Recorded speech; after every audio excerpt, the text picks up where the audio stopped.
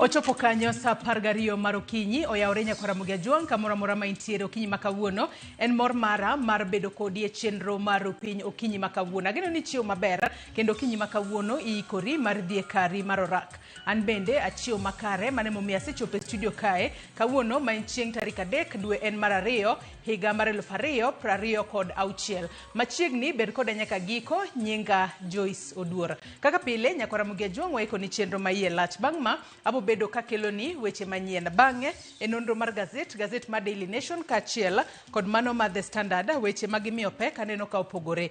Gazet mar The Standard okete kae ni the one term plan chenro mano mar neno ni jatend piny Kenya William Ruto obedo e telo kaka jatend piny Kenya e thuolo mar tam achiel kende. Tanno koket pichni mag ji adek ka oket pichni mar jatend piny Kenya mano osedhi e rutaya Uhuru Kenyatta, oket picha mano mar ogai mar duond bura mar Wiper mano Kalonzo Musyoka kachiel kod picha mar jatend duond bura mano mar DCP Rigathi Gachagua. Ka koro nyaka sani nitiere weche maliekore ni jatend piny Nigeria machon mano Olusegun Obasanjo nyaka sani koro nitiere kaka giloso twak kata giloso weche kod jatend piny Kenya machon mano Uhuru Kenyatta kachiel kod mane en jalup jatend piny Kenya mano thich oko e apis Rigathi Gachagua mar mondo mi gine kaka ginyalo loso kweth mano maduong' mano maketo sirikal tesre kata mano miyango kanyo kod dhongere kaka United Opposition mar mondo mi gine kaka ginyalo thulo oko jatend piny Kenya William Ruto e telo mano e yiero mar 2027. Ka koro nyaka sani koro nitiere weche maliekore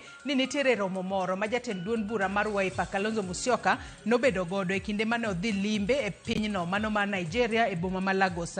Ka koro nyaka sani iwacho ni koro gisewinjore ni gibiro bedo ka gichungo ng'at achiel mabiro bedo karakore kod jatend piny Kenya William Ruto mano e yiero mar 2027. Ka koro nyaka sani nitiere weche mopogore opogore ma bende owach kae kod moko kuom jokanyo mago mag duond bura mano mar Jubilee ma wang'eyo notelne kanyo kod jatend piny Kenya machon Uhuru Kenyatta.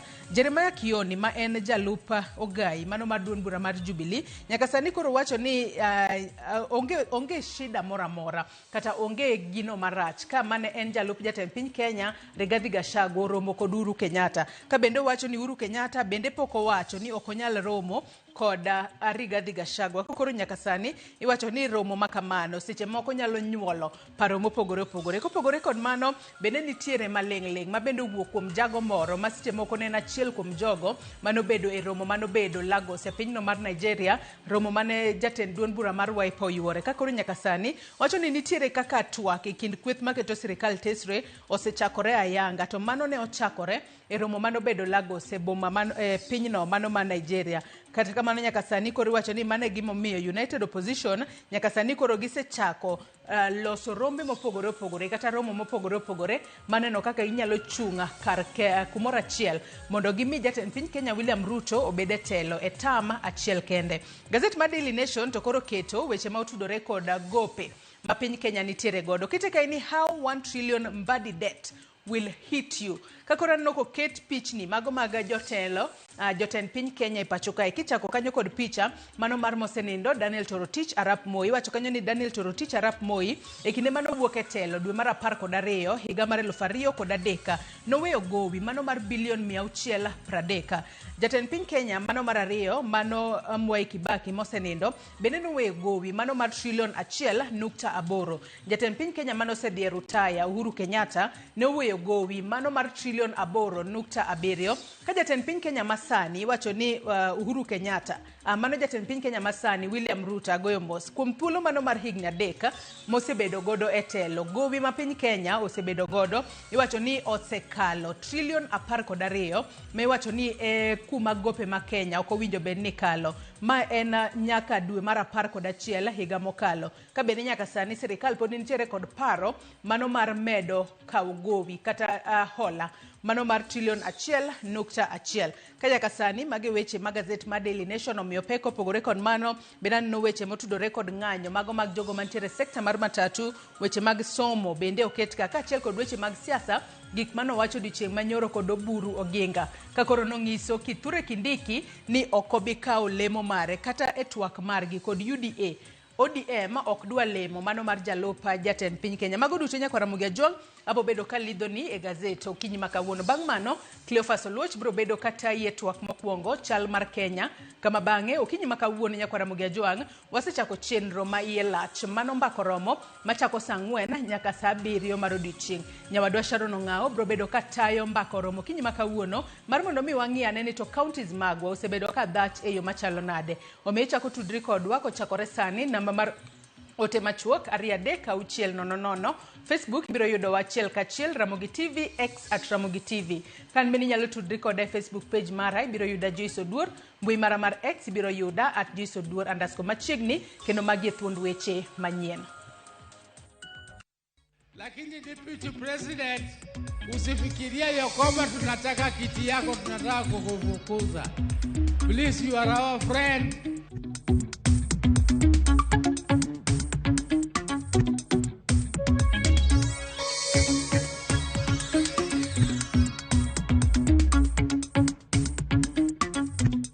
Anyone who is earning 30,000 and below in Kenya should not pay as you earn.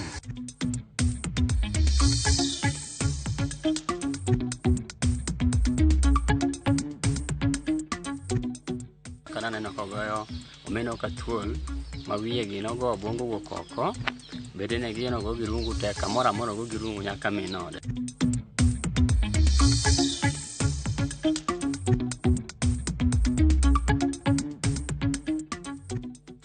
This is the beginning. For 13 years, there has never been a public transport strike. And we are back until we get a proper audience.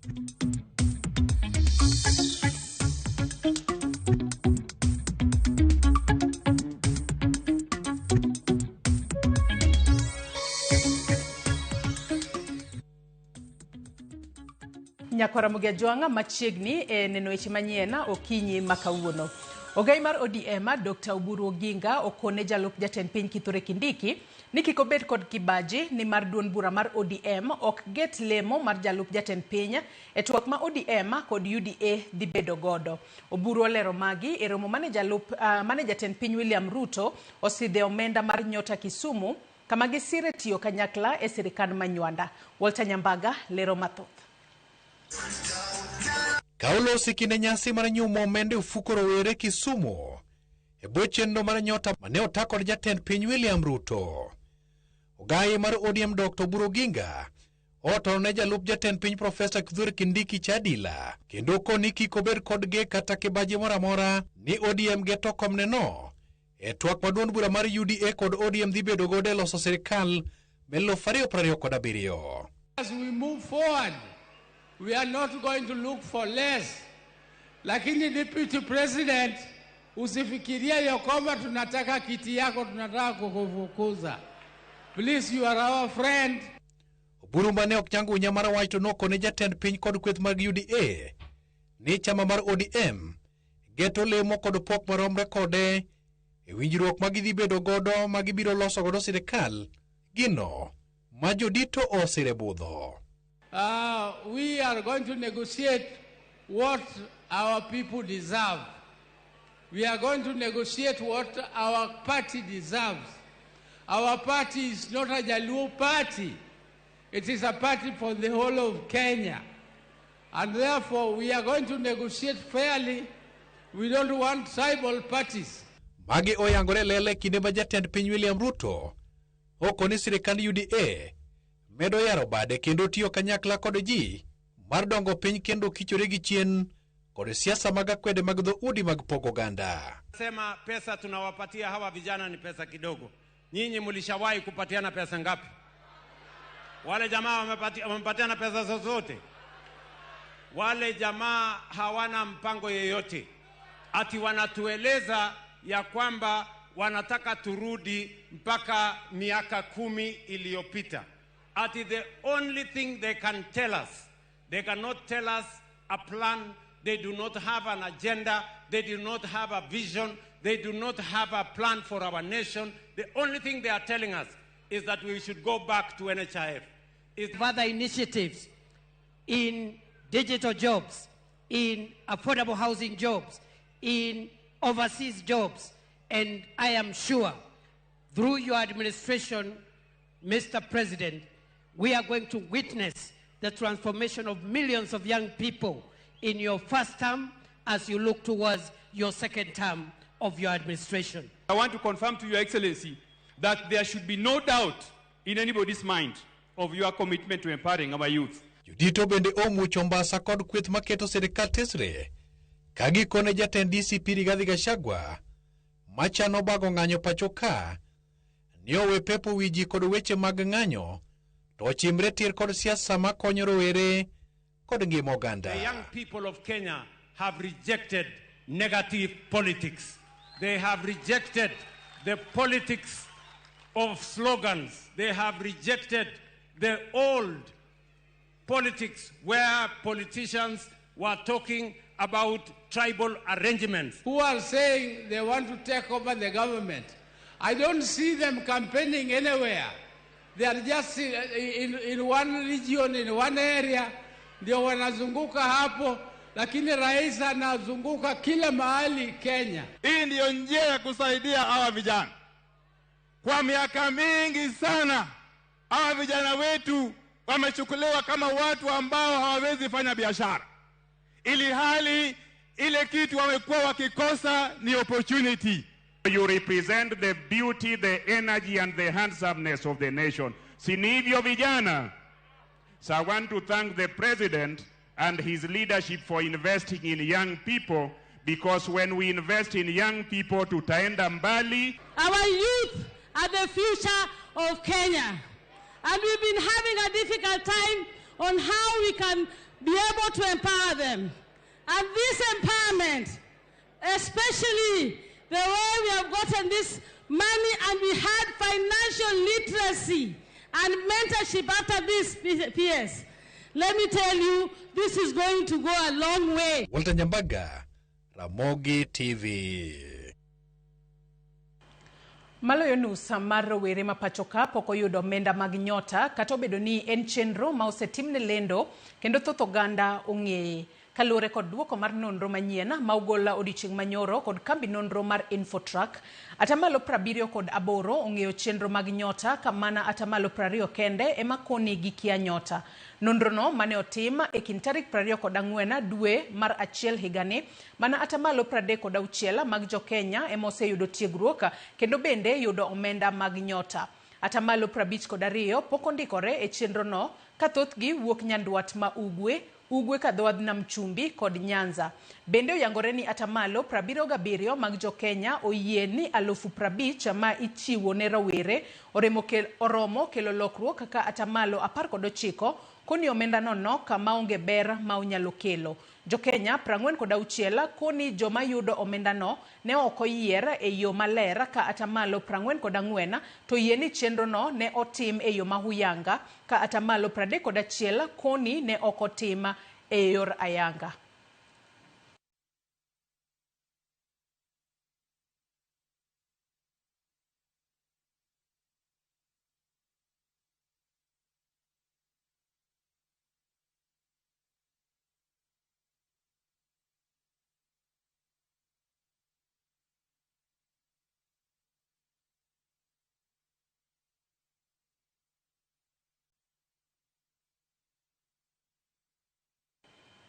Jatend migao mar omenda John Mbadi olando ni sirikal nigi paro mar wito oko usuru ma induso e osach jotije machamo siling 30,000 kadhi piny. Mbadi owacho ni usuru no ma otisi ni pei owinjore gol oko ne jo Kenya ma kwan gi ok tin ne milion 1.5 machamo osara makamano. Ka oloso e kaunti ma Meru, Mbadi wacho ni ka od bura odoke chenro mage, odhi chwalo paro mar chikno e od bura ka bende ogeto neno ni jo Kenya mamoko ma oyudo osara manie kind 30,000 nyaka 50 oduoknegi usuru piny nyaka atamalo 25. Income earners in this country should be given a reprieve.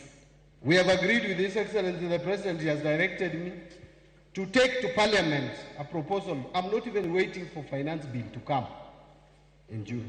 1.5 million Kenyans are earning 30,000 shillings and below. 30,000.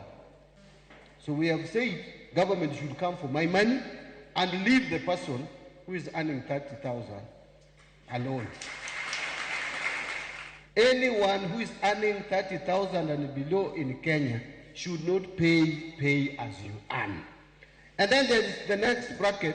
We are reducing the tax rate for those who are earning between 30,000 and 50,000.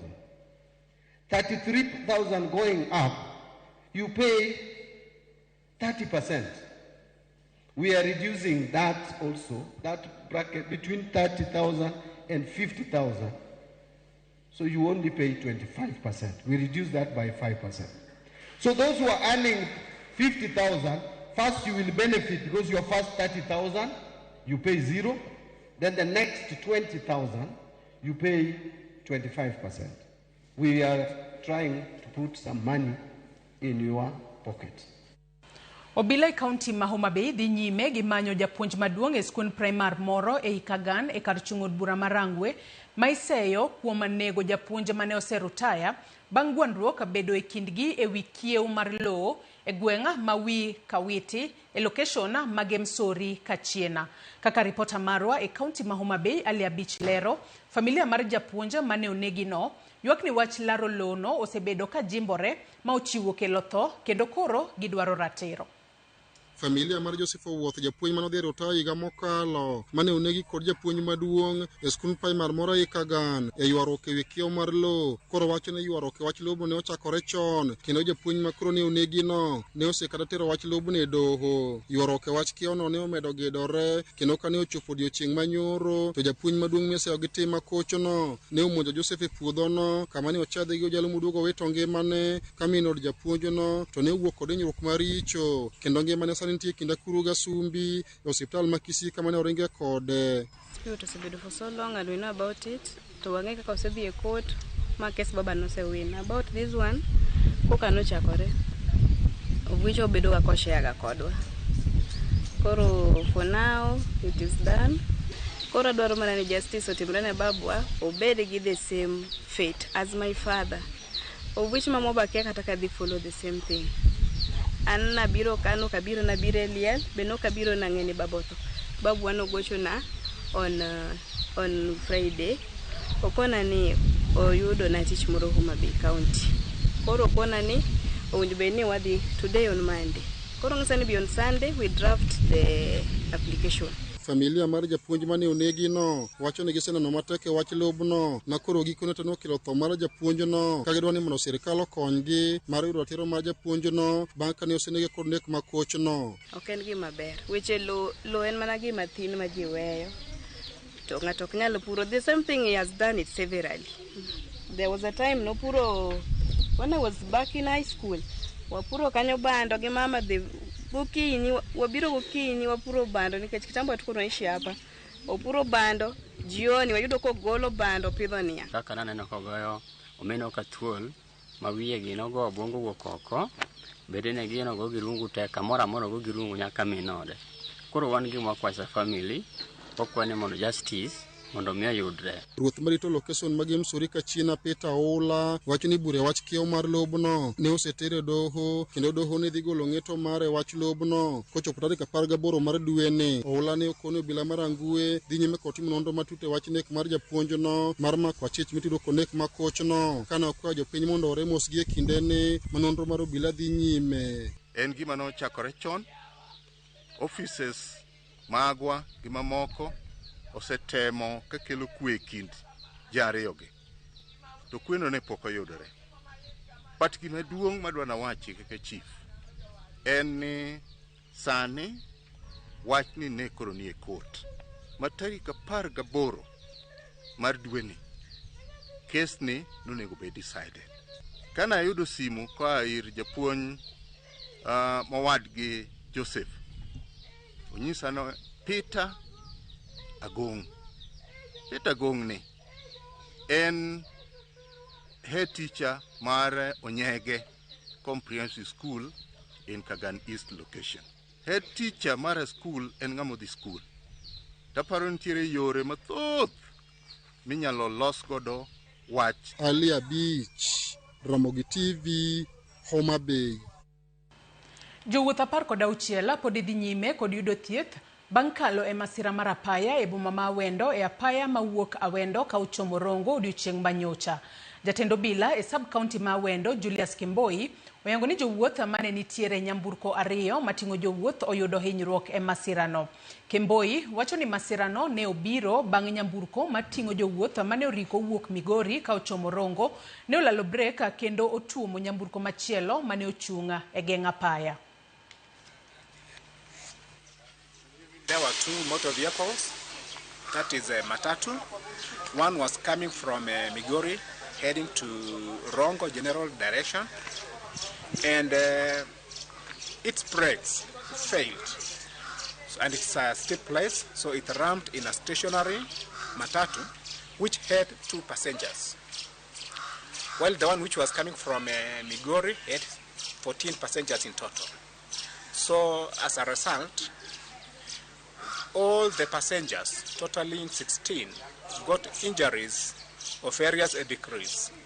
So they were rescued, while the rest were rushed to, with serious injuries, were rushed to Migori, sub-county, Migori Referral Hospital for attendance.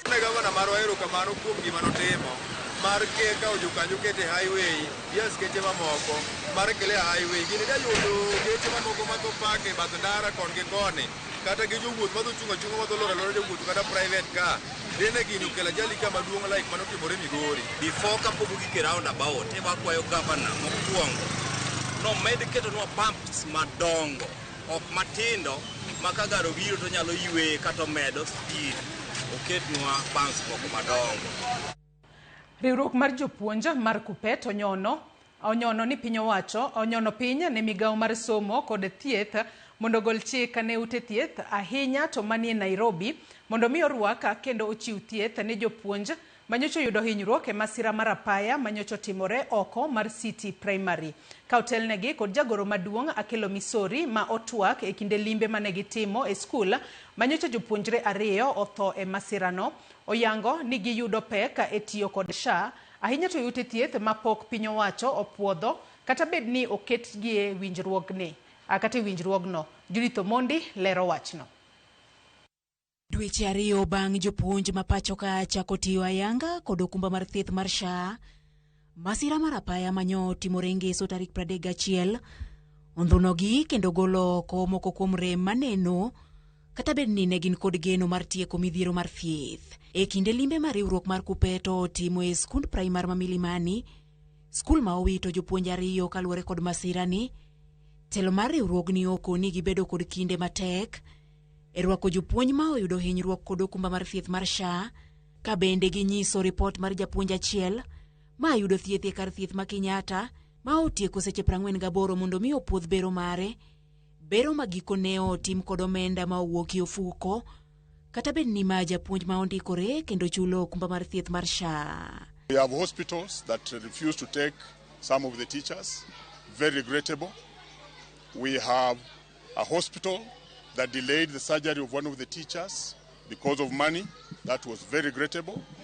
And I'm therefore asking the Minister for Health to work closely with the Minister of Education and Teacher Service Commission to make sure that during this time of disaster for our teachers, all hospitals are put on alert to treat these teachers. Delayance in undertaking treatment of a teacher who was taken to Kenyatta Hospital, and the surgery took nearly 48 hours to be undertaken. That is very unfortunate. That parents had to raise 80,000 shillings for that operation to be done in a public facility.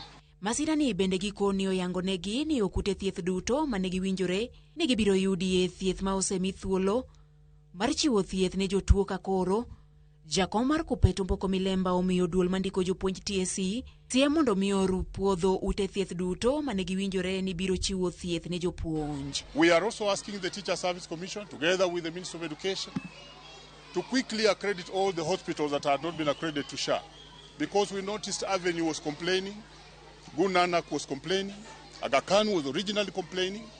So let's accredit all these hospitals the way we agreed with them in the CBA.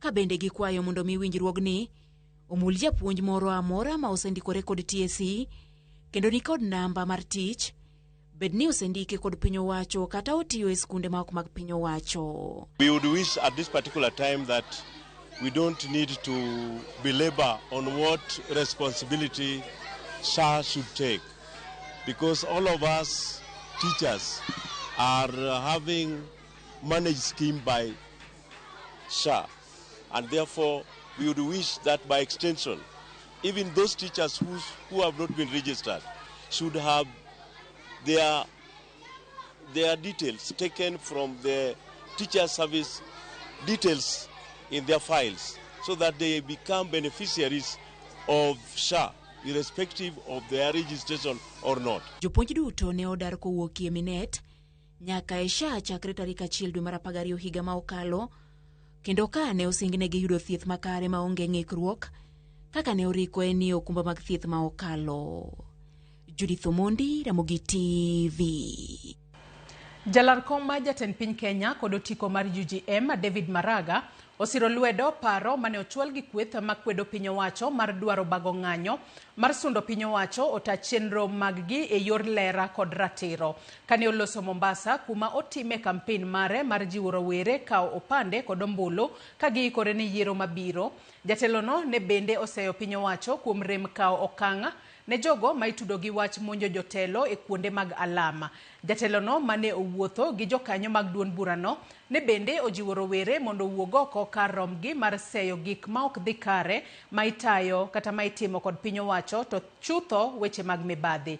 Maraga ne oloso Mombasa kuma ne ochake time kampen mar duond buch UGM mageto luorore e counties duto 6 manitiere kadho wadh nam chumbi. Those demonstrations, we can't have churches being tear gassed. Watu wanaenda kanisani kuomba, Waislamu munaenda msikitini kuomba, alafu mnatupiwa tear gas. Hata kama iko mtu ambaye amupendani naye ameingia huko kwa ajili ya wale ambao wako huko, you are supposed to be restrained. Even I am sure even the policemen are trained that if you have to use your firearm, and the person against whom you want to use your firearm is in the middle of other people, you don't shoot. Wizi ambayo inaendelea itaangamiza hii nchi. Itaangamiza hii nchi, upende usipende. Tukiendelea namna hii Kenya itasimama. Vijana wetu wamekuwa wakilalamika ya kwamba maisha yanakuwa magumu, shule inakuwa ngumu kuenda na mambo mengi ambayo tunaona ya kwamba tunalalamika. Lakini suluhisho ni moja. Na katiba yetu imetupatia uwezo wa kuenda kuchagua mtu ambaye tunamhitaji. Na kwa sasa hivi tunasema tunahitaji mtu ambaye ana uadilifu, ambaye anafuatilia katiba. Kwa hivyo mjitokeze na mchukue kura, na mkishachukua kura, siku ya kupiga kura msikae nyumbani na kura yenu kwa sababu haitawasaidia.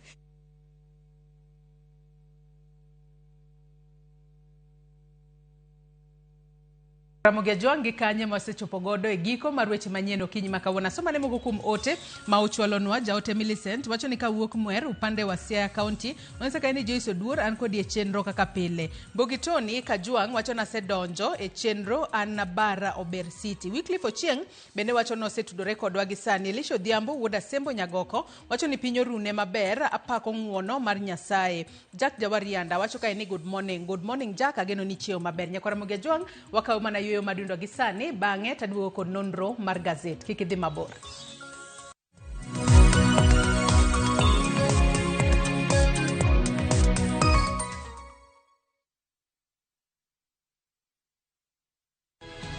Nyikwa Ramogi, bedi her mar loko puothi obed ohala madhi maber kendo med yuto mari. Ober nikech en crop manyalo miyo pidh kata gwen, pidh dhok yo mayot. Wakelo ni chenro mar pur gi ohala. Chakre ikolo nyaka geng'o kute machamo pithwa. Pur mar nyanya nyaka ing'e tuoche mag nyanya mokwongo. Mar ariyo nyaka ing'e yedhe migoyo nyanya. Puonjri yore mabeyo kendo manyasani mondo imed keyo mari. Mondo iyud yuto maber en ni niang' nyaka ido maber. Miol ne pi, timne irrigation. Kaka chiro medo lokre, wanyisi gigo mausre kendo nigi nengo kaka kinde loko. Koro rabonda nuka pure kota eka nika pure maber balose, tayute molo kana yudo oduma e puodho mar kota neka. Tudri koda ana Lori nyaka Black, ticha dek sa achiel gi dakika 45 to mana e Ramogitvlive.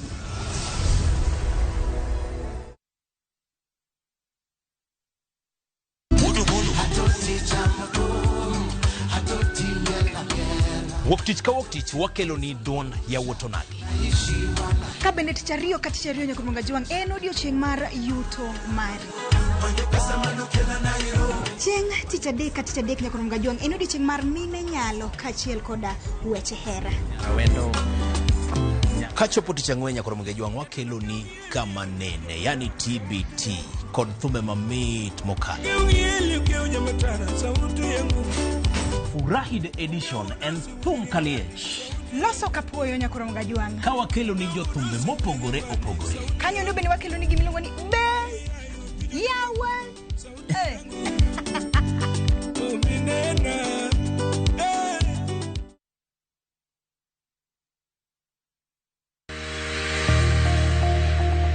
Ng'ato ka ng'ato nigi gima ber mohero. En mich. Gima wamadhe gi art. Onge ng'at mabobiro to yudi kuma intiere to kawi gi kanyo. En tije madhi ming'eri. Mae en chenro ma ji nigi nyalo mar timo gik moko e yore mopogore opogore. An ma design, yani ma arango quality mar gino kapok owuok. Moro ka moro, kuom gik matimore e ngima ng'ato en gima duong'. Tije lwedogi nigi pesa sana, kikutegemea tije andika. Nikech duong' ok en gima iwacho gi duol maduong' seche moko, to en gima itimo gi lwedo. Mi pokni no teko. Time seche te. Pok opogore. Tich ang'wen, saa 2 okinyi.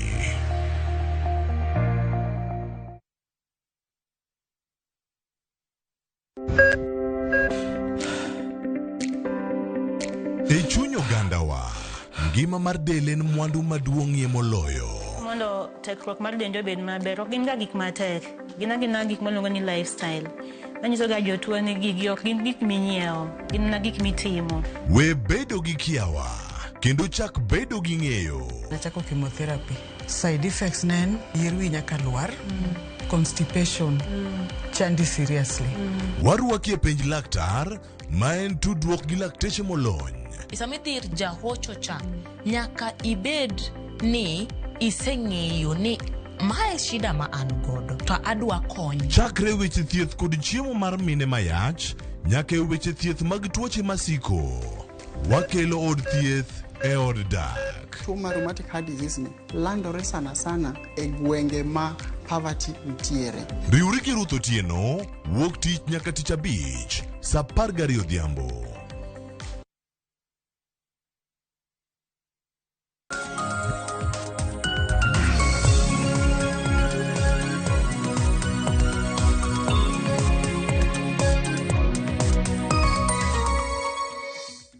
Nyakwara Mugia Juang, dakika en 33 tok saa 12 mar okinyi. Machiegni e nonro mar gazeta. Antiere kae ko jafombo wadwa Hansel Oyango mar mondo mi wanyisi gigo manitiere gazeta. Silieko ni mana matin. Kata kamano wadwa lidhe mana mapiyo piyo ka thuolo marwa pok orumo. Yaore Hansel, ichio nade? Yaore ahinya Joyce. Kawuono yie na mosi osiepe na moko ma tinde nena e Ramogi ka. Gin joga ma kanisa kocha cha. Ok giwinjo luto nikech an kanyo koro ginena. Group moro ma kanisa wakocha miluongo ni Jerusalem squad na wasalimu sana katika jina la Yesu. Amen. Ageno ni giwinjo kata salamu magi ochoponegi e yo makare kendo gimed mana kete Ramogi TV nikech wang'eyo ni kata jogo mokwuo dholuo kine mathoth keto mana Ramogi TV kalo ni giwacho ni giero chenro magwa e yo makare. Kata kamano Nyakwara Mugia Juang imbe wanyalo mana wanyalo puonjore dholuo waduto kachiel kaluore no ken dhok matek ahinya. Kata kamano Hansel e gazeti okinyi makawuono Daily Nation kachiel kod The Standard kwang'iyo weche mag gazeti ariyo gi omiyo pek kawuono pogore. Anno ka gazeti mano ma Daily Nation omiyo pek wechego mago maga kaka omenda trilion 1 mano gowi ma piny Kenya nitiere godo bro bedo ka hinyo ja Kenya in kachiel kod an. Gazeti mar The Standard to kete ka ni the one term plan mano chenro mano mar kweth maketo sirikal tesre nitiere godo maneno ni jatend piny Kenya William Ruto obedo jatend piny kuom term 1 kende. Kata kamano pod warito neno ni to gin okenge magi chwano mar mondo mi giket piny to bende en ng'a magibro bedo ka gichungo mar mondo mi obi orakre kod jatend piny Kenya William Ruto e yiero mar higa mabiro. Adona chako kod gazeti mar Daily Nation Hansel mana weche mane wawacho kata mane wawacho ni gazeti omiyo pek okinyi makawuono how 1 trillion shillings mbadi debt will hit you mano kaluwore kod kaka gowi makamano bro bedo ka hinyo jo Kenya ka sirikal nyaka sani nitiere kod chenro mano mar medo kao hola mano maderom $1 trillion makori bro bed ka ikao e pacho kae nikech wang'eyo ni kinde mathoth sirikal ne kao gope pinje maoko kata kamano sani koro gowi $1 trillion ni iwacho ni bobed ka ikawe e pacho kae tiwacho ni ma kokao to seche moko jogo manitiere sekta mano mar ji giwegi kata ohelni mago mag ji giwegi ema nyalo hinyore ahinya kalure ni bengi kinde mathoth ohero mar mondo mi sirikal hola kalure ni hola momi sirikal iwacho ni ibobed ka idwoke kod nyinyo maseche moko bet bop kopogore kod mano ma omi ng'ato owuon manitiere kod ohala mare owuon kopogore kod mago bende nitiere weche mopogore opogore ma wabobedo ka wang'iyo e gazet ma Daily Nation okinyi ma kawuono mano moriwo nyaka wechego mago mag somo kod wechego matimore e sekta mar matatu e pachoka kaachiel kod wechego mag siasa kata kamano kotudore kod wach magimiyo pek adona dhi it gazet mar ang'wen mar gazet ma Daily Nation Hansel mana kaka isewachono yang ka number 1 jo Daily Nation osegolo kaeri kaka jatend piny mosekalo kuonde mane gitere e gowi ma Kenya nigo wachore ni kane Daniel Arap Moi ne wuok ne en 630 billion Kibaki no double it to 1.8 actually triple it to 1.8 trillion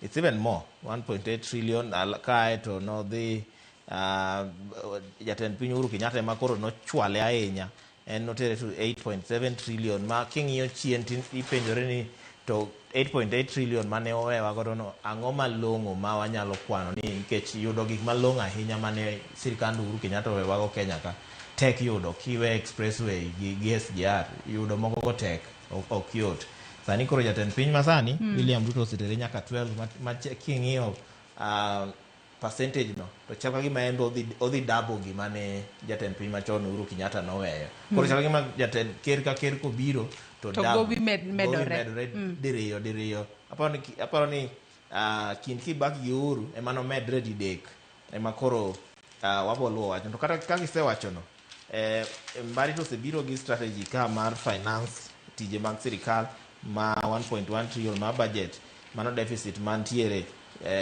ibro kawo hola ma gitemo make sure ni hola no ok okawo pinje ma oko nikech gima giluoro gini nyaka understand gini totality gima aneno ka sirikal oluoro ka en nang'o ni ka gikawo hola oko hola ma oko depend on exchange rate samoro exchange rate kodhi malo mano exchange rate mar dola exchange rate kodhi malo to pesa no medore to kosemedore kodong' kacha to ok oduoga piny to kikete locally kata matiende ni rates mitiyogo gin mag Kenya shillings matiende ni Kenya shillings koro onge change moro unless economy oplamet kata ka nitie changes moko in economy to bengi ma Kenya kata chal gima wacho ni gin gihero mano nikech matiende ni koro gibro miyo sirikal hola ma mano miyo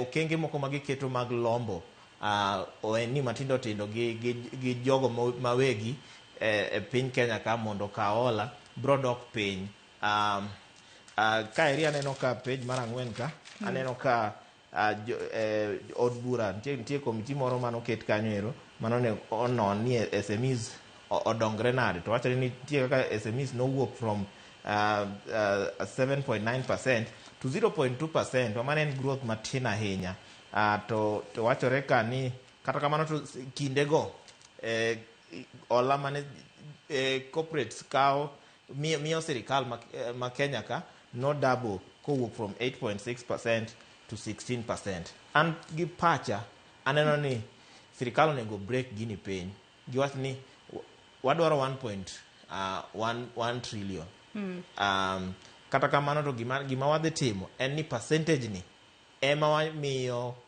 bengi ma Kenya ka to percentage moro ni to kata mana japiny bende nyalo holo ahinya nyato jogo manitiere kod ohelni matindo nikech wang'eyo ni gini biro bedo ka hinyo jogo manitiere kod ohelni matindo nikech ang'iyo kaluwore kod gazet ma kama iwacho ni atamalo mano milion 7 madero milion 7.6 gin jogo manitiere kod ohelni matindo e pacho kae kata mane kwan mag ohelni matindo montiere gode e pacho kae ting'i iwacho ni ohelni matindo ma kamagi nitiere joma thoth ahinya magindike tich magiwacho ni maderom atamalo 80 nyaka 90 mano mar jogo makoro yudo tije jogo manitiere kod ohelni matinde pacho kae. Tiwacho ni mano en jogo maderomo milion 15 e pacho kae. Ka bende iwacho ni omenda makoro, wacho ni mano makoro giyudo, iwacho ni en maderom milion 18 kata milion 20. Makoro nyaka sani miyo GDP mano mar Kenya bede atamalo 40. Mana kaka iwacho winjo bed ni goyo kwanono e yo makare mar mondo mi sirikal kik yut te to jogo manitiere ohelni matino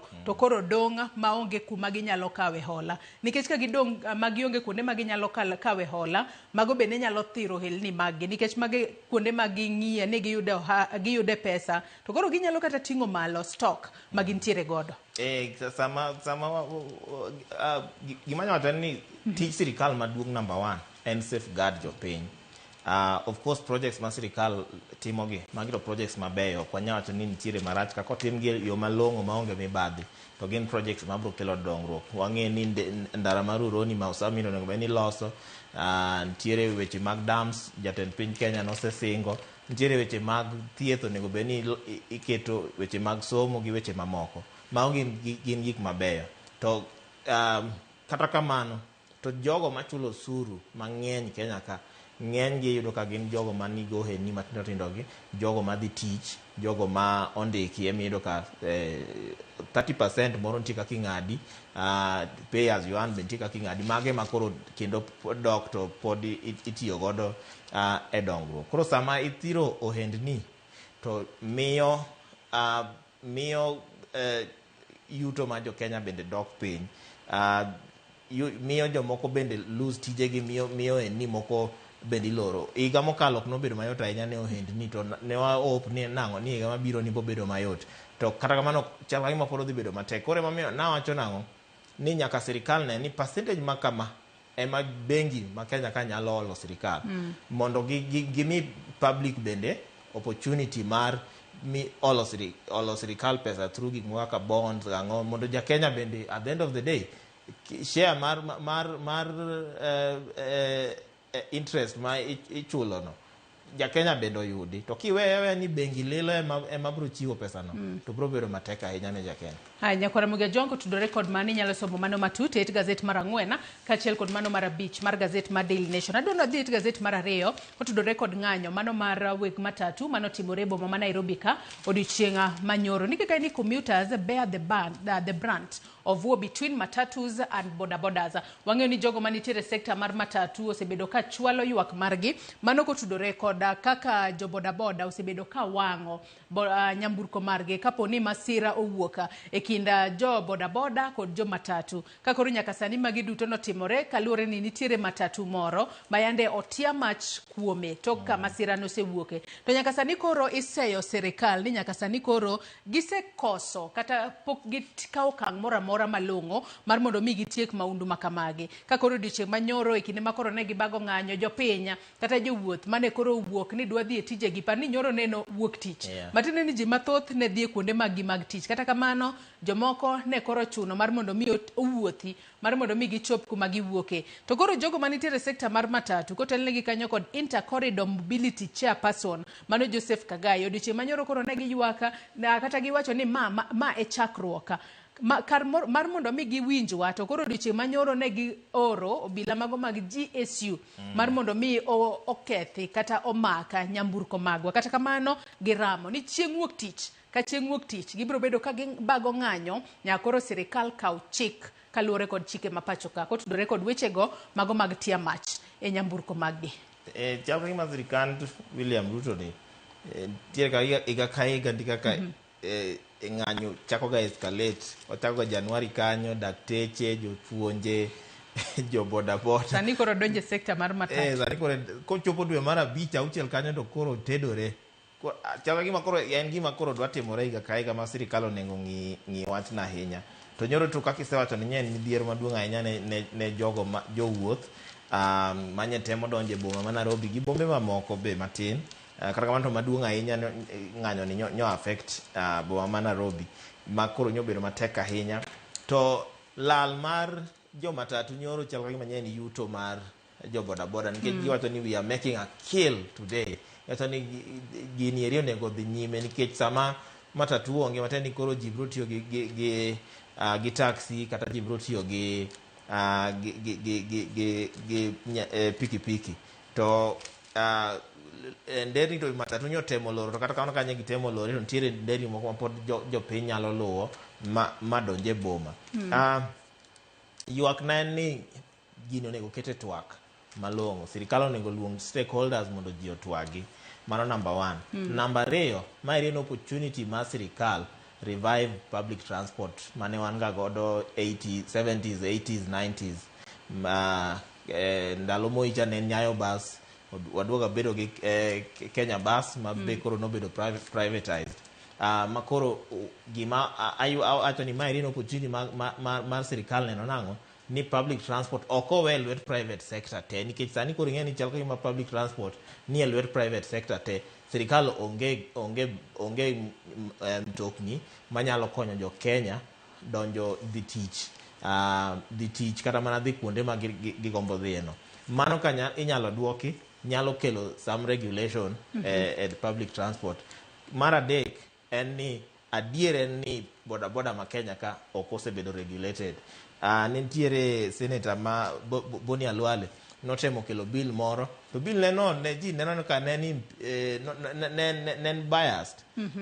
Ma koro Senate nokale, kata kamano to no withdraw bang' ka koro ne nitiere outcry mane wuok kuom bodaboda sector. Aparo ni sigano ne wang'iyo kaeri higa mokalo aparo.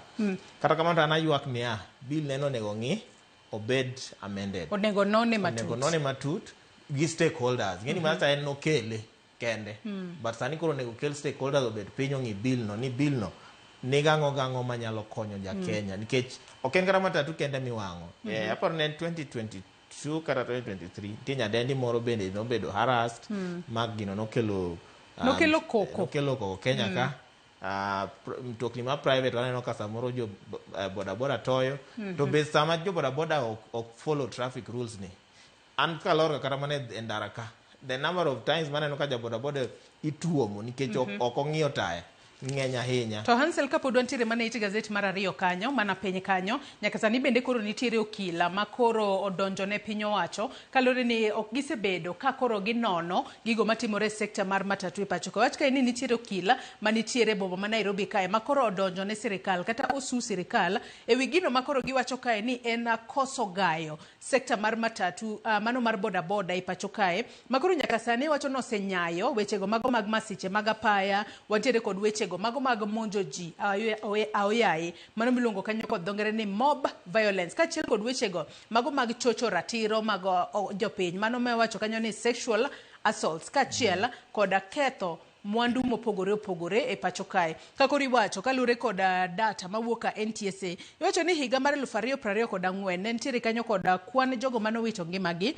e masiche mag apaya gin 4,748. Tiwacho ni nus margi gin jogo manotho kalure kod masiche mokel kod bodaboda e pacho kae. Mane momiyo nyaka sani koro odonjo ne sirikal, kiwacho ni sirikal ok osetemo gayo sekta mar bodaboda e yo makare kaka winjore obedi e pacho ka. Hansel. Mr. Rogers Monda to aparo nigi case moro ka ma onego doho winje, case janeno kod doho onego winje nikech adier en ni sirikal osejwang'o sekta mar bodaboda.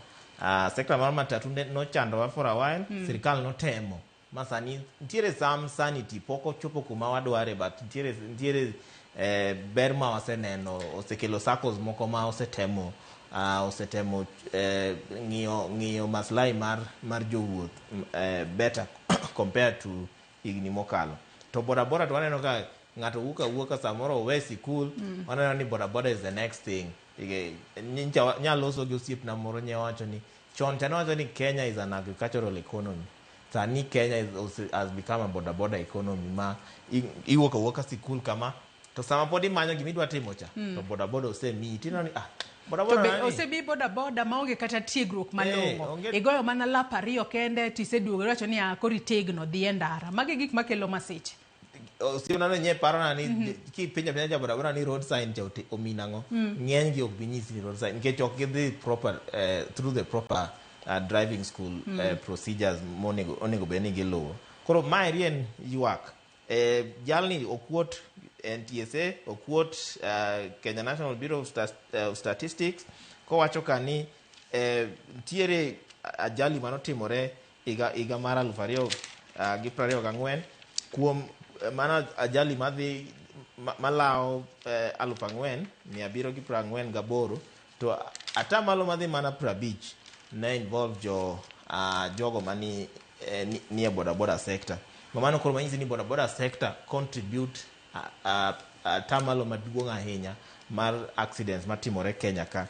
To be owacho ka ni kuom road accidents manotimore higa mar 2024 about nentiere 11.8% increase from mano motemo wacho ka nango ni boda nyaka beri nentiere kaka medruok no boda no contribute kairi otiyo gi NTSA data kowacho nango ni kind Januar gi March higa mar 2025 kende motorist 301 noyudo hinyruok gi passengers bende nitie manotho e crash mag boda koro en sector monego ng'i to mana kaka iwacho wageno ni ibro bedo kaka bura nenie motegno mar mondo mi ong'i ane kaka inyalo gas sector mar boda e pacho ka. It gazet mar adek kwadhi mana mapiyo Hansel wang'eno odiochieng' manyoro riwruok mano mar clinical officers mano Kenya Union of Clinical Officers gikone wanyalo wacho ni ne gi chope winjruok kod duol mar governors e pacho ka. Iwacho ka ni clinical officers have signed their first collective bargain agreement in almost 10 years makoro nyaka sani koro mano ndamo maduong' ahinya makoro gisegoyo ahinya nyate kinde makoro gintiere wuoth mar neno ni gibedo kod lwasi makare mano mar tiyo e pacho kae. Iwacho kae ni kuko odiochieng' manyoro magibiro toka ne riwruogno oselos kanyo higa mar 2017. Par ni magi duto timore bang' ka ne ging'anyo chakre dwe mokalo mano dwe mar 12 higa mokalo nyaka wanyalo mana wacho ni juma mokalo chieng' tich adek kama koro ne gichungo ng'anyo margi bang' ndalo mathoth ahinya mano miyo jotuo okale winjruok mopogore opogore. Nyaka sani koro wach kae ni CBA makoro nye gichwe kokgi odiochieng' manyoro bro bedo ka miyo osara margi idho malo nyaka 338 ng'ato ka ng'ato. Wachore ka ni range mar lowest paid clinical officer they depend gi area maintie en rural koso en e boma. Ma rural bro chamo ok matin ne 1,110 gi siling 900 wiye to manie urban ok bi chamo matin ne 338 kanyo ero. Koro magi gik ming'iyo to gima duong' manye giwacho ni nitiere legal protection sani makoro gin go matiende ni document to ginyalo tiyo godo e court ginyalo ka nitiere kaka sirikal okiuka winjruok margi to ginyalo dok e court magi tim nang'o magi ne kaka court nyalo konyogi.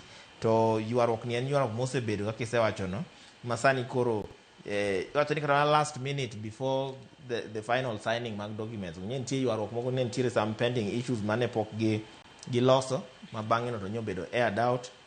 Jatend kuko to wacho nang'o ni en ogone jo kanyo mag kuko erokamano kuom chung' motegno mok gidok to nyaneno ka kendo nye gigo mos ne jo Kenya nikech inyruok ma samoro gisegmiyo jo Kenya osehinyore weche mag thieth. To giwacho ni ndiko mag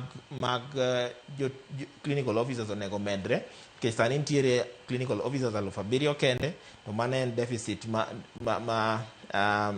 idwaro 24,000 monego bed ni indiko kalure gi weche mag universal health care.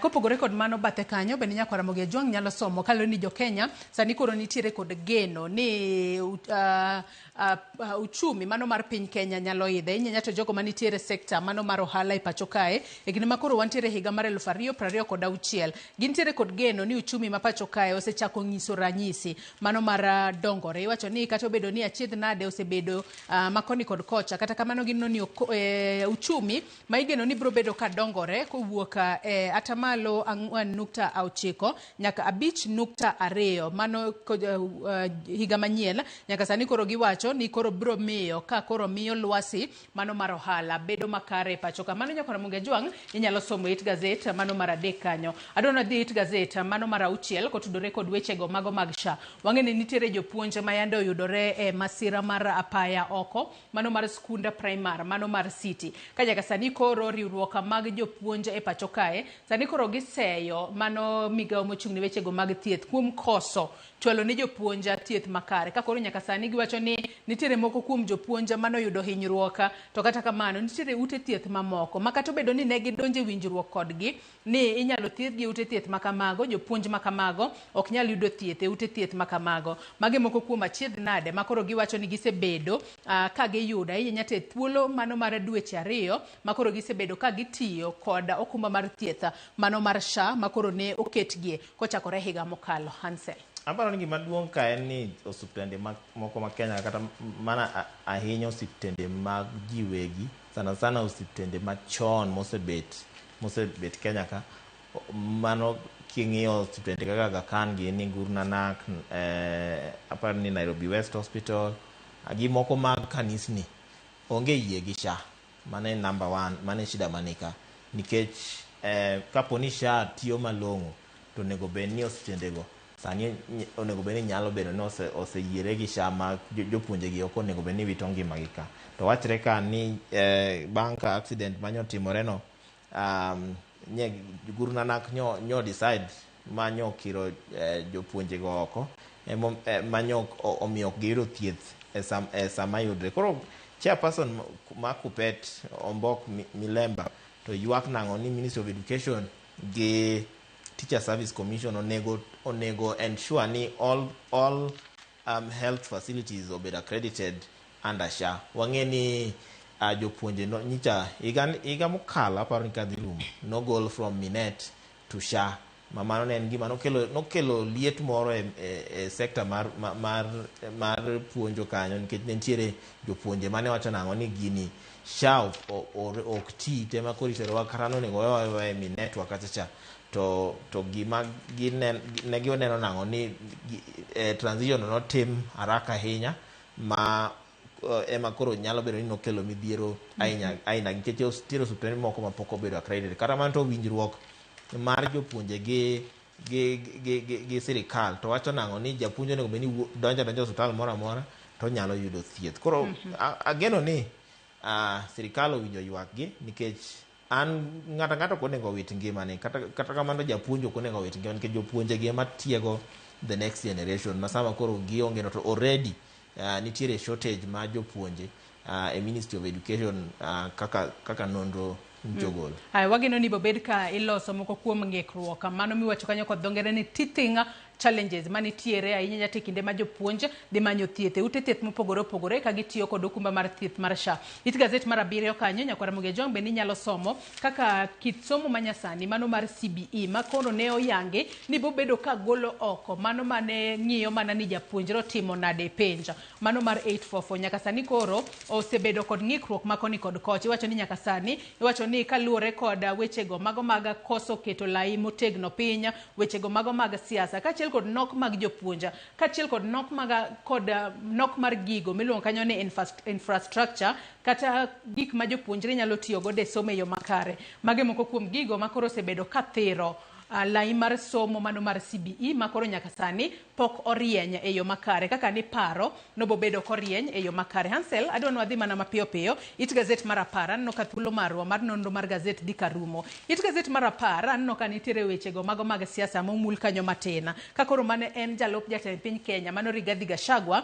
sani koro oseyore owuon to bende oseyo mane en jalup jatend piny Kenya kuom miyo jatend piny Kenya masani Uhuru Kenyatta mar mondo mi jomasawa ohere ahinya. Ondike ka ni Uhuru and I to blame for making Ruto Mount Kenya darling.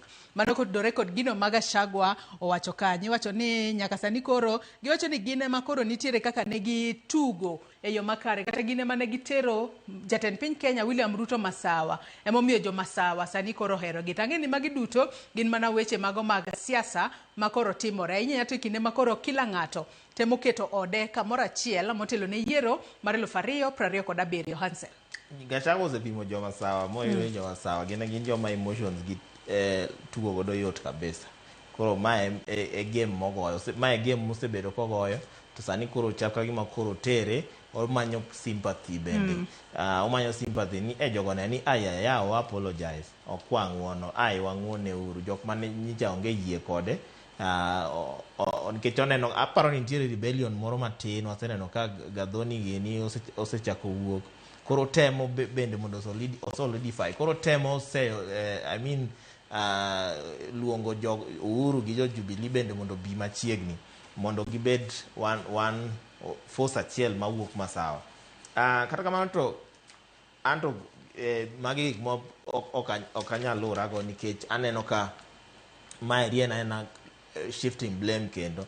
Ingeni in one side chal gimo blame himself but kendo chako blame Uhuru Kenyatta. To Uhuru Kenyatta nobiro moloso kodgi moiso ni kik ugoch ne William Ruto ma ok ne giwinjo. Sani to koro en owuok ko blame Uhuru Kenyatta nango ni ene manotero Ruto masawa. Wacho ni mae otugo gi emotions mag jo masawa. Ma jo masawa onego bende oyaw wangi nikech ka koro nyawinjo kata koloso e TV moro ma Kenya ka nyo wacho ni kata mana Kanja en jirande oseng'ado ne Kanja pi nikech Kanja no allow police modhi omonje. Mane ng'at midwa yiero kaka jatelo Kenya ka ma pod onge chuny mar neno nango ni ng'ata kata debe ni Kanja nokosone to wamany kaka wanyalo resolve ng'at ma en onge ga solutions mag resolving issues.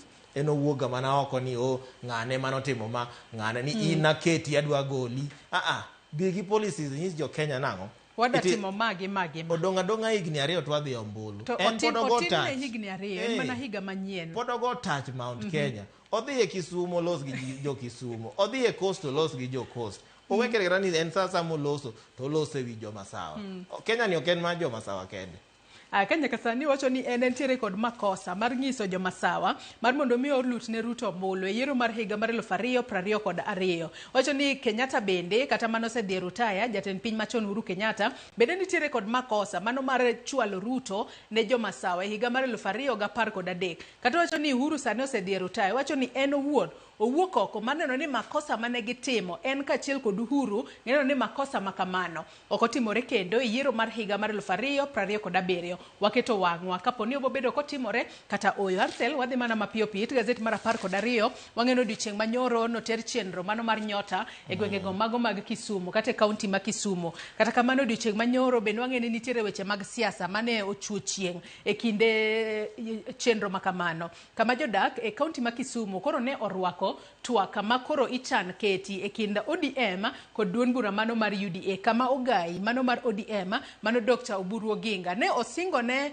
jalup jatend piny Kenya masani mano Kithure Kindiki ni kinde makoro weche liekore ni duond bura mar ODM geto koma mano mar jalup jatend piny Kenya giwacho ni oyo mago gin mana weche maliekore. Wan kaka ODM waonge gombo mora mora kod koma mano mar jalup jatend piny Kenya. Mago gin mana moko kuom siasa mano gore odiochieng' manyoro. An gima neno ODM kaka nyawacho last week ODM mondo obed at a strong standing higa mar 2032 ODM nyaka make sure ni whatever coalition magi make gibro dhi godo e sirikal mabiro 2027. Koro kata en William Ruto kata en jo United Opposition pact no nyaka make sure nango nikech ODM to sani chama ma both sides temo lombo mondo odhi kori kata mana jo United Opposition kosecha dwaro mana ni ODM obed side nikech gin ka ODM obedo side gi to mano gin en win nyalodia. ODM is sani deciding factor ma ng'at mabro win ombulu to nyenge wacho ni gidwaro 50-50 to 50-50 no chal gima Oburu Oginga osewuok nang'o ni kom ma jalup jatend piny ok en achiel kuom gigo. Koro atemo neno ni 50-50 no idhi poge nang'o, dibed ni CSS, ambassadors, PSS kod gi weche mamoko ema bro miyo gino chopo 50-50 nikech ka UDA osebedo gi president, the obvious choice en nang'o ODM obed gi jalup jatend piny, mane 50-50. Mane kanye e chakruok mar 50-50. Otherwise, gini aneno ka chakruok gima ng'ato bro short change wadgi, unless ODM kawo CSS mamoko, kata mana sani koro wan gi prime cabinet ma okan sure ka nitiere constitution. Poko kete constitution, matiende ni sirikal ma next nyalo gole oko. To chakruok gima sirikende gi to create positions ma pod ginyalo create mondo 50-50 no obed balanced. Giweche mago gima wachore ka en nang'o ni kaka Oburu Odinga nyosewuok kanyo no chako kama jo Kisumo bende nyo second wachno, nyo siro wachno. Jo Kisumo to nyaka ne sira nikech matata ODM stronghold. Nyaka and then nyota be nyotere gi kachacha. Kata indi pengi. Ok inyal pengo. To bende aneno ka e kinde twak makamano, Oburu Oginga nowacho ni gibiro bedo ka giporo wacha. Ok ni mar mondo mi wakaw pok mar ng'ata. Kata kamano obo neno ni ng'ato ka ng'ato yudo pok ne maromre. Mano miwacho kanyo ni get a fair share, a fair portion of the national cake. Pile ka pile wacho ni idhiang' lach. Ibone kaka ng'ato ka ng'ato ichwalo ne olemo mare. It gazet mar 15 adwa nwatie gazet mano mar Daily Nation kod Machinglo makamano bende aneno ka omenyo mana weche mano timore odiochieng' manyoro e kaunti ma Kisumu. Kakoro aneno ni pach jagoro makamano ne ket kod pach jandiko mane it gazet mar 12 gigo mane Oburu Oginga owacho odiochieng' manyoro. Kineno Machinglo makamano adwa ni nyakwara Mogia Joanga bende onene ane achiel kachiel mar mondo mi eka walose. Kineno Machinglo makamano Hansel, ondike waneno ka nitiere sura mago mag ji ariyo makoro bet kanyo. Wanyalo pongo gi wiwa ni to gin jomage. Takia gimomiyo Machunga bende okete kom kanyo. Machunga nakeno nyisang'o Hansel. Machunga ni nus kanyo, matiende ni Machunga nus konchiel ema siro wachni mane pacha. Nus machielo cha wang'eni poko yango chung margi. Wach wini aneno ko yange e gazet ka bang' romo ma Joko Odinga nyorome.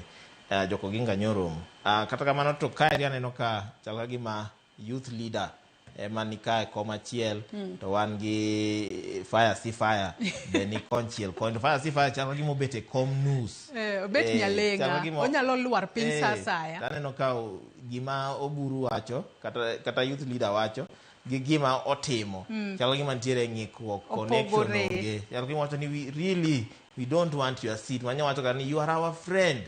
To king'iyo ka to chako gima odwa gweye oko, osegolo tiende odwa gweye oko. Koro siasa pod dwa tedore mbele ka. Kalonzo gini be nyaneno ka osechako tudore makoro waneno ka Kenya osechako shape higa no. Waketo wang'wa wabobedo kwaneno ni to obobedo kotimore yo machalo nade mesa mar poro wach ma ODM kachiel kod UDA bro bedo ka bede 50-50 obobede yo machalo nade. Adwa nadhi gazet mar The Standard mana mapiyo kae to walor nonro mar gazet wachiw thuolo network mokwongo kinyi makawuono. Gazet mano mar The Standard asenyisi nyakwara Mogia Joanga nondike kanyo ni the one term plan mano kotudore kod chenro makweth maketo sirikal tesre kata United Opposition nitiere godo. Maneno ni jatend piny Kenya masani William Ruto obedo jatend piny kuom thuolo mano mar tam achiel kende. Oket picha mar jatend piny Kenya mano sedhi rutaya Uhuru Kenyatta, picha mano mar ogai mar Wiper Kalonzo Musyoka kachiel kod picha mar ogai mar DCP mano Rigathi Gachagua. Kakoro nyaka sani nitiere maling'ling makoro liekore kae ni mane en jatend piny Nigeria mano Olusegun Obasanjo. Gin bende nitiere kaka koro giporo wach kod jatend piny Kenya machon Uhuru Kenyatta kachiel kod jalup jatend piny Kenya mano othich oko Rigathi Gachagua mar mondo mi gilos United Opposition makoro bro bedo ka chung kata keto jatend piny Kenya William Ruto tesre ahinya te yiero mar 2027 Hansel. Mana kaka kisewacho no. Kenya kato koro siasa shape osechako kawo shape. To gima diera ni to jatend piny Nigeria ere kako donje siasa mapacho ka. Nyalo bedo ni nitiere weche matedore bende. Mane ema dwa wacho ni aparo ni kumo Olusegun Obasanjo osechopeni. Magi gin strategies ma jo Kenya ose outgrow. Yeah. Jo Uhuru Kenyatta gi Kalonzo kadwa romo. Gin ok ne gidhao. Kata mana Gachagua gi Uhuru kadwa romo. Lweny moro manotimore kindgi ne onge. I don't think we need Obasanjo to nyiso gini mondo giriwre. Koro ma be nyiso ng'ikruok moro kata weakness moro kindgi ni ntiere ka gin gi wuon ok gi trust one another, ok gi yie kuom one another. Mano gima ananeno kama on my side ananeno kama mano en ng'ikruok. Ok en a position of strength.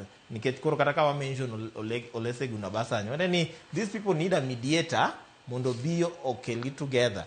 Gin gi pachgi ok ginya biro kamoro achiel to giluongore kanyo ni gin united. Already giluongo ni gin united opposition. Ok gin united.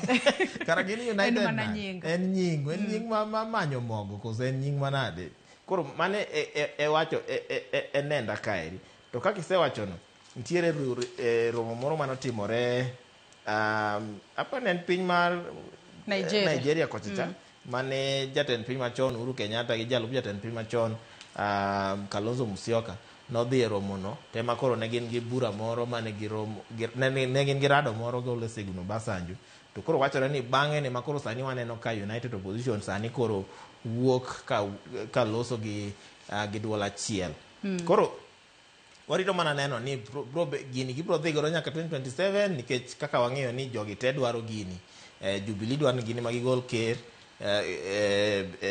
gini magigol jatend piny, Wiper ang'e dhi dwaro, Rigathi Gachagua dhi dwaro, kata mana Martha bende bro dwaro nikech sani koro chal ka gima en the strongest lady, political lady mantie Kenya ka. Koro embe nyaka dware nyaka beri gi party ne cha nyaka beri nitie kaka obro dware. Koro watemo neno coalitions gi bro bedo nango, ng'ama bro bedo gi the strongest kata mana the best national representation nikech constitution be wacho nango ni nitie percentage ma kura ma nyaka ng'at moyier kaka ker yude county ka county. Mano gima wiwa kik wilgo. Ma ok ni county achiel kende. Kata kamano wach ma kamano nyaka Ramogitvlive mi peke it gazet mar Ang'wena ka koro iwacho ni romo mane Obasanjo, Uhuru kaachiel kod Kalonzo ne giseyie ni ka Uhuru kaachiel kod Gachagua oromo to mano nyalo kiro oko weche maliekore ne ok gin kanyakla kaka kweth maketo sirikal tesri. Nyalo somo mano e it gazet mar Ang'wen. Gazet mar The Standard bende nokomenyo weche mopogore opogore kaka payslip mar jogo mayudo osara dwe ka dwe bro bedo ka medo duono kaluore kod new NSSF rates makoro bro bedo ka chako tiyo ayanga. Kopogore kod mano bende skunde nyaka sani koro nyagore kod puonjo jogo manitiere e grade 10 maonge textbooks kata buge madwarara no koket picha mano mar Charles Ong'ondo mano jatenda KICD kanyo kalo nyaka sani koro iwacho ni nitiere en jumbe 3 toka grade 10 ne osedonje skunde to kata kamano iwacho ni onge chenro mano mar somo mosechako dhi mbele kata madhi mbele kaluore kod onge mag textbooks. Wach ni mogik cancel kawatieko. Wach na mogik dogma public transport. It is high time sirikal developed countries sirikal ka sirikal nigi public transport mare before iwene private sector percentage margi essential services kaka transport nyaka sirikal bede gi mare. Kata ka gikelo trams, kata ka gikelo buses, ne wan gi buses moko wadhei mag NYS wakiani ne gidhi kure. Buses go ananeno ni mondo konjo Kenya buses go nego duoki nikech sama koro piny okwamo, economy nikech kiwene ng'ata achiel monopoly ni private sector monopolize sector achiel japiny ema end up ni hinyore. Koro ywak ne ni sirikal onene duoko public transport buses mane wan ga godo kinde mokalo. Ayero kama na inya Hanselo yango kumka uthulo mari okinyi makawuono mar bedo koda e nonro mar gazet nyaka Ramogitvlive gazet momori e kind The Standard kod Daily Nation inyalo dhi nyiewo tibedo piny somo e yo makare. Yena mar mondo mi akaw yo madindo gi sane bang'e to nyawadwa Cleophas Oluoch bro bedo katai e twak mokuogo e chenro mar Rupinyo. Riti masani nyinga Joyce Oduor.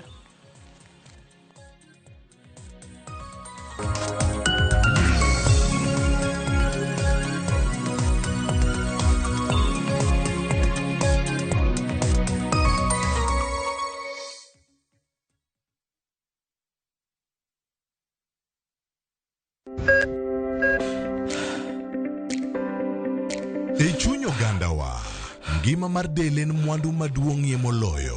Mondo tekruok mar denjo bed maber ok gin ga gik matek gina gik maluongo ni lifestyle manyiso ga jotuo ni gigi ok gin gik minyiewo gin na gik mitimo. We bedo gi kiawa kendo chak bedo gi ng'eyo. Nachako chemotherapy. Side effects nen yier wi nyaka lwar, constipation, chandi seriously. Warwaki e penj laktar ma en tudruok gi lakteche molony. Isamidhir jahocho cha nyaka ibed ni iseng'eyo ni mae shida ma an godo to adwa kony. Chakre weche thieth kod chiemo mar mine mayach nyaka e weche thieth mag tuoche masiko. Wakelo od thieth e od dak. Tuo mar rheumatic heart disease ni landore sana sana e gwenge ma poverty nitiere. Riwri gi Ruth Otieno wuok tich nyaka tich abich saa 12 odhiambo.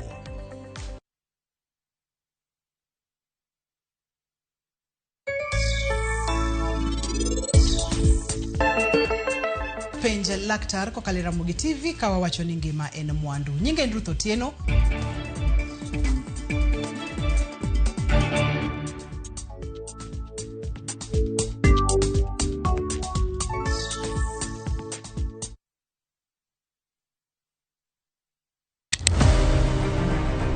Any woman can be Mrs. Ombaka, but not any woman can be Dr. Ombaka.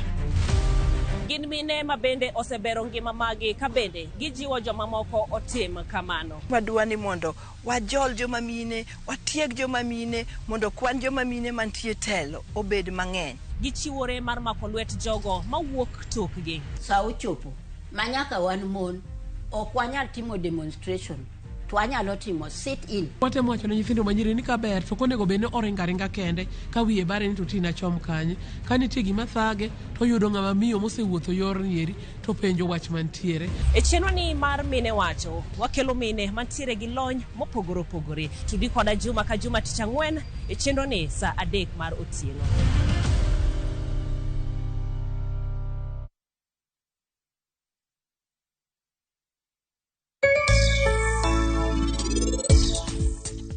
Nitiere okang' moro makawo ka. En okang' mane mikawo? An abiro dhi manyo Rajiv mondo awachne ni biro chuno ni mondo en oyie gi pari.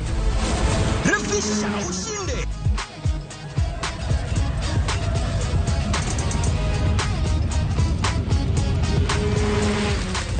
$50K ya Vasha ama MMF haingoji. Open and save in your KCB Gold Savings Account for a chance to win many prizes. KCB, for people, for better.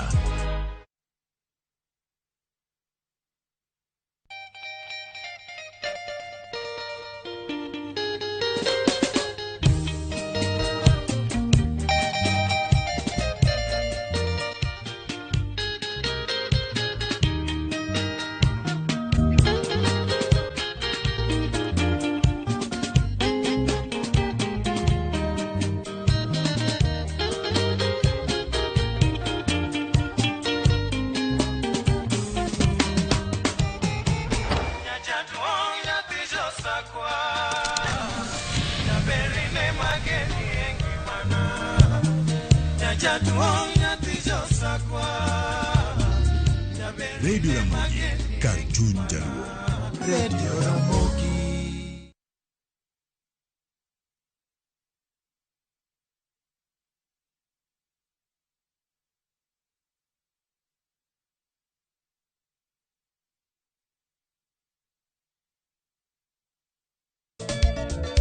Machiegni nyakoromoga jwang'e chenro mar ngoma owake.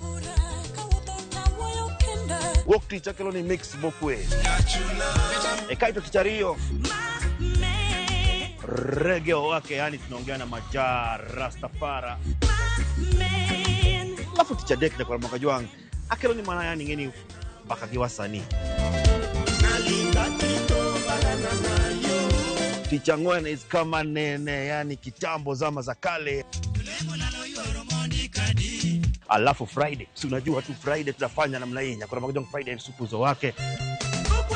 Sapara gina kapaga beat nyaka sapaga rio kod an PDG Papa Vic, yani ukipenda mzee kijana.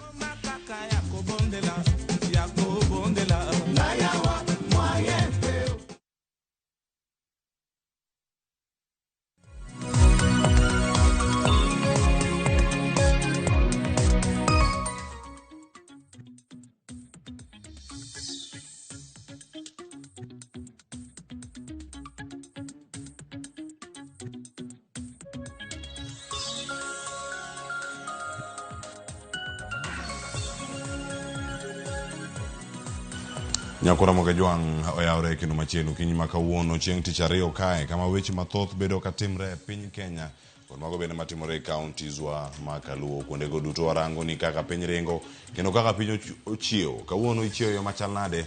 Nyakora Ramogitvlive kae wachako twak mano machal mar Kenya kawuono kwa gotar bil weche mag siasa dongruok kod uchumi ka wanono gi achiel ka achiel ka wantiere kodi kar ka adhi bedo kaka to kod welo ka wapenjo gi penjo ka mar mondo mi gikonwa ni piny to dhi nade wago mana mbaka nyaka giko mar chenro. Adhi bedo kata nyinga Cleophas Oluoch jagi sumo kanya kwar mukeo nyaka sango tantiere ka kod wendo mokwongo mosedonjo e studio ka mar mondo mi omos wane okinyi makawuono achiel ka achiel ka wan kode ka wan ka kod Ben Onyach Ojwang koso Ojwang Onyach ka wantiere kode ka achiel ang omoso ka bana kwa chako kode twak ka to bange koni welo mamoko ma pontiere kar ka dhi bedo kae kod El Nino Esther mabendo sedonjo kar ka achiel warite mar mondo mi wanene ni to embo chio nade ka ono kako do thul madonjo e studio angwago mbaka kode ka Ben Onyach yawre kendo machiegni. Oh, yawre Cleophas. Happy New Year. Happy New Year. Wacho ni poko leo. Ma thuolo na mokwongo biro ka igane. Amoso nyikora mogi kamoro amoro duto magi nenowa. Kenda kwayo ne giga maber. Kech poko be ahinya. Erokamano. Erokamano ahinya. Antie weche mathoth ahinya manotimore nyota nyoro ne ochiw counties makaluo ne oyudo ber mopogore opogore mana kama wantiere kar ka warango gi to chal mar Kenya en mane arwaki ni machiegni kae weche mag nyota ka wantie ka wataka ne gisigana ne molosnwa ka kod Walter Nyambaga ka to bang'e awano jotwak achiel ka achiel. Kaulosi kinde nyasi mar nyumo omende ufuko rowere Kisumu e bwo chenro mar nyota mane otak kod jatend piny William Ruto. Ogai mar ODM Dr. Buroginga otoro ne jalup jatend piny Profesa Kithure Kindiki Chadila kendo koni kik obed kod ge kata kibaji moro amora ni ODM geto komne no e twak maduond bura mar UDA kod ODM dhi bedo godo e loso sirikal melufu 2027. As we move forward, we are not going to look for less. Lakini Deputy President, usifikiria ya kwamba tunataka kiti yako, tunataka kukufukuza. Please, you are our friend. Burumba ne ok nyango unya mar wacho noko ne jatend piny kod kweth mag UDA ni chama mar ODM geto lemo kod pok maromre kode e winjruok ma gidhi bedo godo ma gibiro loso godo sirikal gino ma jodito osire budho. We are going to negotiate what our people deserve. We are going to negotiate what our party deserves. Our party is not a Jaluo party. It is a party for the whole of Kenya. And therefore, we are going to negotiate fairly. We don't want tribal parties. Magi oyangore lele kinde ma jatend piny William Ruto oko ni sirikand UDA medo yaro bade kendo tiyo kanyakla kod ji mar dongo piny kendo kichore gi chien kod siasa mag akwede mag dhoudi mag pogo ganda. Sema pesa tunawapatia hawa vijana ni pesa kidogo. Nyinyi mlishawahi kupatiana pesa ngapi? Wale jamaa wamepatiana pesa zozote? Wale jamaa hawana mpango yeyote. Ati wanatueleza ya kwamba wanataka turudi mpaka miaka 10 iliyopita. Ati the only thing they can tell us, they cannot tell us a plan. They do not have an agenda. They do not have a vision. They do not have a plan for our nation. The only thing they are telling us is that we should go back to NHIF. Further initiatives in digital jobs, in affordable housing jobs, in overseas jobs. And I am sure through your administration, Mr. President, we are going to witness the transformation of millions of young people in your first term as you look towards your second term of your administration. I want to confirm to Your Excellency that there should be no doubt in anybody's mind of your commitment to empowering our youth. Judito bende omucho mbasa kod kweth maketo sirikal tesre kagikone jatend DCP Rigathi Gachagua machano bago ng'anyo pacho ka ni owe pepo wiji kod weche mag ng'anyo to chimre tir kod siasa makonyo rowere kod ngima oganda. The young people of Kenya have rejected negative politics.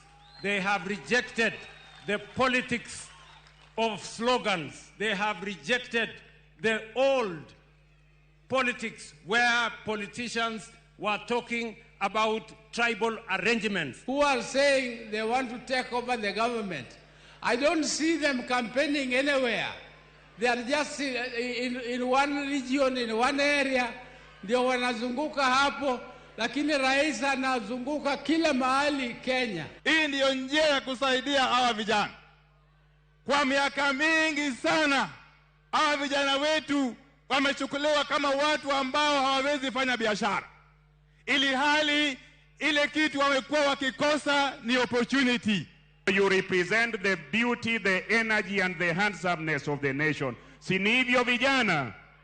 So I want to thank the president and his leadership for investing in young people, because when we invest in young people tutaenda mbali. Our youth are the future of Kenya. And we've been having a difficult time on how we can be able to empower them.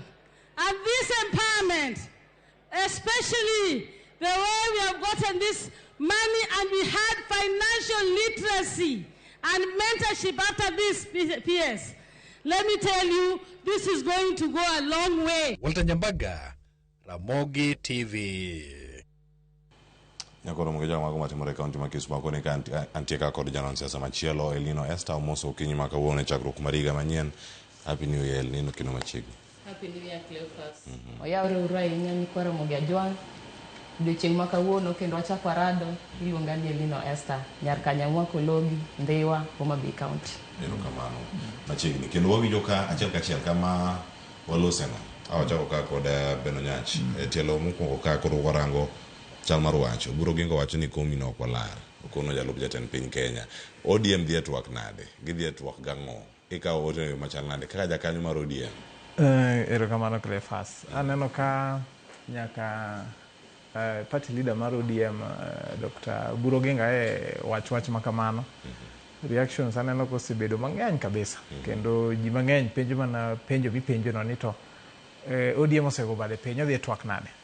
An kama chunge kaka ja ODM kendo kaka janon siasa an anyalo wacho ni wuoyo moburu wuoyo no mana ni kare. Gimomiyo ingeni oburu an gi masire ne mondo bed party leader enya en ni ong'ama nigi experience malach kabisa siasa kendo gikawuono to ODM abe party maduong' Kenya ka to kata mana East and Central Africa kai experience ma en godo omiyo dhoge ok nyal kiera enya to kawan gi welo nyota program manyoro ne kero dhi Kisumu en gino ma jotend sirikal duto nochope kendo neno kanyaka jalup ker mar piny Professor Kindiki bene ni kanyo in Swissdom nyaka ne owuo mariek manyalo miyo jotelo duto mantie bed comfortable nikech ing'eni sani neno ni ka ODM odhi e twak gi UDA kaka gisewacho ni gidhi machiegni ni nikech mani party mokwongo gidwa go twak ng'ama nyalo nena on this face value to ng'eyo ni kopo ni dhi e twak to nego bed gima bar ma kokawo maduong' to wakawo matin. Koro ing'eni mano gima ka ODM nyalo chako wach sani, for example ni mano koma wadwaro odek iwacho ni inyalo puko chak kata kapok ochopo e mesa matwak ji nyalo ng'e pacho. Koro ato kaka noburu wuoyo no to kane rachne ok onego bed ni koro ji neno ni osego bade piny oyo ok ogo bade piny en mane wendo kolimi to en wendo modwako go mbaka mbele kamoro kanyo to ing'eni gi coalition gi to kelo emotions mana kaka iwinja wacho no ma ji expect ni ka UDA osekawo ma to ODM nyalo bedo ni kawo ma nyaki wuo moro mariek mamiyo wendo be mor ka en e gwengu. To ben diponi e kinde ma idani wendo bed gi mor ni diponi kanyo mantie miriambo e siasa ko maduogo twe oganda mbele niwacho ni roko dwa kom ni ang'o timore kendo siasa ting'eni pile Cleophas en karata kendo en a game of interest to iwinjo ka mbele kamoro kachacha be neno ka ODM chairperson mama Governor Gladys Wanga kano wacho ni wadhi negotiations kendo dhi bedo bar mar 55 Embi neno mana ka wachne no chal mana ka gima ochuojo moko kendo wacho ni oyo ko nyalre ka waseketo ultimatum ni ma wadwaro but ana neno mana ni Mama Gladys Wanga be wacho mana maber nikech in the interest of ODM party party ji loso mondo olos go sirikal kendo kidhi e mesa tidwaro ni jogi ni yud man maber koro asa chairperson mar party nyako mi mana joga na chir ni kata wan kodhi negotiate mondo wayud nus mano be ka jogi ni bedo gi chir koro siasa being a game of interest ok inyalo wacho ni koro ma oriambo ni to mbele ni biro bedo kamache wuoyo ana neno ni in wisdom mar Oburu wuoyo kamano nikech ji osebedo ka dhire kata dhiro party ni wuoyo wan kodhi e twagni to twagni nyaka bede ni koro nyaka kelno lemo madongo ma lemo maduong' bang' ker teno deputy president koro ato kane ni miriambo moro ni ne iye aneno ka ji dwa exaggerate ahinya aneno ni party leader wuoyo maber erokamano El Nino yes inene yo machal nade bang' tok mar Oburu odiochieng' manyoro iwacho neno nyota to siasa nok nyarem moko donje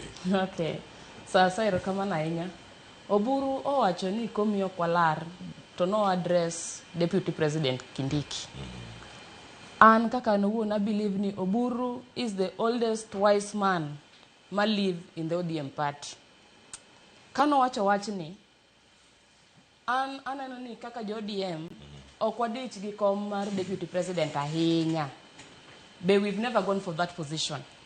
Who said we are not going for the presidency position? Ngama no wacho Oburu no wacho mana niya kom mar deputy president ni ok wadich kode. We need a bigger thing more than just a deputy president. Nyaka wa think outside the box. Oburu is a wise old man. To oko ja siasa mochakre kawuono. Oburu en ja siasa mano chakre chon. To konyiso Kindiki kamano, poko wacho no kwalar kom mar president, government to support. Koro nyaka wanen matut mondo wang'e nango. Oburu no minango, kik walara lara gini kwa rengo. Secondly, ok jo kanyo duto mar ODM oyie gi wachni. Moko wacho nango, ok iwinje gima moko kuom wacho. To mean nango, it could be thought mar Oburu, it was not thought of the party. However, any party leader. Kama intiere kae, pok iwinjo ka isewinjo ka gavana ma Homabay wacho ma jakom mar ODM wach mar barua bar sirkal e yiero mabiro opoge nus ikawe e yo machal nade gin lemo mage ma ponono gidwaro ijakani ma ODM ok ajakanyo mar ODM e kinde ma gigi duto timre ka ODM wacho kamano en signal mane ma gioro kokalo kuom jakom signal ma gioro kokalo kuom jakom chairperson mar ODM ka giwacho nango interest ma gidwaro ni gidwaro more positions in government, CS position, PS positions, CEOs, corporate heads, they want to be incorporated in the government. Oken bar wabar ni wadwaro wadhi sirkal ni. Gidwa ni gidonje sirkal. Broad based oken mana mar ODM kende. Several parties are interested but sani koro address ODM. Chairperson mar party wacho nango wadwa mar wabar. At the same time giwacho nango one a broad based. Baba no ewa kanyi, baba no ewa broad based. Gino magidwaro gidwa CS positions, gidwaro PS positions and other positions. Mondo gibed incorporated the government. To kapo kwa tiko twak, kwa wuok kwa kanyi. Gombo mondo wawuo wach moro miwacho nango. It is not just a matter ni one a broad based government. Broad based government ni konyo wagango. Ango gombo nwa mule kanyo matin. Kikaka loko mar topic. Iwacho ni mana kama gintiere karka ka wamedo mana rango gi achiel ka achiel mar mondo mi wanegi Beno Nyach lakini pudanga duogi El Nino kae wach mar wacho ni ok wadwa komi ahinya mar jalup jatend piny Kenya dipo ni en negotiating tactic mirango mondo mi gidemand kata gidwar lemo mag kombe moko madongo mopogore kata gi ma muket negi erokamano Cleophas mana kaka Lino keteno ok bedo ni samoro ni mane kom kende mani ODM ne nyalo dwaro coalition ing'e ni thuolo mang'eny coalitions gi osebedo Kenya ka kendo waseneno ka gitimore ga ma ok mokwongo ma ODM gombo no dhi coalition gi sirkal party mar sirkal matiyo sane mar ODA chien kacha noseneno ka ODM nosebedi coalition arrangement gi party mar PNU machacho 2028 bang' kane wasebedo gi yiero ma 27 lweny nobedo Kenya kech yiero nokodhi yo makare. Tiyudo ka coalition machal kamano gigo mane owinjruoke kane ilose niyudo ka party achiel nokoduogo omiyo nyawadgi thuolo ahinya mondo otim kaka ne giwinjore coalition. The same ne waneno ka loko piny Kenya 2002 seche mane na Kenya kao piny ne waneno ka parties nobiro mang'eny ma coalition nobedo kama kendo winjruok nobedo kone gi kone. Tiyudo ka bang' Kibaki kane osekao telo nitie gigo mang'eny mane kotimore kaka ne giwinjore. Be momiyo koro ne kelo kata lweny moko makachopo 2005 to weche referendum koro nochopo ma opogo parties mopogore ma ji chako bedo gi paro mopogore. Koro aparo ni experience ma ODM osebedo godo e weche ma coalition gi kaluwore ing'eni in the last almost 40 years ka opogore gi parties mamoko ma Raila no build on ka koro biro ODM. Jatelo mar joluo kisiasa osebedo the late Raila Amolo Odinga. To ene mosebedo ka seche duto ma kata omanyo kom to koyudo otemo bedo arrangement moro kanyo gi sirikal matiyo to seche motimo kamano iyudo ka jogewa yudo ga thuolo mag bedo e sirikal matiyo gi sechego. Koro kawuono onge but based on the experiences ma jodi ma pani osebedo godo an gadier ni coalition agreement kanyalo bede ka koro giselieko ne gidwa chako wuoyo gi parties mopogore e Kenya ka to gidwa chako gi UDA ok gidhi ka ok gin gi experience gidhi ka ging'eyo gima gidwaro kendo aparo ni en gima ka gidhi negotiate to ok gibi take anything less ma gibiro bedo short change bang'e.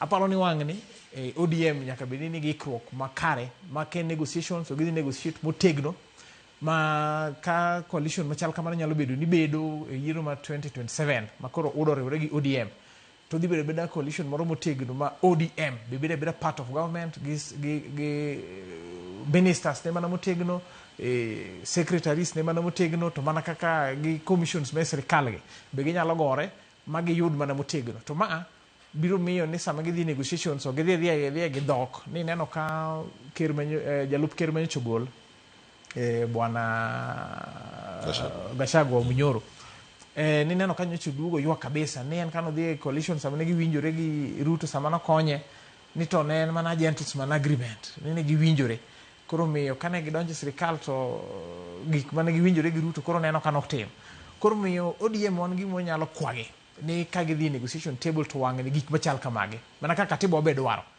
katiba yie ni pre coalition agreements machal kamago bedo deposit gi political register wadwaro ni gi make sure no bedo signed maber to gibed deposit with the registrar maka chieng' moro koro government osebedo form to koro gikawo government haki gi ok ni koro ni gichagi seche koro ananeno ni mama Gladys Wanga governor kaka no wuoyo cha to wuo maber nikech ok inyal dhi e dwar nikech mana kaka nyisi ja party bedo form no joloso go sirikal to ok inyal bukoro ni wan kaka wasebedo ODM party maduong' chama koro dhi e coalition to kendo ineno kata ka sirikal matiyo mar UDA be ineno ka ker be nigi a lot of interest gi ODM no kendo wache yanga kendo iwinjo ko penjo jo Kisumu jo Nyanza region ma joluo sama ne program ma nyota no ni uyiena mondo wago mbaka gi party leader mar ODM kendo winjo ko penjo public tiende ni embe en gi interest koro wana okadwa sejo tendo gi sani ana ne tactic magi sechako go bera nikech cards ni to kinyal ketu i mesa nikech ineno ka Gladys governor wacho ni gidware 50-50 to in my own understanding kaka jasiasa tanyalo wacho ni 50-50 to Gladys omin ni ker ka osekao to jalop no kao nikech mana kaka nyisi kere maduong' to malowe mana twak mosebedo ka dhi of course to Elino se wacho ni ero koro ko kudwa ma tie ko machelo maponi tie tiwinjo ka party leader be duogo oyo piny ni oyo keke ni komni mobiro nego koro onyalo bedo mana tactic kaka iwacheno ni mondo kik ODM kit cards ne MS cho kamano. Yes. El Nino mana kwa kwanya gi kanyo kama entieno ma ok en thuolo moko madhi neno ka ODM donjo winjruok mar siasa gi duche mamoko 2007 obedo 2013 obedo 2017 obedo nyingi mobedo kopogore 2022 ka bende koro bedo gi nying machielo kamirange kae ang'o mabedo mopogore sani ka ODM chomo twak motelo ne yiero to gionge gimoro ma giwacho ni ng'ama osenyiedhore lela madhi bedo kae kating'o bendera mano mar ODM nikech nyaka sani kata ka Raila Odinga pod ngima nopenjo kacha ng'ama nokonu ni ODM ok dhi bedo gi ng'ato to sama ji loseni ton ma ji losogo sani ODM nigi chia madhi bet piny kod UDA jogi mosepangore kacha ter sani moloseni ODM chal ka gima nigi kwetharer margi SG Edwin Sifuna kod jod bura mamoko to tim machielo mantiere kod party leader Oburu Oginga. Okay. Gima bedo mopogore kabisa en ni moluor mosenindo Raila Odinga onge. He is not in the picture. Mane gima bedo mopogore kabisa. To gino osebedo challenge maduong' ne party mar ODM. Ng'ama osebedo our party leader for the longest time since the birth of the party is missing for the first time as we are approaching general elections. Mano is the biggest challenge my party face. Ng'ama miyowa direction. Ng'ama wasebedo kwa neno kaka jo ODM party manyalo represent wa ballot as a presidential candidate en mosenindo. Sani koro party obedo gi tungni. Ng'ama nokawo this position as the party leader now is his brother owadegi Oburu Odinga. To kuom analysis mara brother in kaka ja ODM party registered member mar ODM party. Analysis mara kaka ja piny. Anano ni ODM osebedo gi tungni mang'eny. Gionge duol achiel ma ginyalo winjo. An ok ka ja ODM but aja luo na jalup Raila. Kura to nagoyo pile ka pile. But koro party osebedo gi tungni mang'eny. Ng'ama nyalo winjo as one voice. Pok wayudo. Ok wa feel party leader. Mano is the challenge. But we really wish ni ODM ochung kendo chung kabisa. Kendo emomiyo gino wuon pok giyudo ng'at manyalo telo negi manyiso gi nang'o manyalo unite the party. Manyiso chairperson GSG ni un koro ningo benu winjoru wawach voice adi voice achiel mane gi mosetamore. To ka party owuon ok nyal winjore together sembuse followers mag party to uda feel party leader na angeno nyacha ang duoke party leader nyaka feel in this manner ko wacho left to en kamano on a scale of 99% onge statement mora mane Raila osewacho Kenya ka majo party opingo to entirely the Luo nation pok no pingo even the leadership mar party pok no bedo gi tungni kaina makoro bedo dichieng e seche makawuono ne pok no bedo e party kae irange Onyach antiere iri kendo kae penjo mada penje mana chielo ODM dhi twak ka odgi ok en kumora chiel UDA dhi twak gi ODM manyap koso erokamano Cleophas. ODM nyocho semana show intention mokono jo chama ne gisewinjore central committee kachacha ne gido chako twak gi chama mopogore Kenya ka mondo ginene ka sirikal mabiro next gine magi seyudo timeline mopogime wane gichake wen but gisenyiso wane gidhi chake machiegni kendo gisekono wane gichake gi chama mar UDA. Adwa mapogora gi pache nyamera matin. ODM nigi party leader kendo en kawuono en de facto political leader mar ODM tete Kenya mzima. To gimomiyo koro wabedo gi interest Luo Nyanza en ni nikech mae chama ma jothurwa ng'enye iye. Joluo ng'enygi mo subscribe to political affiliation gi subscribe to ODM. Koro momiyo ineno ka en chama ma jo Luo nigo gi interest kabisa. Kith nigi ndekni mosebede kata moseneni yo nyaka ne moluor migosi Raila Amolo Odinga ne ninde. Osene ka samoro leadership mar ODM pok obedo ka bede para achiel kamano ka party leader wacho kama ni to secretary general wacho kama seche moko luong bura secretary general okodhie jod bura mamoko be wacho pachgi opogore nyadi nuoya waseneno ka party leader to kata mana gi leaders mamoko mag ODM moting'o jakom mar ODM Mama Gladys Wanga moting'o kata mana director mar elections mag ODM Honorable Junet Mohamed Gini thuolo duto ma giwuoye giwacho ni gimoro ni ODM opogore en gima onge nikech seche duto ODM e chama achiel manigi very strong organs ei Kenya ka ma decision mar party en gima kalo through various organs ma kobedo communicated to jo party te biro luwo gisani nitiere decisions moko ma pok okalo through all the party organs including ineno kata kama jok ma samoro balo gi party leader winjo ko kasore mana ni wadwaro NDC kamano tiwinjo ka party leader mar ODM migosi Dr. Oburu Oginga be wacho ni oyo NDC no wadhi luongo tiende ni embo ng'eyo ni nitiere gik moko manyaka bed ratified mana ng'owa gi NDC koro kith nigi ndekti mane ODM ma ji neno ni samoro paro onge achiel mano tado nyisi kaka jasiasa ni mano was expected especially ka bang' migosi Raila Amolo Odinga mane jatendwa mane wageno manuma ne magoro lalgo ma ji noko ikorene apoya nono koro tuni gi ndekni to nyaka ne bede en ok osenene mana mokwongo nene kata diere mane the late Jaramogi Odinga be nonindo tungni gi ndekni nobedo tiyudo mana ka bang'e gik moko shape up koro tungni gi ndekni gi to ng'enygi an anyalo koni ni from kama bede gin mana jogo ma be samoro dwaro space ma dwaro interest gi but kipenja ni to an kaka ja ODM to kata kipenja kaka an onage ni ato dagomb nang'o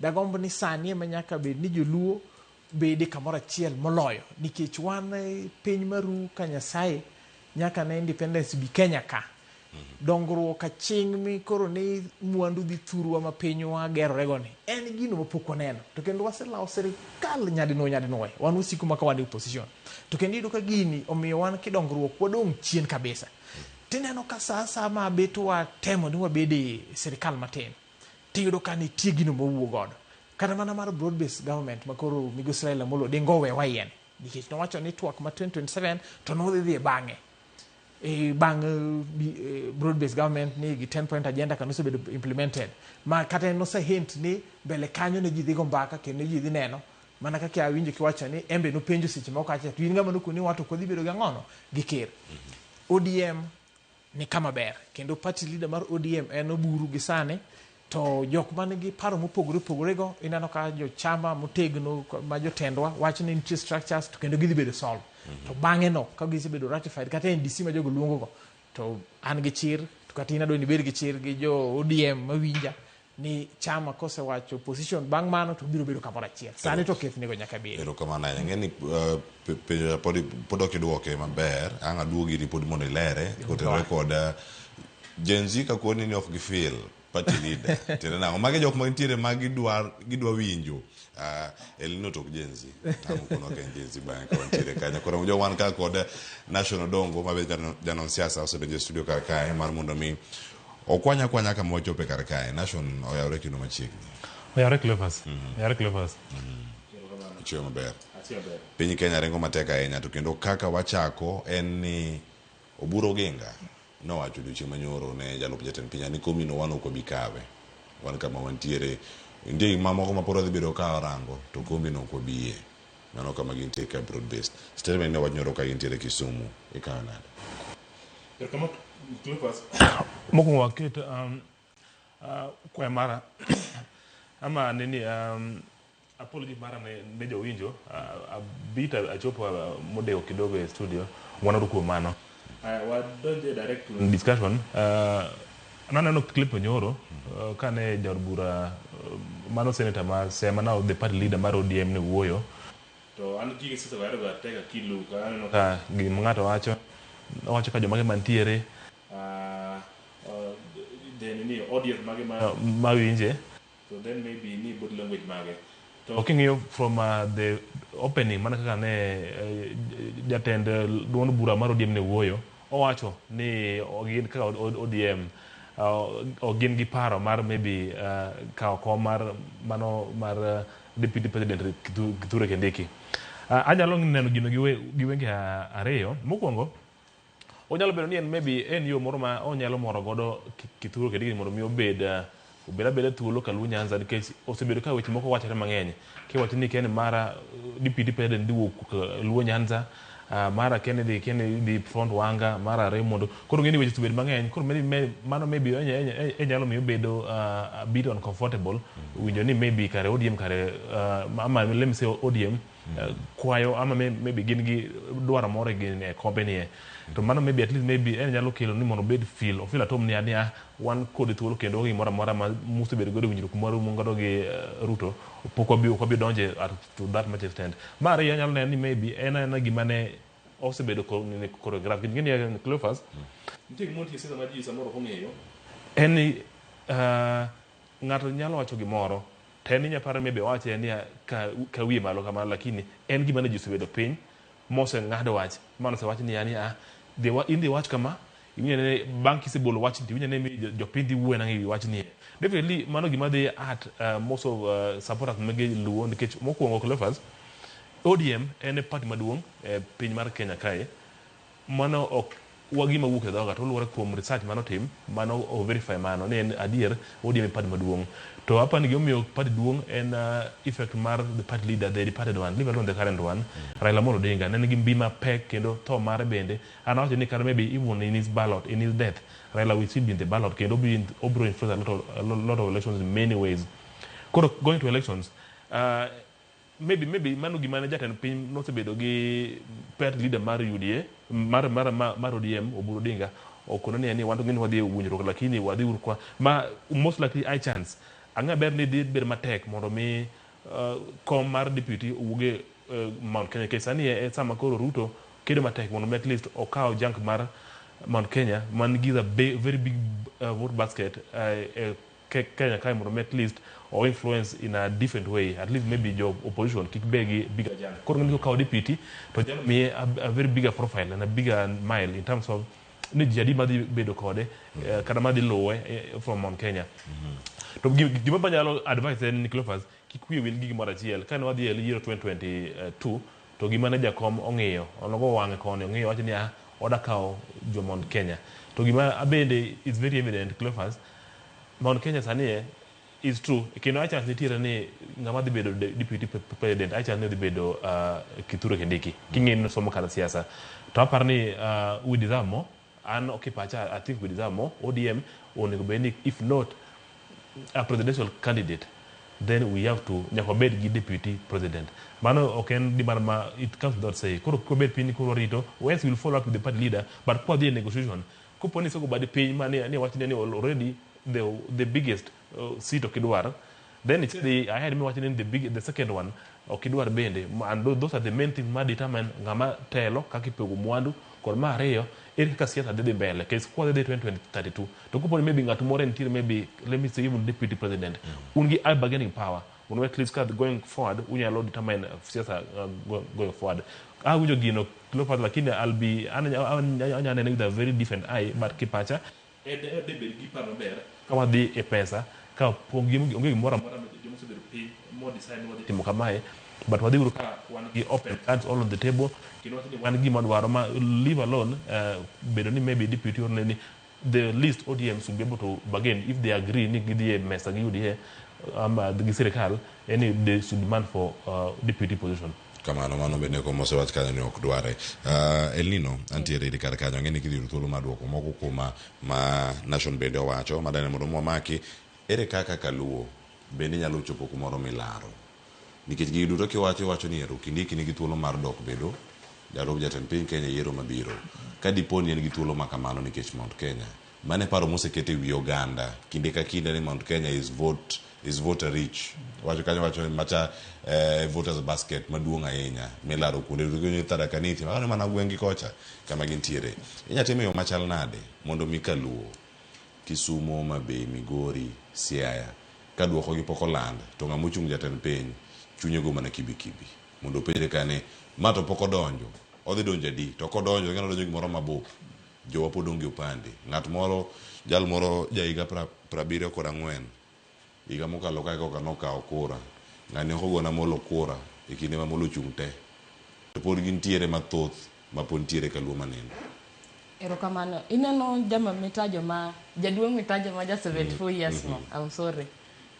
Mano is an example evident ni wan joluo for the longest time. Wagoga mana koko, wa install our presidential candidate, to kwa kauga kura. Ok ni kuchwa tina ahinya. However, Mount Kenya lo wagi nambas. Ombulu be gigoyo. What if jokaluo okawo kura, obedo ni wasebedo kwa kawo kura. Kwa kawo kura mwa go block. Bwanyalo chungo ng'ato. To kata kwa chungo ng'ato, pod wadwaro partnership with other regions. Kabila mamoko, wadwaro godo partnership, mundu wabi godo negotiation still. ODM is a national party. To bedroom mar ODM en Kaluo. Mana is a fact. Koro en ang'o mwanyalo timo? Jothurwa nyaka kaw kura, mano namba 1. Makura kokwa kawo, ok wadhi bedo gi voice mora mora. To jalno madhi laro presidential position kom mar ker, embo dhi ng'iyo ni to region ma kaoni be gidhi kelo percentage moro madhi miyo wa win this position with a landslide. Gidhi install MPs adi, governors adi madhi donjo, MCs adi madhi donjo. Ma be interest mar party wa, nikech ODM te party maduong' Kaluo, mane party mantie Kaluo mwang'eyo. But is ODM capable of installing MPs in big numbers? Kar installation kanyo diponi chomo kama gidhi bedo ni giwacho weche mag zoning. Ni ma en area wa protect mana zone marwa. Bende gidhi yie mondo UDA o infiltrate odonje kargi kama gito kata donja affairs magi okite jochung' magi mok gidonjo godo ka gintiere broad based arrangement. Thank you very much. Mano kaka wan jogo ma pod wang'iyo ni to political party mane mwanya donje. Neno, ang'o madhi kelo interest marwa ni to party ni is it worthy? Huh? As a region, negotiation marwa will come with the number of MPs mwadhi keto. But how will this happen? Nyaka wago block ni region wa. Nikech kwa mwani wan kaka joluo Nyanza. Ero wadhi in coalition gi UDA, gi wuondo wa kamano. Samoro en adieri. Gibiro ka. Of course there are UDA MPs in Nyanza. Dong nitie. They are there. Kwa yie ne gi infiltrate, gi udo MPs katapar. Katapar this time it is very possible. Kwa miyo gi chance. If we don't put a block there, our negotiation is gone. We will not have any say. How are they going to gain from us? One kaka jo party. How is the coalition going to gain from us? Coalition because realize they can infiltrate unless we are going to move with one party. ODM is no longer going to exist. UDA of the exist kendo. We could say, need that new party that has been formed, okelo candidates makama in different devolved positions. Manegi mwanya lo wacho. Toka ODM, ditimo coalition gi UDA, the same UDA, they penetrate Luo Nyanza, to they install MPs, even MCs and governors. Manakaka wacho. 2027, everything is possible and anything is possible. Gimora mora dhi timore. To gimora mora be nyalo timore. Aya, gimora mora kama gigi duto nyalo timore bedo nyach. Uchu kama chal nade. Nyanza obede kumoro minyalo bedo ka kilaro. Nikech ka duon bura mar ODM mineno karka to ODM osewacho chung' mare kendo pod odhi e twak. Bende woni Nyanza pod dhi bedo kod mbi mare tok Raila Odinga mang'al nyalo wacho ni ero odhuro waser Nyanza kisera utere Nyanza. Erokamano Cleophas. Just a quick one, rejoinda adwa tuyo kamoro mipenja ne Gen Z ne ywak ne kapok adhi e question no. Ne ok feel party leader. Nitiere gimoro ma party leader mar ODM, migosi Dr. Oburu Oginga osebedo kawacho. Ne jo thurwa woche Raila ne duong'. Tadir woche Raila ne duong'. Mana kaka iwinjo ka Wadwa Nation osewacho ka. ni mbine nopogore be momiyo siasa ne nopogore en ng'ano ma wuoche ne samoro ng'at mabiro rwako e generation wani samoro onge tiwinjo ko daktari wacho ni embe sama koro en party leader ne embe biro mana ng'ado wuoche ne moromego koro mae momiyo wanyalo kwayo samoro Gen Z ni samoro kaka ne gifil Raila ok ginyal feel go another political leader Kenya ka nikech mar Raila nopogore koro but party leaders mi assurance ni ambe mara ni abiro mana loso wuoche na mabiro tero ugo kanan kendo mana maroma mok bidia kech mag Raila dito ni duogne ng'ata ng'ata jaluo nyaka bed ni wane achiel kako ganda kawuono kata ka keth ni gindek ni mar ODM ji neno ni political party ma wanti kako ganda nigi weche koni gi koni gi ominya ko bedi achiel Cleophas wacho wach moro kanyo ma late kabisa ni jaduong ma ng'amusi chopo 47 years 74 sorry ni kore ka emiyo ID adwa nyisi ni mago e achiel kuom historical injustices mosetimore nwa kako ganda luo e Kenya ka gi ogendi mamoko ma samoro pok obedo ni ne serikal e yo motegno maloso wechegi ing'e ni ID ok en mar go kura ID is life ID mamiyo dhano identity ID mamiyo iluongi ni Jakenya kawuono kionge ID at 74 years kata mana at 50 or at 47 to ni koro wuondri kata ni dhano ne nitie piny mangima ma koro jo Kenya dwa lokore moko refugees koro kata bikawo itero kamoro kionge ID you will be treated as stateless kendo end up kata ni your country nyal gol yimin kwedhi dak me piny mamoro koro ID ni en gima serikal gi system mane oweno Kenya ka gi wabeberu ema samoro jo Kenya mamasawa gi be osebedo ka tiyo go wago marach omi yudo ka wan border countries obedo gi shida kabisa kiki par ni ji tek maka luni samoro nok dwar kawaidi en ga ni frustration ma imi ga sami dwaro ID no iol gi diere idwaro ni kia ikel ID mama us kia ikel mar kwaru marango kendo iyudo ka jo border nilungo ni border tribes ni dwaro ni gini timo negi vetting to sechego jok manya central masawa ka gi kuonde machiegni kata mana gi city ka to gin onge gimoro ni vetting gin tek mani city birth certificate kata mana gi ID achiel mar wuonu en gigi ni kal in some for this struggle ma ID dwa manyo kata mana yigni abich ngato to nose yude giga achiel ngani okubi piem godo kata mana economically kicheno nyalo bedo ni yaw bank account mapema onyalo chako ala mapema onyalo dhi school mapema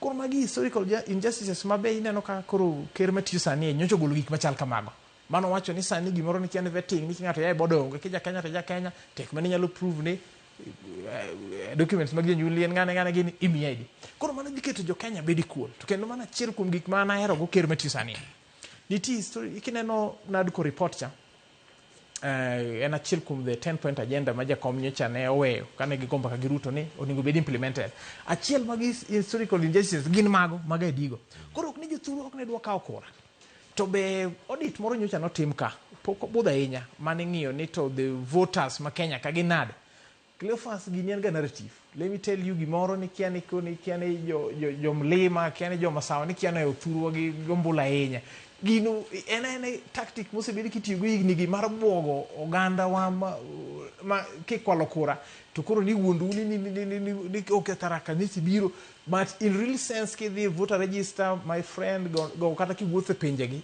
e population wage rombre kati wuoth mana kire nyaka genegi idhi Murang'a genegi idhi Kiambu gene my friend ki dhi kata gwenge wa machalo Migori miwuothia kata kaka udi obedo e kaka ono bedo koro gimoro ni kiani population jogi ni malo ni en narrative mosebedo Kenya go oganda mamoko to wanyisie gima miyo gini wan osoewa chien be omiyo sani ka ng'ato dwoko no wan kik wabed e sirikal ma bi bedo form 27 to ka joluo moko machalo kodwa e gi wan kabisa obedo ni ing'e ni koda wan e sirikal koda onge to di in e sirikal to di onge ushuru tichoko pile binisi wi chieng' moro ni koro ushuru chok Kenya ka ushuru choko pile to binisi winje chieng' moro ni koro ni kata jin opposition kata une sirikal ni koro budget mar assembly mar parliament ok som en isome pile kendo kalo pile maka oseket pesa budget en pesa matiyo kata mane jojenzi ng'anyo nyoro ma 2025 ni mane budget ok obedo past kane kiuso bedo ma jenzi okelo tulo bende neno kaka nyochu ni pod austerities measures moko keti mana budget base kendo dhi mana mbele koro manyiso ni ya pesa ni en pile pile odhiga kanye ma sirikal choko mar ushuru nyaka ne chak independence nitie kuma odhiye. To wan nikech wasebedo beda ni wan e opposition emomiyo ber sirikal pok wayude. Emomiyo kawuono iyudo ka kidhi masawa kanyo seche moko aneno ka ji timo comparison moko ma samoro ka koro janon siasa ma jaluo samoro iwang' nino ng'ato wacho ni ni jaluo MP Atandi oseketi e budget committee setimago. What do they expect mondo Atandi otim in 1 year mobede e budget committee chair ni koro gi compare gi Ndindi Nyoro. Sam gacho ni Ndindi Nyoro keto tiles yond mi wuok Cleophas joma jofwambo joma wuotho kata kidhi mana gweng' Ndindi Nyoro kanyo ok ni en kore kogero classrooms. Wani biro yudo ka wajumbe wa pesa miyo gi mar CDF ni ng'eny classrooms tinde kigero. Ndindi Nyoro gini ne gisedhi mbele joma sawa gi ne gisedhi mbele ma gima gitimo gini gimiluongo ni renovation. En rufe manyalo dhi walo ok ni otunge mar somo no nitiere ni koro ti koro nyalo wale wiche rangi koro kar keto simiti onyalo mana ng'iewo tiles mabok ni gin tiles moko ni manyien gin tiles moko ma iuso second hand ma kawaida ma box nyalo kata siling 700 ge which can manage en mani koro gin gichako ata an advantage point ok ni gin gichako zero. Wani biro kwa jumbe wa Atandi mili goro ka samoro dhi school moro classrooms koro kanyaka med blocks sana mana 4 michako from zero. Mano problem onge masawa ka kata kidhi weche agriculture ge in ka wuono ineno ka wan factories mane wan go kata gige mag yuto kaluo kocha machalo cotton machalo niang' makawuono koro bedo privatize ne iyudo ka en gima piny mosebedo Kenya ka sirikande mosebedo kaluo kanyo kuonde mane ineno ni ok jo sirikal kata mana mwandu mitero mondo los giru ok losi to gin megi dhi mbele. I want to give you a classic example ma very recent kamano kaka mana machuok ineno wan gi scheme mar ahero wan gi mar rice wan gi scheme mar lowa kuja gini ka wan gi scheme moro ma koro nyocha chako los mar oloch kimer sama ne time sirikand Uhuru ni.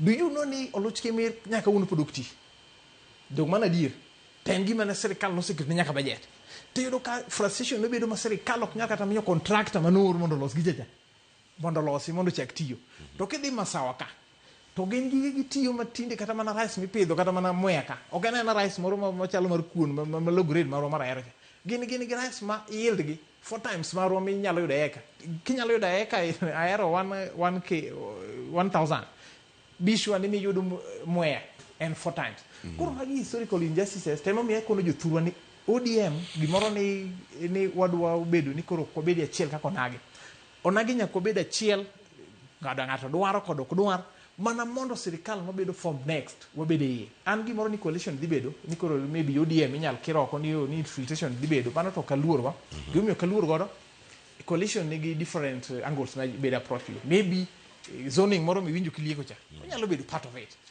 ma ODM nyalo wacho ni akoro weno uru ubeko roweno uru kata ka gik machal kamago koro ato mano taonge gi luoro ero kama nanga duoka mano mondo mi anga ka oparo mano mogik e twak mano mar wach mane Oburu Oginga wacho kanyo kod kama ODM ponono dhi bedo kata kachung angena ngamio nation odongo wach mare mogik e wi twak ma kamato sani ena mondo mi aka oyweyo masani en sareo wan gi yweyo mano masani yweyo ma sareo marukinyi makawuono kae ka pod warito mar mondo mi waduoge twak machielo to ka waduogo wadhi duogo ka mar mondo mi warangni mamoko mabedo kae ka waluoni achiel kachiel mano ka wantiere chenro ni nikech mokwongo waduogo ka marango mathoth mapod wabedo kae ka waluoni mano moting'o twak mano mara mambadi lieko ponono dhi do fungruok e weche mag usuru jogo ma yudo sara 30,000 dok piny ka ok dhi bedo kata kuchulo usuru moro ming'ado mochuno cha koso bedo kata kitime yo machal nade wakayuoni kaduogo kod mathoth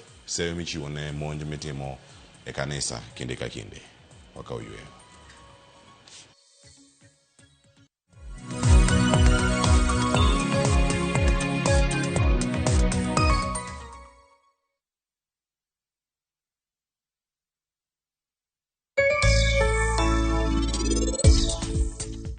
Nitiere okang' moro makawo ka.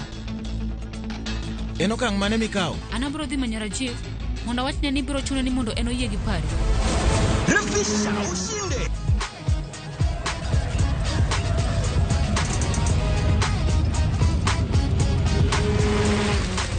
$50K ya Vasha ama MMF haingoji. Open and save in your KCB Gold Savings Account for a chance to win many prizes. KCB, for people, for better.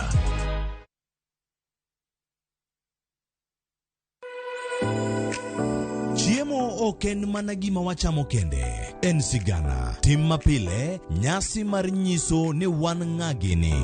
Mit chiemo en ang'o? Kitungu. Ber mar chiemo mar fry en ka kitungu nene. Wanono kido mag tedo e alworawa duto. Wafwenyo yore mag tedo mopondo, timbe anyuola, koda hera mamiyo kit chiemo moro amora bedo gi ngima. Chiemo ichamo ga wang'. Koro nyaka ikete maler koka obedo gimoro ma wang' nyalo kelo miluma mar chamo. Ma ok en mana tedo kende, en kit ngima mar oganda michiwo e mesa. Tedo gi chiemo kod jailieta tich adek, saa 2 okinyi, kik bai.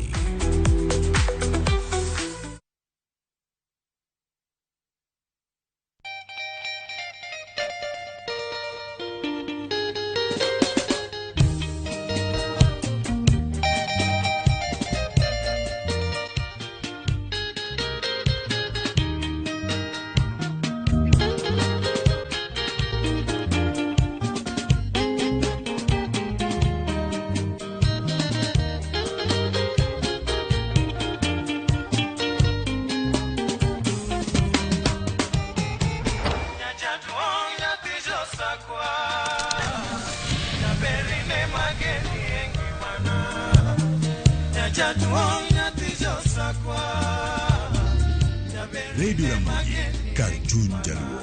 Radio Ramogi.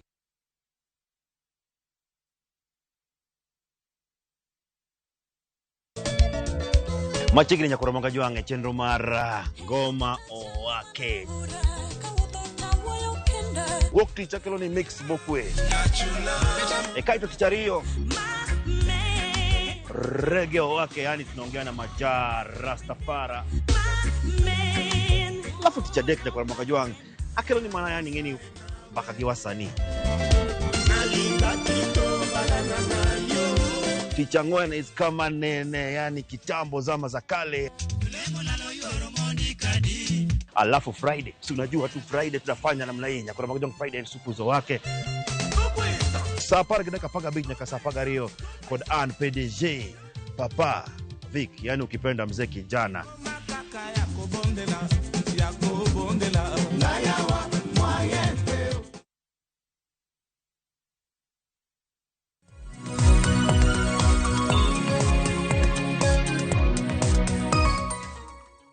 Nyakoro Ramogi Jwang' waseduogo wantiere kar kae. Penjo thoth ahinya ma oganda oro kar kae ng'eny duogo ka kod National Dongo. To nitie maka matimore mbui achiel kachiel mano mar Ramogi TV kata ma oganda penjo mathoth ahinya ka pod National Dongo, El Nino, Esther koda Beno Nyach ma pod wamedo twak godo ka achiel kachiel. Ka geno bende nitiere koso geno lal, mano kama bedo ka kendo ka waluwe achiel kachiel. Maurice Olumo wacho no yaw Ramogi TV antiere chenro kae pile ka pile. Blessed Tuesday ni duto mane studio mara wansi ka yore neno chenro machachilo yare Otieno erokamano.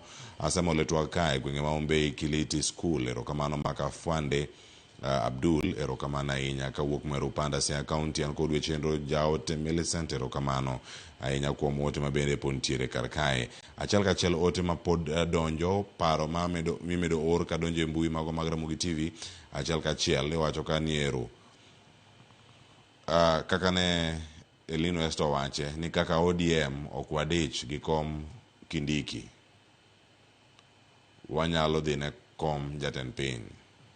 Jefferson Otieno wacho ni El Nino Esta wekuru wuondo jopiny. En kom mane kare monego bed ni dwaro kata miwanyo kar kae. Achiel kachiel wacho ni ero kama Gambo East well tune Musna Beno Nyach studio kar kanyo ma ka oluo twak achiel kachiel Evans Makouma erokamano kuom ote mari okinyi ni maka wuono jogo ma pod medo ndiko nwa mbui mago mag Ramogi TV achiel kachiel. Vitalis Ochieng' Wood Game Karariu oteka dieri siasa eka koro donje wang'e.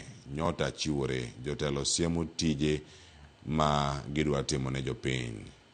ODM bende koro omoke owacho ni we abeda chien ka ang'egi ka gik moko bende koro ringo mora dua kiki bed chien bede twak bed kod gi mbele kanyo kama giwuoyeno. Omondi Phil luo chenro erokamano ahinya. Leslie Trevor wacho kar kani 50-50 shares ok nyalre nikech nitiere parties moko bende madwa lemo kod ODM kende. ODM udwa kawo gi te udwa kawo 50-50 El Nino jo ODM dogi 50-50 to tie joma moko bende mantiere karka koso moko kano samuony kaka ANC mar Mudavadi tie machielo Calvin Ochieng wacho ni joluo dhi lal kabisa duogo malo biro bedo tok 2042 wacho ni ero Raila was an independent mind but Oburu is working for Ruto not Luos manopach Calvin Ochieng. Vincent Kajomo katieko kod wetegi ka wacho ni noka entiere game Rai sub county ero kamana ahinya miwane paro ma intiego kar kae wacho ni entiere game Rai sub location e North Nyakach ward Nyakach sub county mano ka entiere kod anyuola mari te kar kanyo ero kamano kuom kete e chenro kiny ma kawuono. Nation iwinjo kanyo ote mag jopiny kama gintiere mag 50-50 ntiere kar ka gi kwano mbulu ma jo Nyanza nyalo golo mondo mi gichop lekni wacho ni chal mar Kenya kae ka warange gi Moburu nowacho gigi duto nyacho pok moro makoro piny luo igomba gomba isere gi ji duto Gachagua gini bo mana luoro biro menyo Ruto bo mana luoro biro menyo manyalore ka ng'ote tang'o ma pok otime kinde gi duto minyalo lok sani ka wacho yiero maduong'. Erokamano Clifford wachaki gi position mar ODM Kaluo Nyanza. ODM man kaka ji wacho kendo ji ong'eyo Kaluo Nyanza man is our voice. Actually ji wacho ni apart from the Luo resources kida kwano gi in order to kichako gi mar ni Raila as one of the resource to second ma come automatically is ODM. Koro Raila was ODM was Raila. Koro in short ni ko poni ngada achiel kuom gi in short most of them ni gitegi gidhi. But ada kedo gini in a different way Cleophas. Alacha gi jatend party mar ODM masani e Buro Odinga. En adier ni this woche mane jatend piny mar ODM machon mano Migosi Raila Amolo Odinga norwako biro take time doni ok nyal ng'eyo ni obiro biro wen lakini en gima nyalre ni wanyalo yudo ng'ama nyalo fit shoes no but gi sani kinga picha ng'iyo tini virtual ni ya ginie ka onge gino mbele kae kora ng'ama no bino atimo at least bed gi bargaining power mar maybe some good strength Cleophas oge gima tech kada onge gima nyalo explain gino best than biro kanyakla. Wakende for example kind of way before about the voter turnout mar Nyanza the mara mbi mar Nyanza kwan jo manja ka okora kwan jo maybe wang'io one direction Cleophas gimada ko ni king even from the east just go and take your own research even the website mar IBC yourself ingi turnout even mar ODM 2022 you compare with other regions Edgar, it has been always been a scheme to go on at least more obtained. Pijamajo don't want you out in large numbers. Mabende, if the tickle Benesani, even bigger people, Matanaka, and what got they will say any ODM, Kenny, Nyanza, or Guinea. Jomagema wacho giga. Tinya lutiko de machanane monomio lock paro machalokama. Bende Uganda luo nyalo wacho ni wan gi kura mathoth. Karaga dipori jomoko tiyo kode mopogore. Kantiere elof miareo nenda kumoro manya bedo ni kata ka gin mago nagi kata jok moko mantiere to gin joera mag ODM manokuwo oko mar mondo miyo go ombulu to yo mane kwan bende mane jatend piny Kenya masani Oburu Raila Odinga yiero mokalo elendo manolando Erokamano Clifford ada dok chien last week kane interview moro nokel mane the one of the ODM I think is in charge of board of elections leader mano Junet Mohamed no lunge Citizen TV mano man stage no marukae to kind of look about no way about ODM to dig man watch Gino Kagino lightly not a more ni Jomano Tamo Raila Bedo Pimar Jaten Pimake Mari Bedo no Duano Bedo Dino Beno Sebedo Chon you know when Jomano the Catamo Raila the Jatelo you pay area Joma form this idea Joma land this idea Clever Joma Timogino Martin that picture give Joma wasn't you give your mouth with Catamaran on make click you be Jaten and Pimar Kenya but give a poor on Nicholas, one other community, we have a very big say in this government. Apart from being in our watching towards Canada, the community, to Gangaman away, or one second day. Maybe the biggest beneficiaries, apart from even the ruling party, UDA, then also some part of Mount Kenya. The Jomana come third, distant third was Luo Nyanza. Korogeni going forward, was a go for a quantity, watching maybe Port Bill Nyanza, maybe Port Gashawa the Biro, or the go campaign Mare. To Clifford, the more Masani any make. Move more masani jatend piny mar Kenya sani kao mar go campaign nyore ntie Kisumu no ochiwo nyota fund ne counties makaluo Nyanza obe Kisumu gi Siaya to even Siaya alone no me at least 1,700 youths Cleophas mago jok moko par ni yani mago pesa moko po imiyo to mano pesa moko gidhi ni gidhi timo ng'owa ne gidhi koso moko paro gone jatend piny mar Kenya masani kura koro gima ng'aber ni yani dhi bedo matek mondo mi other parties to penetrate maybe other aspirants to ng'aber maber ni Ruto will be going for a second term but kane wadhi going forward wawacho ni yawa kodhi kamano can you be part of out of government again because gima wachore ma is very clear and really evident koponi we can't be part of this government to will be the mill and the moment what the mill even post 2032 the only way you could have as a tool man even the only party leader could say not watching maybe one or quite not that much into deputy but gimana nyalo wacho ni please kapo kwa the table binyalo bring organize you together the dissenting voices the water kaka mobile let gi a big junk mobile let gi people like Sifuna Babu Wino nti joluma lo Sifuna ma era nti joluma lo Babu Wino ma era ma wacho ni yana lo gi ma Babu Wino wacho so those are the biggest figures makara even they could be young Cleophas but even going forward one get something called generational moment masani going forward not only joma dongo e may be dingine yani wan koro wan kama is our leader ma the local community ni kenyo maybe jaduka odongera no wuoyo ni koro man jorote wuoyo apana people have a different say we have Gen Zs my watching Kenya Oburu sani maybe which is definitely mano kagenge to nti jomoko be man lo Oburu specifically koro ngeni we have first ma the generation ma which are now the outgoing so we have also the transformative generation the young people if they look at the party leader okoni someone like Babu Wino Kate kama then okoni someone like Oburu Odinga you will even see like you won't even take time on a year to ngama sibe maybe kago kura jalo prahela will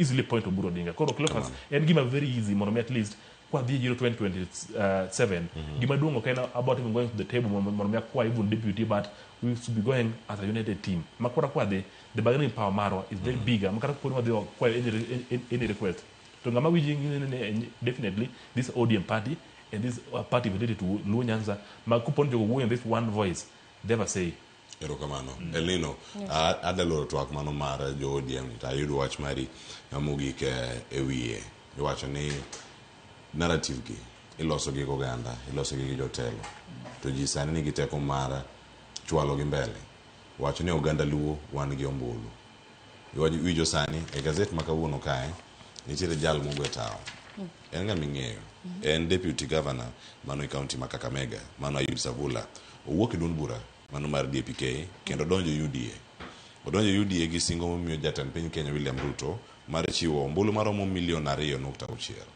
mano singo michiwo nikech ong'e ni Western nigi kura marom nade ka ochiwe kata Kakamega nyalo golo adi Bungoma nyalo chiwo adi e kinde gi duto bende wanya bedo gi ng'ama nyatimo singo bila ma Savula ochiwo ni okaluo kate ODM ing'e maber mondo mi Savula bed kae kaka jalup governor ma Kakamega mano ne ntiere buo Fernandez Baraza ma en jakom mar ODM e county ma Kakamega kama gintiere ka inene yo machana nyaka sani tianga manya chung machiw singo ni makwano ne Ruto ingeni kuom adieri ne jopiny ng'ata nyalo chung mataj numbers to numbers gi ntiere honors mag numbers honors mag numbers gi gin voters mantiere ground to adieri odhi bedo gima lit to kendo gima mit ahinya ni jo piny Luo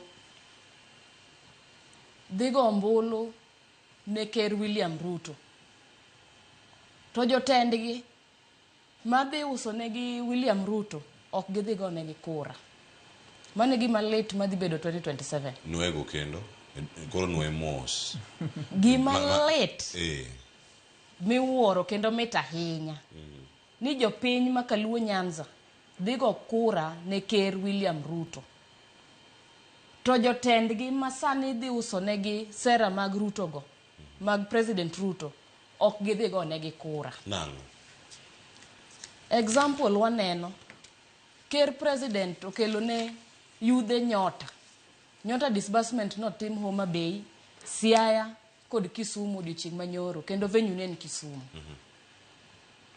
nyota en government project in partnership with the World Bank of Kenya when supported with other supporting agencies. To the project kwero ni politicize the project. Nyota offer different programs apart from the fund disbursement motim nyoro. Nitie jatelo moro amora makaluo miwinjo ko o encourage the youths nango ntiere program kama manyota offer, apply uru. How is it beneficial? Gima duong' mane wanya winjo ir jotendwa, wane broad based government, deputy president kombi no kwa ditch godo to necessarily magi jotendwa moyiere ground. Ang'o magi nyalo konyo godo yudhewa? The project mar Nyota should not be politicized, but couldn't they be ambassadors mondo wachni ochopne youths a ground? Ok yudhe te neno gige TV, yudhe te ok ne gige social media. Be ginyalo encourage youths ma didn't go beyond form 4. Ntiere project ma recognition of prior learning ni kacha, there's on the job experience, and then there's the Nyota fund. Bise winjo mora mora ka uwe wachno. Kok president Ruto mu uwe wachni, kok PS mu uwe wachni. Bentiere jatelo makaluo mora mora ma uwe wachni. Onge. Benitie jatelo mora mora mose encourage the youth nango. To unyalo apply youth fund. Are they advocating for that? They are not doing that. Ngamone no katiyo Kenya ka en ker mar Kenya.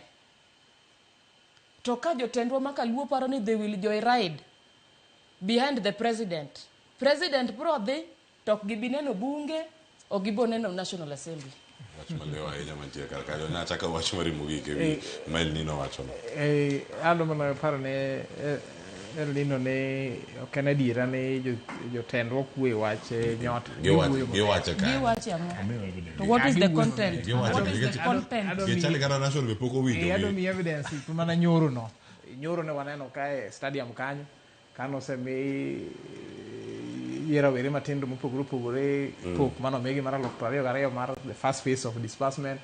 Ideno kama Gladys Wanga owacho ni waiver all permits ma yudhi ma chako ala ma Bay County de chako no nonge permit ma gidhi chu. But mano during event. Mano kanyo motelo ne kanyo bende kata no encourage mondo you apply Nyota. Sama lose ni. No jotendo se biru. Okwane kanyo giwuoyo antiere dala weekend kendo nitie penjo moro mipenja. Kuma nyako maduong' onyacho ni osekalo pod e youth oja higa 22 sani. Penja kanyo ni Nyota ne to i apply e nade. Okay, maybe MCA Manyalenda cha osedhi loso kode. Bende governor lose wi wachni. Bende senator lose. Senator ma Kisumu nyalo bedo lose. Abiro localize. Abiro localize. Akiaka Mamigori. Mamigori bugo mbaka. Awuok Migori.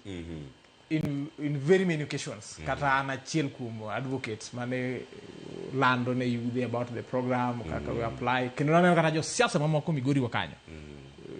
Mopogore ne lando go be don na bolo de gene mama Fatuma gene women rep Nyamita gene Abur gene Junet gene ne gilando koro samoro maybe ngene functions ma jotelo rome ngene mato sirikal ma program mar sirikal en mar World Bank but sirikal ema tai but of course anaseneno kuma josiasa mang'eny uwe wach Nyota.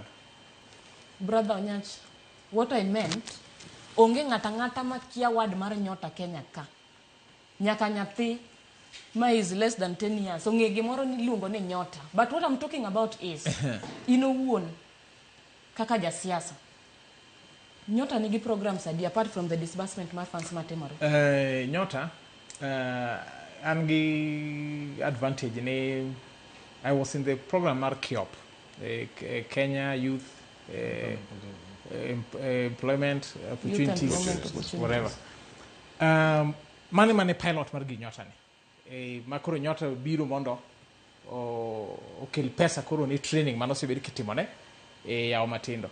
Ingeni regime ka regime sebedo ga gi program ni. Nyota ni ok ni koro ni en gima nyien. En ni koro pesa bede mag lach nikech World Bank okel.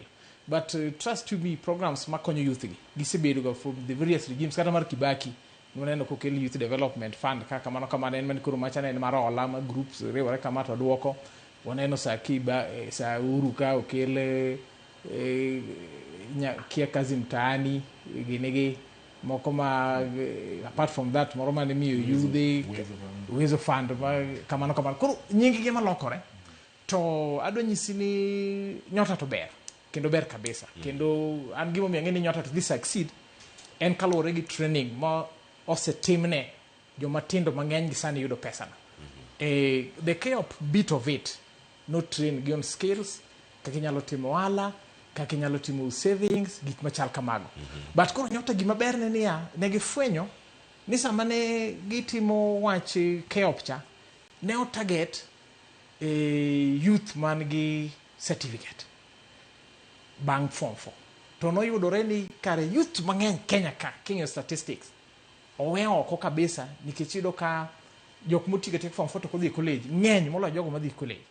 Ominen ka nyota koro kano biro en o target mana a form 4 leaver or ng'ano mano kochopo kata mana tek mani en youth mabi between age 18 and 29 to ken ng'ama nigi ng'ol mopogore opogore disability in a way to en odhi nyaka 35. Program mag nyota will include training on skills, will include puonjo gi weche business support and entrepreneurship.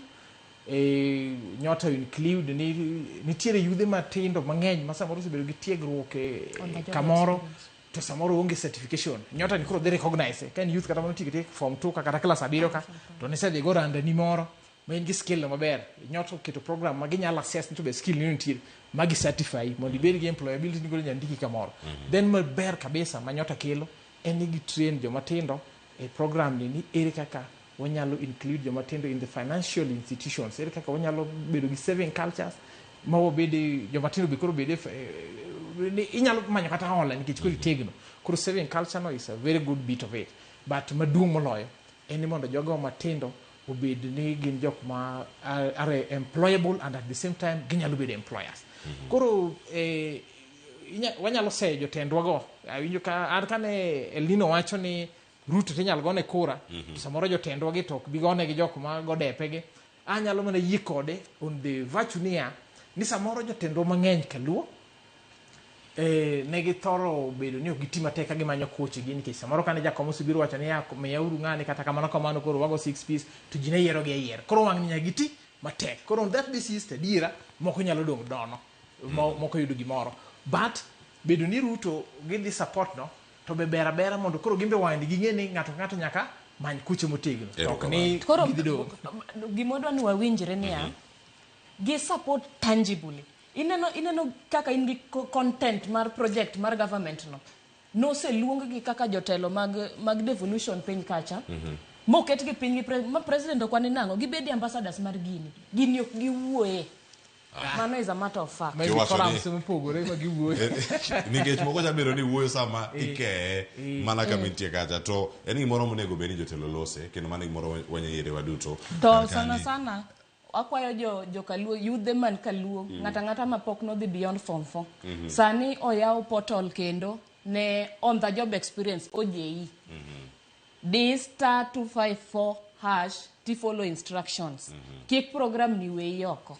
Aya, wach malicha ahinya kanyo gi Nyakura Mujwang. Pod twak maka magidhi nyime wabiro thuolo mag range kar kae. Wadhi kumoro ka Nyakura Mujwang mapono wadhi neno ka nitiere fuong'ruok moro mantiere ka madhi bedo ka waneno mbele ka en wach mane John Mbadi owacho odiochieng'no ma nyoro kendo nyaka sani na wiye winja paro owacho ni ero nosewacho nyang' reswa gima beno nyacho kowacho kuom jotelo ma mok dhi yier kendo owacho ni moko jabedo dhi dala to moko bende ok dhi, moko bende duogo beno nyacha Migori Migori Nyakura Mujwang warang'ane gima ne Mbadi owacho odiochieng' ma nyoro ka wanyalo yudo duond John Mbadi ka oloso e wechego mago mag osuru ni to dhi bedo kod geyo machalnade kinde mabiro fuong'ruok ni onyalo bedo komako oganda e yo mane wachak kode.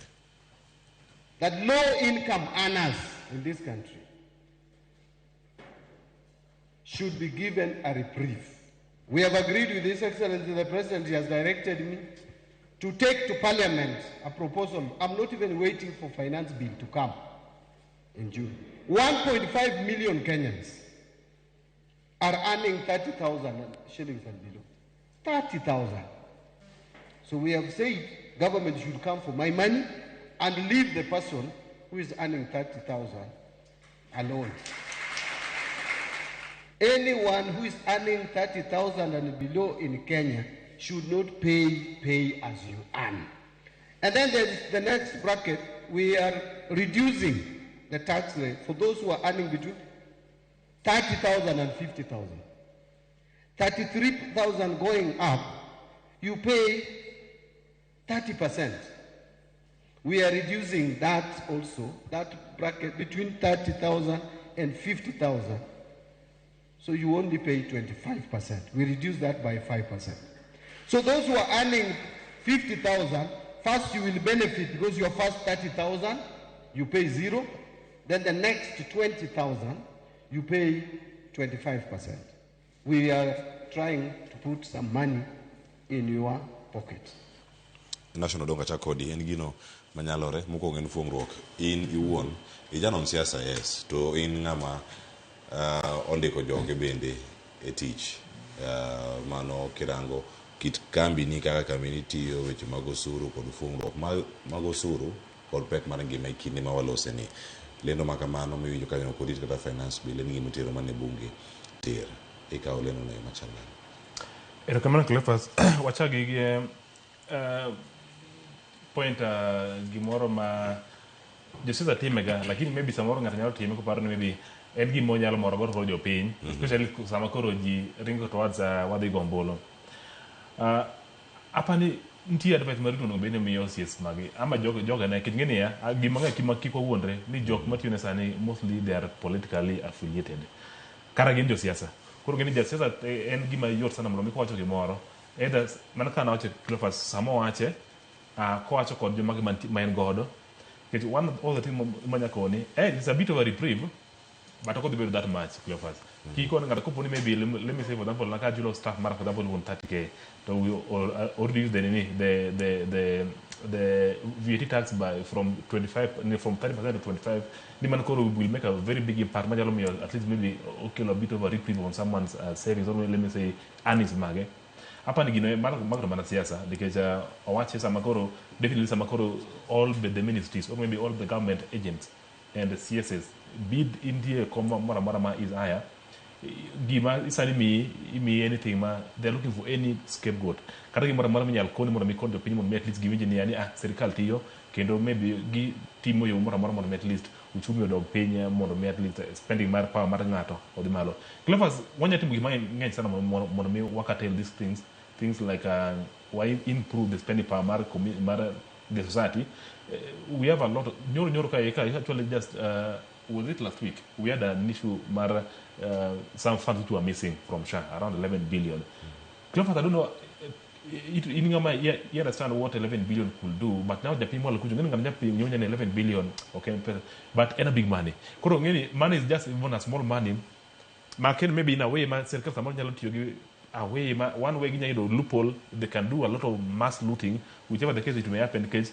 man gimoko timere to circle definitely longeyo karo poni maybe tinga moro motime they can easily go and fast track ginenia mai ngama personal kai or dikum ngani and want to end in 3 mogik sani wadoja siasa kendo en time ngar nyalo wacho gimoro moro mondo at least japiny olombi to kinyo kada the voting block mar the population mar Kenya stanie is majorly the low income earners ke jogi gima giwijo pek mar yo piny malo kucho koro they always try best mondo at least wajni serikal ndiko no marach we want to do all tax mondo at least watimo ngowa wayud a very better life koro they can get a large numbers to vote mondo at least maybe local regime but kino ka such kind of things serikal otimo negi definitely ntie moro manyalo nyaka lok patch gina ni serikal kan tiyo no go again from now to 30 to now to 25 ka ruto ngaber will vote for him next time ntie jok manyalo wuyo in that kind of angle but japiny to nyalo ngiyo ni matter siasa but at the end of the day Cleophas now it will have an impact yes on the voter on the support someone could give a president but okapar ke and just like a single drop in an ocean it will change a lot of things in terms of the economy can maybe living standards mar ngato okay that much big impact kamano El Nino wan gi gik mathoth ahinya giwacho ni moro mora ka itimo nyaka nitie consequences mantiere ma en fuong'ruok moro miketo tikin fuong'ruok ma gini timre achiel kachiel nitiere lal moro madhi neno nikech ata malabich mano ketcha dibedo ka onge fuong'ruok ma kama serikal orange yo machanade kok range ni nitie siasa madonjo yeka mabinde national association ni nitie siasa motelo ne yiero maduong' mabiro government ponono nyalo bedo gi chenro mag ni gi compensate e kinde ma jo Kenya maromo 1.5 mago machulo osuru dhi yudo fungruok machalo kama. Okay, CS Mbadi nolando ni nitiere proposal mar fungruok mar osuru mano osediscuss gi ker kendo odwa tero motion e bunge mondo ket kare. Kwa ng'iyo mana kaka brother osewacho ni atamalo mar ji mang'eny, population mar salaried people Kenya ka and those who are running wages gin jok ma yuto gine piny kabisa. To kisiasa ineno ka that is the target audience mage joma nigi numbers. Alafu yudo ka joma yuto gine are above 30,000 odwok taxation to 30% from 35. Manyiso ni sirkal owuon ntie kaka dhi bedo gi losses nikech the country survives on tax. Dong mano tadieri. Ntie kaka losses dhi bedo. But again nyaka wangi matut ni to loopholes gi dhi fix nade. Kwa ng'iyo ahinya wang'iyo kaka gitimoga. And that is why yearly I'm here to discuss the finance bill. Loopholes dhi bedo. Ntiere proposal moro motime education kacha. Ngeni king'iyo twak ma jopiny neno ka kanye mwasechako neno ka gidwa fix godo the nation. Kanye ma gidwa chako fix godo the nation, but other proposals will come. But barely waneno ka it is a good idea, an idea maber kendo a better part of the population will be favored.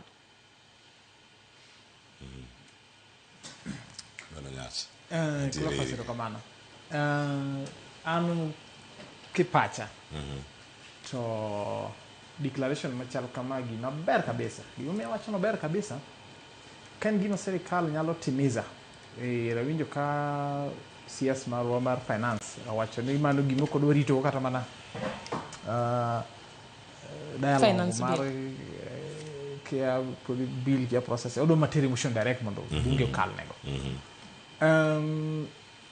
Nyocha winjo ka jal moro mabe dwaro bedo ker Kenya ka nolieko gima chal kama migosi Owalo be paro ni ne studio ka nowacho ni embe ku jopiny Kenya biro pare ni gima idwa kedo go ne duoko ushuru piny ne jo Kenya.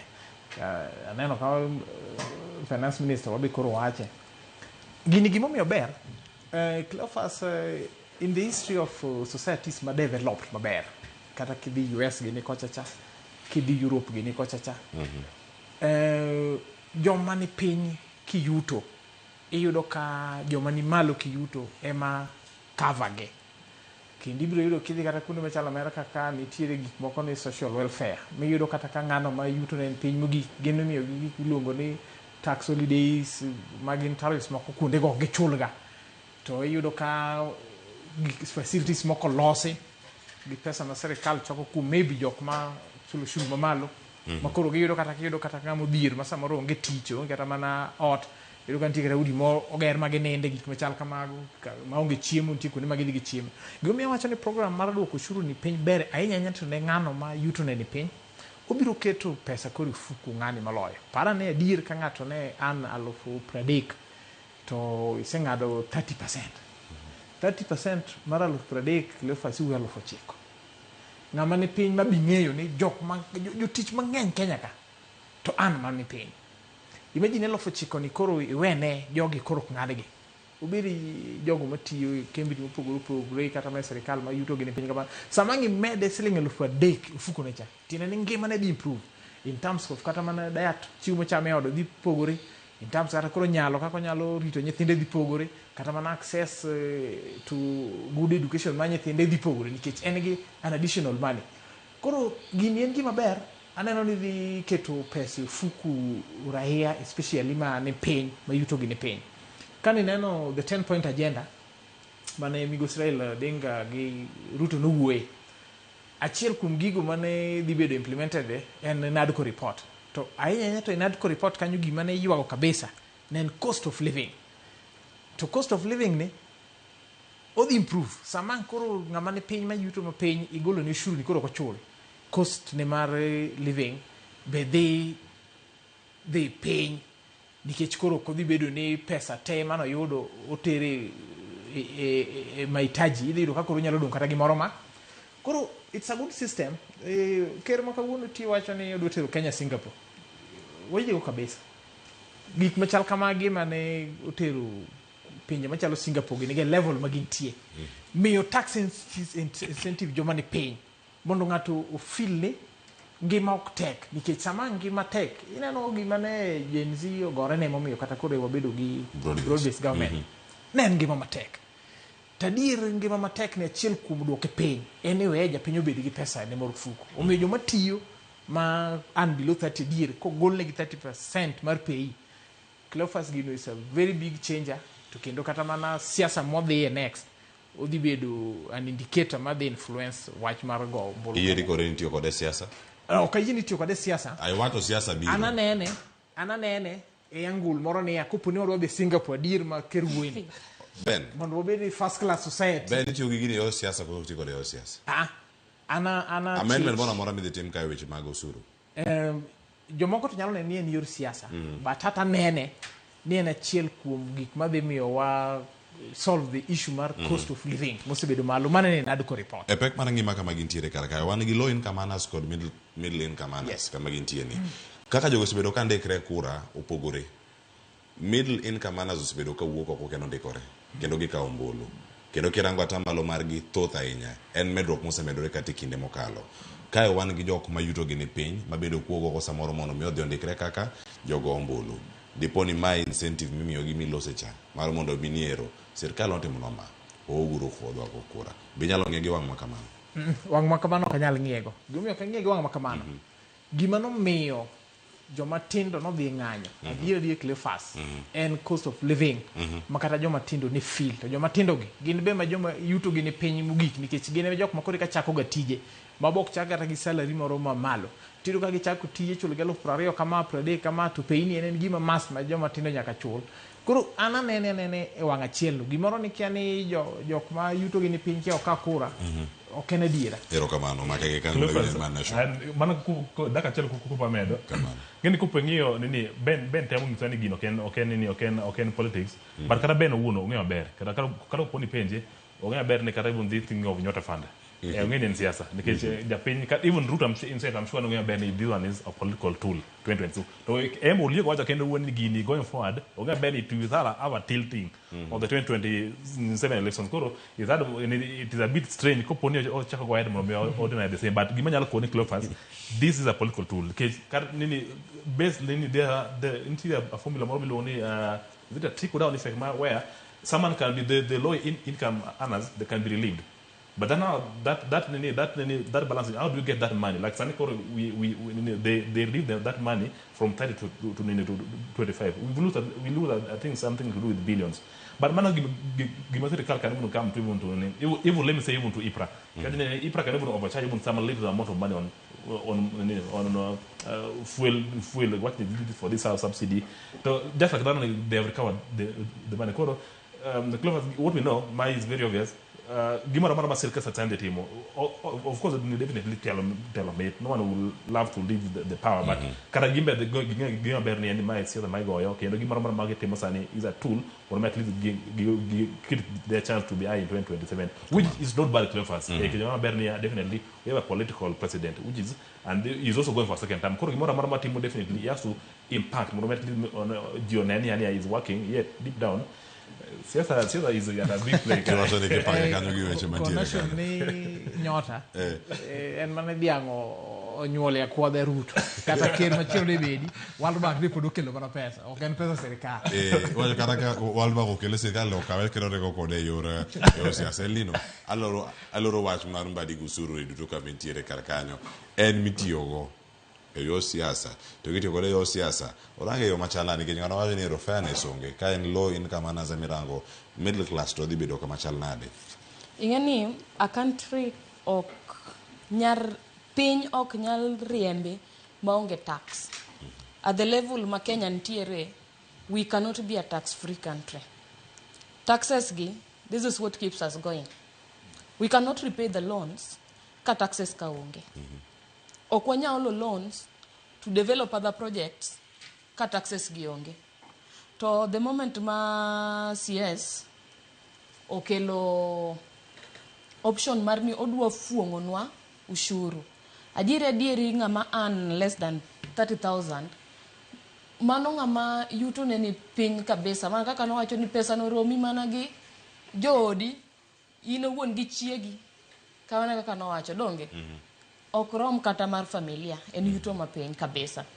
To ing'eni deductions mitim kaka shagi, they are also beneficial ne an individual ma an, nikech gigi dhi konyi in owuon, health insurance gi kainago, in ema gigi dhi konyi. Lakini ka yuto ni piny sana, ing'eni japiny feel nang'o, survival dhi bedo matek, to mae gima kelo frustration. Koro kokel nafuno ne joma yuto gi ni piny kabisa, to gima ber. At least as they grow to achieve level makoro gichope taxation, at least that pressure mar ngima ok dhi bedo. Emomiyo ing'eni jopiny mang'eny ok understand gi, our leaders ok understand gimomiyo the youths gi joma yuto gi ni piny, suicidal cases no dhi obedo malo. Iyudo kidhi tiyo matek, to salary ni en mana 20,000. Kose tim deductions ka dongen pesa matin malich ma ichulo mana rent gi transport, frustration dhi mbele bedo malo. To koro jok ma yuto gi at least ne chakore gi 30,000 ka, ing'eni taxation ni bobedo reduced. 5% is not a small percentage. Ki ng'ama osebedo gi payslip, mirango payslip ni maler, 5% is not a small percentage. Let's embrace this. Kendo wakwayo the president gi CS giket gini mondo obed into place, mondo kiko beda politics. Obo bedo no bedo politicized ka gini no kodhi otiyo. We will take it as a PR stunt. Lakini nyaka gisani ko bedo implemented, we will believe it, ni indeed they had Kenyans at heart, gini no ken mar siasa. Yes. Ero kamano enya mano ka gikede chuny jo Kenya bende girango dwaro mano mar oganda jo Kenya kamora mora ma gintiere. Weche githoth ahinya mantiere karkar bende kaka okang' machielo mar mondo mi waneni wago okang'. Mae wach motieko godo kawuono, to adano rang wacho mo weekend ji dhi lemo. Ji dhi lemo, ji go siasa bende kanisa. Waloko twak wadarango gino mane Marago wacho. Kaito gino mane Marago wacho waluwe kanyo gi mane William Ruto wacho, kotene kod wacho siasa kod lweny matimore e kanisa en seyo ma ibione sirkal ewi weche giduto wawinj gene.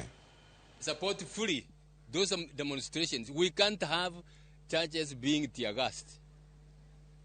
Watu wanaenda kanisani kuomba, Waislamu mnaenda msikitini kuomba, alafu mnatupiwa tear gas. Hata kama iko mtu ambaye hamupendani naye ameingia huko kwa ajili ya wala ambao wako huko, you are supposed to be restrained. Even I am sure even the policemen are trained that if you have to use your firearm and the person against whom you want to use your firearm is in the middle of other people, you don't shoot.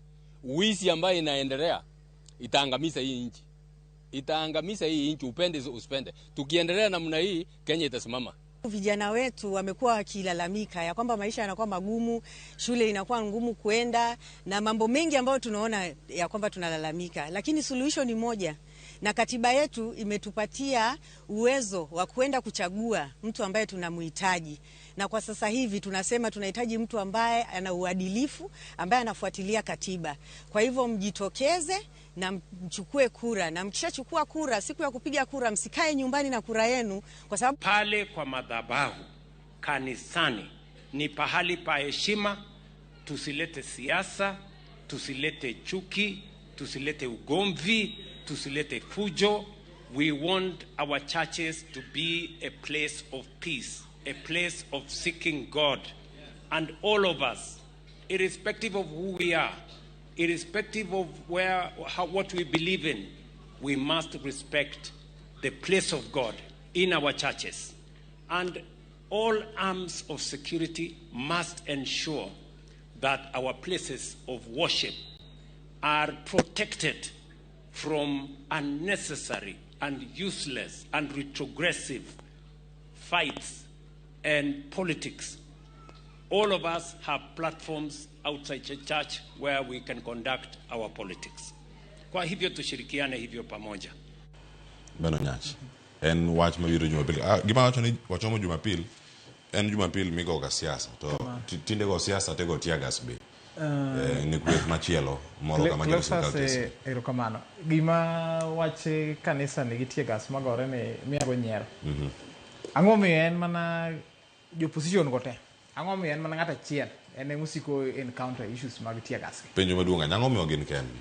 Gima miyo en kende. Nyocha waneno ka achiel kuom johera ne kendo jolupne machon. Iluongo ni Kiambora kuzonga. Kiamburi. Wacha yanga. Ni gigi iyudo ka seche moko gin gik mag stage manage. Ingeni jal miluongo ni Maminyoro ne en ng'at ma very interesting and funny in this sense. Oseliikore nyaka ni kuonde mowuothege en emo stage gigie mondo oyud sympathy. Gimomiyo anyalo certify ni mano nyalo bedo adiera. Nikech wan gi United opposition leaders mamoko. Pok oneno ka Tiegas igoyo kuonde ma Kalonzo leme, pok oneno ka igogi kuonde ma Maraga leme, kuonde ma Matiang'i leme, kuonde ma Martha Karoge ni leme gi jino. Au kam ni en misi kigoya go kende. Koro ata wacho ni nyalo bedo ni itiyo kode kisiasa mar mondo jomoko yud sympathy mar kura. Erokamano. Nation. Erokamano to Cleophas wachaki kaja doko nini wakili wacho kani ni awambe gini tiyo godo sana moso nini on regard Gachagua. After maybe I want to refresh memory right. Ntie say moro mwacho ni yen managolemo. Ema kick ni kidi bayo. Ko definitely king hiyo opposition on Cleophas. Ingeni ngama chal ka regard ni ngama kuponi wacho is talking. So you can feel ni they actually the anti opposition. Ko like in short regard is a fear person. Mambe let me tell you Cleophas 2027 Mount Kenya going forward kala maybe aspect ni jinyalo neno regard the struggle in a different way ni mar jitimo development maga siasa ntie mage MPs mage Ben Ruto is someone is very a schema ntie jomo keto nini at strategic point but ko joba pariki kila point in Cleophas they do a defection mass defection because man the way man to be weekend ni regard but deep down we both know we all know ni regard will be a very big factor in 2027 kwa beyond this kind of an aspect I believe can I very sure ni high chance ni gima otimore ne sirikal ng'eyo because they benyo gingeyo they could live on that very single we had a lot of photos man circulate mountain ngane ma obatiagas ngani even pictures are there they could see them how me say sirikal ko poni maybe gima no bedo stage managed what we know was stage managed NRS Marco ni Koimburi and even at least negdi mag come up in large numbers mag kashifu mag wat ne gino timaka mano mag sirikal okay evidence there. Why are these other ones from demonstration, from maybe church tears? Maybe let me say, man, definitely in Siasa, but there's actually necessarily Motimogini. Maybe get money churches, want to at least or scare going for a problem worse than the church, because it cause a lot of discomfort to the government. I'm going to go Madam Cleophas, another kind of opinion, Gimadun Cleophas, and any worry or Rekajulu. To give him a bear carry on. What in a real can Yakamor bear, Miss Sarah Maya bear, my in a can one, Emily of Carina afford Betty. Cleophas. Ber mar riwruok kaka community nigi ber sana mang'eny sana to anyalo kaka pilo ganda kaka wan wadhi 2027 even though wanyalo bedo ni wach mar siasa Cleophas to gima ber ka idhi siasa ka ofuku nitie gimoro mantiere miweyo ka idhi siasa to gima ber ni community maru Cleophas compare joma mar Kenya kod korwa ara kono jodala ni gima duong' en ya watiyo kendo actually we should be looking forward to embrace a culture where we are moving more so entirely from let me say anyone full of politics a lot we being viewed as a community who are full of violent people we embrace politics we embrace creative ways we embrace economic ways we embrace like you let me tell you Cleophas you ntia good number maybe because a bit of a trial they can really do business a lot in Nairobi we have a lot of ways when you're timo woro gigie when you're mentor when you're pull you together when you look on a different way let us look at school as just as an aid man push you towards where you want to go to otherwise Gimaduma we not even shy away from talking about any kaka jaluo kaka pin makaluo kwa di as a team bele kuwe Gimadunga eno bedu kanyakla kendo ati toward the common goal man keep legacy mar Jacom can keep legacy of the community erokamano Elino Akotieko ingene on the issue mar kanisa ni monj mar kanisa koriwore kod siasa it is not the first time the church is facing challenging issues gi jo siasa the greatest massacre that became an eye opener ne Kenyans notimore Kiamba Church in the past to mano does not mean ni monj mar kanisa ningo beni en trend okoningo beni en trend ingeni kata ng'ato nyalo ga timo richo lakini kidhi kwa ng'uono iwinjo ga ka ker wacho ga nang'o en osiko mane kanisa nyaka notim makosa in the past pok gima kamano timore to jo siasa mago konigo beni kao gimoro ka inano giketo kaka ngoa kaka trend, and again we'll blame the clergy. Kanisa is the only place will be used as a political space because in surely every weekend ntie congregants, ntie jok mochokore automatically each and every weekend.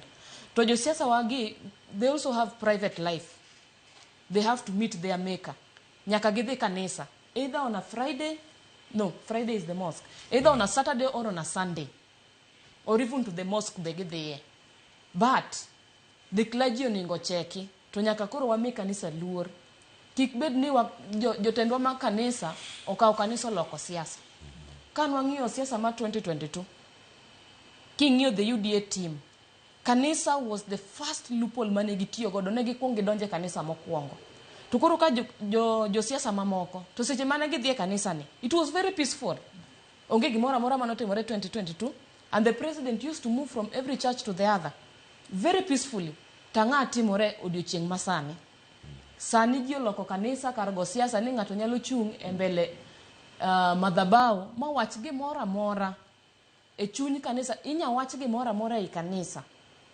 Jotendwa ma kanisa be koro kaw the mandate giwe keto interest gi mbele, bing ni josiasa kodhi e kanisa ni wangi nyaka gigol pesa.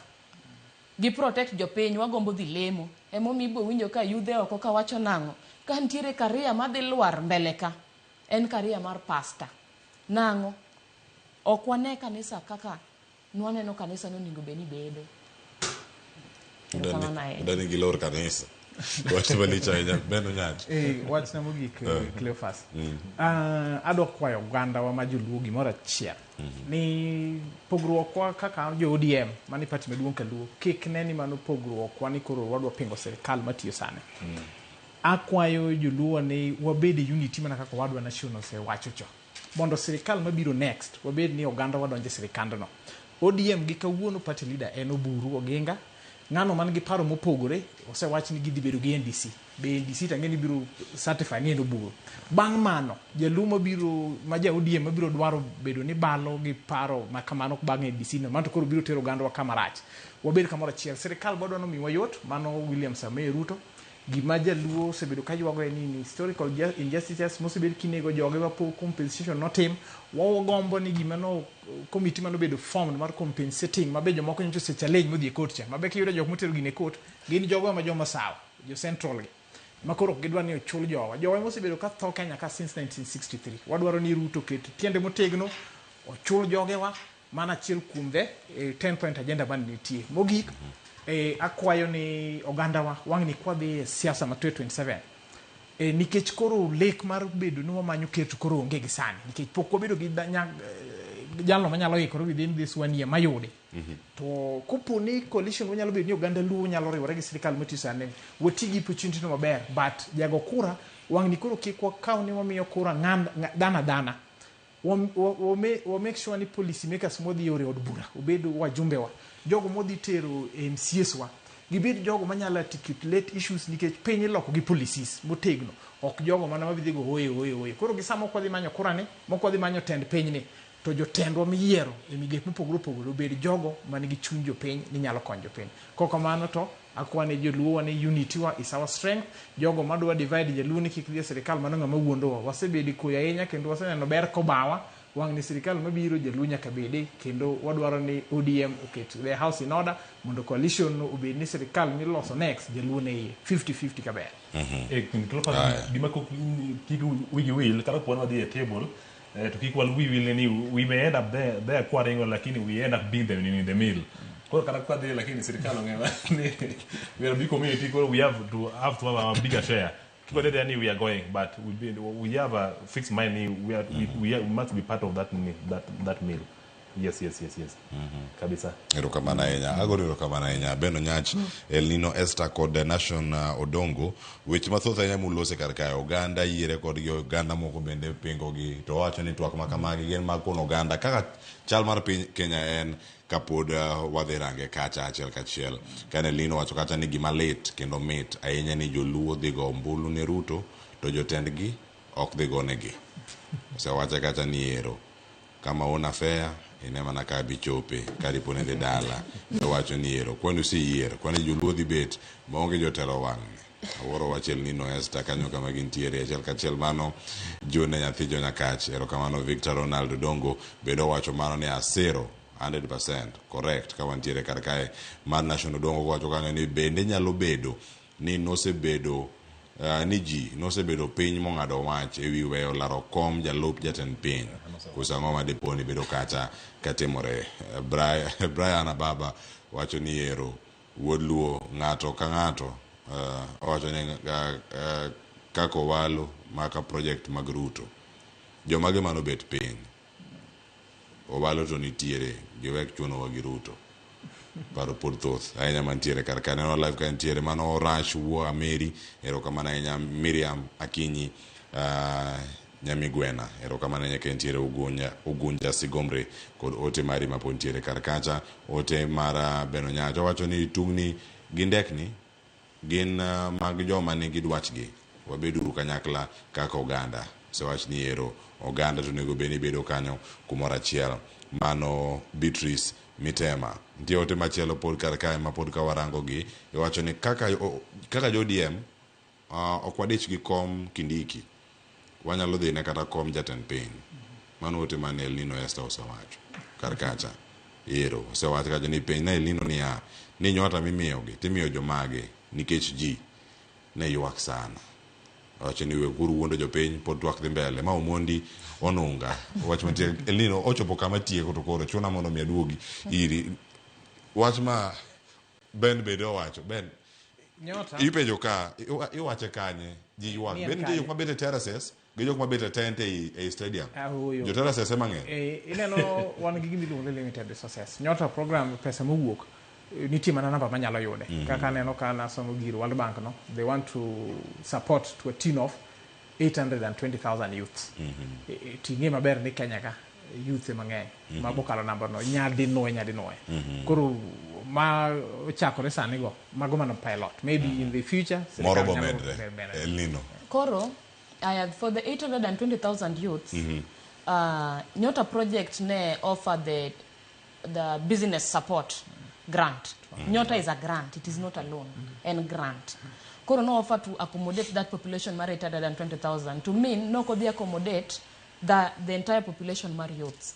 But again, ntire other projects in Nyota ka, one is called recognition of prior learning. Recognition of prior learning and a program offered to ngat man gi experience in a certain sector, most of the handwork. Mwachini you are a kinyozi, you are a saloonist, you are a mechanic. You are trained in this sector, but you're not certified. Yonge certificate yonge boke manyiso ni ngilonyi ni. Koro the Nyota project no yao gino ni recognition of prior learning. Koro to accommodate these people gino se apply chon, but sani olore. But ibro yawe kendo in the near future. Ibro yudo boke to boke ni ichiwe coordinator. Yeah. Koro if you are trained in such sector, bediga kingiyoga programs kaka serikal timo rollout, yodi chance mar apply. But gisani, ntiere program moro miluongo ni on the job experience. OJE. Oyawe sani, no se yawe kendo training dhimbele e gwenge mamoko. Itime in the entire 47 counties. Kenya ka. Den mane Ruto ya kanin Kisii. Mano wacho ni godhiambo chieng' tich ang'wen. Ni chake sa 12 odhiambo sa achiel. Onene kata atemo diyo *254 ashe mana duoga yudo ni ika osekalo kama gintiere mano owitao. Yes, President owuoye. Koro gini accommodate youths between 18 years to 29 years, but an extension for persons with disability up to 35 years. Koro on the job experience, kini ngata manotimo form 4, kata obedo ni nokichope form 4, but igombo yudo skills. Mundi be trained skills on whatever nini career midwaro. Ibro mi certificate after.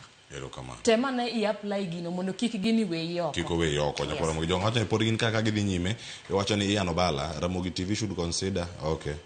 Ndiko kizungu ka wacho ni wasoma sechake. Should consider inviting more panelists for discussion. Wacho ni an aspirant and I believe I can debate fluent in the Luo. Please reach out. Ise wacho ni an aspirant. Retiro mgijo ground. Ka waloso gijo ma nyagolo paro mokrang kama gintiere kacha waserange kacha achiel kachiel. Erokamano kuom ote mari Dani Shokumu. Party leader wuoyo mondo mor ker gi jalupne nikech ODM party onego bedie thuolo mano mar kawo loch 2032. Awuoro ka pod awinjo ni pod lemo mamoko oingowa. Jodalawa, jotendwa gi oselal. Geno mar kawo loch mar piny chal ka gima oganda wa oluoro. Erokamano. Fredrick Osuro yawre Cleo Mosnavelo Tumane studio. Ben El Nino kod Nation. Party leader mar ODM Dr. Buru owe wuondo Kindiki. ODM en party kubwa maka en winjruok nigi siro Ruto kaka ker to jalup ker nyaka mi ODM. Wach mangima enya mantiere kanyo ote moko donjo kanyo. Atieno Sora yudo ote mari mane sa orumo ok wadhi yudo thuolo mar some dakika achiel romo sa ochik pensa degi dakika 10 kanyo mwatieke kanyo agoniro kamano El Nino Nation kod Ben kod thuolo mabedo kod okinyi makawuono aweye chenro mar piny kapod dhi nyime mar makoro mang chako sang'wen okinyi makawuono emedeno Ramogitvlive inga Cleophas Oluoch degi sumo kanya kwar mukeo nyaka chisango oriti masani.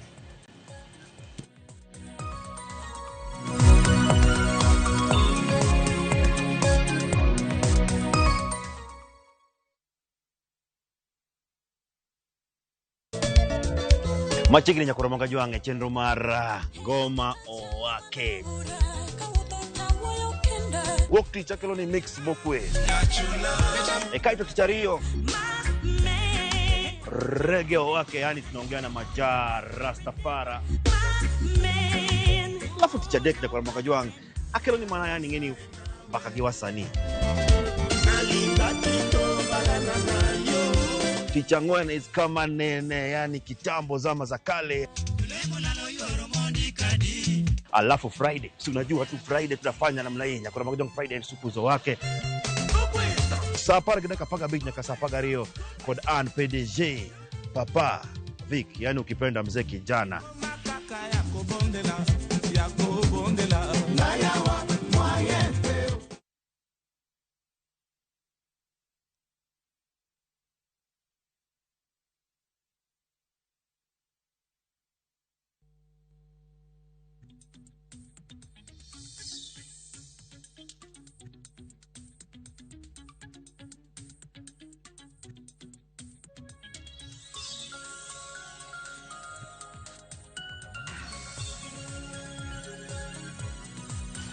Nyakora Mogajwang oyawre kendo machielo kinyi makawuono chieng' tich ariyo kae kama weche mathoth bedo katimre e piny Kenya kod mago bende matimore e counties wa makaluo kuonde go duto warango ni kaka piny ringo kendo kaka piny ochiewo. Kawuono ichiewo yo machal nade?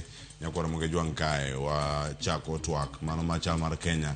Kawuono kwa gotar bil weche mag siasa dongruok kod uchumi kawanono gi achiel ka achiel kawantiere kodi karka adhi bedo kaka to kod welo kawapenjo gi penjo ka mar mondo mi gikonwa ni piny to dhi nade wago mana mbaka nyaka giko mar chenro. Adhi bedo kata nyinga Cleophas Oluoch jagi sumo kanya kwar mukeo nyaka chisango tantiere ka kod wendo mokwongo mosedonjo studio ka mar mondo mi omos wane okinyi makawuono achiel ka achiel ka wan kode ka wan ka kod Ben Onyach Ojwang koso Ojwang Onyach ka wantiere kode ka achiel ang'o moso ka bana kwa chako kode twak kae to bang'e koni welo mamoko mapod ntiere kar ka dhi bedo kae kod El Nino Esther mabendo osedonjo kar ka achiel warite mar mondo mi wanene ni to embo chio nade kaono kako do thuolo madonjo e studio ang'o go mbaka kode ka Ben Onyach yawre kendo machiegni. Yawre Cleophas. Happy New Year. Happy New Year. Wacho ni poko leo. Ma thuolo na mokwongo biro ka yigane.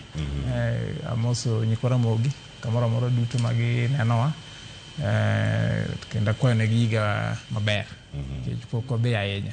Erokamano. Erokamano ahinya. Anti weche mathoth ahinya manotimore nyota nyoro ne ochiw counties makaluo ne oyudo ber mopogore mana kama wantiere kar ka warango gi nito chal mar Kenya en mane arwakini machiegni kae weche mag nyota ka wantie ka wataka ne gi sigana ne molosnwa ka kod Walter Nyambaga ka to bang'e ang'ono jotwak achiel ka achiel.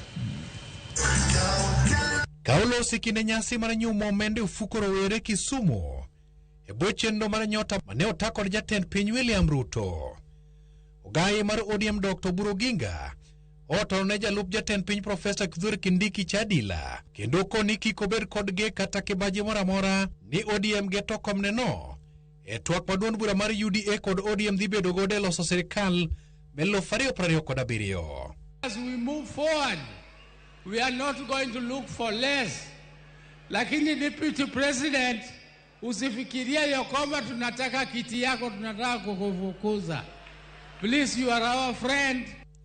Buru mane ok nyango nyamara wacho noko ne jatend piny kod kweth mag UDA ni chama mar ODM geto lemo kod pok maromre kode e winjruok ma gidhi bedo godo ma gibiro loso godo sirikal gino ma jodito osire budho. We are going to negotiate what our people deserve. We are going to negotiate what our party deserves. Our party is not a Jaluo party. It is a party for the whole of Kenya. And therefore, we are going to negotiate fairly. We don't want tribal parties. Magi oyangore lele kinde ma jatend piny William Ruto oko ni sirikand UDA medo yaro bade kendo tiyo kanyakla kod ji mar dongo piny kendo kichore gi chien kod siasa mag akwede mag dho udi mag pogo ganda. Sema pesa tunawapatia hawa vijana ni pesa kidogo. Nyinyi mlishawahi kupatiana pesa ngapi? Wale jamaa wamepatiana pesa zozote? Wale jamaa hawana mpango yeyote. Ati wanatueleza ya kwamba wanataka turudi mpaka miaka 10 iliyopita. Ati the only thing they can tell us, they cannot tell us a plan. They do not have an agenda. They do not have a vision. They do not have a plan for our nation. The only thing they are telling us is that we should go back to NHIF. Further initiatives in digital jobs, in affordable housing jobs, in overseas jobs. And I am sure through your administration, Mr. President, we are going to witness the transformation of millions of young people in your first term as you look towards your second term of your administration. I want to confirm to Your Excellency that there should be no doubt in anybody's mind of your commitment to empowering our youth. Judito bende omucho mbasa kod kweth maketo sirikal tesre kagi kone jatend DCP Rigathi Gachagua machano bago ng'anyo pacho ka ni owe pepo wiji kod weche mag ng'anyo to chimre tir kod siasa makonyo rowere kod ngima oganda. The young people of Kenya have rejected negative politics. They have rejected the politics of slogans. They have rejected the old politics where politicians were talking about tribal arrangements. Who are saying they want to take over the government. I don't see them campaigning anywhere. They are just in one region, in one area. Ndio wanazunguka hapo, lakini rais anazunguka kila mahali Kenya. Hii ndio njia ya kusaidia hawa vijana. Kwa miaka mingi sana, hawa vijana wetu wamechukuliwa kama watu ambao hawawezi fanya biashara. Ili hali ile kitu wamekuwa wakikosa ni opportunity. You represent the beauty, the energy and the handsomeness of the nation. Sinivyo vijana. So I want to thank the President and his leadership for investing in young people, because when we invest in young people, tutaenda mbali. Our youth are the future of Kenya. And we've been having a difficult time on how we can be able to empower them.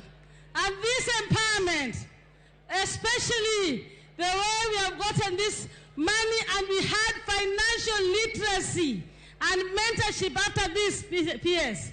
Let me tell you, this is going to go a long way. Walter Nyambaga, Ramogi TV. Nyakoro mgeja mago matimore kaunti ma Kisumu kone ka antieka kod janon siasa machielo Elino Esther Omoso kinyi maka wone chakruok mariga manyien. Happy New Year Elino kino machiegni. Happy New Year Cleophas. Oyawre urai nyani kwa Ramogitvlive.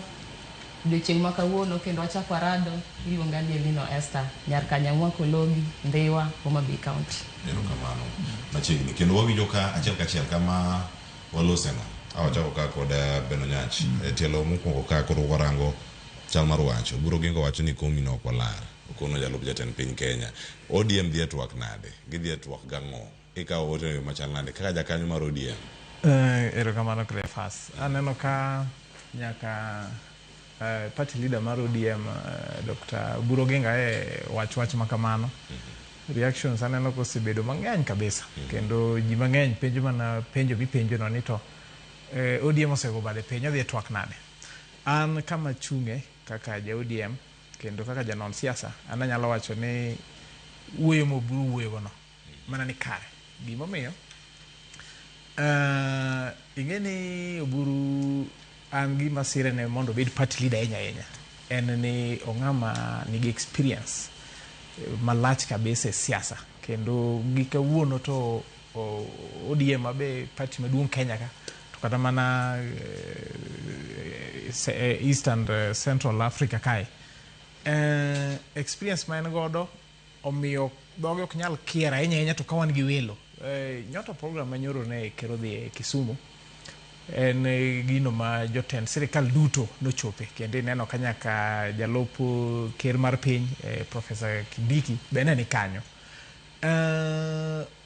in Swissdom nyaka ne owuo mariek manyalo miyo jotelo duto mantie bed comfortable nikech ing'eni sani neno ni ka ODM odhi e twak gi UDA kaka gisewacho ni gidhi machiegni ne nikech mane party mokwongo gidwa go twak ng'ama nyalo nena on this face value to ng'eyo ni kopo ni dhi e twak to nego bed gima bar ma kukawo maduong' to wakawo matin. Koro ing'eni mano gima ka ODM nyalo chako wach sani for example ni mano koma wadwaro odek iwacho ni inyalo puko chak kata kapok ochopo e mesa matwak ji nyalo ng'e pacho.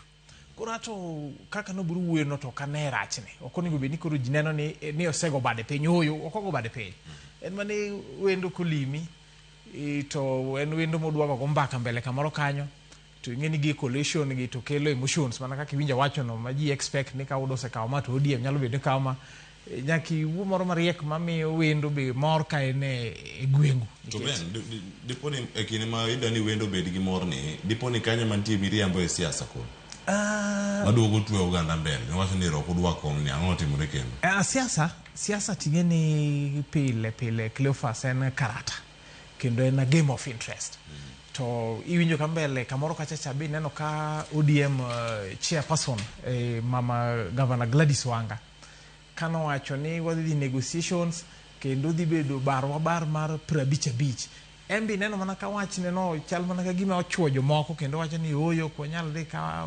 waseketo ultimatum ni ma wadwaro but ananeno mana ni mama Gladys Wanga be wacho mana maber nikech in the interest of ODM party party ji loso mondo olos go sirikal kendo kidhi e mesa tidwaro ni jogi ni yud mana maber koro asa chairperson mar party nyako mi mana joge ne chir ni kata wan kodhi negotiate mondo wayud nus mano be ka joge ni bedo gi chir koro siasa being a game of interest ok nyalo wacho ni koro ma oriambo ni to mbele ni biro bedo kamache oyo ananeno ni in wisdom mar Oburu wuoyo kamano nikech ji osebedo ka dhire kata dhiro party ni oyo wan kodhi e twagni to twagni nyaka bede ni koro nyaka kelno lemo madongo ma be lemo maduong' bankir tenwa deputy president koro ato kane ni miriambo moro ni ne aneno ka ji dwa exaggerate ahinya anano ni party leader wuoyo maber. Erokamano Elnino. Yes. Inene machal nade bang' twak mar Oburu odiochieng' manyoro iwacho neno nyota to siasa nok nyarem moko donje. Okay. Sasa erokamano ahinya. Oburu owacho ni komiyo kwalar to no address Deputy President Kindiki. An kaka no I believe ni Oburu is the oldest wise man ma live in the ODM party. Kano wacho wachni an aneno ni kaka jo ODM ok wadich gi kom mar Deputy President ahinya. But we've never gone for that position. Who said we are not going for the presidency position? Ngama no wacho. Oburu no wacho mana niya kom mar Deputy President ni ok wadich kode. We need a bigger thing more than just a Deputy President. Nyaka wa think outside the box. Oburu is a wise old man. Toko okoja siasa mochakre kawuono. Oburu en ja siasa mano chakre chon. Toko nyiso Kindiki kamano. Poko wacho no kwalar kom mar president. Government to support. Koro nyaka wanen matut mondo wang'e nango. Oburu no minango. Kikwalara lara gini kwa rengo. Secondly, ok jo kanyo duto mar ODM oyie gi wachni. Moko wacho nango, okiwinje gima moko kuom wacho. To mean nango, it could be thought maroburu, it was not thought of the party. However, any party leader. Kama intiere kae, okiwinjo ka isewinjo ka gavana ma Homabay wacho ma jakom mar ODM wach mar barua bar sirkal e yiero mabiro opoge nus ikawe e yo machal nade gin lemo mage ma ponono gidwaro ijakanyo ma ODM Kaja kanyo mar ODM e kinde ma gigi duto timre ka ODM wacho kamano en signal mane ma gioro kokalo kuom jakom signal ma gioro kokalo kuom jakom chairperson mar ODM ka giwacho nango interest ma gidwaro ni gidwaro more positions in government, CS position, PS positions, CEOs, corporate heads, they want to be incorporated in the government. Oken bar wabar ni wadwaro wadhi sirkal ni gidwa ni gidonje sirkal broad based oken mana mar ODM kende. Several parties are interested, but sani koro address ODM chairperson mar party wacho nango wadwa mar wabar. At the same time giwacho nango one broad based. Baba no wakanyi, baba no we broad based. Gino magidwaro gidwa CS positions, gidwaro PS positions and other positions. Mondo gibed incorporated the government. To kapo kwa tiko twak kwa wuok kwa dekanya. Gombo mondo wawuoe wach moro miwacho nango. It is not just a matter ni one broad based government. Broad based government ni konyo wagango. Gombo nwa mule kanyo matin. Kikaka loko mar topic. Iwacho ni mana kama gintiere karka ka wamedo mana rango gi achiel ka achiel mar mondo mi wanegi Beno Nyash tangeni podanga duogi rel nino kae wach mar wacho ni ok wadwa komi ahinya mar jalup jatend piny Kenya dipo ni en negotiating tactic mirango mondo mi gidemand kata gidwar lemo mag kombe moko madongo mopogore kata gi ma muket negi erokamano Cleophas. Mana kaka Lino kete no. Ok obedo ni samoro ni mane kom kende mani ODM ne nyalo dwaro e coalition. Ing'eni thuolo mang'eny coalitions gi osebedo Kenya kaka waseneno ka gitimore ga. Ma ok mokwongo ma ODM gombo no dhi coalition gi sirikal party mar sirikal matiyo sane mar ODA chien kacha noseneno ka ODM nosebedo coalition arrangement gi party mar PNU machacho 2028 bang' kane wasebedo gi yiero ma 27 lweny nobedo Kenya kech yiero nokodhi yo makare tiyudo ka coalition machal kamano gigo mane owinjruok kane ilose ne yudo ka party achiel nokoduogo omiyo nyawadgi thuolo ahinya mondo otim kaka ne giwinjore coalition the same ne waneno ka loko piny Kenya 2002 seche mane na Kenya kao piny ne waneno ka parties nobiro mang'eny mo coalition nobedo kama kendo winjruok nobedo kone gi kone tiyudo ka bang' Kibaki kane osekao telo nitie gigo mang'eny mane ko timore kaka ne giwinjore be momiyo koro ne kelo kata lweny moko makachopo 2005 to weche referendum koro nochopo ma opogo parties mopogore ma ji chako bedo gi paro mopogore koro paro ni experience ma ODM osebedo godo e weche ma coalition gi kaluwore ing'eni in the last almost 40 years ka opogore gi parties mamoko ma Raila no build on ka koro biro ODM jatelo mar joluo kisiasa osebedo the late Raila Amolo Odinga to ene mosebedo ka seche duto ma kata omanyo kom to koyudo otemo bedo arrangement moro kanyo gi sirikal matiyo to seche motimo kamano iyudo ka jogewa yudo ga thuolo mag bedo e sirikal matiyo gi sechego koro kawuono onge but based on the experiences ma ODM apani osebedo godo an gadir ni coalition agreement kanyalo bede ka koro giselieko ne gidwa chako wuoyo gi parties mopogore e Kenya ka to gidwa chako gi UDA ok gidhi ka ok gin gi experience gidhi ka ging'eyo gima gidwaro kendo aparo ni en gima ka gidhi negotiate to ok gibi take anything less ma gibiro bedo short change bang'e aparo ni wang'ni ODM nyaka bedi ni gikruok makare ma ken negotiations so gidhi negotiate motegno ma ka coalition machal kamano nyalo bedo ni bedo e yiero ma 2027 ma koro udo riwre gi ODM to dhi bedo beda coalition moro motegno ma ODM be bedo beda part of government gi ministers ne mana motegno secretaries ne mana motegno to mana kaka gi commissions me sirkal gi be ginyalo gore ma giyud mana motegno to ma biro miyo ni sama gidhi negotiations o gidhi gi dhok ni neno ka jalup ker manyocha ogol bwana Gachagua Munyoro ni neno ka nyocha duogo ywa kabisa ni en kano dhi coalition sama ne giwinjore gi Ruto sama no konye ni to ne en mana gentleman agreement ni ne giwinjore koro miyo kane gidonjo sirkal to gik mane giwinjore gi Ruto koro neno ka tim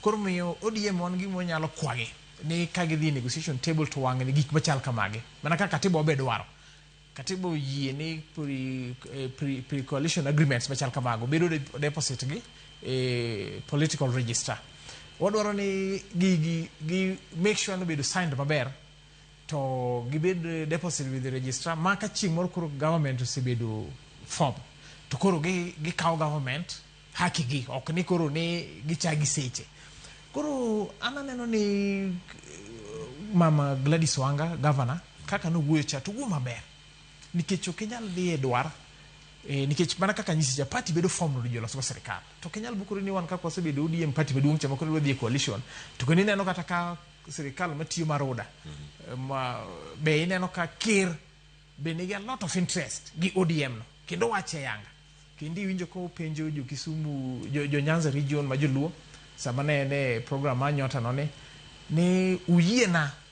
mondo wago mbaka gi party leader mar ODM kendo winjo ko penjo public tiende ni embe en gi interest koro wana okadwa sejo tendo gi sani ana ne tactic magi sechako go bera nikech cards ni to kinyal ketu mesa nikech ineno ka Gladys governor wacho ni gidware 50-50 to in my own understanding kaka jasiasa tanyalo wacho ni 50-50 to Gladys omin ni ker ka osekao to jalop no kao nikech mana kaka nyisi kere maduong' to malowe of course to elino se wacho ni ero koro ko kudwa ma tie ko machelo maponi tie tiwinjo ka party leader be duogo oyo piny oyo keke weni komni mobiro nego koro onyalo bedo mana tactic kaka wache no ni mondo kik ODM kit cards de MSA cho kamano el nino mana ko kwanya gi kanyo kama entieno ma ok en thuolo moko mandhe neno ka ODM donjo winjruok mar siasa gi don buche mamoko 2007 obedo 2013 obedo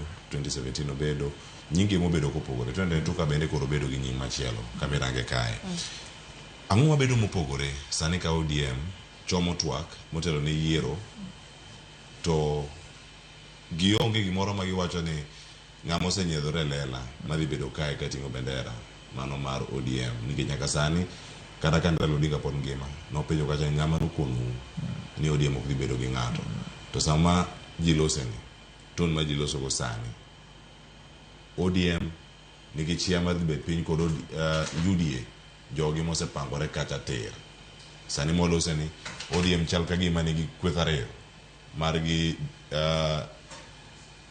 SG Edwin Sifuna kod jod bura mamoko tute machielo mantiere kod party leader Oburu Oginga.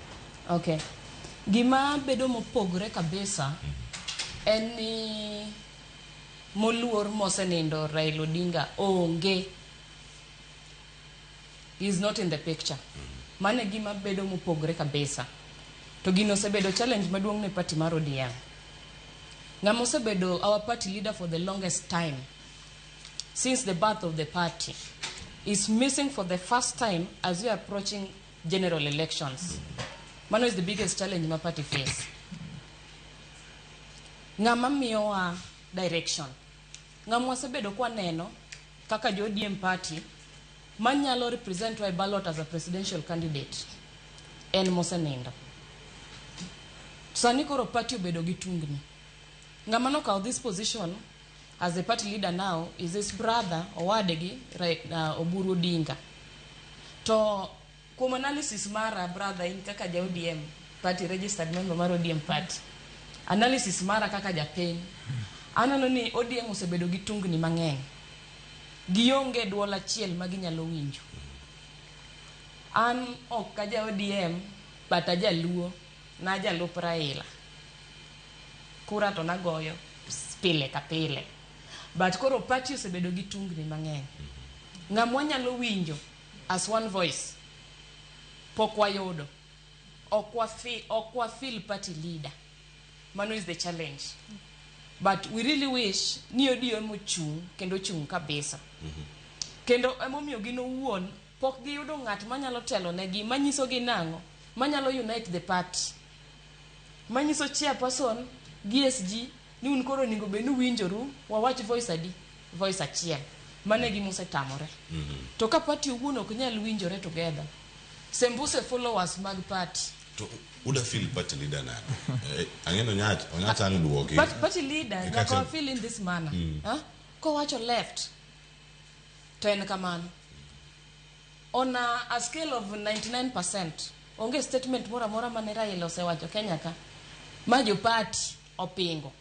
To entirely the Luo nation pok no pingo. Even the leadership mar party pok no bedo gi tungni kaina makoro bedo dichieng e seche makawuono ne pok no bedo e party kae. Yeah. Irange Onyach antiere iri kendo kae penjo mada penje mana chielo. ODM dhi twak ka odgi oken kumora chiel. UDA dhi twak gi ODM manyam koso. Erokamano Cleophas. ODM nyocho semana show intention mokono jo chama ne gise winjore central committee kachacha ne gido chako twak gi chama mopogore Kenya ka mondo gineane ka serikal mabiro ma next gine magi seyudo timeline mopogime wana gi chake wen but gisenyiso wana gi chake ma machiegni kendo gisekono wana gi chake gi chama ma UDA. Adwa ma pogora gi pache nyamera matin. ODM nigi party leader kendo en kawuono en de facto political leader mar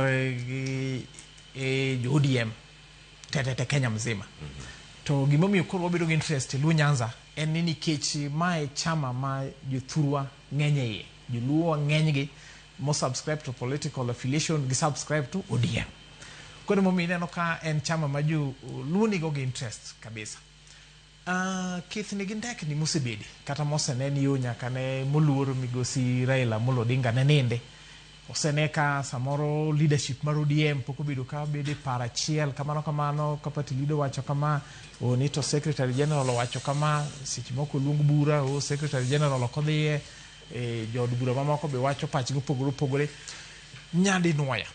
Waseneno ka party leader to kata mana gi leaders mamoko mag ODM motingo jakom mar ODM Mama Gladys Wanga motingo kata ma director mar elections mag ODM Honorable Junet Mohamed Gini chulo duto magiwuoye giwacho ni gimoro ni ODM pogore en gima onge nikech seche duto ODM e chama chiel manigi very strong organs e Kenya ka ma decision mar party en gima kalo through various organs mako bedo communicated to jo party te biro luwo gisani nitiere decisions moko mapoko kalo through all the party organs including ineno kata kama jok masamoro balo gi party lead iwinjo ko kasore mana ni yo wadwaro NDC kamano tiwinjo ka party leader mar ODM migosi Dr. Oburu Oginga be wacho ni oyo NDC no wadhi luongo tiende ni embo ng'eyo ni nitiere gik moko manyaka bed ratified mana ng'owa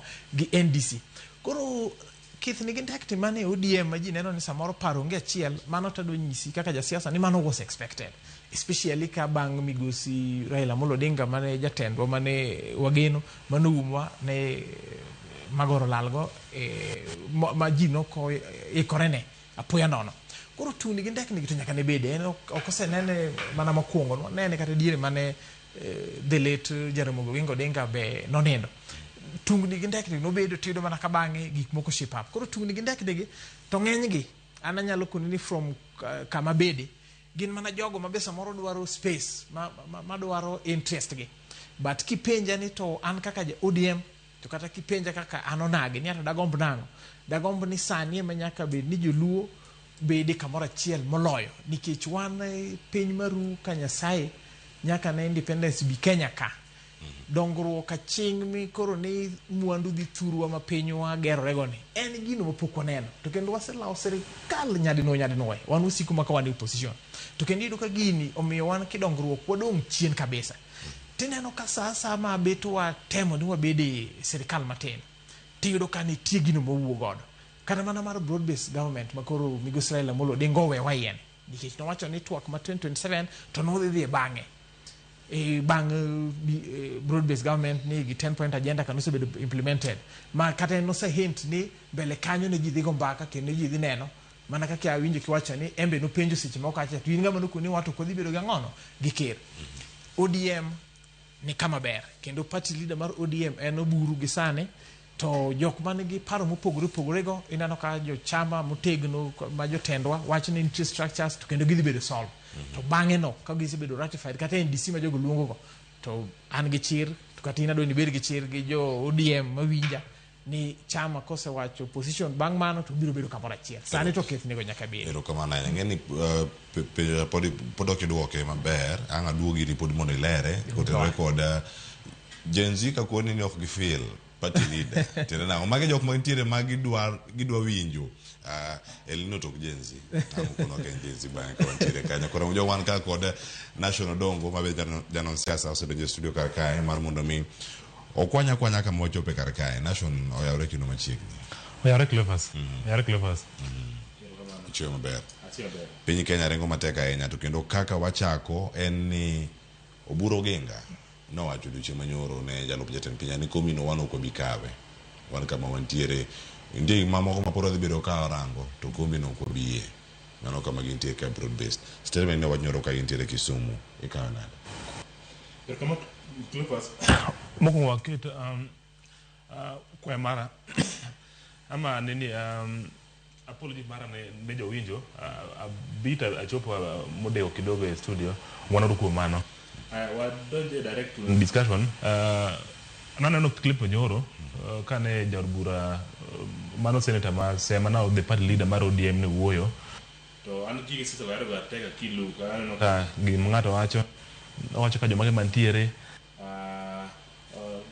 then ni audience mage ma winje so then maybe ni body language mage to king'iyo from the opening mana kaka ne jatend duond bura mar ODM ne wuoyo owacho ni ogin kaka ODM ogin gi paro mar maybe kao kom mar mano mar deputy president Kithure Kindiki anyalo neno gino gi wenge ariyo mokwongo onyalo bedo ni en maybe en yo moro ma onyalo moro godo Kithure Kindiki mondo mi obeda thuolo ka Luo Nyanza nikech osebedo ka weche moko wachore mang'eny kiwacho ni ken mara deputy president diwuok Luo Nyanza mara ken di front wanga mara Raymond koro ngeni weche osebedo mang'eny koro mano maybe enyalo miyo bedo a bit uncomfortable winjo ni maybe kare ODM kare ama let me say ODM kwayo ama maybe gin gi dwaro moro gin e company to mano maybe at least maybe en nyalo kelo ni mondo bed feel atom ni ania wan kod thuolo kendo gi moro ma muso bedo godo winjruok moro mongodo gi Ruto pok obi donje to that much extent mara ya nyalo ni maybe en gima ne osebedo choreograph ngini Cleophas nitie gimo tie sesa ma ji samoro ong'eyo en ng'ato nyalo wacho gimoro teni nyapara maybe wache ni ka wiye malo kamano lakini en gima ne ji osebedo piny mose ng'ado wach mano se wach ni yani indi wach kama inyene banki se bolo wach ndi inyene jopindi wuwe nangi wach ni definitely mano gima de at most of supporters mege Luo nikech mokwongo Cleophas ODM en party maduong' piny mar Kenya kae mano ok wagima wuok e dhoga to luwore kuom research mano tim mano o verify mano ni en adier ODM party maduong' to hapa ni gimomiyo party duong' en effect mar the party leader the departed one leave alone the current one Raila Amolo Odinga ne nigi mbima pek kendo tho mare bende anawacho ni kare maybe even in his ballot in his death Raila will still be in the ballot kendo obro influence a lot of elections in many ways koro going to elections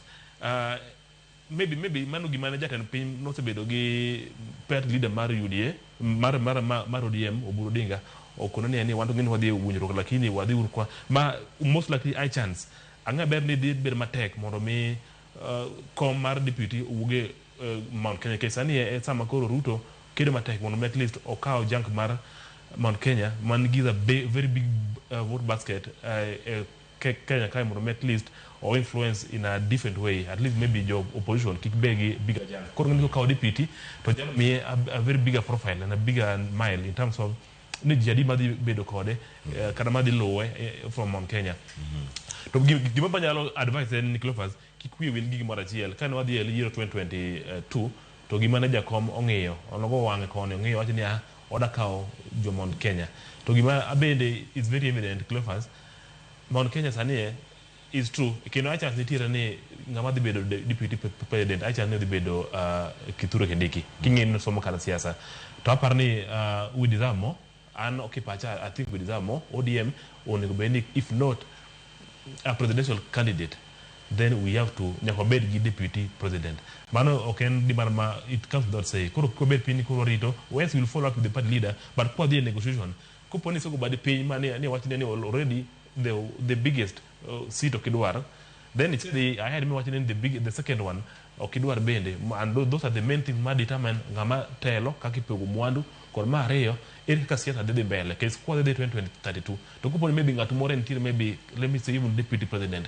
ungi a bargaining power when we at least going forward unyalo determine siasa going forward awujo gino Cleophas lakini I'll be anya with a very different eye but kipacha de belgi para ber kama di e pesa ka pongi ungi mora jomo se be more decide what the timo kamae but what they will one open cards all on the table one give madwaro leave alone bedoni maybe deputy or the list ODM should be able to bargain if they agree ni gidie mesa giudi he the serikal any they should demand for deputy position kamano mano bende ko mosewach kana ni ok dware El Nino antiere di karkanyo ngeni kidhiru thuolo maduoko moko kuma ma nation bende owacho madane mondo mwamaki ere kaka Kaluo bende nyalo chopo kumoro milaro nikech gigi duto kiwacho ni ero Kindiki nigi thuolo mar dok bedo jarob jatend piny Kenya yiero mabiro ka diponi en gi thuolo makamano nikech Mount Kenya mane paro mosekete wi Oganda kinde ka kinde ni Mount Kenya is voter rich wacho macha voters basket maduong' ahinya milaro kuonde rugenyo tadakanithi mana gwengi kocha kama gintiere inyatime yo machal nade mondo mi Kaluo Kisumo Mabei Migori Siaya ka duoko gi pokoland to ngamuchung jatend piny chunye go mana kibikibi mondo penjre kane mato poko donjo odhi donjo di to kodonjo ngano donjo gimoro mabup jowa pod onge opande ng'at moro jal moro jaiga 74 iga mokalo kaka okanokawo kura ng'ani okogona molo kura e kinde ma molo chung te to pod gintiere mathoth ma pod ntiere Kaluo maneno erokamano ineno jama mitajo ma jaduong' mitajo ma ja 74 years no I'm sorry Mano is an example evident ni wan joluo for the longest time. Wagoga mana koko, wa install our presidential candidate, to kwa kauga kura. Okni kuchwa tina inya. However, Mount Kenya lo wagi nambas. Ombulu begi goyo. What if yo Kaluo oka okura, obedo ni wasebedo kwa ka okura. Kwa ka okura mwa go block. Wanyalo chungo ng'ato. To kata kwa chungo ng'ato, pod wadwaro partnership with other regions. Kabila mamoko, wadwaro godo partnership, mundu wabi godo negotiation still. ODM is a national party. To bedroom mar ODM en Kaluo. Mana is a fact. Kor enango mwanyalo timo. Jothuru wanyaka kao kura, mano namba chiel, makura kokwa kao, okwadhi bedo gi voice mora mora. To jalo madhi laro presidential position, kom mar ker, embo dhi ng'iyo, ni to region makao ni, be gidhi kelo percentage moro, madhi miyo wa win this position with a landslide. Gidhi install MPs adi. Governors adi madhi donjo, MCs adi madhi donjo. Ma be interest mar party wa, nikech ODM te party maduong' Kaluo, mani party manitie Kaluo mwang'eyo. But is ODM capable of installing MPs in big numbers? Kar installation kanyo diponi chomo kama gidhi bedo ni giwacho weche mag zoning. Ni ma en area wa protect mana zone marwa. Bende gidhi yie mondo UDA o infiltrate odonje kargi kama gito kata donje affairs magi okite jochung magi mok gidonjo godo ka gintiere broad based arrangement. Thank you very much. Mano kaka wan jogo ma pod wang'iyo ni to political party mane mwanya donje. Neno, ang'o madhi kelo interest marwa ni to party ni is it worth it? Huh? As a region, negotiation marwa will come with the number of MPs mwadhi keto. But how will this happen? Nyaka wago block ni region wa. Nikech kwa mwani wan kaka joluo Nyanza. Ero wadhi in coalition gi UDA gi wuondo wa kamano. Samoro en adieri. Gibiro ka of course there are UDA MPs in Nyanza. Dong nitie. They are there. Kwa yie ne gi infiltrate gi UDA MPs katapar. Katapar this time it is very possible. Kwa miyo ge chance if we don't put a block there. Our negotiation is gone. We will not have any say. How are they going to gain from us? One kaka jo party. How is the coalition going to gain from us? Coalition because realize they can infiltrate unless we are going to move with one party. ODM is no longer going to exist. UDA or they exist kendo. We could say, need that new party that has been formed, Okelo candidates makama in different devolved positions. Manegi mwanya lawacho. Toka ODM, ditimo coalition gi UDA, the same UDA, they penetrate Luo Nyanza, to they install MPs, even MCs and governors. Managaka wacho. 2027, everything is possible and anything is possible. Gimora mora bi timore. To gimora mora benyalo timore. Aya, gimora mora kama gigi duto nyalo timore beno nyach. Uchu kama chal nade. Nyanza obede kumoro minyalo bedo ka kilaro. Nikech ka dun bura maro ODM mineno karka to ODM osewacho chung mare kendo poro dhi twak. Beni woni Nyanza pod dhi bedo kod bi mare tok Raila Odinga manga nyalo wacho ni ero. Odhuro waser Nyanza. Kisera utere Nyanza. Nero kamano Cleophas. Just a quick one. Rejoinda adwa tuyo kamaro mi penja ne JNC na yuak ne kapoka dhie question ne ogifil party leader. Nitiere gimoro ma party leader mar ODM migosi Dr. Burugingo sibedo kawacho. Ne jo thurwa woche Raila ne duong. Tadir woche Raila ne duong. Mana ka kiwinjo ka wadwa nation osewacho ka. Nimbine nopogore. Bemo miyo siasa ne nopogore. En ngano ma woche ne samoro ngat mabiro rwako generation wani samoro onge. Tiwinjo ko daktari wacho ni embe sama koro en party leader ne embe biro mana ngado woche ne moromego. Koro mae momiyo wanyalo kwayo samoro Gen Z ni samoro kaka ne feel Raila oginyal feel go another political leader Kenya ka nikech Raila nopogore. Koro but party leaders mi assurance ni ambe mara ni abiro mana loso woche na mabiro tero ugo kanan. Kendo mana maroma mok bidia kech mag Raila di to duog ni ngata. Jaluo nyaka bed ni wane achiel kako ganda kawuono kata ka keth ni gindek ni mar ODM gineno ni political party ma wanti kako ganda nigi weche koni gi koni. Gimo nyaka bedi achiel. Cleophas wacho wach moro kanyo ma late kabisa ni jaduong ma ng'amose chopo 47 years 74 sorry ni kore ka emiyo ID adwa nyisi ni mago e achiel kuom historical injustices mosetimore nwa kako ganda luo e Kenya ka gi ogeni mamoko masa moro poko bedo ni ne serikal e yo motegno maloso wechege. Ing'eni ID okena ena mar gokura. ID is life. ID mamiyo dhano identity. ID mamiyo iluongi ni Jakenya. Kawuono kionge ID at 74 years kata mana at 50 or at 47 to ni koro wuondre kata ni dhano nitie piny mangima ma koro jo Kenya dwa lokore moko refugees koro kata bikawo itero kamoro. Kionge ID you will be treated as stateless. Kendo I end up kata ni your country nyal gol you mean with dak me piny mamoro. Koro ID ni en gima serikal gi system mane oweno Kenya ka gi wabeberu. Ngato to nose yude giga chiel ngani okubi piem godo kata mana economically kicheno nyalo bedo ni yaw bank account mapema onyalo chako ola mapema onyalo dhi school mapema koro magi historical injustices mabe ineno ka koro ker matiyo sani nyocho golo gik machal kamago mano wacho ni sani gimoro ni kian vetting ni ngato yae bodongo kija Kenya to ja Kenya tek mani nyalo prove ni documents mag jonyuolien ngane gini imiedi. Koro mano dhi keto jo Kenya bedi cool. To kendo mana achiel kuom gik ma ahero go ker matiyo sani.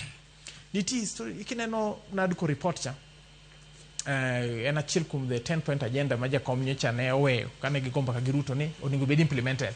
Achiel mag historical injustices gin mago mag adigo. Koro ok ni jothuru ok ne dwa kawo kura. To be audit moro nyocha notim ka pok budho ahinya mane ng'iyo ni to the voters ma Kenya ka ginade. Cleophas gini en ga narrative. Let me tell you gimoro ni kia ni jo mlima, kia ni jo masawa, ni kia na othuru gi gombula ahinya.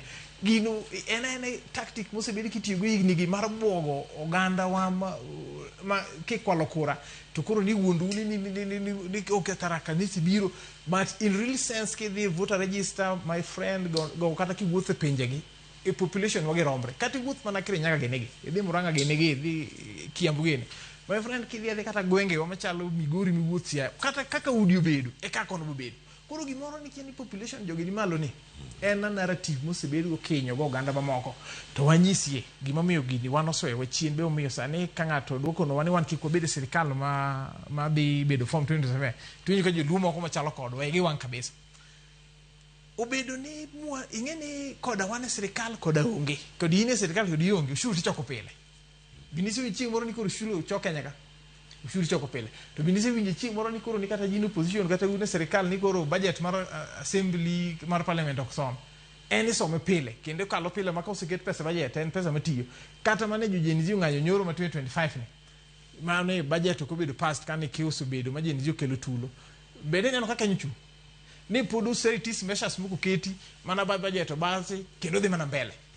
Koro manyiso ni ya pesa ni en pile pile odhiga kanye ma serikal choko mar ushuru nyaka ne chak independence ni tik modhiye to wan nikech wasebede beda ni wan e opposition emomiyo ber serikal pok wayude emomiyo kawuono iyudo ka kidhi masawa kanyo seche moko aneno ka ji timo comparison moko ma samoro ka koro janon siasa ma jaluo samoro iwang' nino ng'ato wacho ni yo ni jaluo MP atandi oseketi budget committee setimago.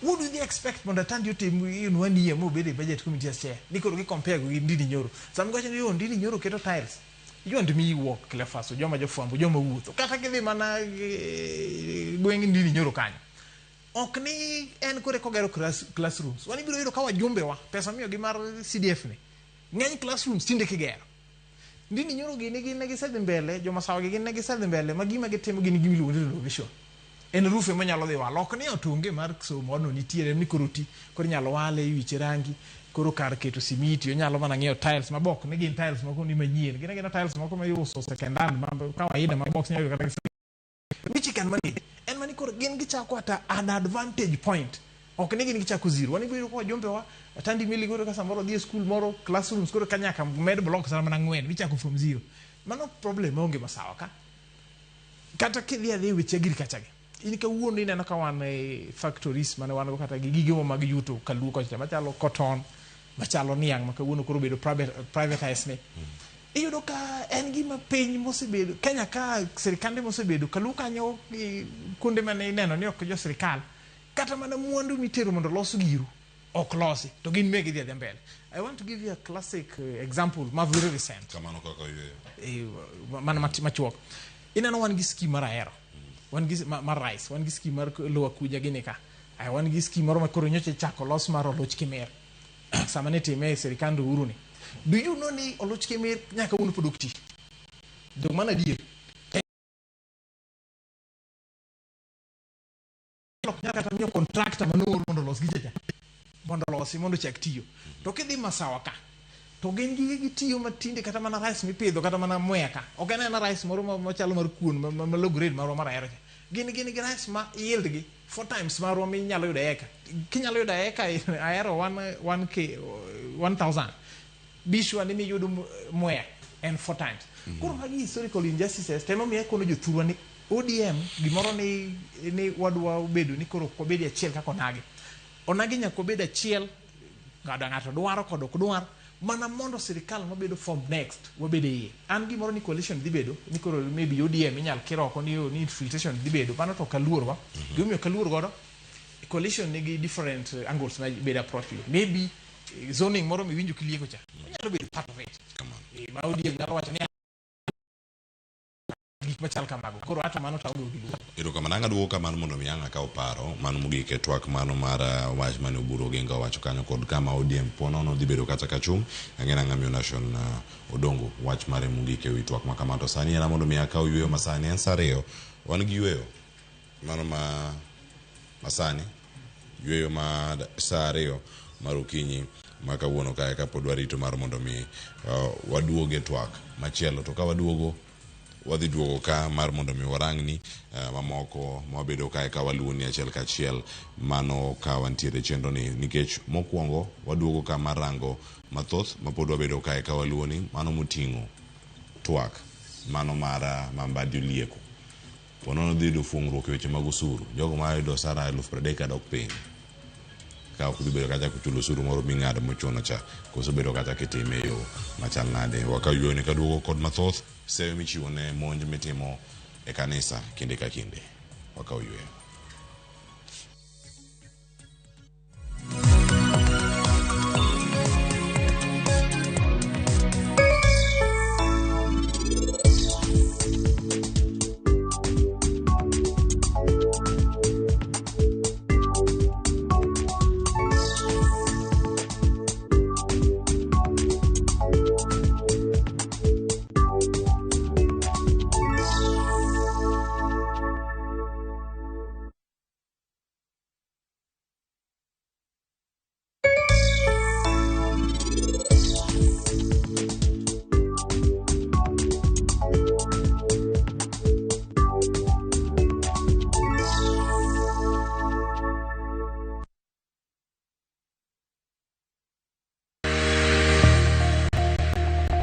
Ng'ato ka ng'ato nigi gima ber mohero en mich. Gima wadhi gi art. Onge ng'at mabobiro to yudi kuma intiere to kawi gi kanyo. En tije madhi mi ng'eri. Mae en chenro ma ji nigi nyalo mar timo gik moko e yore mopogore opogore. An ma design tani ma arango quality mar gino kapok owuok. Moro ka moro kuom gik matimore e ngima ng'ato en gima duong'.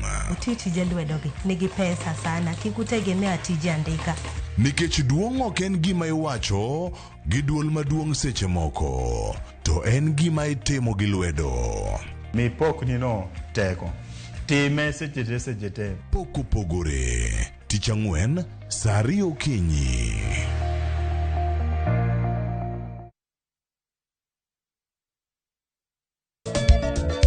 Machiegni nyakoro manga jwang'e chenro mar ngoma owake. Wuok tich akelo ni mix mokwe. E kaito tich ariyo. Reggae owake, yani tunaongea na Majar Rastafara. Alafu tich adek nyakoro manga jwang'e akelo ni mana yani ngeni baka gi wasanii. Tich Ang'wen is kama nene, yani kitambo zama za kale. Alafu Friday, si unajua tu Friday tunafanya namna hii, nyakora magajong Friday supuzo wake. Saa para gina kapaga beat nyaka saa paga rio kod An PDG Papa Vic, yani ukipenda mzee kijana.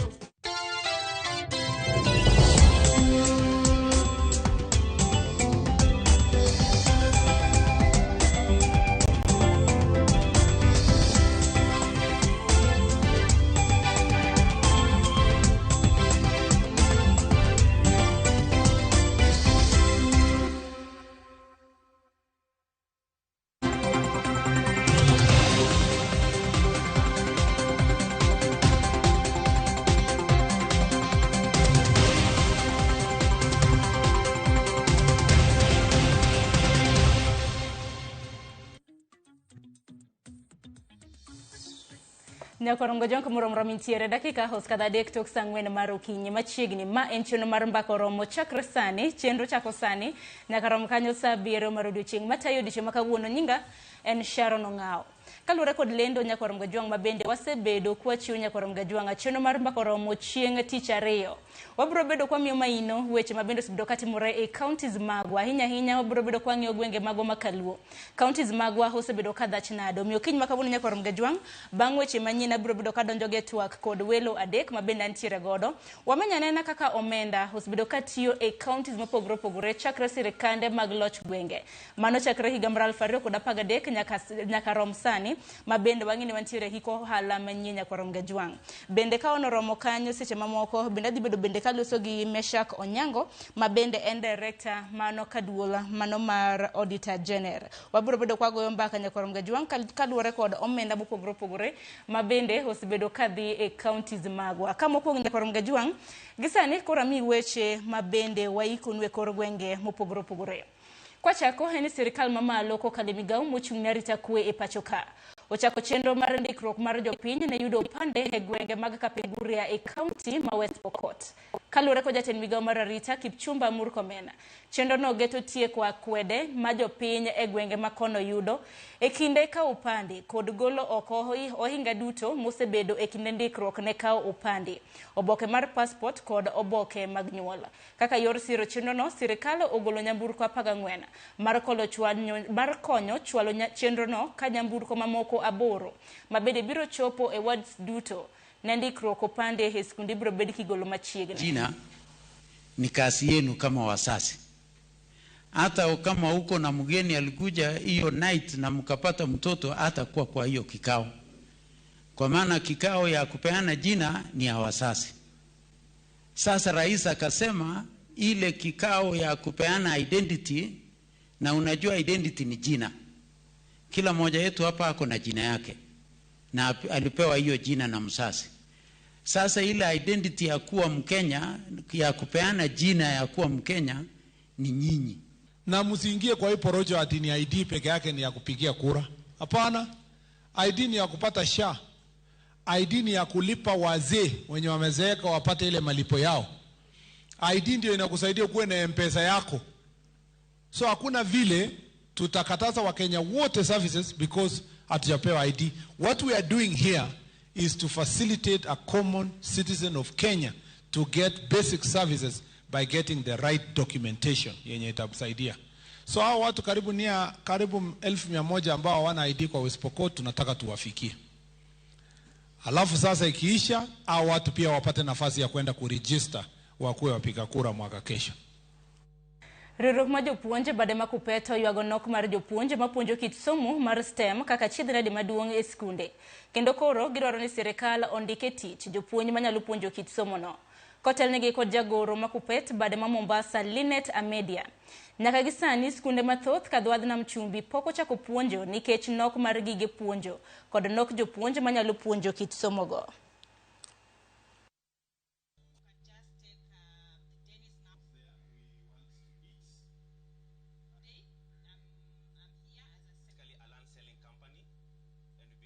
The kids have not been brought to us so that we become nannies and we become house helps. We want to teach, we want to disseminate knowledge. We cannot disseminate knowledge in areas we are not specialized in. We are a group of professionals. And as professionals, we believe in doing our work to the best of our knowledge. Therefore, this should reach the president and his cabinet secretary. Go and give us teachers and give us laboratories. Give us every required item for us to enable these learners to learn. This is a generation we are wasting as we are seeing with our own eyes. Kapolo ni jimutende kod somo, eni jopuonje mag skunde mag senior secondary ne oriwore puonjo mano mar AI e gwenge mag Kimilili e county ma Bungoma. Kama jokanyo e sekta mar somo okwayo sirikal mondo non achiedhnade mokwako lai mar somo mar CBE.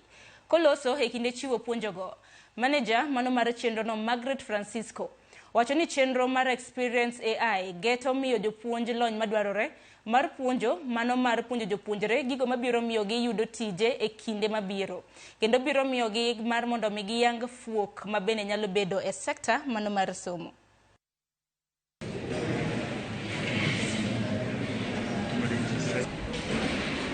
So I hope you are okay. Knowledge that I know from the government on learning on AI is that I understand the government is providing some facilitation for internet in schools, but teachers and learners are not accessing the money meant for internet. So I will urge the government to follow up. The training should be increased so that we can have many teachers coming on board, because we have also many students at many schools. Most learners are taking STEM subjects in our schools because of the needs in the society. The current needs in the society are skill-based. A learner who is skilled will adapt more and do more things in life, and a learner who is theoretical in thinking. Margaret, I'm the programs lead with Futures Infinite. We're delivering this training today. I'm hoping that it helps with the delivery of CBE. I think the CBE curriculum, it's going to help students develop skills instead of simply memorizing information that is provided in class. Rowere ma kaunti ma Taita Taveta hoyudo konyruok ka gavana ma kaunti no Andrew Mwadime oketo seyo ewi wach konyruok mar rowere mano mantiere mar higa 2025 kaka chik. Sirikal kaunti no koro dhi loso aput mar rowere mabiro golo kony mopogore opogore moting'o kaka itimo ler mar kaunti no. Bende chikni biro chiwo thuolo mar tich ne rowere mang'eny kama dhi konyogi kendo duoko piny tiyo gi yedhe mamero ji.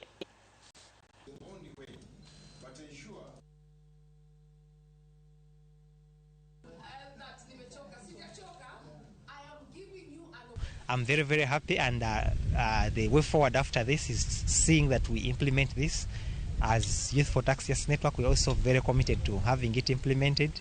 The youth service, we shall support with putting it in place and ensuring that young people are skilled and also getting the employment. So we are very, very much looking forward to the implementation phase after the bill is now an act. Naweza kuja kujiunga na hili shirika likaweze kuwasaidia na zile skills zitaweza kuwapatia kazi kwa haraka, kwa mfano masonry, plumbing, hairdressing,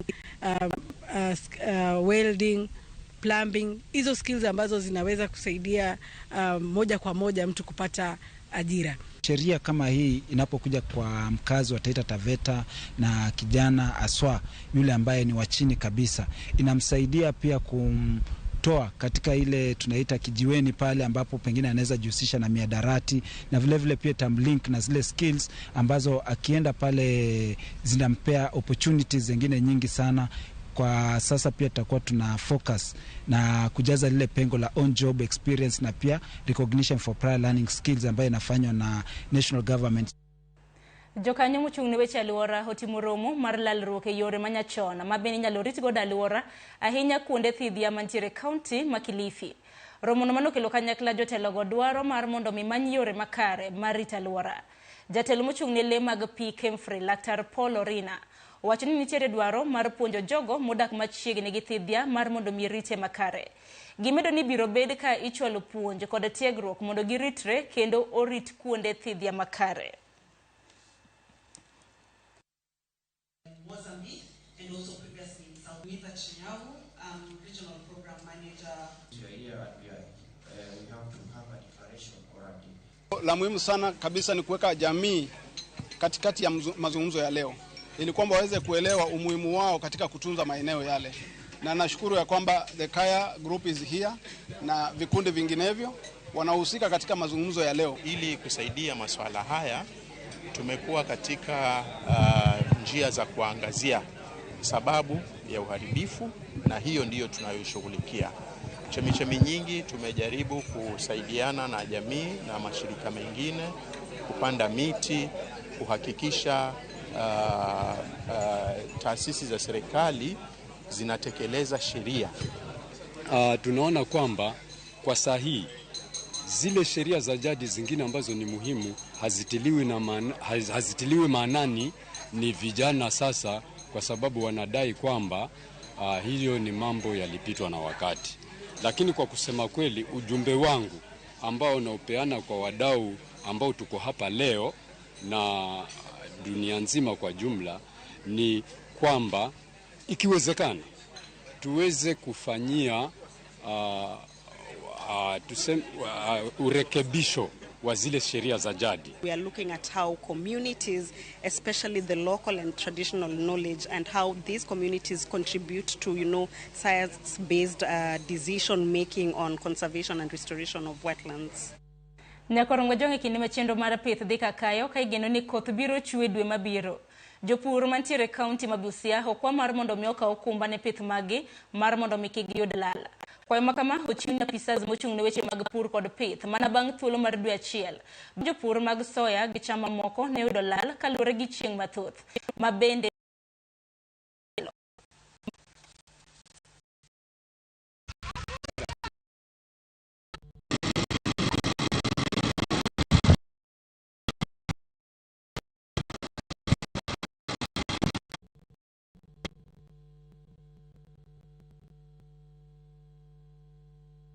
Alafu sasa Greenwells nashukuru sana wamekuja na wameshirikiana na ile kampuni ambayo inaleta insurance. Ninahimiza wakulima wangu waweze kubaliana na waregister kwa hiyo crop insurance ili aweze kutusaidia kwa wakati ujao. Msimu tumepata hasara kubwa ambapo hata wengine tulikuwa tumevunjika moyo. Lakini kwa sababu wamekuja na hiyo mawazo ya kusema utakuwa na kitu kama insurance, tatia moyo. Kwa sababu ukulima wa soya kwa hakika ndio wengi tunategemea kama school fees. So wakati nimepata msimu hii niko na hasara kama hii, hata niko na wasiwasi jua tu ataendaje kwa shule. Tunajaribu kufanya mobilization ili kwamba wakulima waweze kuembrace crop insurance.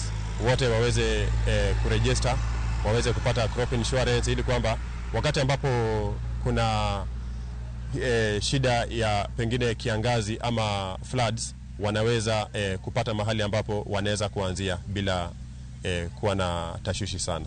Last season within Busia alone tuliweza kuaggregate over 220 tons from Busia alone, na saizi production imekuwa chini kabisa, na hata ile ambayo inaletwa kwa store haijakuwa ikimeet the market quality. Kopogore gi manatiere weche matimore gwenge mag Kuria kama jood bura ma Kuria East Kitama Maisori okawo jodak ma Kuria mondo jiw somo nyathi ma nyako e gwengego. Koloso kod jopuonjre kod jonyuola. Maisori wacho ni jiwo somo nyathi ma nyako en siro mano mar dongruok mochwere kendo konyo e ting'o malo sekta mano mar arita ne jopuonjre. Jood burano okwedo weche mag tero nyithindo ma nyiri nyangi. Kowacho ni timno inyalo mana tieki ka okalo e puonjogi kendo puonjo jogweng' e wach mar tero nyithindo ma nyiri nyange. Omedo nyathi ma ibro bed ka iyudo kata mana koyudo puonj maber nigi ratiro mar kwedo chike maricho.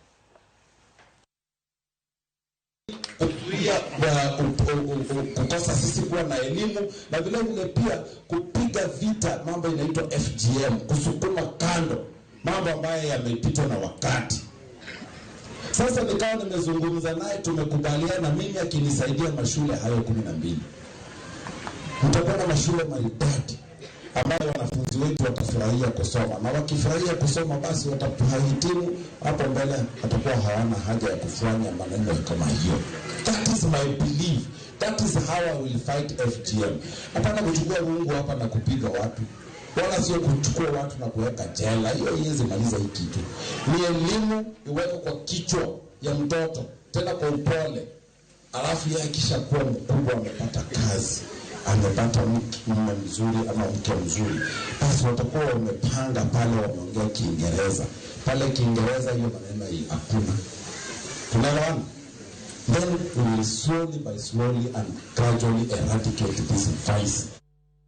Nyakorongo jongi sani dakika 18 osekadho tok sang'wen mano marukinye gi sani wakawiyo matin bang' yo nyakorongo jwang' antiere gi welo mabendo wabiro bedo kwanono godo chal mago mag counties mopogore opogore kanyakla kod weche mopogore opogore mabende osebedo katimore e alwora marwa. Kik idhi mabor. Machiegni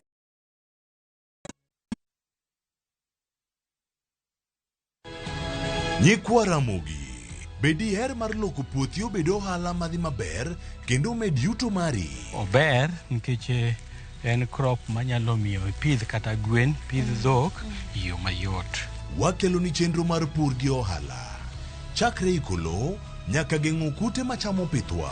Pur mar nyanya nyaka ing'e tuoche mag nyanya mokwongo. Mar ariyo nyaka ing'e yedhe migoye nyanya. Puonjri yore mabeyo kendo manyasani mondo imed keyo mari. Mondo iyud yuto maber en ni niang' nyaka ido maber miol ne pi, timne irrigation. Kaka chiro medo lokre, wanyisi gigo mausre kendo nigi nengo kaka kinde loko. Koro rabonda no kapure kota eka ni kapure maber balose tayute molo kana yudo oduma e puodho mar kota eka. Tudri koda analori nyaka bla Ramogitvlive.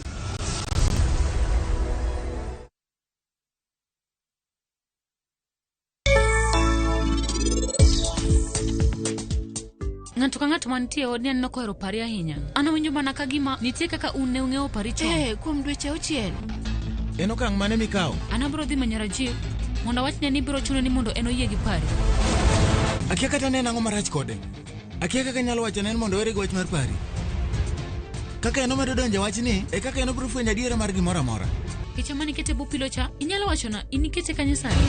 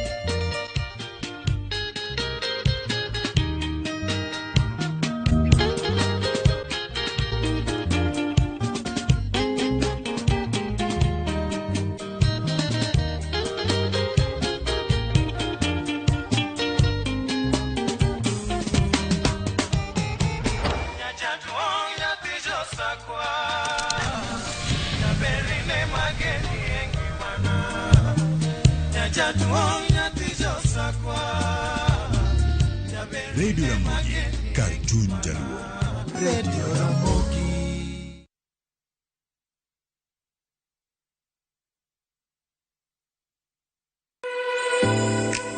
Chiemo ok en mana gima wachamo kende, en sigana. Tim mapile, nyasi mar nyiso ni wan ng'agini. Mit chiemo en ang'o? Kitungu. Ber mar chiemo mar fry en ka kitungu nene. Wanono kido mag tedo e alworawa duto. Wafwenyo yore mag tedo mopondo, timbe anyuola, koda hera mamiyo kit chiemo moro amora bedo gi ngima. Chiemo ichamo ga wang'. Koro nyaka ikete maler koka obedo gimoro ma wang'i nyalo kelo miluma mar chamo. Ma ok en mana tedo kende, en kit ngima mar oganda michiwo e mesa. Tedo gi chiemo kod jailieta tich adek, saa 2 okinyi, kik bai.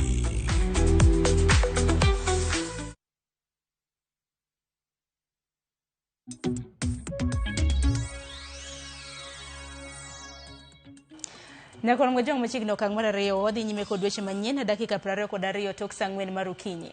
Chochni ne obedo e skund sekondar ma Madogo e kaunti ma Tana River. E seche mane jotije mag skundno bago ng'anyo ka gichwalo ng'ur margi e wi deko mar osara margi kuom thuolo mar dweche ma 8. Ng'anyono ne orocho chenro mag somo kuom seche buora. Tok jotedo rem tedo ne jopuonjre chiemb migago. Gine manokelo ng'ur e kinde jopuonjre kendo dwaro ni ochung ng'anyono mapiyo. Jotijego koro ywak ni ok ginyal rito familia mag-gi kaka dwarore, kendo koro gidong' kaka jokwecho kata bedo ni gin jotije e skundno. Japuonj maduong' mar skundno, Abdigani Abdikadir, ne odagi loso kod ute fwambo e wi wach makamano. Na hiyo pesa haiendi, pia tunakatwa wakati SHA ilipotokea. Tumekuwa tukikatwa, kwa mfano saa hii tunadai mwaka mmoja na miezi na nusu mwaka, na juzi tu ndio nimeweza kuregister hao wafanyikazi wenzangu tukalipa mwezi 2, na pia huo mwaka mmoja umepita na nusu, hiyo pesa tumekuwa tukikatwa na hii kuenda mahali. Ilikuwa ni swali kwetu kwamba hiyo pesa ambayo ilikatwa turudishiwe. Number 2, pia kuna cooperative inaitwa Elimu Sacco. Tuliingia na tukaweza kufaidika. Wengi wetu wenzangu hapa wakaweza kuchukua loan. Sasa hiyo loan tulichukua na pesa tunakatwa kwa mshahara na iendi. Hiyo loan usipolipa kila mwezi, interest zinapanda. Interest zimekuwa juu mpaka hata tunapigiwa simu, hata tumewekwa kwa CRB. Hatuna msaidizi. Kila miaka nenda miaka rudi hakuna mshahara. Kila mwezi wanatuambia hakuna kila mwezi hakuna pesa. Sasa tunashangaa hii shule serikali walisahau kutuma pesa hapa ya capitation ama nadai shule hapa silipu. Tukiingia headmaster tuongeleshe vizuri, board tunawaita badala kujua tuongeleshe vizuri, tuongeleshe hatuna board, hatuna chama na tujui tuko na nani. Saa hii mwisho ndo leo tukaamua tukasema afadhali watoto wasikule, wakae vile watoto wetu wanakaa, kwa sababu hata nyumbani mwenyewe saa hii sina kitu akula. Kopogore mano heni chuo kade ko chwale doho magatundu kitudogi gi ketho mano ketho ratich di chuo wadgi e boma magatundu. Chwadek go moyanga kaka Kelvin Muhoho, Daniel Kungu, Kwatka Chil kod George Ndarwa. Bende yudi gi ketho mar ketho duong di chuo moro mana nigi mantiere kod dangni mar paro. Achija dek go doho ongado medo dinonegi kum thuolo mar ndala dek ka nonro dhi mbele ka iduokogi e doho chieng' tarik 5 mano mar dwene.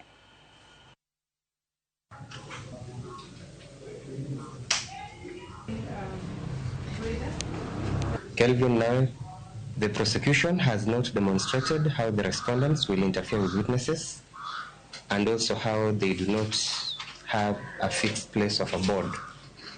Bail and bond is a constitutional right to any arrested person as per Article 49(1) G and H, unless there are compelling reasons presented by the prosecution to warrant such a denial.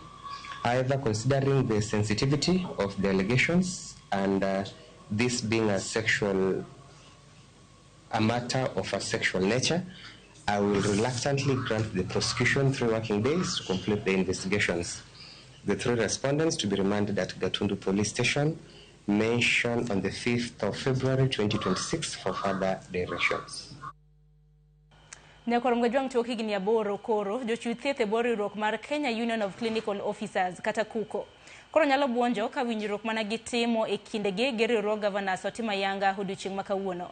Riwruok mar KUCO kod mano mar Governors oketo kalam e winjruok mar CBA koda kamano mar dok e tich kaka ne giwinjo redio mokalo chieng' tarik 28 mane gichungo e ng'anyo margi manorocho yore mag thieth e counties ma pacho ka kuom ndalo moheo 40. Ogirimiti mokete kalamni dhi ringo nyaka dwe mar 6 higa mar 2029 kama winjruok manyien ibiro tim ka omenda mabalang' bende omedi ne jochiw thieth. Bende koro idwaro ni tend counties ochop yore mag chudo mano yanga kod duol mochung' ne osach jotij sirikal SRC e hik omenda mar higa mar 2024-2025. As we move forward from this historical agreement, KUCO family believe that sustainable industrial peace and stability in the health sector can only be achieved through coordinated, centralized framework for the management of the human resource for health, whether this structure through the properly constituted commission with clear statutory authority or through a strengthened, fully functional mechanism anchored under the Council of Governors. There is no socio-economic development without health, and there is no health without a motivated staff that feels that they are appreciated and that work under working conditions that have dignity.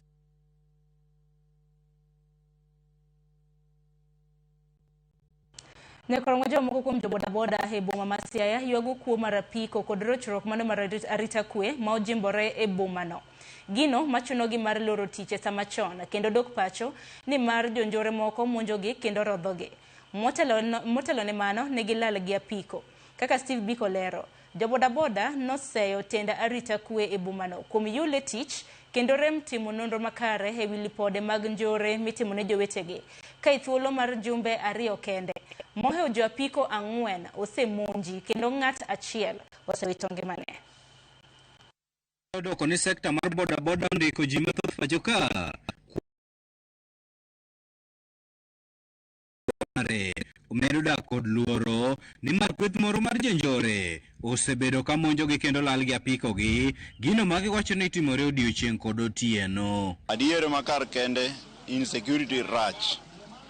Kata mineno ka wuoyo ne abende nasekali gini jokwoye nosedil koda mogoya mo otimona gik magalagala mopogore opogore, lakini ondamo manokawo kech wan gi joma ne obeni ritowa, askache mane obeni ritowa, ok aneno action moro amora manokawo. Tim makochno oserocho handgi nimar gidok pacho chon kalore kod luoro mar arita margi. Ok ber kech iyudo ni iriembo pikipiki to kochopo kata saa 3 otieno to kinyal bedo free kiriembo apiko, nikech ibiro yudo ni tie apike moko maluwi toki to gin gi light ma bende opogre to kech giriembo apike madongo moingo mari ipo mana ka giseloroni to gigoyi gimayi apiko kitemo luwo to onge gomitime lal kamano. Dira makende en ni Siaya ka ngima mar jabodaboda ma johala matiye ok ber, nikech gibende gin mana gi yorgi mayuto, yorgi mayuto jomoko loko yorgi mar ohala kawa apiko. Jumbe ariyo mokalo jonjorego nomonjo Joshua apiko mane riko riembo apaya makalo e rangach mar log tich ma Siaya kendo wegi reme dende bang' tong'e gi ojalo magikone to nyocha wito ngimane od thieth. Kamano bende jal machielo pod kedo gi ngimane e od thieth ma Siaya bang' jonjore moko monje apiko tieno manyoro e gweng' ma Nyadorera. Kumwechungi mwa adres weni chieno waka me stage manyo negi achiel kuomwa to me stage mosebedo kinegeji machielo negi butka police, achielo negi dhoget mar governor. Koro stage ni kod shida. Lipode magisebedo ka gichwal ne tend arita kwe kaunti ma Siaya pok onyuolo lemo ka koro gichiwo thuolo mar ndalo 3 ne komanda mar obila e kaunti no mondo luong romo mapiyo kodgi mar manyo yore mag ber arita kwe nono to gibiro bago ng'anyo mar tipo e boma no. Wan kaka joboda wawacho kawuono gudol maduong' nuko chakre kuom county commissioner motelo ni security Siaya county as a whole wadwan mondo wago kode meeting ka wigni pod ok orumo mondo pimwon thum kod ang'owa jakuo thum. Tiyudo ka jaboda tinego higni lokre to ng'ama nego jaboda to ng'ama nyalo fulo onge, mang'iso ni sirikal ong'eyo to pandwa, omiyo wadwan wami sirikal ultimatum nuko chakre kawuono wamiyo sirikal mar Kenya kokalo kuom OCS ma Siaya 72 hours mondo mi gitimwa investigation ginyiswan jomag makwalowa to jomag manegowa boda power. Bayo margi ne tend kaunti ma Siaya en mar keto taya peini mayudre chuny boma no kaka achiel kuom yore mag duoko chien midhiero no. Akwayo county government ma Siaya ni tache mondo liel, onge mar taya man kanyo nomiyo jogo advantage. Kora ko wacho ni taya ne onge mana advantage ma jokwe, CCTV onge mana advantage ma jokwe, to gigo pesa gi tin, pesa mikwalo e weche mag procurement ka ng'eny minyalo keto go CCTV Siaya county mangima. Biko Ramogitvlive Siaya. Jagoro e bad migao mar pii e pacho ka Midusa Samuel Alima ochako chenro mar siro jopur mawuok e alwora mar Nam Lolwe e kar chung'ur bura ma Suba North County ma Homa Bay. Gidwaro mar neno ni jopur ogolo chiemo moromo ma ginyalo uso kod mago ma bende ginyalo tero mierege. Kinde ka kinde jopuonj oketo geno margi e pii koth ma gitimo go chenro mar pur. Kata kamano pek ma ikelo gi lokruok mar futo mar yamo e kor lwasi osemiyo jopur yudo lal nikech koth mabiro matin. Midusa Alima wacho ni gisani jopur mawuok e alwora mar Nam Lolwe ok onego ket geno margi e koth. Ka okone gin gi teko mar golo chiemo moromo ka gitiyo gi yore mag keyo pii e puothegi ka gigolo e pii Nam Lolwe.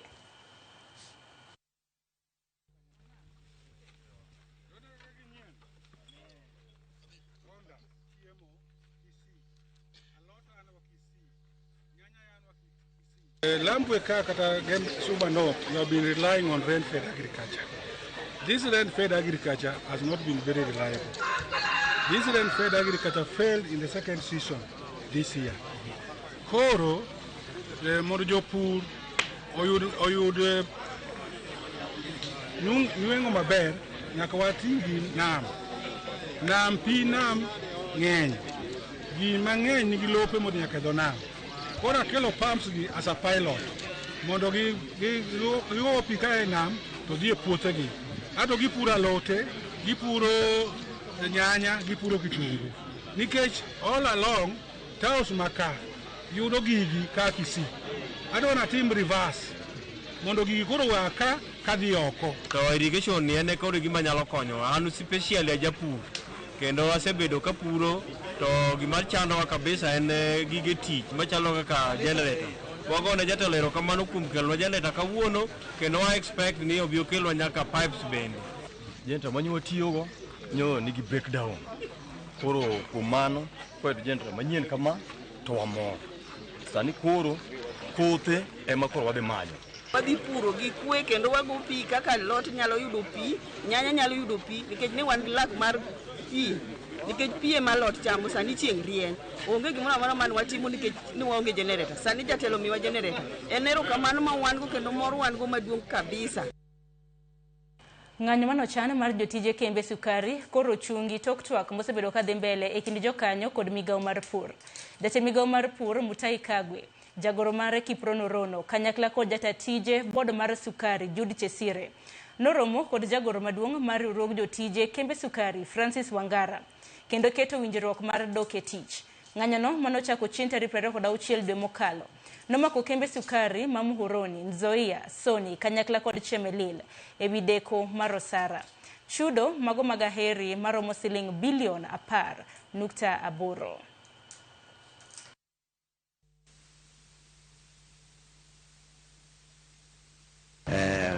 You know, the CS is telling me, Alisao, you forgot to tell me this. The debts and obligations that we have are not owed by those companies.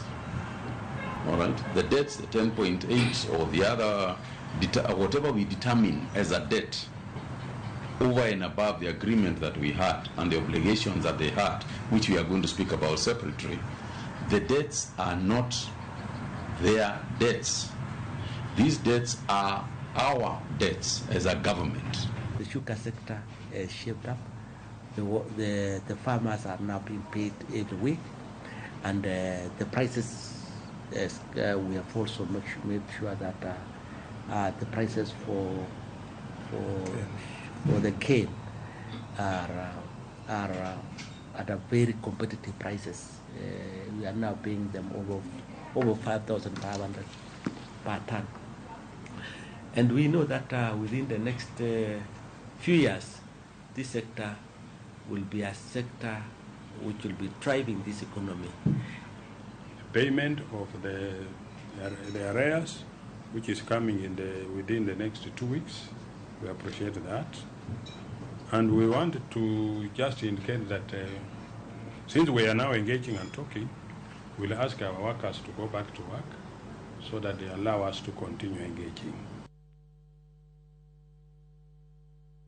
Riwruok moko mar piny owacho mong'ere kaka Youth for Sustainable World kotenore kod migawo mar somo ochako chenro mar miyo jopuonjre lony mopogore opogore manyalo konyogi e ngima magi mapile ka pile.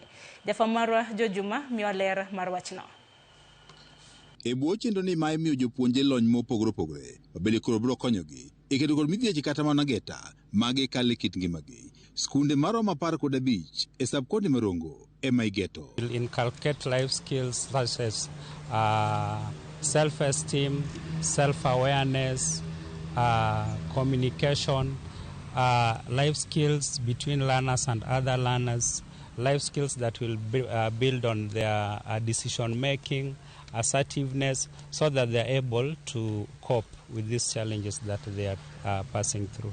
Apisa mochune ng'e rang'iny mar somo e subcounty Marongo Julius Aguta wani skunde ma oyier e chenro ni gin mago mosebedo kod kwan jopuonje mathoth makale obadho mathoth ma oting'o mago mag mako yemo mondo lwenje mag kit chwech kod mamoko. We have a lot of challenges due to mining activity, gender-based violence, early teenage pregnancies, which really affect attendance in school. Our girls drop out of school. But if they are trained well, they'll be able to face these challenges, and therefore we be readmitted back to school. Jotend sikunde mag skunda 15 gi mae geto osido tiegruok ka bende giketo ikruok mane koro chenro ni koro chop makare e skunde go. Lowete wa man ka mondo gikaw gini motegno kabisa ma gidhi gitem yiero jopuonj ma gineno ka nyalo tiyo motegno ema mondo yiero tim tijni nikech jopuonj gi be nitie moko ma josamuoyo. Kwa ipuonjni to wayudo ni kata nyathi mosemako ich ok onego bed no we school. We started with engaging the head of institution. They'll support us in identifying the mentor teachers who will support in the implementation of these life skills in schools. After that, the mentor teachers will help in selecting the peer educators. Leo Lodge Meteorogno mar Youth for Sustainable World wach ni kao kalebo chendoni gigeto tego jopuonjre gi mondo koro gibed jogo motegno manyalo kala geta mopogore opogore mos biro ka jukogi ma oting'o njego makit chwech kod mamoko. Young people have many issues that they are encountering, be it gender-based violence, be it teen pregnancies. We have in our community matters, school absenteeism. Jokanye migao masomo korogno mar Youth for Sustainable World wach ni tiegruok ni ma imiyo jopuonjre bende dhi jolo somo e bwo lai manyien masoma competency-based education. Life skills is actually part of this curriculum. George Juma, Ramogitvlive, Migori.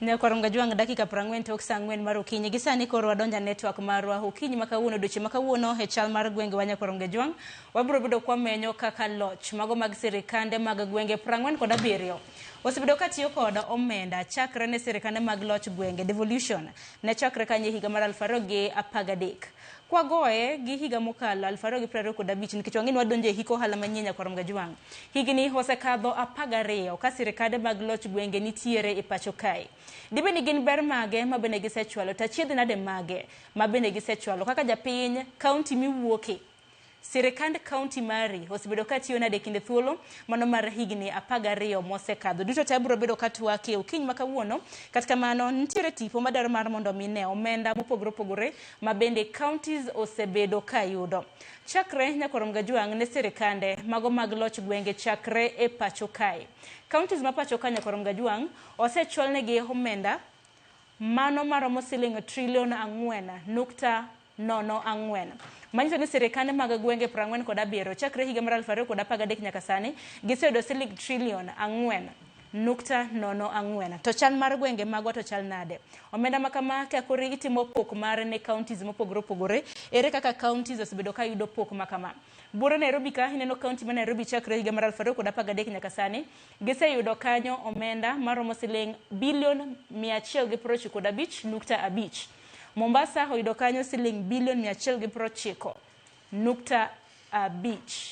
mano $190.7 katika mano mago gin tipo mopogore opogore mabende biro bedo kinene yamo kanyo Nakuru nyakoronga juang oseyudo siling $335.1 to gwenge mago makalu nyakoronga juang bende county ma Kisumu chakre ne sirikande mag loch gwenge chaki giseyudo kanyo siling $91.1 Homa Bay siling $85.7 County ma Migori chakre higa mar 2013 nyaka sani oseyudo kanyo siling $87.1 Siaya oseyudo siling $74.5 to king'iyo omenda makamagi nyakoronga juang tipo makamano hang'eni biro bedo karingo ni wang jowi king'iyo omenda mabende counties magwa oseyudo kaka japiny bende winjo ber mag omenda mabende osechwal ne counties mopogore opogore kapo nono ni nitiere county ma Kisumu ibed Nairobi Mombasa Eldoret bombni madongo dongo king'iyo gwenge magwa makalu Migori Siaya Homa Bay Kisumu omenda mopogore opogore mabende neno kanyo bende osebed ka imiyo gi chakre higa mar 2013 bende gisechwalo dongruok kako winjore to ini wuon bende ng'iyo tij county governor tije nango omien mbaka mabende darogo okiny makawuono gi wenda mabende osechopo yena mar mondo miarwak CPA Erikodera jalony weche mar omenda CPA rwakini machiegni ka thuolo mar moso ni koramogi amoso ni koramogi dutote kamora mora mauntiere machiegni uro e chenro ero kama na yenya kopogore gi CPA Eric nyakoronga juang bende wantiere ga gi CPA Zaki Masiro jalony weche mag omenda Zaki machiegni amoso ni koramogi ni urio nade karibu uru mondo wago uru mbaka weche mabeyo machalo kama Erokamano ahinya. Kopogore gi CPS Zaki Nyakorom Gajwang bende oyudo thuolo mar bedo gi Hilary Onyango. Hilary Onyango Nyakorom Gajwang en apisa maduong' manono weche mago motenre kod budget. Koro en jalony e weche mag budget. Hilary machiegni. Amoso nyikwa Ramogi ni oyawre uru. Kokoso wacho ni nyinga en Hilary Onyango. Atiyo weche mek budget. Kamiluongo ni Institute of Budget Advocacy and Research. Erokamano. Ang'eni ka wadhi nyime gi chenro ma kama Nyakorom Gajwang bende obiro bedo kwa winjo pach jopiny e gwenge mopogore opogore kaluwore kaka tend counties magi osebedo katiyo kod omenda. En ber ma gineno weche mag thieth giyudo e yo machal nade nikech wang'eni health kata mana weche motenre kod thieth en tije it's devolved en tije mago mag sirikande mag gwenge e kind mamoko. Yiena mar mondo miacha kodi Eric neno kanyo omenda ma bende sirikande mag loch gwenge oseyudo chakre higa mar 2013 siling trillion 4. Korka kore keni wuok e county mane to nang'o ma diwachi kotende kod omenda ma sirikande mag loch gwenge oseyudo. Erokamano Sharon, an awuok e county mar Homa Bay, the county of endless potential. Koro aneno ka Homa Bay waseyudo bilion 85.7 kuom bilion kuom trillion 4 ma counties oseyudo chakre higa mar 2013 mane devolution obire nyaka sani. Gima dwa wacho ka wachako en ni devolution kane obiro ne nitiere lengo mane obiro timo. Gik mane obiro timo achiel ne en weche mag keto pesa mondo okel gima iluongo ni equitable kata dongruok machalre e kuonde ka kuonde e piny mangima mar Kenya. Sama ne devolution biro ne nitiere gik mane obed tije mane devolution ne de timo. Achiel kuom tijego gin weche machalo kaka weche mag pi, weche mag thieth, weche mag agriculture, weche mag somo gi gik machalo kamago.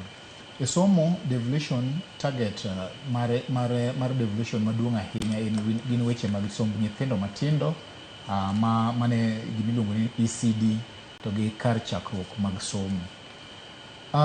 Kapok wadhie matut ahinya gima counties osewinje kata kaka giseneno, adwa ni wang'e ni ne nitiere wabiro dok chien matin e higa mar 65 ne nitiere paper mane Mbuya ondiko e pinyni mane iluongo ni sectional paper number 10. Sectional paper number 10 ne nigi lengo mar paper no ne ni weche mag dongruok mang'eny noketi e kuonde mane productive mane government masano ne neno ni productive. Achiel kuom kosa nowuok kuom paper no en ni dongruok mang'eny nodhi e kuonde ma productive go to kuonde mang'eny ma e piny Kenya ka ne ok dongruok odhiye. Kuonde mang'eny ma dongruok ne ok odhiye gin counties machalo kaka North Eastern, Coast, kuonde motuo Turkana gi gik machalo kamago.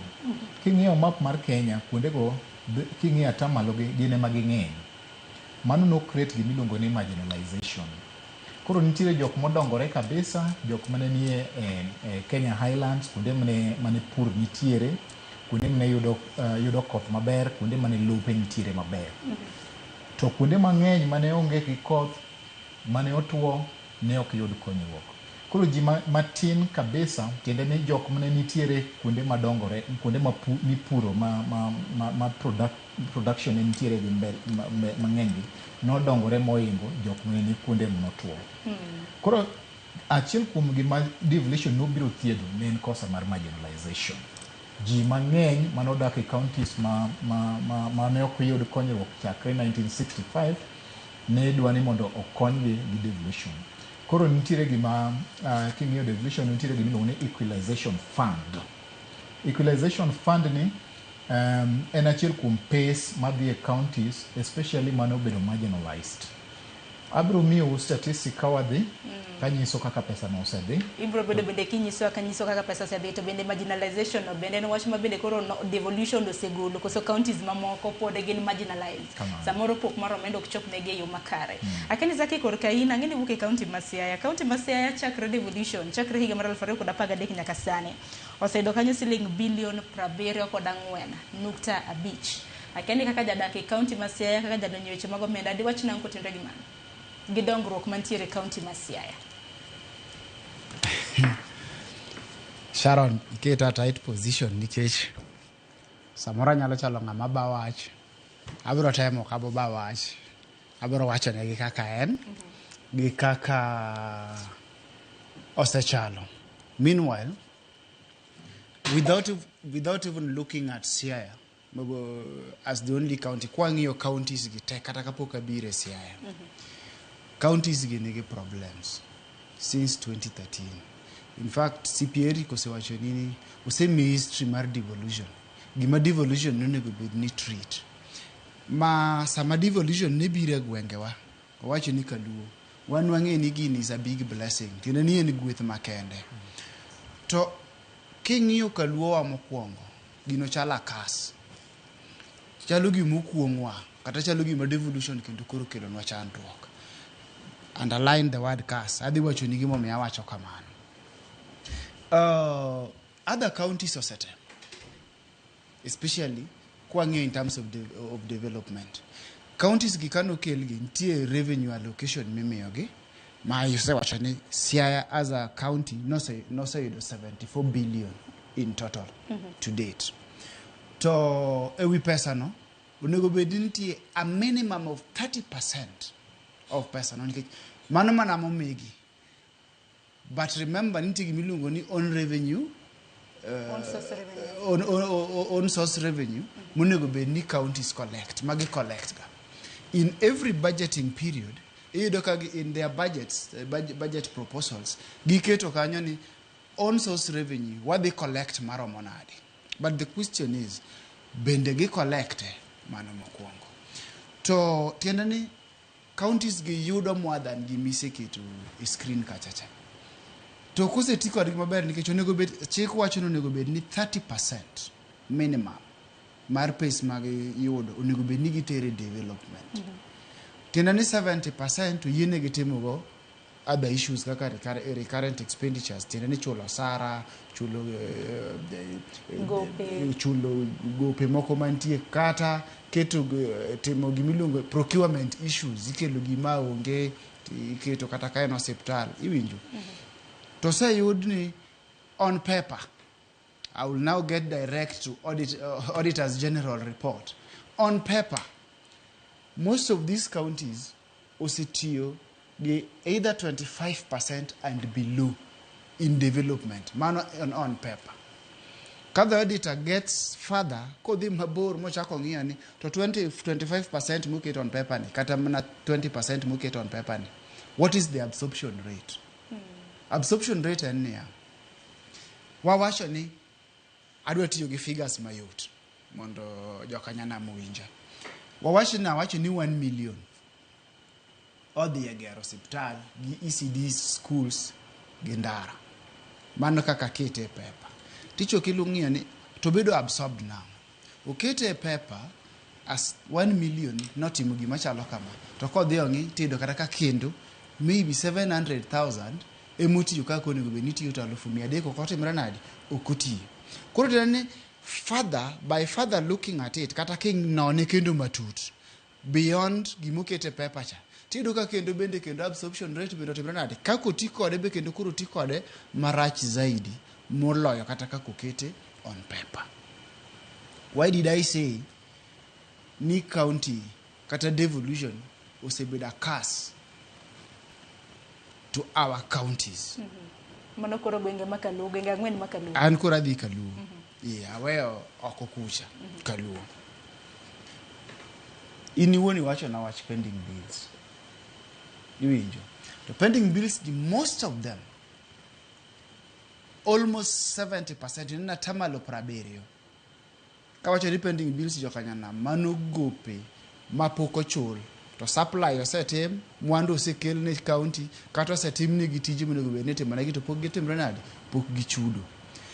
Bills gi king'iyo gi 70% mostly gin mag let me say contractors marine construction to mano development to pending bills gi ka 70% gin mag contractors ma could be directly linked kata nyalo bedo ni directly timo gimiluongo ni 30% development minimum miwacho cha. Man already nyisi ni the 30% cha we never achieve it by just contractors making noise.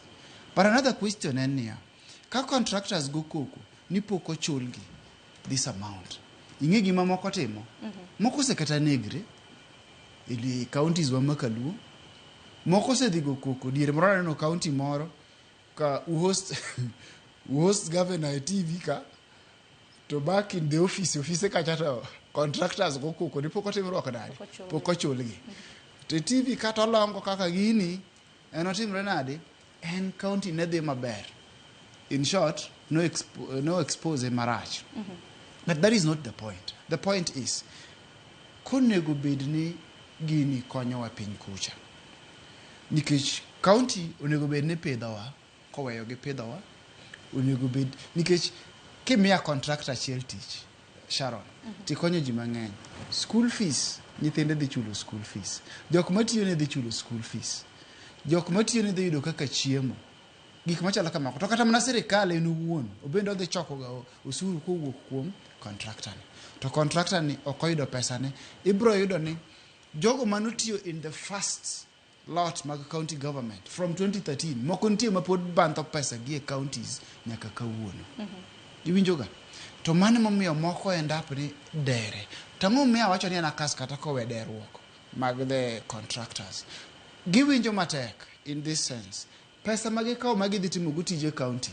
Samoro en odhi oholo pesa ne bank. Pesa no kogole bank. Bank ok mi pesa nono. Bank charge gi miluongo ni interest.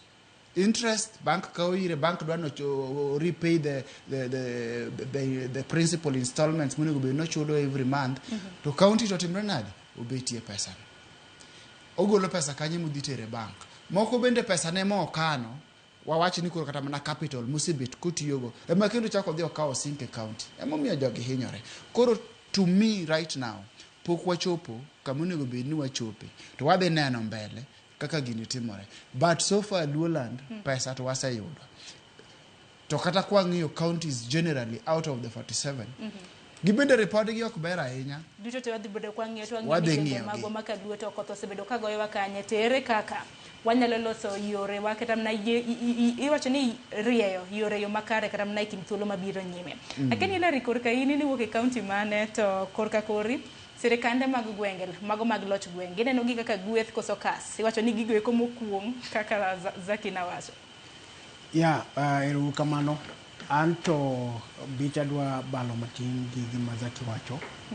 Aparo ni wach mar kelo loch gwenge ni en gima ber, waluonge ni blessings for that matter. Gimomiyo wacho kamano nikech mbele kacha kane wan kod sirikal ma malo mwaluongo ni unitary government yudo pesa mane biro e ground ne biro through gima ne waluongo ni siasa mbaya maisha mbaya. Okay? Koro kane dhi maber kod sirikal to ni nyalo yudo thuolo mar yudo pesa. To kane ne ubalo gi sirikal to ne bedo matek ahinya mondo uyud kaka unyalo yudo pesa no. But kuom koro biro actually ka onge devolution katiba ma wan go sani ni di koro onge. So gi pacha aneno ni kelo devolution ne ber. But agombo ni mondo wapuonj jopiny kama mondo jopiny owinje weche ma wawacho gi. Nitie procedure ma pesa dhigo e county government. To procedure no samoro ema rocho ratiro mar jopiny. Iyudo ka pesa mokwongo ikuongo ipoge e bunge through gima luongo ni division of revenue bill. Tiwacho ni Migori kata Siaya biro yudo bilion 9 or bilion 7 kaka okete no. Okay? To pesa te michoko ichoko kod sirikal mamalo. Koro sirikal mamalo ni kosechoko pesa to nego beni opogonwa pok mar jo county kaka biro. To asesomo gira budget ni kuom karibu koro nyaka nyo devolution chakre. Gima sirikal mamalo timo en ni kuom dweche 6 mokwongo pesa madhi e county matimo dongruok bedo ni onge. Gioro mana matin machulo jotich kod gik machal kamano to pesa development onge. Koro kikwano sani from dwe mara 7 nyaka dwe mara 12 most of the time ibro yudo ni pesa machopo e county mag development bedo ni onge. Koro ka pesa no sebedo ni onge, koro pesa ichako rang wachne kabiro dwe mara 1 dwe mara 2 ka. To mondo tim procurement ma osiepani awacho en ni okaw katin ahinya to wigi 2. Koro gimosebedo katimre en ni jopiny koseketo pachgi e wach mar public participation to ka ging'eyo ni gidhi timo programs e higa te mangima to gidong' kod thuolo matin ne dweche 4 mar timo dongruok mitimono. To koro yudo ka counties kosebet piny moneno ni project monego beni timo cha ok ginyal time ka higa dhi rumo to gikelo chik moro kanyo ma koro giluongo ni supplementary. Supplementary kinde ka kinde en yemolo orocho pach jopiny. Koro ka jopiny orito ni project manene giwache public participation cha biro biro kara jobunge mag county osebet piny moloko kaka pesa no tiyo mondo gimatch reality mantiere in terms of disbursement mar pesa mabiro. Gimoro makendo nyaka nenre en ni okinyi ka wabiro to aiwacho ni Ministry of Education samoro bedo kod deficit mar around 20 billion per year. Mano pesa manegi timo ne budgeting to pesa no kochopo kuomgi. Tiwacho no chopo kuomgi. Counties be ni kod challenge machal kamano. Ni samoro ochikgi cumulative amount mar 400 billion miwacho no, lakini mochopo e pony mar counties en kata mna 350 billion. Ero kama na makama kage kanyo kada mar mondo mi agwenyi kata mna ge paro nikech aneno ka yweyo oseromo ko yo matin bang'e ibro bedo ka inyiso mathoth kotenre kod mano nyakoro ngejwang sabicho oseromo kikidhi mabor waduogo kod atwak in bende kamoro moro mintiere wabro bedo kwa winjo pachi kotenre kod thor wach mabende wantiere godo.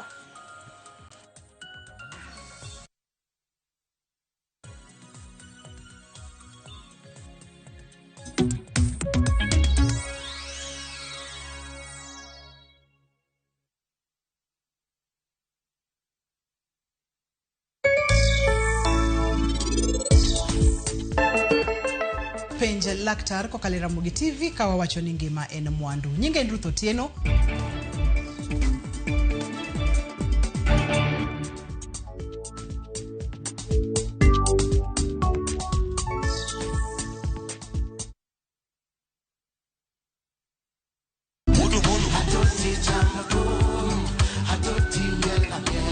Woktich ka woktich wakelo ni don ya wotonagi. Kabinet chario kati chario nyakumunga juang en odiochieng' mar yuto mari. Chieng' tich adek nyakumunga juang en odiochieng' mar mine nyalo kachiel koda weche hera.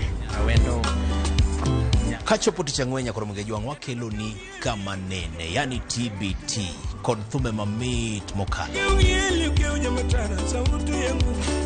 Furahid edition en thum kaliech. Loso kapuoyo nyakumunga juang. Ka wakelo ni jothumbe mopogore opogore. Kanyo no bende wakelo ni gimiluongo ni be yawa.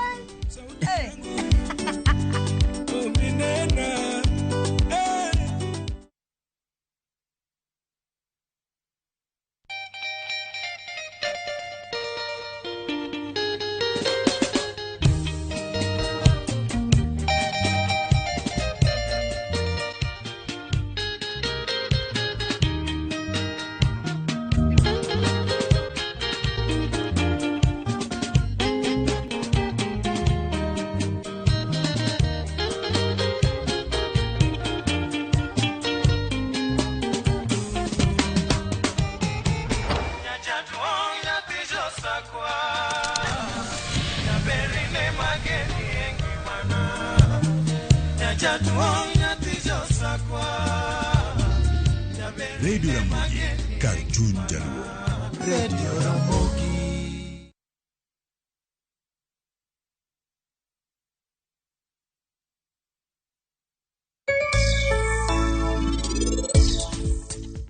Nitiere okang' moro makawo ka. En okang' mane mikawo? An abiro dhi manyo Rajiv mondo awachne ni biro chuno ni mondo en oyie gi pari. Refisha ushinde.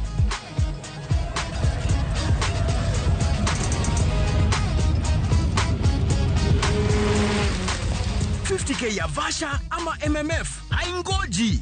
Open and save in your KCB Gold Savings Account for a chance to win many prizes. KCB, for people, for better.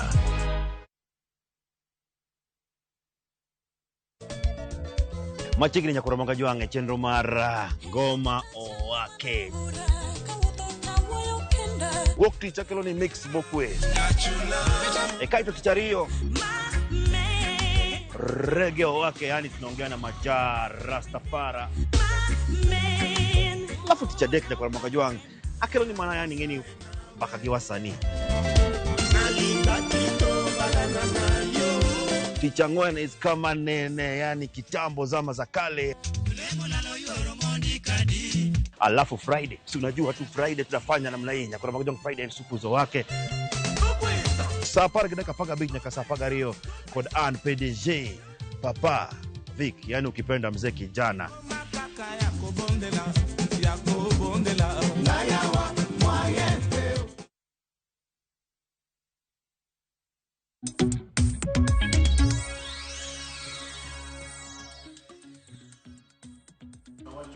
Nyakoro mgojonka moro mintiere dakika uskadha beach toksa beach mar Onyango. Wadhi nyime kod twak marwa omenda mabindo sechwal ni counties chakre ne loch mano mar sirikande mag gwenge chake pacho ka higa mar 2013.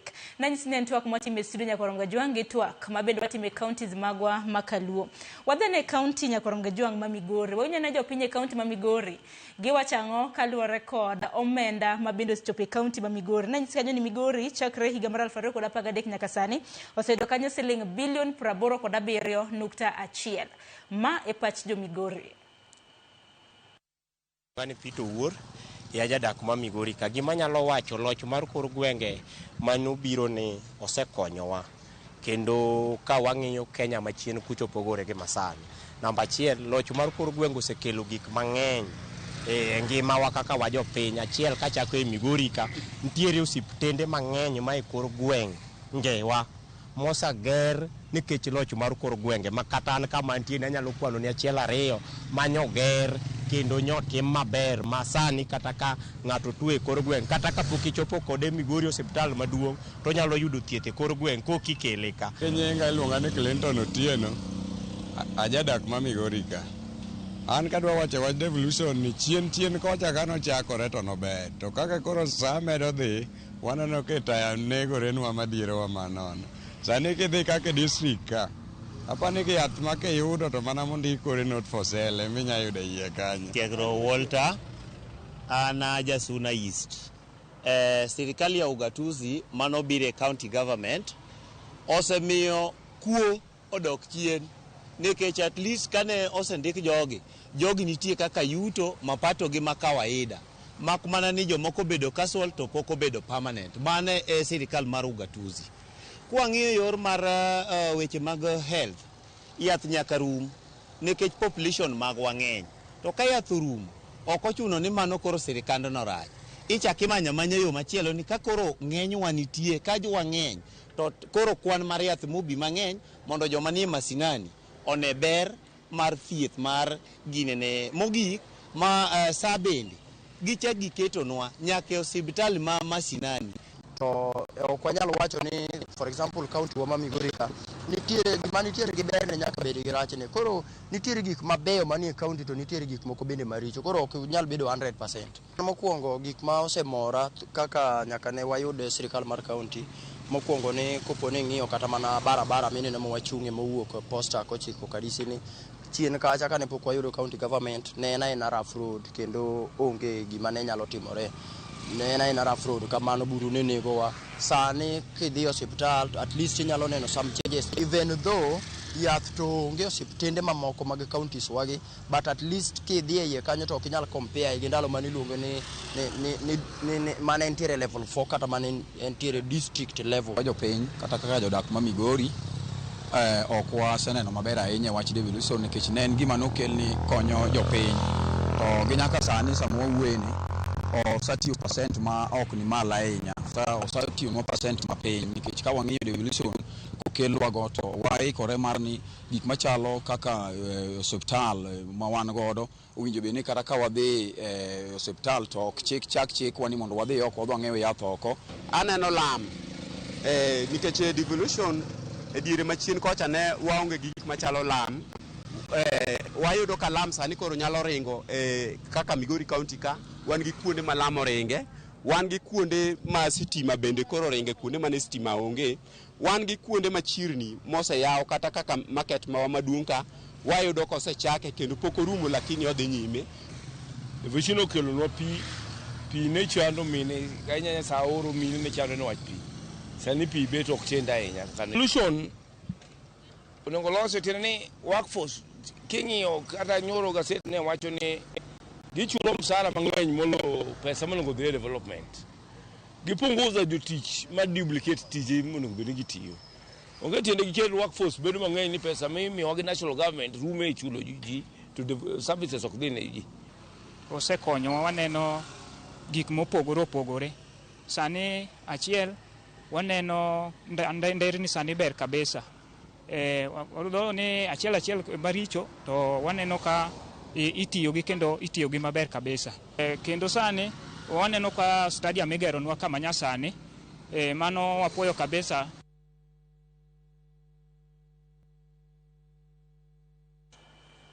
Nyakoro mga joma go ni paro mopogore opogore ma bende ichwalo kanyo gi jodak e county mono ma Migori. Ber gi rach ma bende gisenene sirikande mago mag loch gwenge. Kata kamano kapok amere konga ileri nitiere wach ma bende ni wacho ni sirikande mag loch gwenge devolution ne gwethe pacho ka mana kinyalo mana dhi mbele. Ineno kata gima jo Migori wacho gipogore paro, lakini majority of them wacho ni sirikal mag gwenge nitie kaka osekelo pogruok molo kaka ne nitiere mbele kanyo. Koro gima chandowa counties wa makaluo en gima luongo ni development model manene wakao.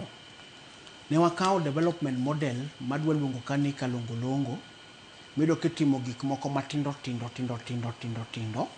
makoro jopiny ok ne impact mare. To gimomiyo itime kamano nikech e county kucho nitiere akwede mag dhoudi or mag familia mabendo betie.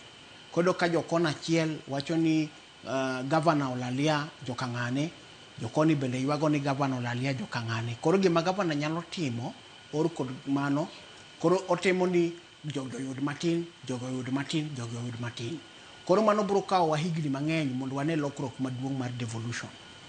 But gi pacha to nego obed ni kawayiere ni wan ji achiel to wach ni gweng' ka gweng' nitie gimober monyalo time.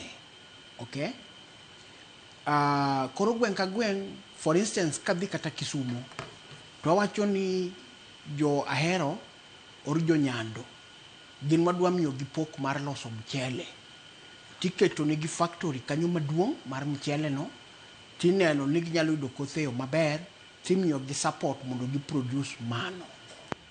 Kidhi matin probably kiduogo side mar jok mantie Dunga koni madil kod weche mek rech, tiketo ni kata factory mar rech kanyo, to gin gitimo mna speciality mar timo rech no.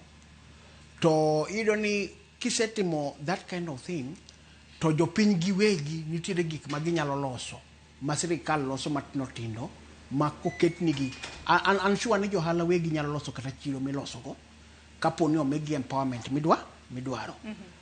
To gimosebedo ka koro kendo bendo betie en culture or kido mwasekao ni jatelo en ng'ama nyaka bed kod pesa ne. Koro sama ng'ato dhi e kom osiepa ni dwa dhi e kom moro mbele ka, tiyudo ka sami dhi e kom, tidhi e kom okirang msara madhi mbele cha, idhi rango ni kae idhi lose ang'o. To jopiny bendo keto jotelo tesre kecho giparo ni jatelo okopenje jatelo ntento msache mochamo ni en pesa di en iluonge gik mang'eny miyudo ka koro jatelo be nyaka yud kaka yudo pesa mopogore kod yo midware no. Tingeni japincho koro nene county in koro semi pesa makama gina ng'otije nango kaka governor manego bedni ichwali county an kaka japiny yath bende bro yudo gi services mamoko manego bedni ichiwe county makamano nikech japincho bineno ni pesa ni nodeko koro kani yude te nango mane timo godo any mana paro no kamano kapok adhi Eric mapiyo koro gima timre koro kendo gima bendo osebetie nikech of paro matin matimo gik moko midonjo matino tino no emo miyudo ka waonge kod system kata mar pogo yath miwacho no nikech onego beni wantie kod procurement system mung'e ni stock out marwa rumo after this period of time koro wakelo yath kanyakla to wacho ni osuptal every week ukaw yien marom kama depending on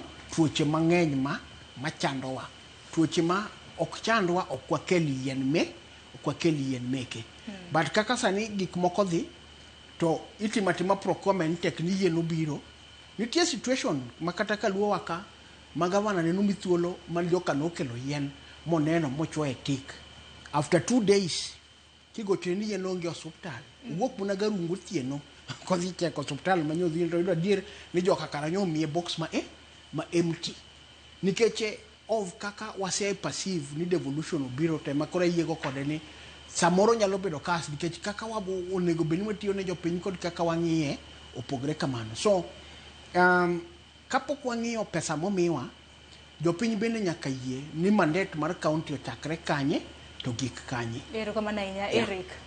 Erokamano Sharon.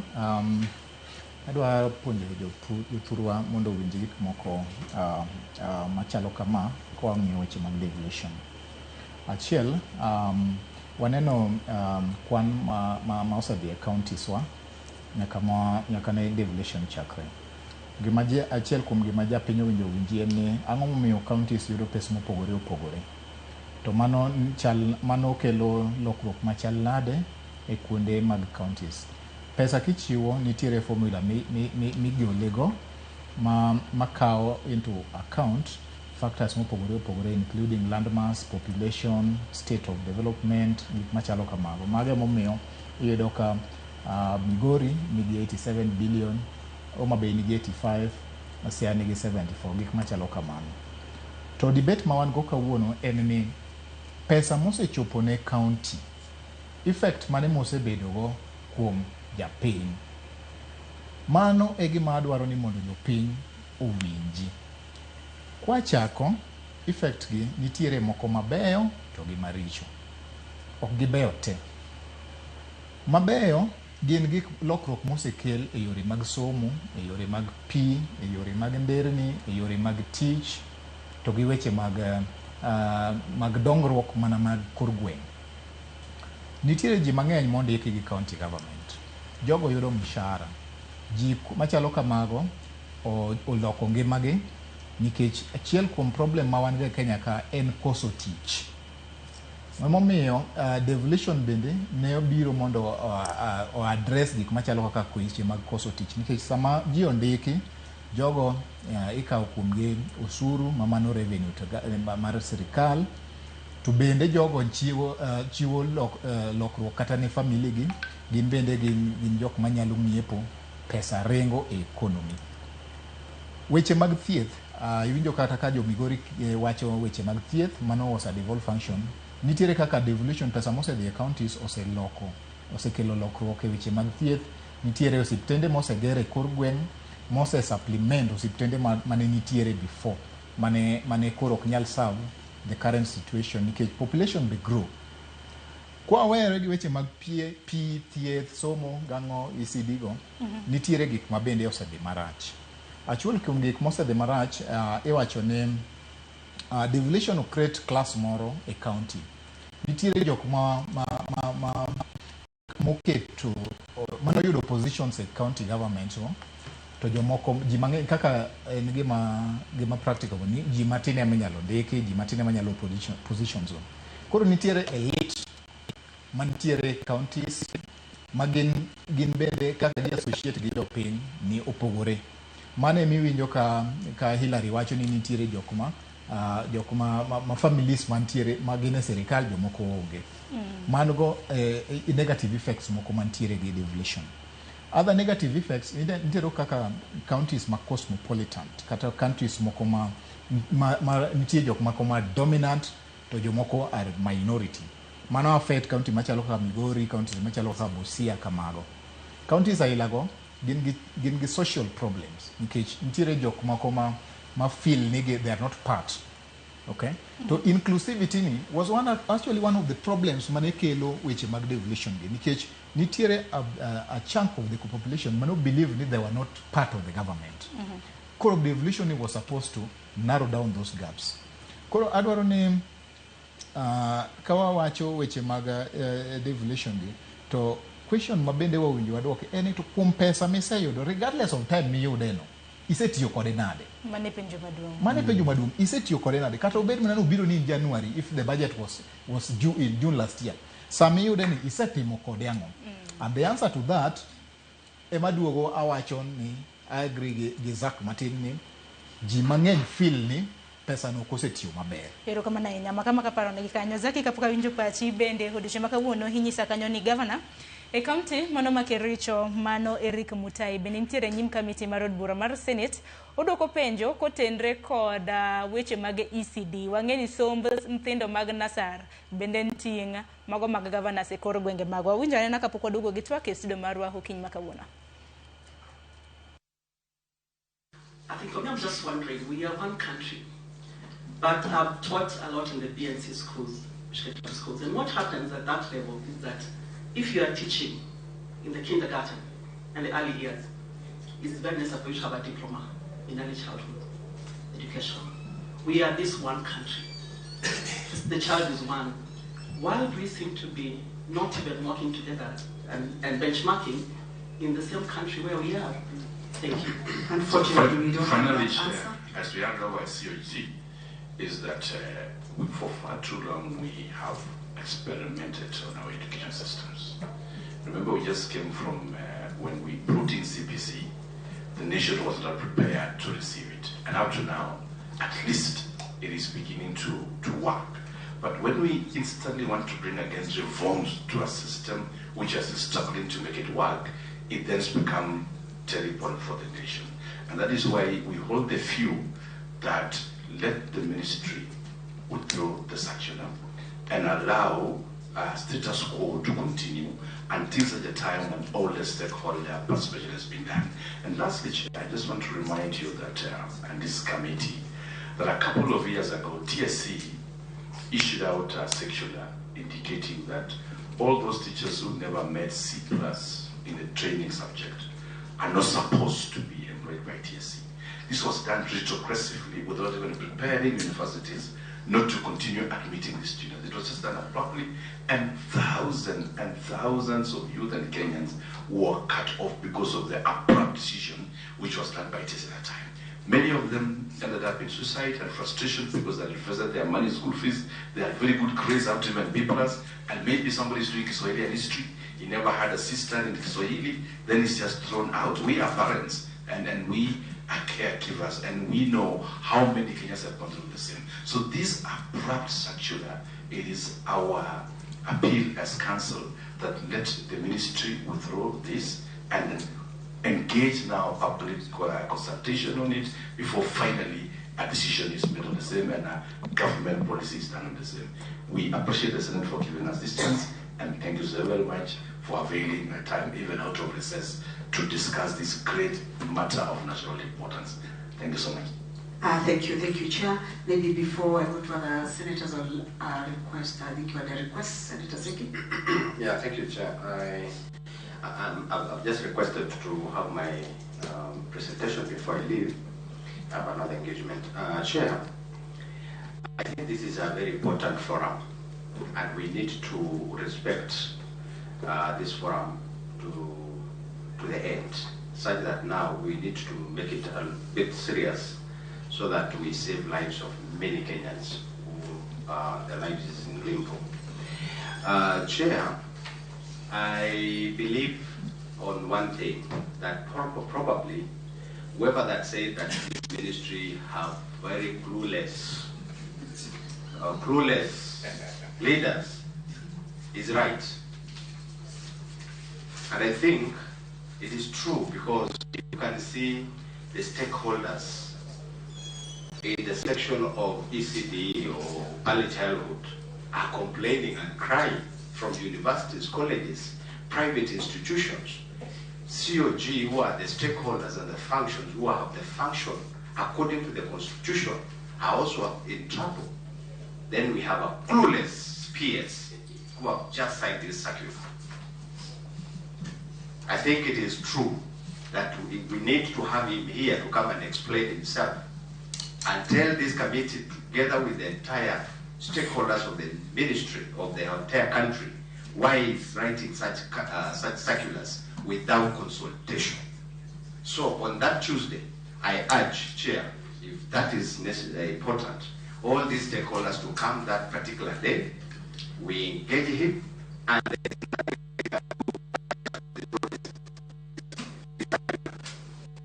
we cannot allow this kind of nonsense. Sorry, Chair, but I think that is nonsense.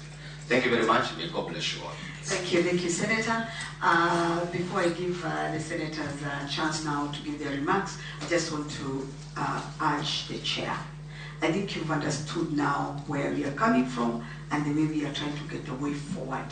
And then we can address the other issues, because I believe your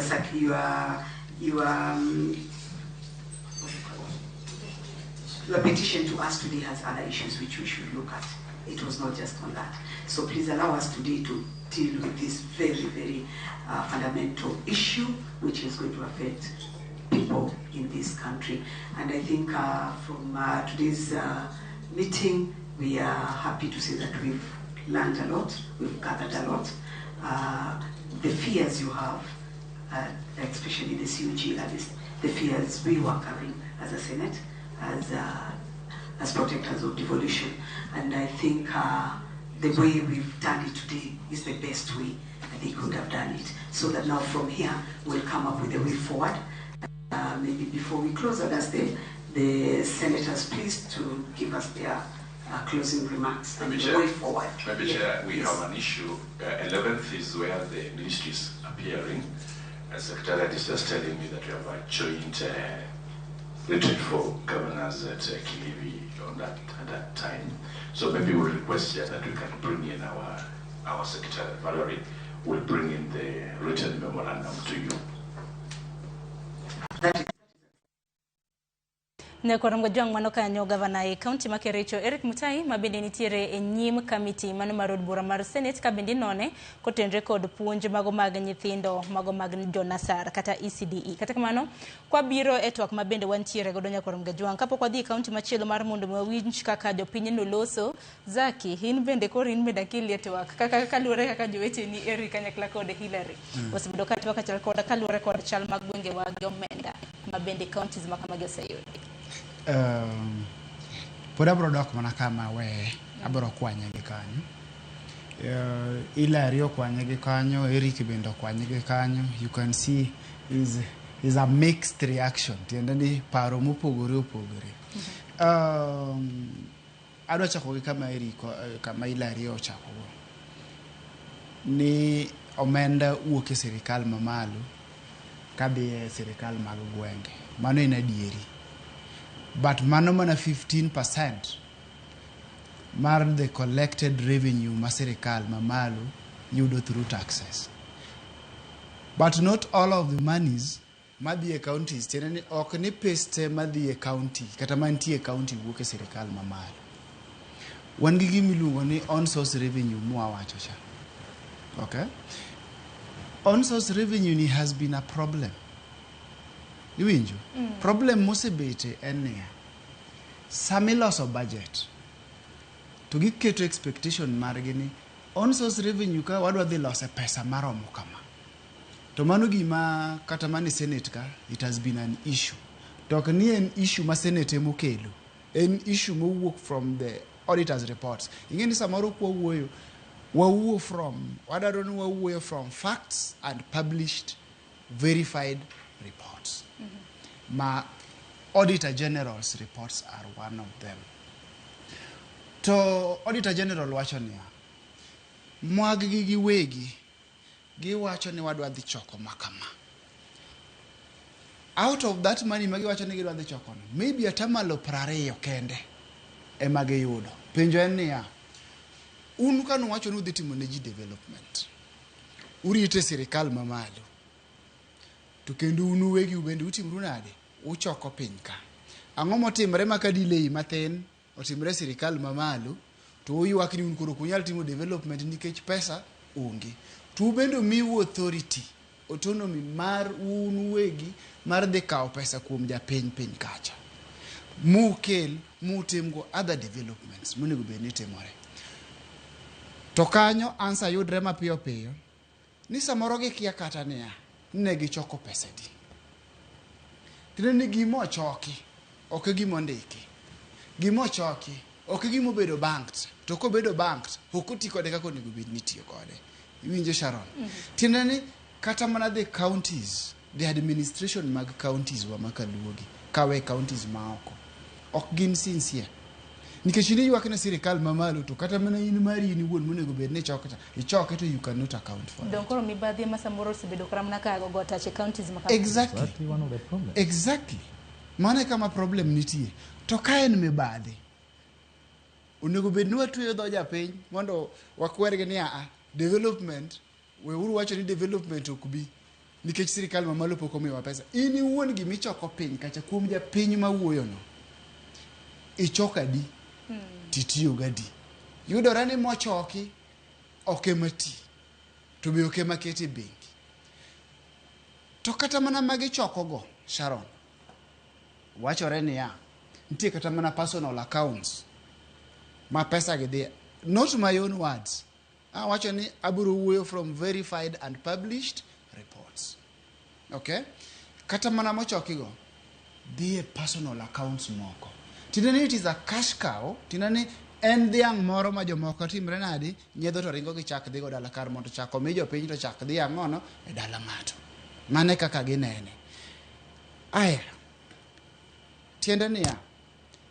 When we are saying ni development ok bi e gwenge kata ok gitiga tamalo 30 monego bed ni gitiyo. Remember na tamalo 30 monego bed ni gitiyo. The minimum monego bed ni gitiyo and 30% of pesa magiseyudo. So when the Auditor General is giving a report, kata some Auditor General chiwo report, oko chiwo about what is expected. Kata gima podi ni e treasury. Uwe about gima osetimre nade osedonje lwedo. Kata uwe about gino mochok kuom japiny to kotiyo ne japiny. Emo miang' no wachi ni less than 30% as recommended by the law. Itiyogo mondo kel development. To mane yuak mantie. Tienda niya, the issue here is not timing. The issue is structural. Tienda niya, ok ni en time ma pesa bire irwa. En ni ang'ono ga ng'ono mwaketo piny kata structures mage mwaketo. Mukaka pesa gidwa tiyo modonjo lwetwa. Nikech wachna gimomiyo kiyudo 1 million to 900,000 of the recurrent expenditure to at least 300,000 monego bed ni dhie development okonyo. Iwinjo. So it is about what you've received, not what you are expecting.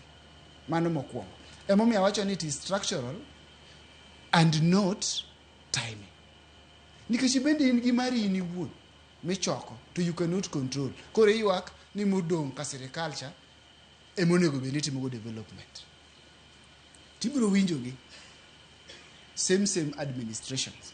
Ibiro winjogi ka giwacho niya ok wanyal kata mana chulo osara. Mano yini koro awuok e development. Koro abiro kata mana recurrent expenditures itself. Ok wanyal chulo osara. Nikech pesa timre nadi odelay. Tabiro wacho ni karo osara ka. Bende kuonde mwasehinyre. I'm not ni counties have done nothing. Mano ke gima wachi. CPA Hilary osewacho maber niya nitie mabeyo mosetimore.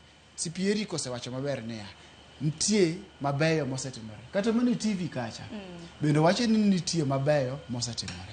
Koro I take the opportunity mondo be awach ne japiny maricho mosetimore nade mosetimore tok ni okan kodgi gigo nitie mosetimore to it is not news Sharon ka an elected leader otimo tich mobedo elected mondo tim but it is news ko kotimo gimotimore nade mobedo elected ni mondo tim ema koro wawuoye ka so therefore we must agree ni mabeyo magisetimogo they are supposed to do that maricho magisetimogi they are not supposed to do that okonego gitim marichogi mabeyo kama onego gitimre nade gitim koro kik wawuondre ni wadwa boyo the administrations mag county government ni gisetimo maber this that yes ka gisetimo maber mano gitigo as a basis mar timo more and we congratulate them for that to magitimo marichogi to kata mna recurrent expenditures miwinjo giwacho niya ni magitime maber moloyo kata ni magitere pesa mang'eny moloyo 80% 70% you see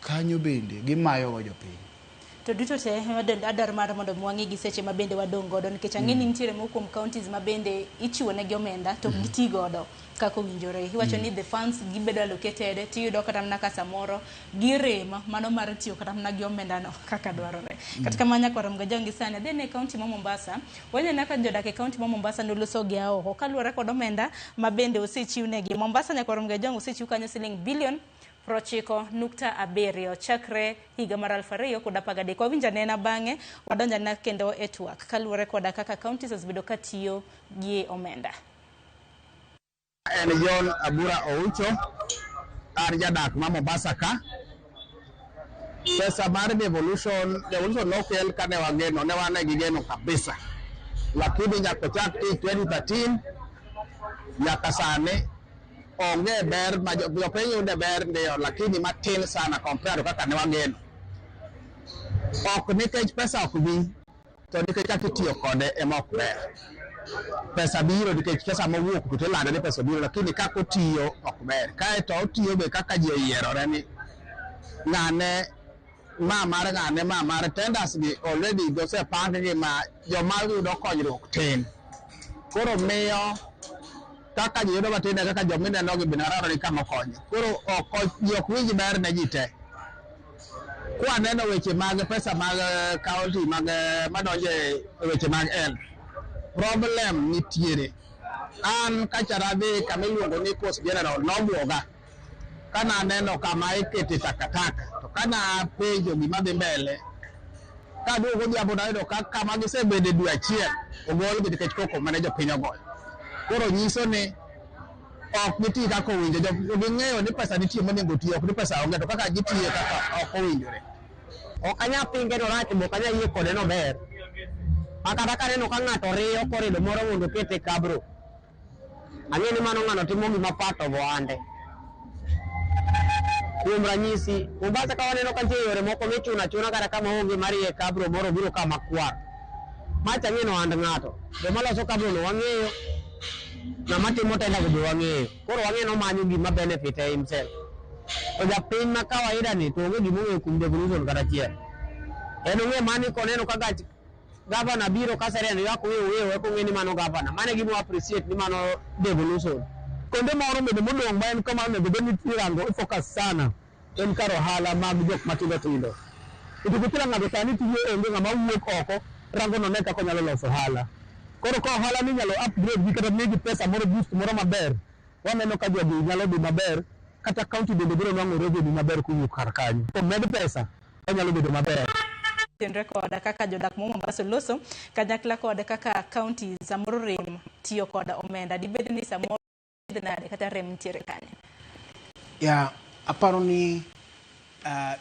rem maduong' chakre gima luongo ni public participation nikech ing'eyo ni jopiny chiwo pachgi e gik ma gidwaro ni mondo timnegi sama jopiny chiwo pachgi ni nitiere jopiny kidienje ariyo nitiere japiny ma en ng'at jatelo modhi chiwo pache e gima jatelo oore ni gini monego wakal to nitiere japiny madhi chiwo pache e gima onego bed ni timo kanye kama pod wanie gi problem maduong' mar public participation nikech iyudo ka priorities moketi midwaro ni mondo county otim gin gik ma japiny wuon nyalo timo.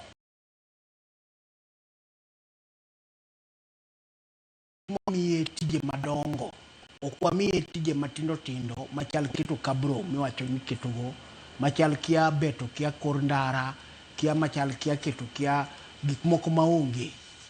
Koro kanyo ema onego bed ni wawinjre ni wan nyaka wabed kod paro maliw mawacho ni wan kaka wadwaro mondo kaunti wa oti. Magi gik mwamiyo jatelo mar kaunti wa mondo tim.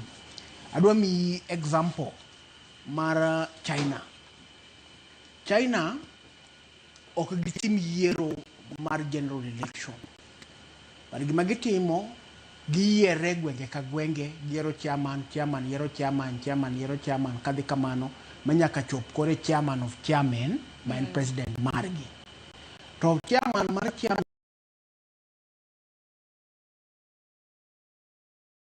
ni vision mare, to vision mare maduong' en ni odwa golo ji adi e dhier kuom period marom nade. Nyalo gino. Koro ng'ani en kod mandet ma en gimo focusie en rango ni vision mochiwo cha en aligned kod neno ni China odhi mbele e kama wantiere no. Mane paro maparo ni kata gima joka wacho ni kani kaunti biro to ne wan kod vision maduong' ni gini biro kelo transformation. Lakini challenge mabende nyaka ing'e nitiere koro kendo gima be josiasa biro go ka.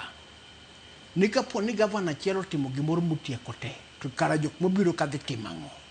Ok apar mane en paro maber. Gimonego bed ni wang'iyo ka en ni walosuru gimoro ma kata kapo ni en ndara achiel ma waloso to wacho ni kanyo ok wadogie. Ka en hospital achiel ma waloso to wacho ni kanyo ok wadogie. Bedo kwa waloso gik moko maweth ma gik milosogi en gima kendo kiny kata ka en ndara mopa kendo kiny ng'ato dok kanyo kendo chako duogo pae kendo mondo koro pesa mar japiny ok ne e yo matimo. Tema omiyo nokel gima niluongo ni program based budgeting. Program based budgeting onego bed ni pesa miketo ambatana kod gimodhi solve. Anjo ka jopiny waka e wach mar ni yath onge. To jopiny go be giwegi gini ema bende ido ka giywak ni mondo kunynegi pi. Chik maber mar ekonomi wacho ni kamumiye pi maler mantiere onego bed ni tuoche mar related kod gik pi duogo piny nikech koro livelihood mar jokanyo nitie. But gima wayudo en ni kaka wamedo kunyo pige e kaka budget mar health be medo dhi mbele. Then focus marwa kendo be mwaketo maduong', waketo focus wa e chieth mar gima luongo ni curative, to kuonde monego bed ni wakete mahino magin preventive mondo dhano opidh gik ma gicham mondo dendgi obed yo makare, to wakete nyao. To mano ng'en gik machal pur, gik machal pi maler, gik machal afya go, magi gik monego bed ni kaunti deal go. Koro kok waloko pachwa e gima Zaka wacho ka ni ng'ato osego kode plan, to mzee moro bende ma Mombasa wacho kanyo ni en ong'en samiketo kabro to ng'en mano en ohand ng'ato no. Kwa golo paro machal kamano to wabro loso gik modwa ni waloso e kaunti, but kuom sani pod wabor kod lek mawacho no. Keni rikin korka kore nikech wach tena ni bende en seo bende ne madhi nega sirikande mago mag loch gwenge bende. We achak gi wacho wach mana ma Hilary tieko e dhoge no. Pachwa ok wanyal golo kanyo nikech gigi ok wakete pachwa, gigi waneno. Kabro ma ja Mombasa neno cha, inene Homa Bay, inene Siaya, inene Kisumu, inene Nairobi ka. Tiende ni jogi ema timo gemo mondo emomi waneno gi, wan wa comment tu. But koro kawa we weche mang'eny gi, we aduoki dala. Nikech japiny ni dala. Pesa ni nowinjo bed ne dhi dala. Pesa ni japiny ema owinjo bed ni wacho ni waneno ka pesa ni otimo ma gima. Gimomiyo tabu mwaneno gi wuok en nikech jogie ok gitim gima nowinjo bed ni gitimo. Awacho ni anawuok Homa Bay. Homa Bay wa nitiere Lake Victoria. Ji mang'eny jodak ma Homa Bay, achiel kuom gima governor kade an governor ma Homa Bay, gima nyalo penjora mokwongo ni jo Homa Bay gi ang'o ma gitimo economically. Ere kaka an kaka governor gi pesa mimiya mar winjo bed ni atigo e weche mag development. Ere kaka nyalo konyogi? Jo Homa Bay gin jopur, jo Homa Bay moko jo ohala, jo Homa Bay moko gin tiere jok mar professionals. Ang'o ma datim mondo jogi oti maber? Gwengewa mang'eny stima pod onge, nderni onge, weche mag thieth chalo kamano, weche mag dhier. Dhier mar wacho ni wach mana mar chiemo kende. Mo kata weche moko kata mag lewni kata mag dusruok. Chiemo, just the basics. Pod ni chando wa nyaka sani. Okay? Lit kabisa ni nyalo neno Lake Victoria kacha, to dayo moro maybe a kilometer away, ok nyal access pi. Okay? Odak nikech odak molil, pi onge, ok nyal konyore maber, to oneno pi. Oneno pi. Okay? To devolution is here. Okay? Aneno kitemo wacho gik ma engineer Alema timo Mpisoba North, mano gweng'wa. Okay? Mano achiel kuom gik ma simple kabisa ma governor nyalo timo to empower ji modak kata tiena mondo gitim kata irrigation kuom jok mapuro to produce horticulture, vegetable, gik machalo kamano mondo for their food and sustainability, nikech surplus ginyalo uso just to sustain themselves. Gik machalo kaka electricity kodonjo to kata vijende makoro opong' e boda mamoko donjo e kuo ang'oro nyalo timo businesses matindo tindo machalo kata kinyozi, gik moko matindo tindo ma ji nyalo timo just to sustain themselves. Okay? Kwa donje kata weche mag thieth kata gik machalo kamano okunjo bed a very huge headache. The thing is, jowagi kang'iyo gi mos, they are not interested in solving these problems. Okaneka nikech Zach, and I appreciate gima Zach owacho. Look at the auditor's report. Governors get koluongi to appear before parliamentarians. They are being questioned kaka gitiyo gi pesa. It's pathetic. Niwinjo kanyo siling milion 5 otigo do hakeni moro be naneno moka Christmas tree. Yes, milion 5. Eno tara gi Ghana. Yeah. So the thing is, pesa kuantemo ng'iyo critically pesa mose the counties, not much of it has been used well. Pesa mose the ne nyalo timo to ji mang'eny manoyier kata ji matiyo sani gi, most of them are engaged in practices do not help. Takeno nene nade nikech agini yiero kayo higa mar 2027 nyaka Ramogitvlive iwacho ni yiero mar piny Kenya dong mana dweche madirom 15 kende. Dibed ni ng'ato koyiere kom to wacho ni makore sana mar chiemo nikech akera mna kibro yiera kendo kata oyo nikech nyadi mang'eny wano kana ka governor wuok e kom mama moro ka donjo to koro bende entiere koda chiedh nade manowe koda sirikand county mokadha kini kurka in watie kisharon kitie ko mana nikech sabende rengo gima nyalo wacho one gi problem in governance is an issue to one gi problem in public utilization of resources to problems gi bedo perpetuated gi leaders kagi kawo advantage e ignorance mar jopiny. Ka jopiny nyalo bedo vibrant to question gigi, japiny kende nyalo keto governors gi mag penj gi ni to gik mindiko kata ma auditor penjo gi gigi ni kanye. Tisene ne kata county mane mag jopiny osekawo kata mnokang makamano ok na neno. Yeah, okore mane mwatemo puonjo jopiny mondo ging'e gigi mondo gi question gigi. Ero kama na ina lakini zaki korka kori hakene maino counties nego bedi miyo maina ngo like their priorities nego bedango nikech jopiny ka jopiny winjo kanyo ka seyo dhi ne yedhe mantiere subtende seyo dhi ne kata mana kaka skunde mag ECD bende chali skunde mopogore to ma en pok mar omenda ma governors yudo kinde ka kinde to bende wang'eni budget bende ibro bedo kisomo dwe mar 6 ka mano mar higa ikomenda mar higa mar 2026-2027 counties omi maina ngo Sharon. In fact, sama donje studio kaka biro. Josia no ora. Kabiro ka. I'm not campaigning for anyone or campaigning for myself or any other thing. Marwajani jatelo. Sani piny otuo dala. Dongi di TV journalist or press onego bed ni gine wengewa. Maka nitie gima sirikal ok timo, bed sirikal mamalo kata bed sirikal mapiny. To gine makoro nyaka giyaw wang' jogo mondo ginyis sirikal niya gima kama timore ka. Ka biro ka jasea mororo na message. To ok eyo marach. Ta bende am a witness nikech kure maaye. To specifically from Bondo sub county.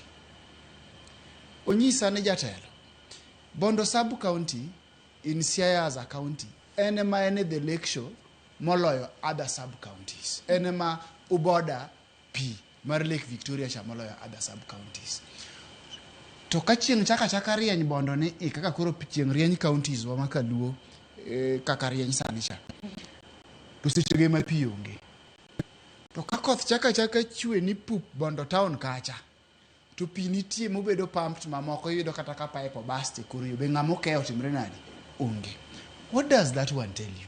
Ing'e ni an kaka koro ng'at ma kalure gi gima somo I give a second eye tiende ni nyaka nen gi wang'a mar ariyo sama gimoro timre nikech wadwaro pi sama chalo nade pi wadwaro most sama koth ok chwe to sama koth ok chwe no jo county ok pump ne jo Bondo pi seche kaka jo Bondo chandore moloyo sa asaya when they need that water most tiende ni cartels moko nitie masach mane county government kanyo masama piny otwo to giwinjore gi jok moko man kata gi private boreholes to gisimo ne GP koro ji dhie private boreholes to timre nadi nyiepo kucha and at the end of the day en gi kat mare to japiny to timre nadi hinyore samo hand pi okethore makuru ji kan nigi water reserves let's say tanks opong gik machalo kamago makuru they can easily access water seche go county nyigore gi tich seche go ka gi pump ne ji pi Bondo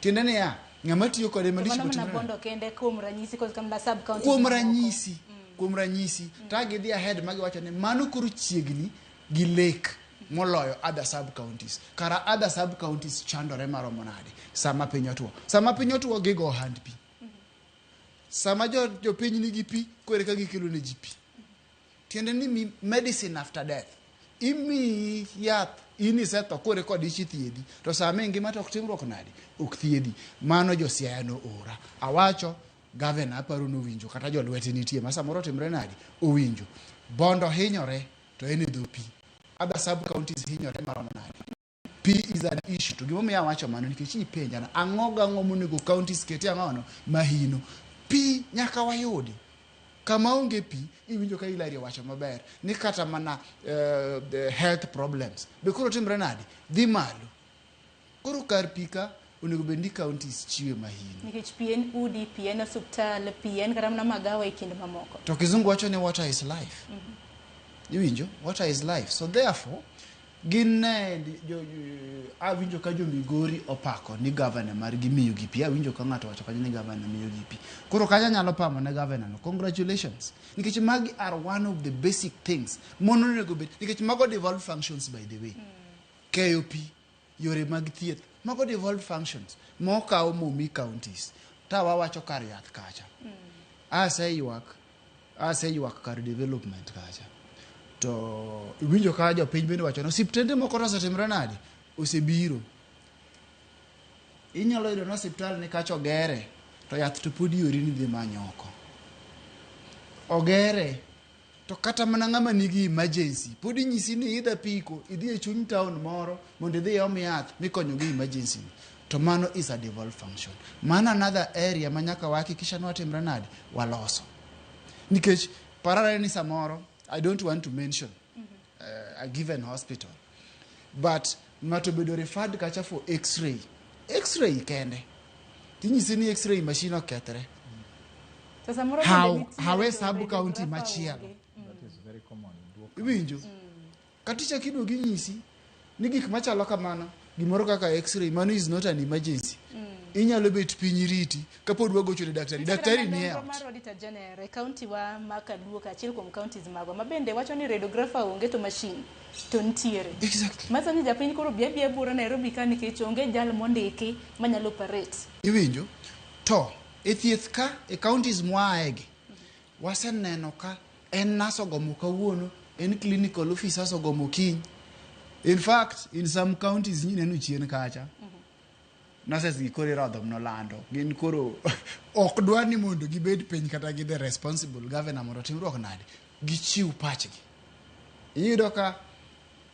present administrators mane nitie gin they resorted into luongo mna jorunge mondo timre nade ochwad nurses magi pathetic issues mawango koro nyalo bet no hospital nitie as a building but services otimre nadi onge ipenja nang'o ga monego bed ni kete mahino thieth kanyo nikech nyalo bedo no hospital nitie to daktari yo makoro ka in iwacho ni thieth gi pi nego bed ni miyo mahino e kaunti mahino kabisa to gi weche mag pur school anano ka gikonyre national government donje ginene be donje anyalo wacho to kar pur ka bende nyaka watimre nadi wakete mahino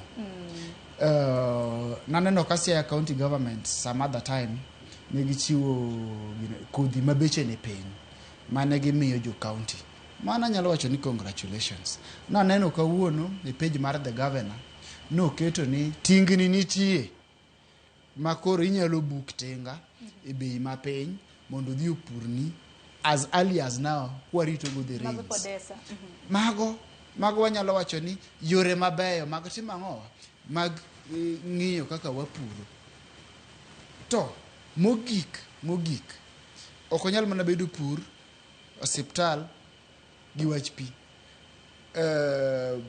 CPA ko wacho maber niya to kod Hillary be owache earlier developments ang'ono gang'ono in our areas monego bed ni watimo mondo inua uchumi mar ang'ono mar area no ka en rech kaka wawacho muga ni asoba muga ni aidho pi kabisa onego bed ni kanyo processing mar rech timore mar rech ok onego bed mana ni biro thika waka to ka tieko tachaka wacho ni niya feasibility study mitimo towards developments mwawacho be nyaka bed thara ok inyal bukri ni yao kambi mar rego oduma ei thim kamoro feasibility study nokotim maber tikawo choppers tiluongo jotelo madongo to iwernegi kacha ni koro ni mogo moro nitie mabiro biro mogo no usenene dibed ni en seyo mar Kigote kaunti ma Homa Bay kata kamana wrong feasibility studies iketho pesa gik mok kony japiny we must prioritize awacho ni pi thieth pur gi prioritization where kwatimo major development a proper feasibility study must be done so that nitie gimiluongo ni value for money erokamano ahinya mano mapiyo piyo Hillary bende gi wach manego bed ni counties miyo mahino mar mondo mi japiny oyud ber gi dongruok anto gi pacha gimonego counties of prioritize en puonjo japiny mondo ng'e gik monego bed ni sirikal timo kod gik monego bed ni japiny timo gima gi dho ngere nyalo luongo ni political and civic education kanye kama problem wan go maduong' adier mantie en ni japiny omiyo teko MCA mondo dhi ochung'ne kar pok mar gik monego bed ni timo to MCA ni en kamotere cha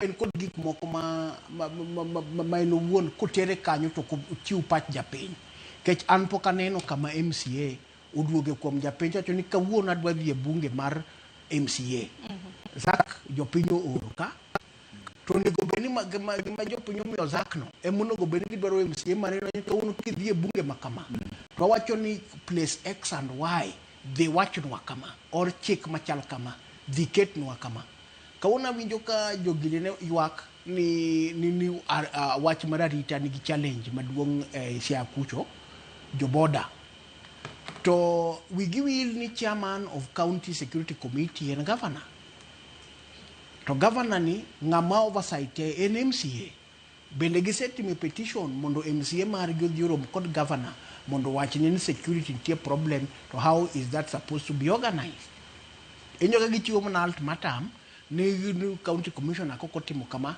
to nego bende gidhi timo kama mano is a problem so an gima duong' mokwongo en puonj mondo wang'e ni sirikal onego bed ni timo ne japiny ang'o nikech koso ng'eyo gima onego bed ni sirikal timo ne japiny emiyo ka gima Zak wacho kacha ng'ato dhi oloso kambi moro to kambi no wuon ok otim projection mar production mabro support kambi no kama okete no koro time atima for cosmetic reasons to gima olos kode iyudo ka onge. Another thing maparo no onego bed ni wa prioritize sani gima nitie en ni nitie article 43 of the constitution ma is very clear gi kauchiel mag human rights monego bed ni rango, ma en health, en chiemo, en pi, en social protection, en education. An kan governor, okachandra kata gidwaro manifesto, adhi akawa article 43 no tabao, tachoni magi gik madwa timo ka. To from there, then ikwanyo gima onego bed ni timo, then idhi go mbele.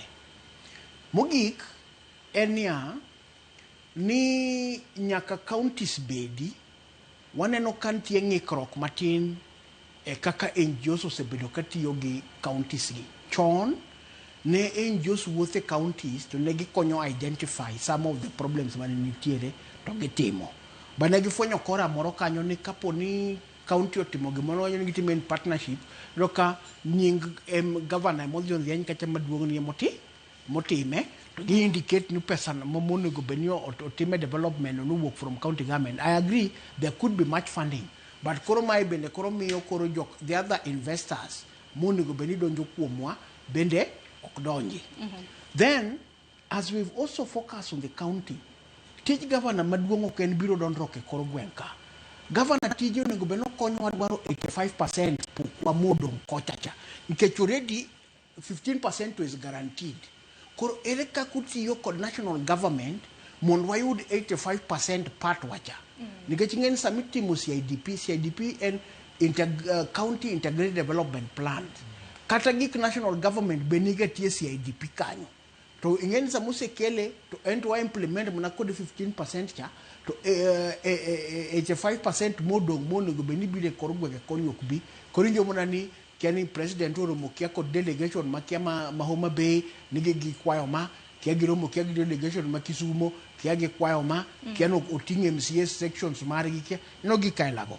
Ok onego bed ni bed, onego bed ni governor or kata mana jotende makanyoko gin ambassador mar county madhi omonwa development beyond what has already been guaranteed. But gima sani wan go en ni walaro mana gima already osedonjo, but gima ni oko to kwane. Ero kama na inya eri kin bende wacha na gima nek beni miyo maino hagini county ma Homa Bay bende ni sedo skoro na counties mamoko nek beni gimiyo maina ngo e kinde makamagi. Mano penjo maber kabisa. Asetemo duoke tabro duoke kama. Kendo abro tiyo mana gi case study mar Homa Bay. Kade an governor ma Homa Bay da timo ang'o? Achiel, kawuono sani dwe mar ariyo ji osechako loso puothe na asewacho ni jotich ma Homa Bay, achiel kuom gima governor owinjo understand ni to joga gi gitimo ang'o economically. Sharon lit kabisa ni nitiere governors makia kata ka chieng' moro ikelo kata kipenje ni to ipani 70% mar jok mirito timo ang'o economically. Penja ni achiel kuomgi ka chieng' moro ikele ka an ga dier ni nitiere ma bro fumble a question. Koro an ang'eyo ni 52% mar jok modak ma Homa Bay gin jopur. Achiel kuom gima chando jopur sani gin weche mag pur. De an governor da kelo yore moro mar pur in form of tinga michule kata pesa mar nus mondo kony ji mang'eny opur puothegi. Mar ariyo weche mag seedling ma Zak wacho gin another issue nikech seedlings are very costly. Ji mang'eny ok nyal ng'iewo kodhi. Kodhi is very expensive ni ji mang'eny. Okay? Kuonde machalo kaka Homa Bay nitiere kuonde moko motuo manyalo dwaro crops moko manyalo chiek bang' ndalo matin. Okay? Governors ginire manyalo timo research mang'eny area ma kama nyalo dwaro crop mane manyalo konyore jogie within 2-3 months. Mar ariyo, awacho kabisa wech stima chendo kabisa Homa Bay County. Chendo seriously. Ma problem osebedo for ages and ages. Okay? Maybe governors nyalo argue ni mano ok tijwa nini. Okay. Should lobby. But ginyalo lobby. Rural electrification. Wasene no kopi wanda ibende chero regwe ndio pogoro na wanene karakara chuo nyochanye chaka. Yeah. Okay. Lit kabisa Sharon ni kunde moko moyae onge stima. Okay? Yeah. Engine stima kade nitiere to kaka asewacho ni kata vijende makoro ng'eny kabisa e weche mag pikipiki. Moko nyalo loso giwegi nikech ka gin gi stima ng'ato nyalo keto kata laundry mar luoko lewni. Okay, ng'ato nyalo keto stima, joma mine nyalo keto saloon, weche maka manyiri matindo tindo mondo ji mang'eny oyud gik matimo. Tij government, tij sirikal en creating an enabling environment mondo ji oti.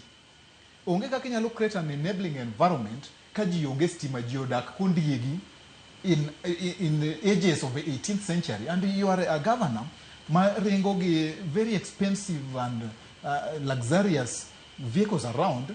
Ji mang'eny are sleeping hungry. Okay? Ji mang'eny in places machalo kaka Homa Bay is what I'm using. Homa Bay. Okay? Ji mang'eny in Homa Bay. Still ji mang'eny ok nyal yudo chiemo. Okay? Koro priorities one. Number one, agriculture. Weche mag stima. Pi gi thieth.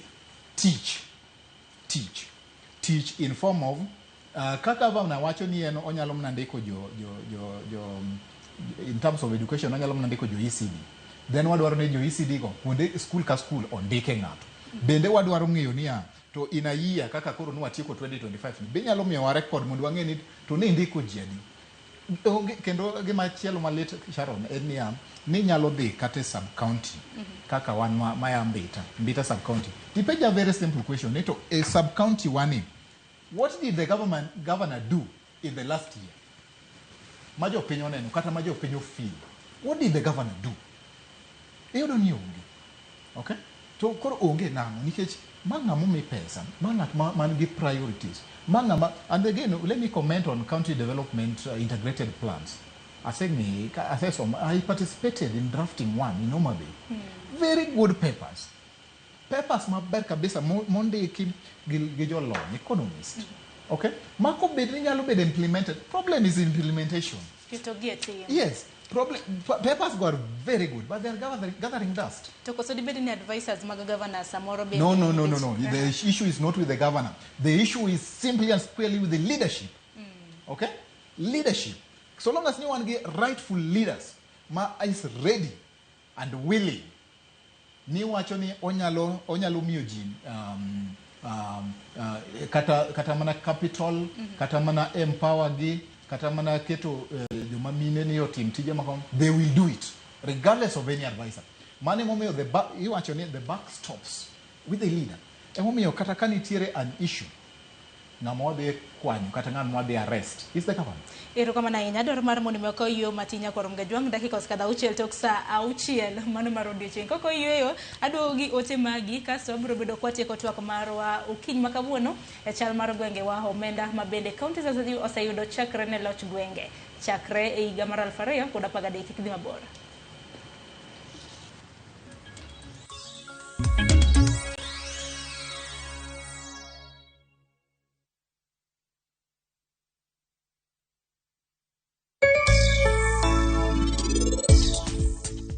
Nitiere okang' moro makawo ka.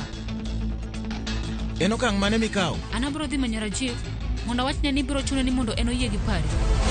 Refisha ushinde.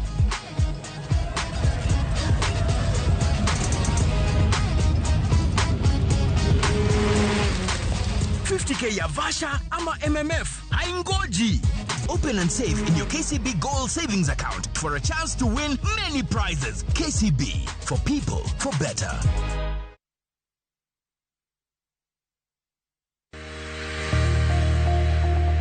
Ng'ato ka ng'ato nigi gima ber mohero. En mich. Gima wadhi gi art. Onge ng'at mabobiro to yudi kuma intiere to kawi gi kanya. En tije madhi ming'eri. Mae en chenro ma ji nigi nyalo mar timo gik moko e yore mopogore opogore. An ma design to an ma arango quality mar gino kapok owuok. Moro ka moro kuom gik matimore e ngima ng'ato en gima duong'. Tije lwedogi nigi pesa sana, kik utegemea tije andika. Nikech duong' ok en gima iwacho gi duol maduong' seche moko, to en gima itimo gi lwedo. Mipokni no teko. Time seche te. Pok opogore. Tich Ang'wen, saa 2 okinyi.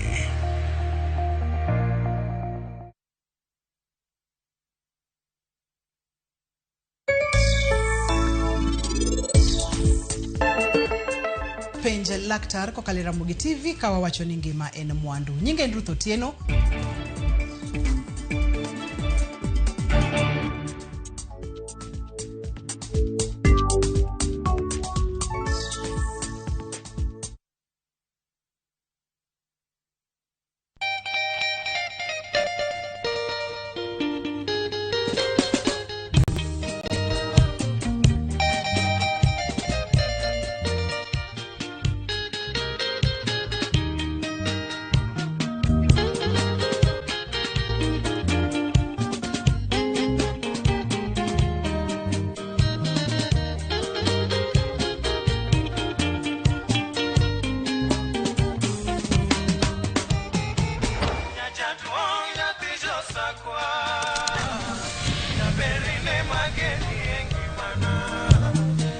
Radio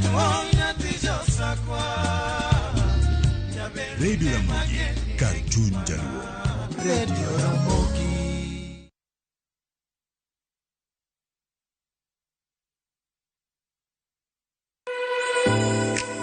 Chiemo ok en mana gima wachamo kende, en sigana, tim mapile, nyasi mar nyiso ni wan ng'agini. Mit chiemo en ang'o? Kitungu. Ber mar chiemo mar fry en ka kitungu nene. Wanono kido mag tedo e alworawa duto. Wafwenyo yore mag tedo mopondo, timbe anyuola, koda hera mamiyo kit chiemo moro amora bedo gi ngima. Chiemo ichamo ga wang'. Koro nyaka ikete maler koka obedo gimoro ma wang'i nyalo kelo miloma mar chamo. Ma ok en mana tedo kende, en kit ngima mar oganda michiwo e mesa. Tedo gi chiemo kod jailieta tich adek, saa 2 okinyi, kik bai.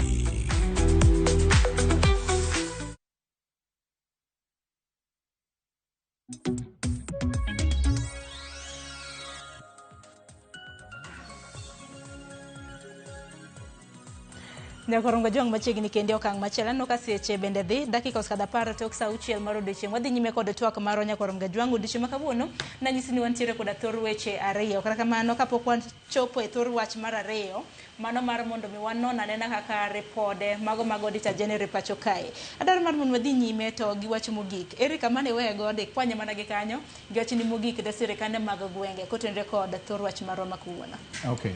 Bang' kasechiwo ne county mar Homa Bay priorities areas, gima county mar Homa Bay bende owinjo realize en wach mar rech.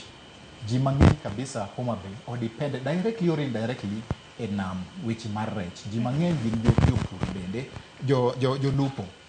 County government ne bende okunjo bende ni 10-15 years still gionge solution mar county. Ni ji mang'eny pod rely on nam, the nam naturally the way Abraham used to do it, you know. It is just not working.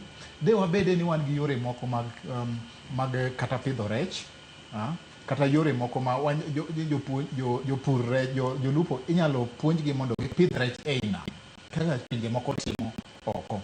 Now, wacho wech mar conducive environment. To mano kela e wacho point moro manyo CS mar Treasury obirogo mar weche mar tax kane owacho ni mondo oket bracket mar tax mar jok man piny oduoge to around 30,000. Gino na wacho ka last year kana wacho ni mondo the relief mar masani mane en 2,400 obed omed malo matin at least to chop 5,000 kata 3,000. 3,000 is not right. It's not wrong.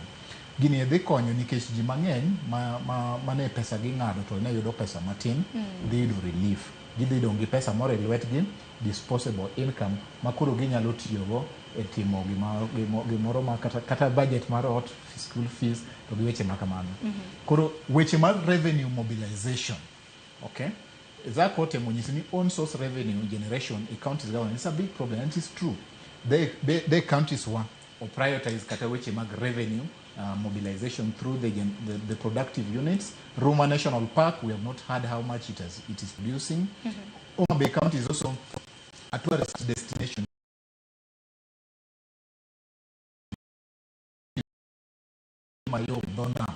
Okay, nyangafu kabisa.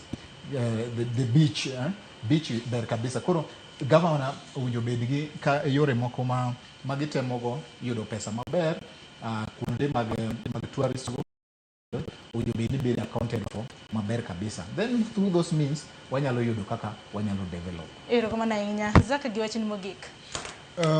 Wachna mogik nyalo bedo in 3 points. Kama tiyo kwa wacho value for money.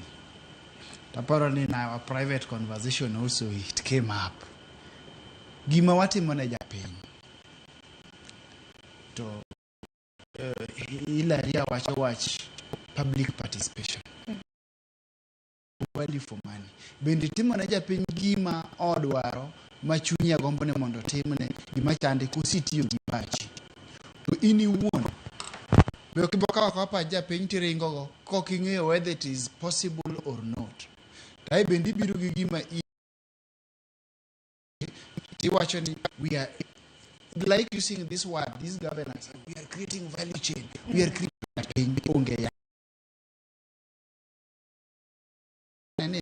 pesa mo migi kwa malo kata pesa mika hukuom gi chiro every day tiyo negi.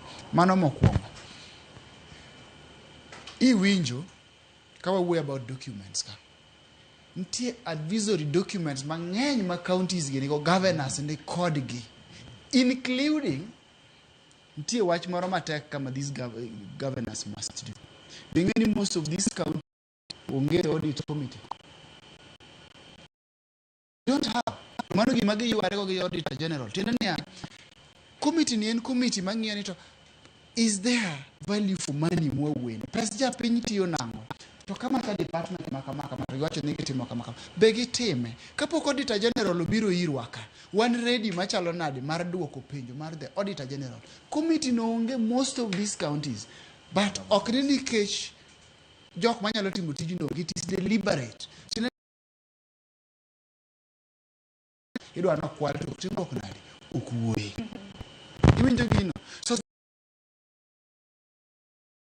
as much as gionge the audit committees, mano nyisi ni kata mana the internal audit departments are weak.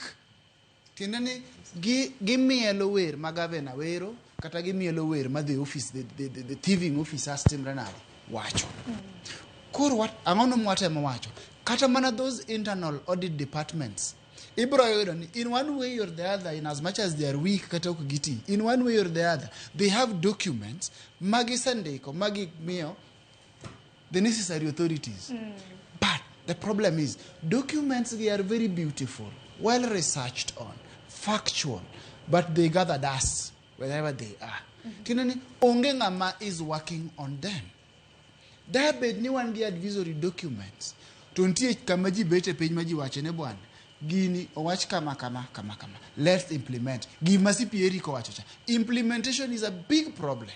So therefore, kawan gi advisors and we have advisory documents, please let them not gather dust. Wati kod gi mane momiyo jolony bende niga tie. To lony ok en go mbaka. Lony en go mbaka gi documenting gima nitie so that all the time you can do a reference. To governors must also be willing katieko ni onego bed ni gibende giye ni kuonde moko gikia. You cannot be a Mr. or Miss Know It All. Ok nyal bed ni ng'eyo gimoro amora. To ok nyal bedo ni mikiacha be kowachni to kendo kori ng'eye. Konyisi ni rach kama to in kori ng'eye. To sama pok owachni to bende kiaye. Governors must be flexible to listen to Japany, listen to advisories and be ready to work for Japany. It is not news mathin musetimogo. Wacho ni kibedo elected ni tine Japany. It is not news kitiyo. It is news ko kitiyo. And gik moko kitimo ge mwabro wacho. Erokamano ahinya. Hilary gi wacho ni mogik gi paro ne sirikande mag gwenge magwa. Adwa wacho ni jokanyanam kama. Lweny mamalo ni nere ni kuom sani to wakaw ne break.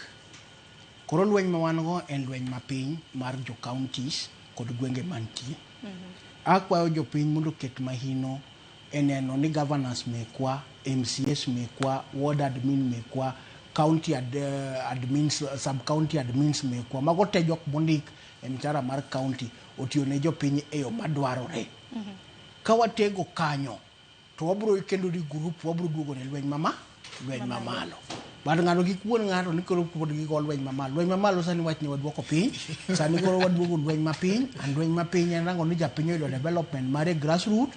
To wadhi kode mbele to wasudo kode kaka entiere no. Mane ma pacha mogik. Erokamano ahinya. Waguni erokamano ahinya Hilary CPA Zaki kanyakla kod Eric Ombire to kata kamano nyakorongo jog bende wawinjore na pach jopiny kowuok e county mano ma Homa Bay kanyakla kod county ma Siaya kaluwore kod sirikande mago mag loch gwenge. To parni county ma Siaya nyakorongo jwang chakre loch gwenge na chake higa mar 2013 nyaka sani osechwalne gi kanyo siling bilion 74.5. Homa Bay nyakorongo jwang osechwalne gi kanyo siling bilion mabende odhuro ete 85.7 ya na Vox Pops pach jopiny kotenre kod mago kapok aduoke twak machielo mar mondo mi wanona nena tije mabende auditor general osebedo katimo e pacho kae.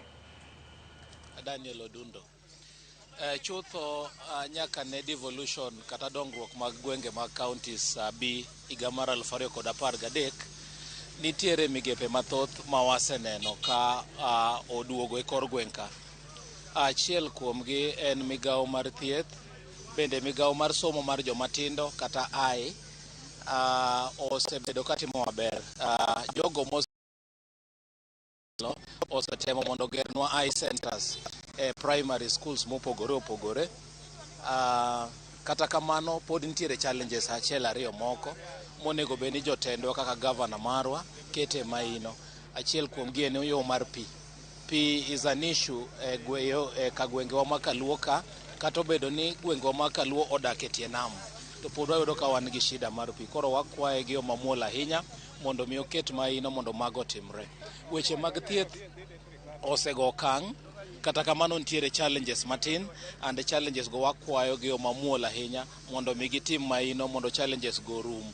En adiera ni nyaka ne waa e 2013 nyaka kawuono sirkal mag gweng' osego okang' maduong' ma ok wanyal dok chien, ma ok wawacho kendo ok waonge. Omiyo ka chung' kaka ng'ama youth ka support sirkal gweng' osetiyo maber e weche mag barabara, e weche mag thieth gisetiyo maber. But wan mana gi challenge achiel kende wach mar thieth. Challenge ma wan ga achiel e wach mar thieth en wach mar saa. Ka saa no biro to system mare pok obedo maber, nikech wayudo mana ni othiedho ng'ato ka ng'ato obedo e ward, to ka ng'ato odhi e osiptal to kodonjo e ward to saa ok thiedhe.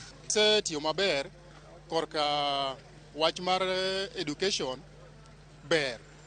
Basari ng'ato nyalo yudo, others kata bed jomoko yudo to nitie jomoko mayude. Basari yudore nitie. Weche mag wang'a yore beyo kabisa. Yore sani tiyore losore maber, kuonde moko ibugo maber, lam nitie mane ok wane chon.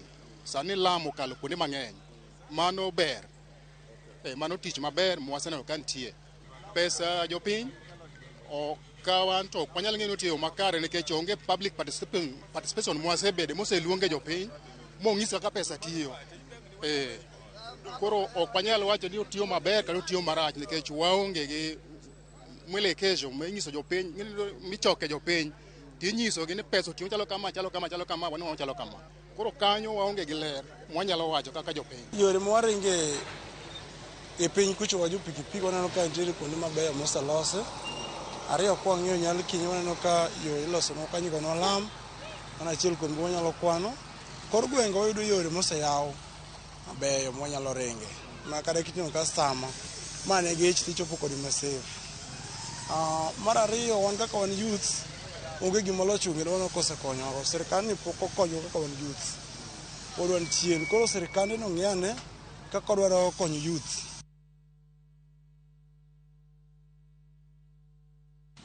Devolution kane biro nyal gima ne wamor go sana. Kendo en gima ne biro ka dhano gore, ok en gima ne biro mayot. Devolution no biro nikech mondo okony japiny. Kendo japiny no ng'en tie bed madhi wuok wach mar devolution. Nyaka sani kwachako 2013 makone wachako winjo ber mar gini, makone nochakre kuro chako tich ayanga. To tigi mane japiny paro nubro betie. Kendo tigi mane waparo ni wabiro yudo kokalo ber mar devolution. Nyaka sani nitie gik mwaneno ka dhi maber to moko to ok dhi maber. Wadwaro ni osuptende wadwaro mondo yien obedie. Kidhi osuptal kituo onego thiedhi, onego mi yath, kata kudikni yath onego inwang' yadhno kumidhi nwang'e. Wadwaro ni nderni mondo obed mabeyo. Nyinga iluonga Lucas Otieno Riedi, ajadak Masiaya.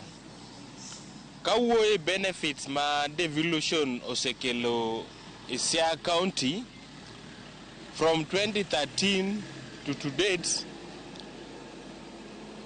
devolved functions manentie from the national government, ne wan agriculture, education, health, land, to wan kaka jodak Masiaya nitie ber mwaseneno to kahinya kwawuoyi services kaka gik moko kaka land. Sani wayudo ka ji dhi devolution okonyo ji nyalo kawo kata title deed iyo mayot. Gisavwa machiegni, omiyo wago erokamano nikech devolution nitie e counties wa. ng'ato kan gi search nyalo search lope yo mayot, title lead onyalo yudo yo mayot. Kwadoko education bende nobedo devolve mawan kaka ECD schools nitie mobedo classrooms obedo constructed oger maber ahinya kabisa. Sekta ma yoja piny en kalure kod thieth kod somo education. Ma thieth ma Siaya County ok ber. Ang'o momiyo awacho ni ok ber? Nikech inyalo wuok kata idhi e osiptal, to osiptal kanyo kidhiye ikoni nyaka ibed gi SHA. To SHA ni mondo inwang' ni in gi SHA nyiso ni nitie thieth moko ma nyaka timni ka chande, seche moko inyalo nyisi ni SHA mari onge pesa. Koro ok ang'e ni pesa mwachulo per month ni odhi ka kanye. To seche nikech inyalo wuok ni idhi thieth kata idhi nyathi thieth inyisi ni SHA mari onge pesa. Ano mago gin moko kuom ywak ma bende jopiny pod medo chwalo kanyo e kaunti ma Homa Bay gi kaunti ma Siaya. Mana kana mapiyo piyo Eric Hillary kanyakla kod Zaki. Mana gik mwanwa lusika. Weche mag thieth, weche mag pie kin mamoko. Weche adek ma jogo wacho manuoyo mamnuo asewacho. Achiel pi. Kendo neno ka jo Homa Bay mawacho. Asewacho ni Homa Bay lit nikech ineno pi gi wang'i kama tionge kode ot. Homa Bay town for instance pi ni e dhon nam ineno to ji mang'eny onge kode. Pino dwaro ni mondo oyud yo minyalo bedo go processed, manyalo bedo piped mondo ji mang'eny oyud pi at the comfort of their homes. Wach mar ariyo en wach tije. Iwinjo ni ji mang'eny wacho ni gionge tich. Okay, youth mang'eny tich onge. Mano emomiyo awacho ni kaber to governor owinjo bede gi programs moko manyalo absorb youth mondo giwe bedo ni gin concentrated e boda kende, gibed gi mindset moro mar timo tije moko manyalo konyo nikech ji te ok nyal timo tich achiel. Wach mar weche mag pur iwinjo kanyo, wach mag thieth wawinjo, weche mag nderni bende giwacho. Ji mang'eny wacho ni weche mag nderni nitiere to adieri bende nitiere ni yore moko mang'eny pod ok olosi. Koro in a nutshell mago gik moko ma governor nyalo concentrate mondo mi o improve life mar ji. Erokamano ahinya Zaki. Sharon, wach pi kanyo wasiwuoye kendo wanuoyo kabisa. Makosa ma kik watim noluongwa ka nwachiw pacho to paro no wachiwo to ubende udhi ubete to onge gimote. Nasewacho ni niya ka ok mana courts, judiciary, jok makonyowa, okay, in fact jok makonyowa mokwongo kaka jopiny molo kata mana judiciary en media. Wawacho wach pi e gwengewa ma Kaluo. Ami example Bondo. Eric wacho ni wach Homa Bay. Hillary bro wacho ni wach kamoro nono. Dang wawere pi. Tingena weru pi tadak Nairobi. Kama pi is not a problem. Lakini ma wawuoye wach madala nikech gima wase experience. Koro the challenge mami kaka ja media. Ne urudi chieng' moro ma it is a program. Ma ungo as a program mar TV. Ni wadwa menyo wach pi e gwenge ma Kaluo. Ma kata en mana whole week menyuru gino. To kik umeny ka governors to dhi Linda ground, governors odhi kiani kure. Sama udhi menyo wach mar pi, hakikisha ni governors gi are present. Ma kata utime mana gotieno, onge Linda ground gotieno. Linda ground en godiochieng' donge. Koso kineno ka sani party wa marodi ya Linda ground. Angene giluoro rekoro gwenge mopogoro opogoro. Wa Linda ground lakini mano godiochieng'. Gotieno donge jotelo gi yweyo luonggi. Wabe wan ka chakiduogi luongwa, wabro bet kodgi piny kacha so that we have a conversation. Ok ni wadhi pingore. Let's have a conversation. Wabed ni wawacho wach pi. Koro mana wenu kaka jo media bede uru gi conversation no gi japiny gi jotendwa mapiny kacha. It is worse than what you think when you're here. Mar ariyo wach youth. Neno ka youth moro ywago wach tich kacha. To youths e counties gi makoro wasiemo counties. Anyisi ni I will speak from verified and published reports. Youths ka ibro yudo ka counties gi osetiyo gi nying gi marach. Ka auditor general chiwo report gi gibro wacho ni kaka youths osetigo marach. Data margi ka winyiso gi ni apply uru tich, tich nitie. To data go idhi kaw very neatly. To kose kaw neatly Sharon, tiyudo ni e payroll systems mag counties gi jogi iwacho no mi tich. to en owuon ng'ama apply tich onge offer moro amora kata pesa moyudo to onge. Tiyudo ni county system, payroll system, to nyinge nitie, pesa ogol gi nyinge, lakini pesa odhi e single account out of hundreds of youths. Iwinjo? So sama rawere ywago tich ka, it is a real problem. Nikech devolution no nego bed ni create kata mana employment piny kanyo. To kakoro employment, ikaw mana data. This is data theft. A crime. Ikaw documents gi, tiketo gi payroll nigi nondike gi, to karento kata mana pesa manose yudonge pesa, magi ji kata 100, 200, bi account man individual ema control. Tinani youths equalogi. They should wake up from that, and this time around kagi they gokora. Let them not recycle leaders makwalogi.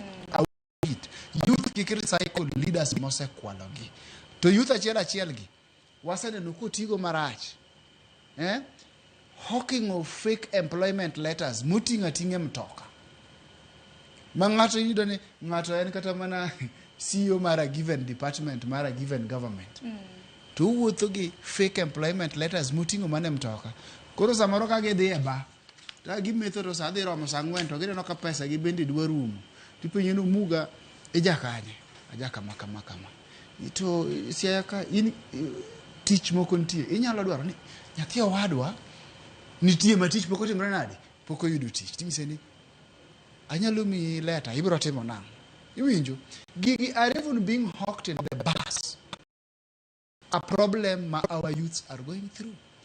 In the long run, parents knew those fake letters in the name Marinigi new teacher counties. To counties gigi end up the ghost workers. Such a nothing no say so, we say usolopi. Kendo ko de yudu barua mafekcha. Be usolopi ka ingi no natim renadi. Maruchulo mitibelia mondo yudu. Biangbo use cool. Kila kitu. Hundreds of thousands. 20 very few individuals are responsible mate mama. You will even realize that they are as young as these youths. Koro, Samawa about this, they should take youth seriously and they should not manipulate youths plus their parents. It is a big loss, but it's painful. Hilary. Yeah, aparo ni kendo gima ber ma onego beni jotendwa temo ng'iyo. Nyakwa winjre ni kwa wacho employment creation.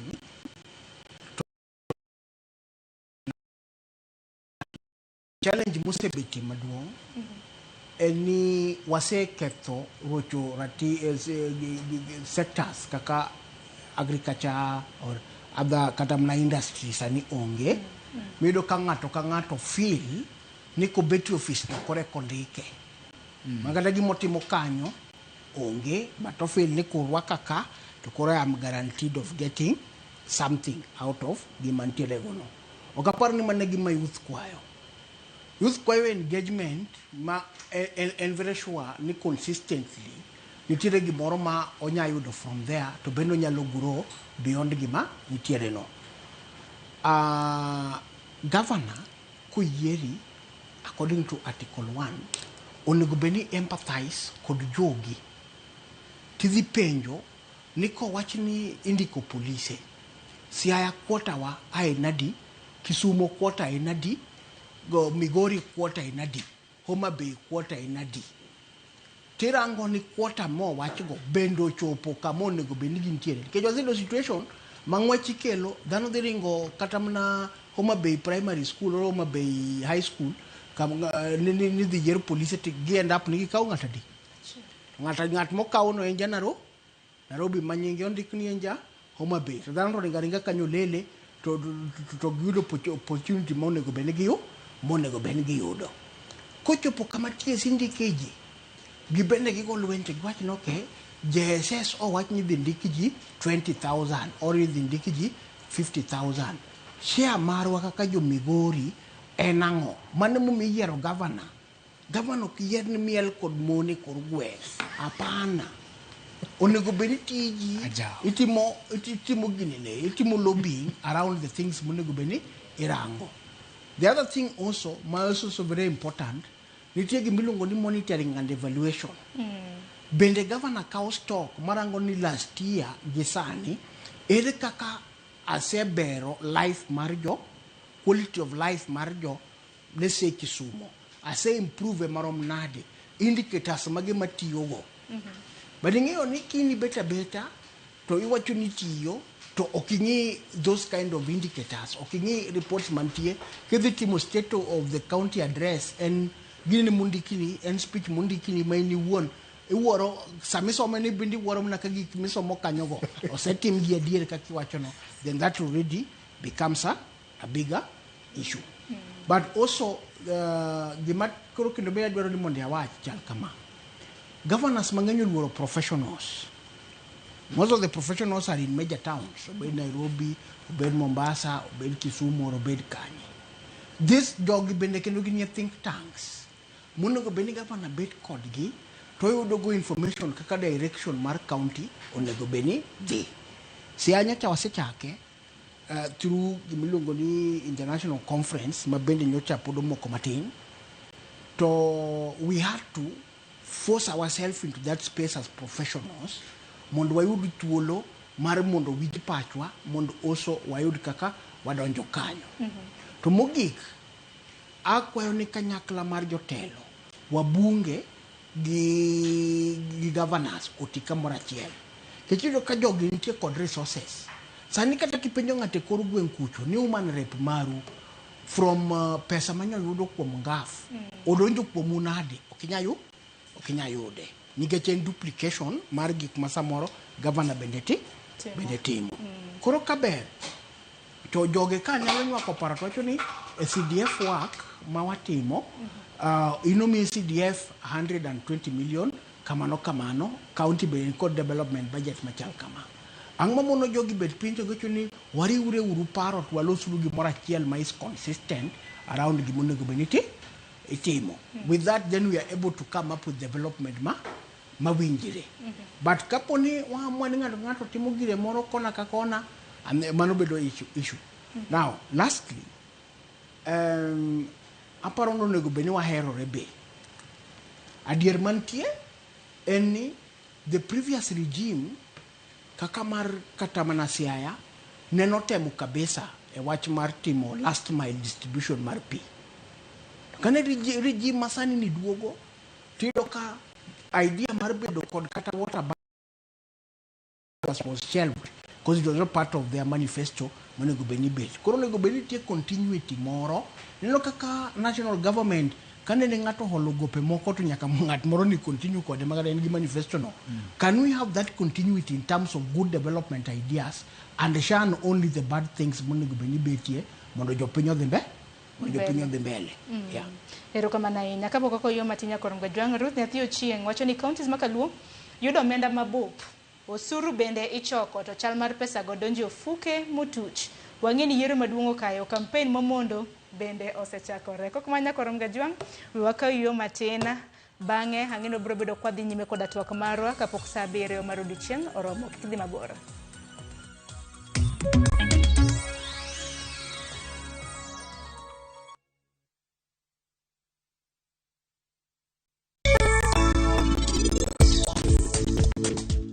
Ng'ato ka ng'ato mantie od ni nokohero pari ahinya. An awinjo mana ka gima nitie kaka un ne ung'eyo pari chon. Kuom dweche 6.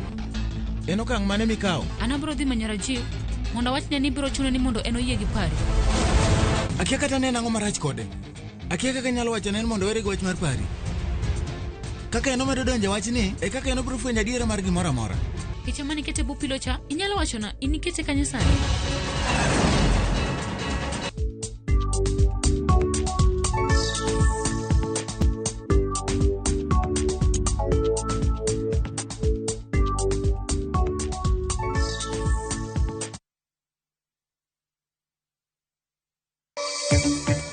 Jokanyo ma komiti mar Senate mar somo dwaro ni migawo mar somo mondo lok chike e tiegruok mar jopuonj nasari nyaka kaw pach jopiny. Migawo mar wuoth wacho ni gichan obed mago matiyo gi stima. Rowere mag ODM okwedo jogo mase otendo buru Oginga kinyisogi ni mondo gimany duond buche mamoko magimor gi tendgi.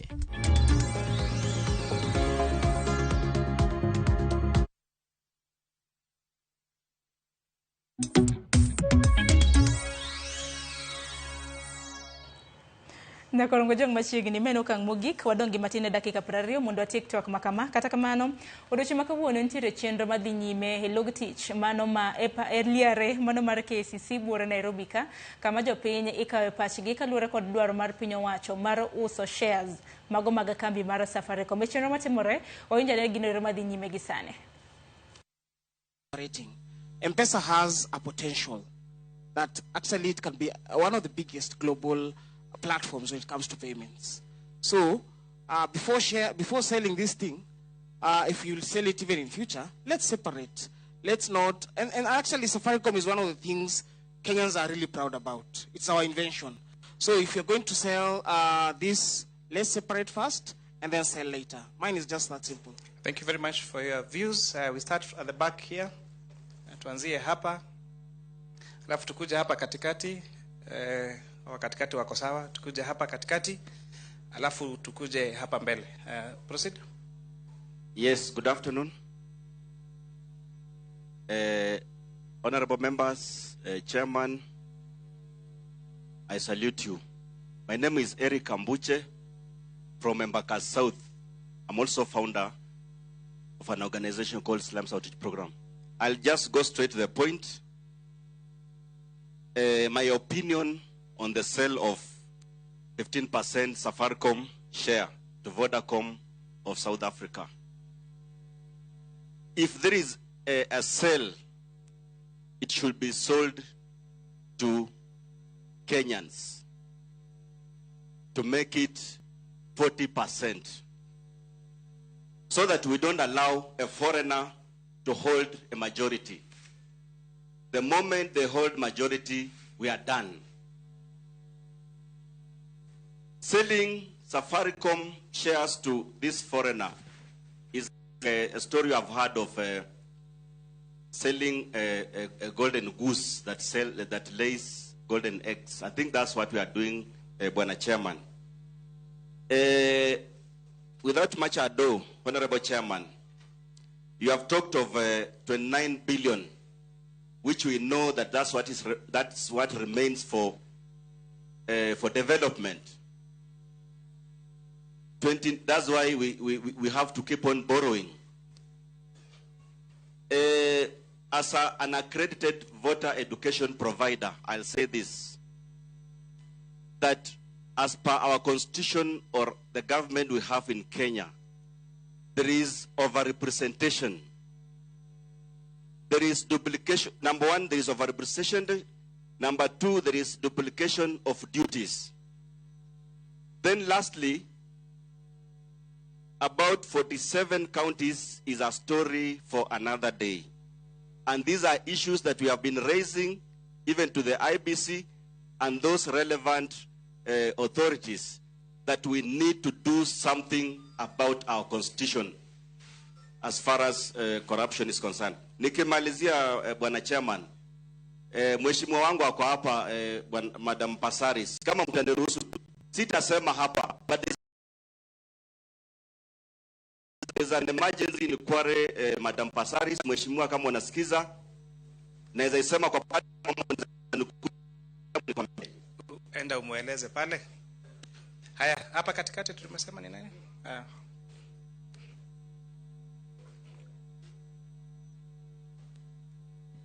Thank you very much. Good afternoon, members. My name is Kennedy Aloka from Ruaraka constituency. My take on this issue is that, first of all, I support this issue of selling 15% shares by the government. But if I look at this paper here, the government says the government intends to raise funds for building roads as one of the infrastructures. But my request is, if the government want to build roads, let it not just be roads. Let the government look the major roads.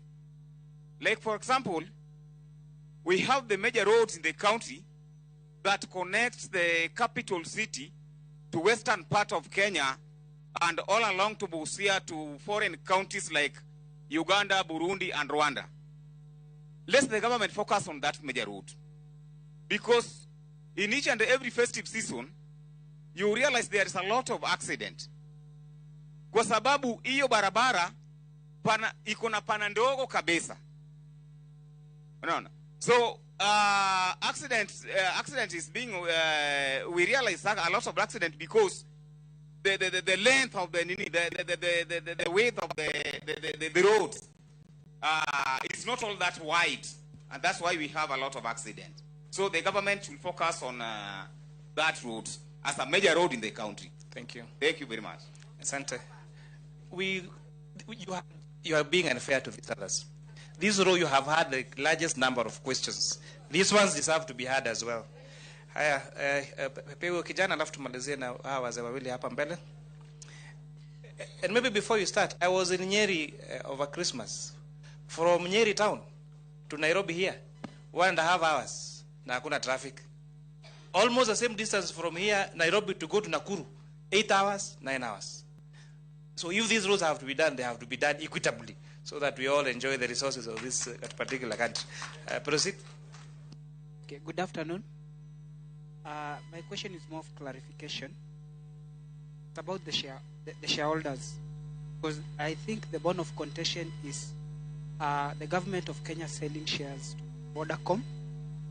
We have public shareholders. And if I can remember, you said public shareholders.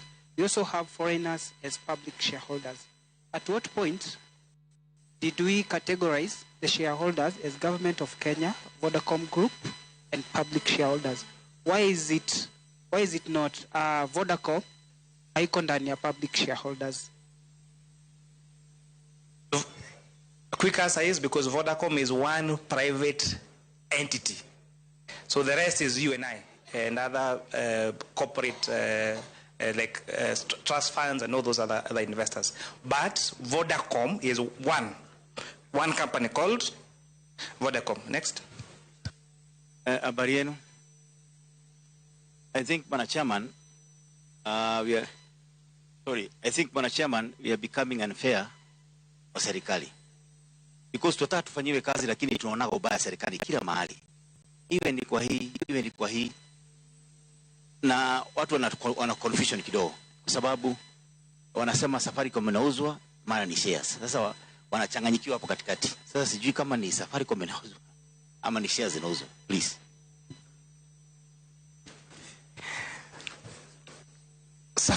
And you know you are spot on. People keep saying that Safaricom is being sold. That is not true. Safaricom will remain a Kenyan company. What is changing is the shareholding. Hawa walikuwa na 35, wakuwe na 20. Hawa walikuwa na 40, wakuwe na 55. The company remains a Kenyan company, remains to operate in Kenya, and M-Pesa remains, and everything remains as it is. In fact, were it not that Safaricom is partially owned by government of Kenya, in other running of companies, you will never know that there was a change in shareholding. I'll give you an example. One of the largest banks is Equity Bank. Sindio? Do you know who owns Equity Bank and when they change hands? But the shareholding keeps changing. They sit down in the boardroom, they agree, I want to buy this company. Companies like Britam, the insurance companies, all these companies, the shareholding keeps changing. The only reason why you are involved in this discussion is because it is shares that is owned by your government. And as a taxpayer, and as the constitution states, you must be consulted. But if it was another private company, you would even never know that the shareholding changed hands. Thank you very much. Honorable members, through the chair, Mheshimiwa Kimani, and Mheshimiwa Esther Paris, and Wananchi. How are you? So, my name is Dongo Merie, and I come from Muranga County, Igumo constituency. I'm a university graduate student on matters economics, finance, and accounting. So I was very happy to see some of the formulas I have seen there, which were projected there. And for me, I want to say this, because we also come from different walks of life. And as a professional in matters economics, finance, and accounting, I think we also... Nyakorongo jongen chenro mabende dhi nyime KICC buora Nairobi kaka ponono ni nitiere buora Nairobi tidwaro chiwo pachi kotenre kod dwaro mano mar uso kambi mano shares mag kambi mar Safaricom kona tamala 15 mag shares mag kambi mar Safaricom piny owacho ma pacho ka dwaro uso ne kambi mano mar Vodacom to parni iwacho ni share ka bro bed kiuse nengo mar siling 34 to kigo kona tamala 15 mano nyisi ni shares maromo bilion 6 erike boda kika chiel din benda winyo na pachi ma bende na public participation no bende mbele studio pachi ko tenre kod shares bidausi achiel adwa ni jopiny owinje ni to ibedo nade wuon kambi ibedo wuon gi ka in a shareholder ka in gi gimiluongo ni shares dongo na ngidolo in gi kanyo e gino pok mari in gi pokni e gino mano e gimiluongo ni in a shareholder koro uso share ni tiende ni lose ownership. Koro mane momiyo gimomiyo awacho mana neno ka Makanzi temo duoko ni Safaricom to denga to gimiuso en shares. Kiuso shares iuso kambi. Ero kama na inya wewe make mana ye kanyangini zaki gileri dino wer paro kata mna mara chiwo paro kotendre koda uso shares kata mna pok mano mar kwa natamalo mag Safaricom imani sa ngado wakati kama nagunwa ero kama na inya kumbire twako okinyi makawuono chakra sangwen mar okinyi sano dong mana dakika 9 Nyakorongo Jwang kapok oromo saa 7 mar odiechieng' wa make gi kanya Nyakorongo Jwang chal mar gwengewa biro ni chieng' tich ariyo pile juma ka juma chieng' tich ariyo juma ka juma chakra sangwen nyaka saa 7 e TV mano mar Ramogitvlive mabende icha kod an Sharon Ngao wagomo odiechieng' makawuono ne gwinwa bedo gi Meshak Onyango director mano mar nonro ya Peace Auditor General Pachoka kaluwore gi ma ok nyal geng ok wanyalo yudo thuolo mar bedo kode gino maro ni e kind thuolo mabiro wabiro bedo kode ibed godo chieng' makare nyinga Sharon Ngao.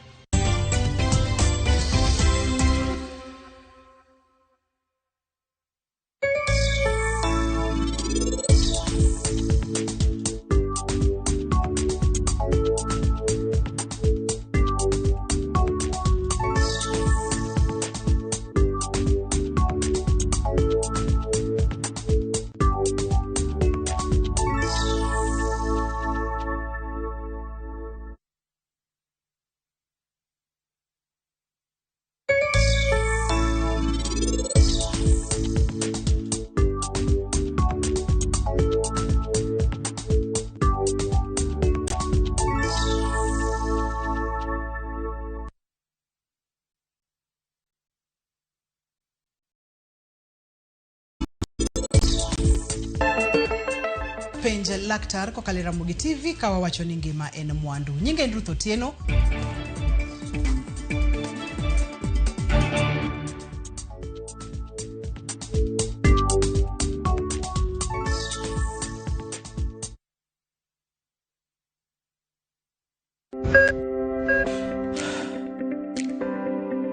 E chuny ogandawa, ngima mar del en mwandu maduong'ie moloyo. Mondo tekruok mar denjo bed maber ok gin ga gik matek gina gik maluongo ni lifestyle manyiso ga jotuo ni gigi ok gin gik minyiewo gin na gik mitimo We bedo gi kiawa kendo chak bedo gi ng'eyo. Nachako chemotherapy. Side effects nen yier wi nyaka lwar, constipation, chandi seriously. Warwake pej laktar ma an godo to adwa kony. Chakre weche thieth kod chiemo mar mine mayach nyaka e weche thieth mag tuoche masiko. Wakelo od thieth e od dak. Tuo mar rheumatic heart disease ni landore sana e gwenge ma poverty nitiere. Riwri gi Ruth Otieno wuok tiambo. Chakre dho nam lolwe nyaka e nderni mag boma maduong'. Pesa ka pesa nigi sigande. kae en kar dak mar joloko ohala. Growth wa mostly bedo attributed to consistency and hard work. Kokalo kuom jo ohala manyiso rieko margi e ohala mopogore opogore. Ka gima nyaka ikwong ing'i Ohala okang' kokang', kaka ilose, kaka ipidhe modongi, nyaka kaka irite mondo odagi. Siri mar business wane gimomiyo osebudho kabisa en ni itiye gadier. Kae, kama timo gik moko gi kinda, romo gi rieko, kod lek mabedo adiera. Watemo choko artifacts mag luo, to watiyo kod gas decoration e ot ka. Ohala gi mwandu, gi Cleophas Oluoch, tich ang'wen, saa 1:45 otieno. Kick by.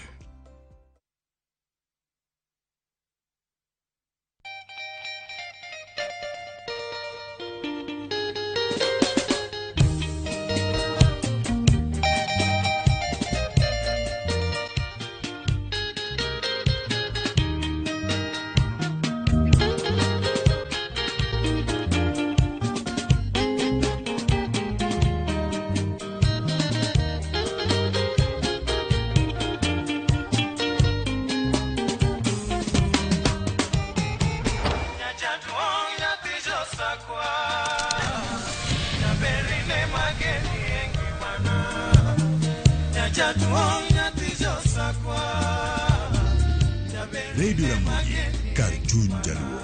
Radio Ramogi.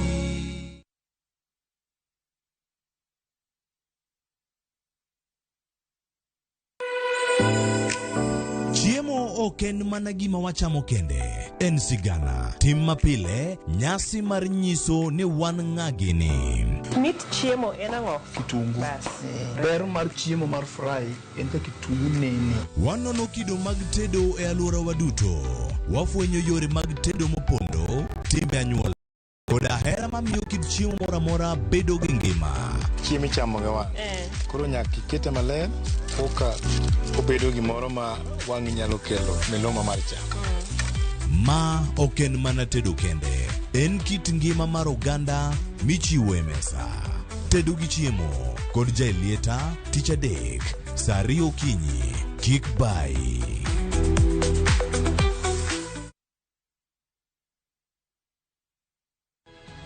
Nyikwa Ramogi, bedi her mar loko puothi obedo ohala madhi maber kendo med yuto mari. Ober nikech en crop manyalo miyo ipidh kata gwen, pidh dhok yo mayot. Wakelo ni chenro mar pur gi ohala. Chakre ikolo nyaka geng'o kute machamo pithwa. Pur mar nyanya nyaka ing'e tuoche mag nyanya mokwongo. Mar ariyo nyaka ing'e yedhe migoyo nyanya. Puonjri yore mabeyo kendo manyasani mondo imed keyo mari. Mondo iyud yuto maber en ni niang' nyaka ido maber miol ne pi, timne irrigation. Kaka chiro medo lokre, wanyisi gigo mausre kendo nigi nengo kaka kinde loko. Koro rabonda no kapure kota eka ni kapure maber balose tayute molok kana yudo oduma e puodho mar kota ne eka. Tudri koda an Alori nyaka Black, tich adek saa 1:45 to mana e Ramogitvlive.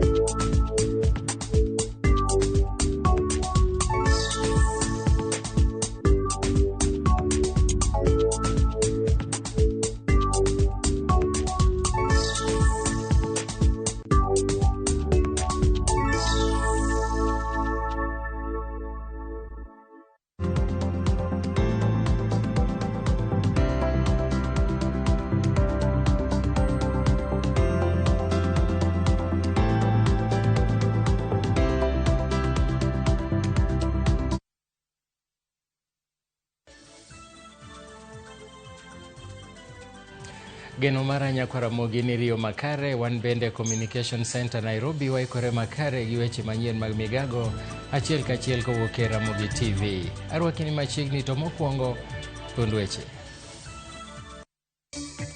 Jokanyo ma komiti mar Senate mar somo dwaro ni migawo mar somo mondo lok chike e tiegruok mar jopuonj nasari nyaka kaw pach jopiny. Migawo mar wuoth owacho ni gichano mondo migeche mating'o jowuoth e pachoka obed mago matiyo gi stima. Rowere mag ODM okwedo jogo maseo tendo buru Oginga kinyisogi ni mondo gimany duond buche mamoko magimor gi tendgi.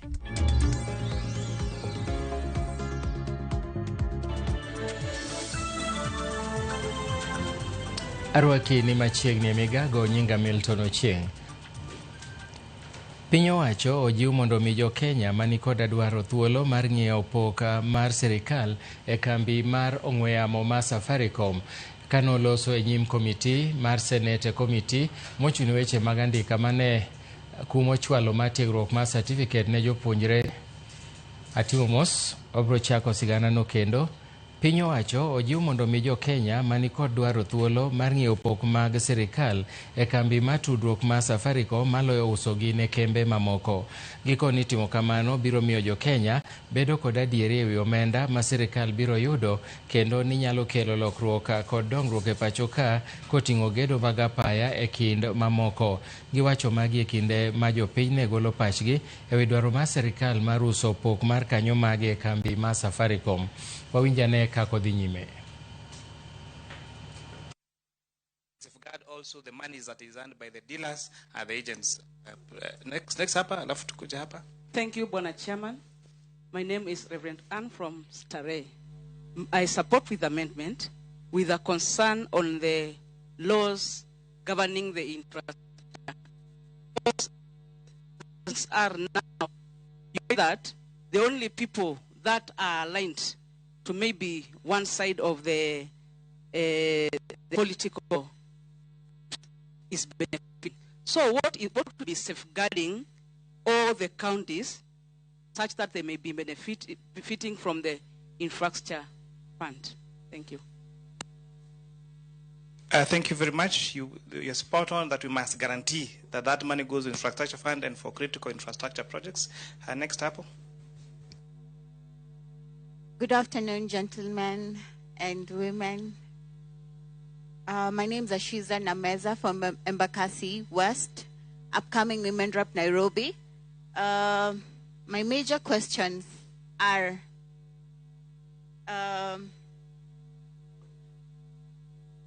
Safaricom is a major entity in our country.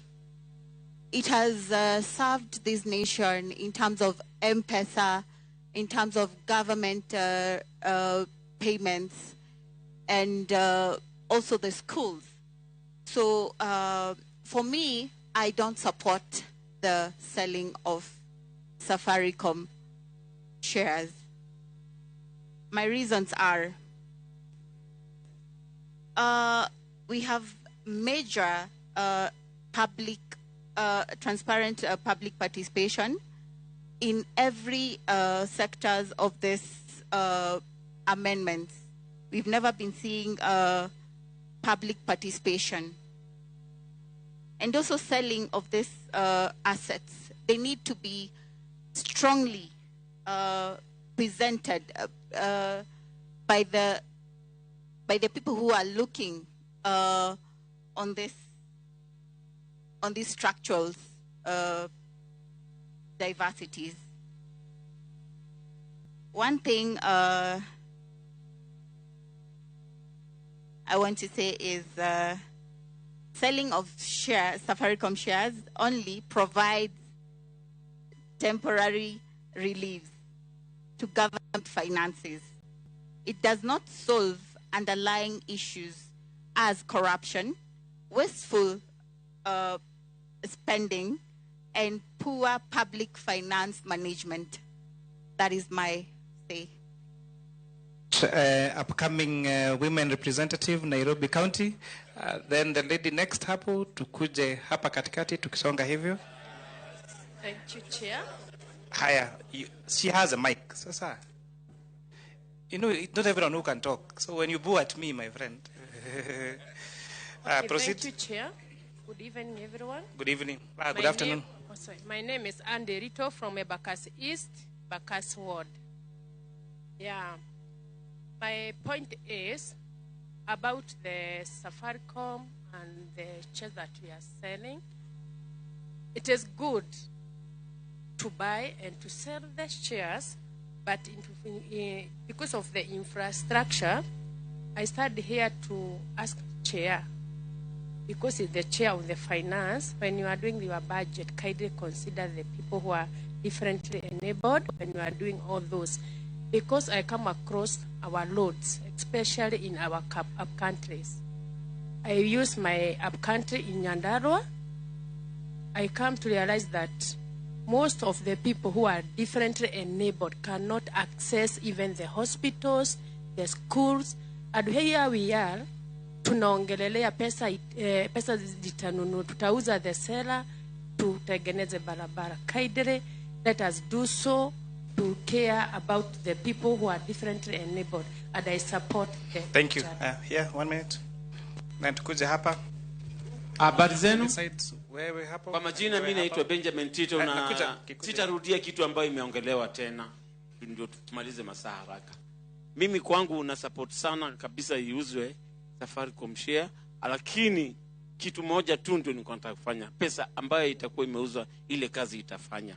Kama mimi upande yangu sana niko nataka kuuliza mtu yote amekuwa Embakasi, kutoka Embakasi North. Kuna barabara imekaa miaka 15 bila kutumiwa ambayo imekuwa imezikwa na iko pande ya Embakasi North. Hiyo barabara inanipatiaga wasiwasi sana. Na sijawahi isikia mtu yote ama mbunge yote kuja kuongea hiyo barabara. Tafadhali hiyo pesa tunataka tu inaitwa nini? Ifuvwe. Inaitwa Muigai Kenyatta Road. Muigai Kenyatta Road. Yeah. Okay. Thank you very much. Hapa the gentleman here. Hapo tumepita. Okay.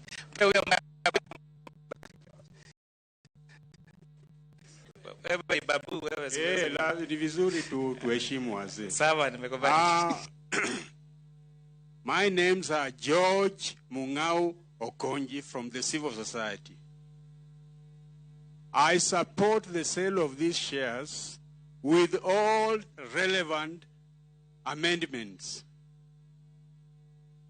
Before, hata kabla hatujaangalia mambo ya kuuza Safaricom, someone somewhere stood with a microphone like this and talked of infrastructure fund, and even it went up to the parliament. I'm not parliament, the cabinet. Mukaambiwa ati hii mupeleke parliament at 5 trillion shillings. That's a sham. Mimi naongea kama mzee, 74 years old. Before we talk of creating the infrastructure fund, let us finalize hii mambo ya kutafuta namna ya kupata pesa in the proper way. Na pesa ile tunatafuta kupata itumike vizuri. Mano en chenro mar kawo pach oganda kaluwore go okang' mar sirikal madwaro uso kanyo mage kambi mar ong'we yamo ma Safaricom. Ka wadhi mbele ni jagoro migawo mar somo idwaro ni mondo bi ochopi e mbele komiti mar somo e Senate e wi andike mane kumo chwalo tiegruok mar certificate ne jopuonj nasari e pacho ka. Jokanyo e komiti no kata kamano okwedo andike manogol kod migawo mar somo ka giwacho ni ne ok okawo pach jopiny. Chris Owino lerono mathoth kowuok e komiti no ero e yor simu. Chris Owino, kinyalo winjowa, inyalo nyisowa ni to chal nade. Watemo tudore gi Chris Owino achiel kachiel mondo nyiswa ni to chenro makamano dhi nade. Mana kaka wacho ni jagoro migawo mar somo idwaro ni mondo bi ochope mbele komiti mar somo e Senate wi andike mane kumo chwalo tiegruok mag certificate ne jopuonj mag nasari e pacho ka. Watemo manyo jafwambo marwa Chris Owino ka wayude thuolo ni to wabiro keti e ler mondo nyiswa ni to chal nade. Jokanyo e komiti no kata kamano okwedo andike manogol kod migawo mar somo magiwacho ni ne ok okaw pach jopiny. Chris Owino, kamori nyalo nyisowa ni to ang'o madhi nyime gi e kinde ni, to gin weche mage mabet ka tek ma bende kelo midhiero e thuolo ni? Milton, wach ma ne tek e nyim komiti mar od bura mar Senate mochung' ne weche mag somo en circular kata ote mane ochwal kod jagoro mongirore migawo mar somo mano migawo mar somo mane ochwalo ote machungo chenro mar tiego jopuonjre jopuonjre mag ECD rang'eny mar certificate kaachiel kod diploma. Kaluwore kod circular ma kamano en ni piny owacho ochungo chenro duto mar tiego jopuonjre mapuonjo ECD kata jopuonjre mapuonjo nursery e rang'eny mar certificate kod diploma. Ka koro lai manyien en ni chenro mar tiego jopuonj mag ECD idhi riwo kod chenro mar tiego jopuonj mag primary. Manyiso ni kaluwore kod circular ma kamano, chenro mar tiego jopuonj mag ECD idhi timo kanyakla kod chenro mar tiego jopuonjre mag primary ma ok kaka osebedo ka timore chon, ma waneno ka ECD teachers ka jopuonjre mag ECD itiego ka kendgi, to jopuonj mag primary bende itiego ka kendgi e skunde mag TTC. Kaluwore kod circular mochwal ne od bura mar Senate kod kuonde tiegruok ta mbalariany matiego jopuonjre matiego jopuonj mag ECD en ni chakre sani onge mbalariany kata tiegruok moro amora ma ibiro miyo thuolo madhi nyime kod tiego jopuonj mag ECD rang'eny mar certificate kod diploma. Ka sirikal ochungo chenrono, sirikal wacho ni gima gidhi timo en ni gidhi riwo tiegruok ma jopuonj mag primary kod ECD obed e rang'eny achiel, momiyo giketho wach mar tiego jopuonj mag ECD e rang'eny mar certificate diploma. Mae mane okelo ng'ur mapek ka senators kod riwruok mar governors COG wacho ni ma en circular kata lendo modhi ataro mar chik, nikech mokwongo somo mag ECD kata nursery en e bwo telo mag gwenge kata counties. Omiyo kane sirikal dwa biro kod chenro moro amora ta gino mamulo chenro mag ECD, ne gitimo twak kod governors, nikech governors kod counties emochung' ne chenro mag ECD e pacho kae. Ne ok okawo pachgi, kendo ma giwacho ni en donjore kod tich ma katiba omiyo counties mar tayo chenro mag jopuonjre mag nursery kata ECD. Kopogore kod mano, bende ute ma osebedo ka tiego jopuonj mag ECD pacho kae moting'o mbalariany nyaka colleges wacho ni madhi ketogi kama rach, nikech nitiere nyithindo ka jopuonjre masani osedonjo kendo chako tiegruok kaka jopuonj mag ECD. Nitie jopuonj ma bende dhi nyime kod tiegruok margi rang'eny mar diploma mondo gipuonj jopuonjre mag nursery. Kopo ni chenro ni obiro e diere to dhi ng'adogi, ok dhi ng'ado somgi oko, kendo mano dhi ketogi kama rach. Omiyo mbalariany ma pacho kae kod kuonde tiegruok wacho ni kopo ni circular ni owe thuolo, dhi rocho chenro mag tiego jopuonjre ma gidhi nyime kod tiego e kinde ni ma e lony mag certificate kod diploma ne jopuonjre mag ECD. Omiyo gikwayo Senate mondo ochung kata ochun migawo mar somo owit oko.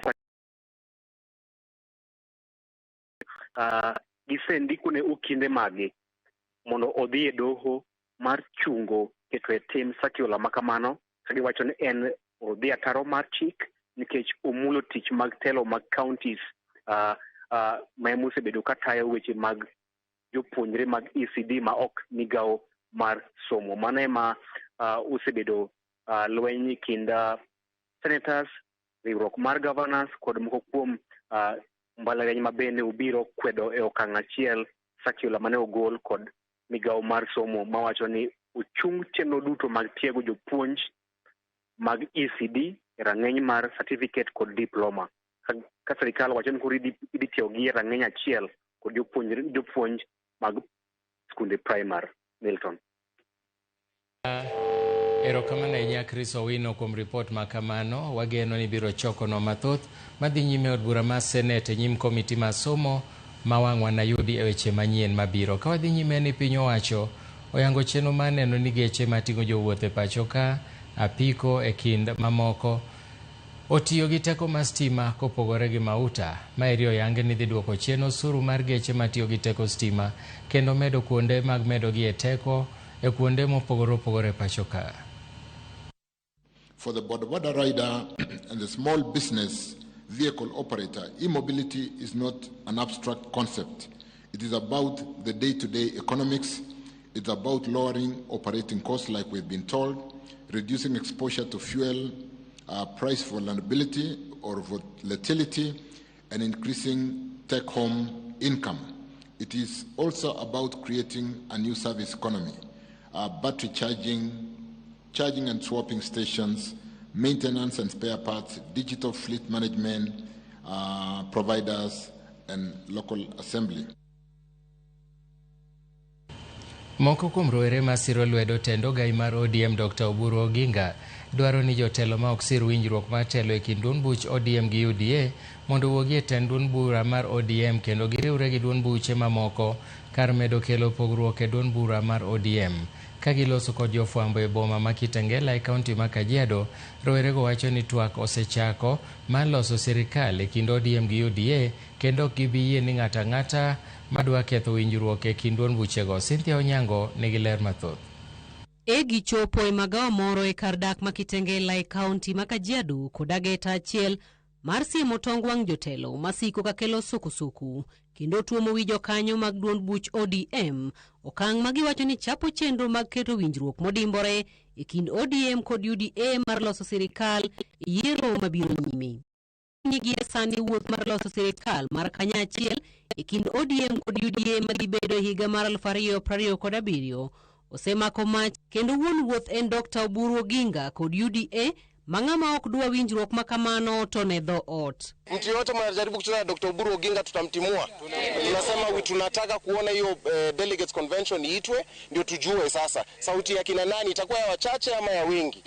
Itakuwa ya vijana ama ya watu wengine wamepotea. Na sisi kama vijana tunasema kwamba Dr. Oburu Oginga kwa negotiations zake na serikali mtu asimfunze kufanya kazi yake. Katiba ya chama inasema yeye ndio our presidential candidate na tunasema kwamba daktari you start the negotiations as you see fit. Sisi tuko nyuma yako daktari. If you feel that you are very tired and you cannot listen to what Dr. Oburu Oginga is saying, please move and go and join other parties that you feel you will be very comfortable. Bende gisingo mar medo bedo e sirikand broad based ka gilero ni motelo ne tho mar ogai machon mar duond buch ODM Raila Odinga nosenyis jokanyo mag ODM mondo ti kod sirikand William Ruto. Kuna wale watu ambao unaona wanajitokeza wanatuambia, "Oh, baba aliniambia, mara mimi nimeota." Wewe umeota kitu gani?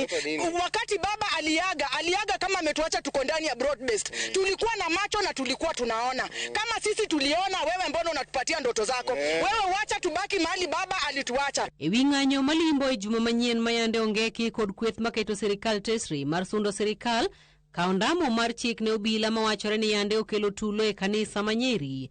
Rowere go thegore kod ng'anyo makamano kendo lero ni ok bine twang' lawgi. Sisi tunajaribu kusema watu waliouliwa walipwe fidia na serikali. Hao bado wanasema watu waende, wengine wa ODM waende kwa streets wauawe. Tutakubali ama tutakataa? Na ndio maana tunasema hao watu maandamano yote yenye wameaienda, hao wanasiasa wa kazi yao ni kupayuka tu, watueleze maandamano yao imefanya nini. Sisi vile tulitoka last year tulipeleka chama, sasa hii chama iko na broad based. Ninajua hatutarudi kwa barabara na hatuendi kwa barabara kwa sababu ya mtu. Hatuendi kwa barabara kwa sababu kuna mtu anataka kukua superior. We are not going to give you that chance to become superior. To get the supremacy that you want. Duond rowere go chopo e kinde ma duond buch ODM kokalo ogai margi Dr. Oburu Oginga yande oselero kaka keny e kindgi kod duond buch UDA dhi bedo kendo medo chwalore machiegni kod twak mobidhore. Cynthia Onyango, Ramogi TV. Migao mar kit chwech oyango ni ringre mane oiki Lang'ata tarik 29 dwe mokalo ne gin mago manowuok e kar kano ringre mopogore opogore e boma ma Nairobi. Kokalo ote margi ne ute mag fwambo, giyango ni ringre 9 go nowuok City Mortuary kod Mama Lucy kane gisebudho kuom dweche buora higa mar 2025 kendo ne gin chwo 8 kod ringre nyathi 1. Migao nowacho ni nyaka sani onge lipot mar bero kata andike moro amora mayango ringrego kata gima nokelo tho margi. Thieth margi osiptende e kind mamoko ka gie sani gitiyo kanyakla kod kaunti ma Nairobi gi migao mar thieth mayango kapo ni ringrego ne gin mag joma ne dang'ni e boma ma Nairobi ka gisingo mar rito ngima jogo duto madang'ni e bombe kendo neno ni okonygi dak e ngima makare. Bende giyango ni kaluwore kod sensa joma dang'ni e boma higa mokalo, kwan jogo osedok piny nyaka 46,963 kowuok e 18.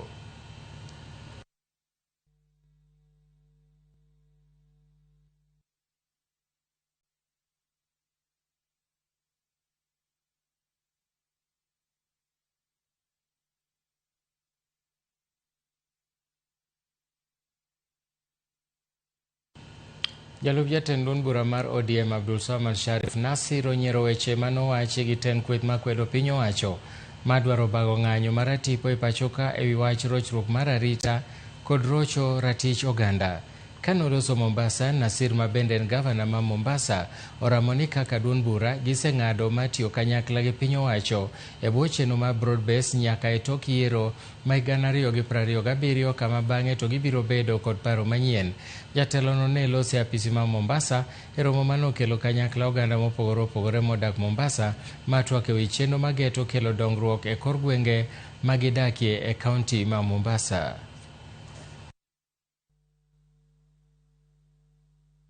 Sisi ni wale ambao kwamba tunaamini demokrasia na tunaamini katiba ya Kenya vile inavyoongea. Wasione ya kuwa kutuambia lugha ya maandamano tutatishwa. Mtu mzima hatishwi nyao. Sijui kama tuelewana. Kiingereza tuwaambia hivi. Back home where we come from, a little child is scared by the sound of a cat. A grown man does not fear the sound of a cat. So if you think calling for demonstrations will be something that is going to shake us or make us have fear, we're telling you the difference between us and you is values. And our values value your right to be able to demonstrate and to picket. So as you demonstrate, we will ask our supporters to actually provide you with that relevant security, the one that you were unable to provide us when we were agitating for the rights of the Kenyans. Doma Mombasa ogolo chik mondo mi mak ja ohala mong'ere kaka Joginda Singh Jandal bang' tamore chopo duoko penjo e nyim doho. Jang'ad bura David Odhiambo machiwo ng'eto ni e kinde bura mar mako ja ohalano e mwandu manengone romo Sh400,000 okoni nyaka koro ndhiye kendo osomne bura mitude godo mar mibadhi. Achichno itudo kod uso lowo ma owinjore okony ji mathoth kendo tamore e omendano.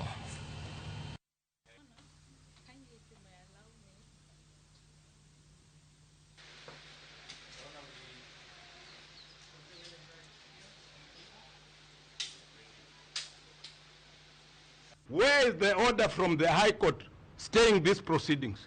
He should attach it there. It's not guesswork. We are not in a gamble game. In the absence of any stay order from the High Court, and of course I've invited you to look at the proceedings, we must invoke the Criminal Procedure Code. The last time we were in court, the court was gracious enough to grant the accused person summons to attend court today. The counsel was present at that time. He ensured that this accused person will be here today. The summons were served, but the accused person has chosen not to come to court with the reasons that we do not know. The only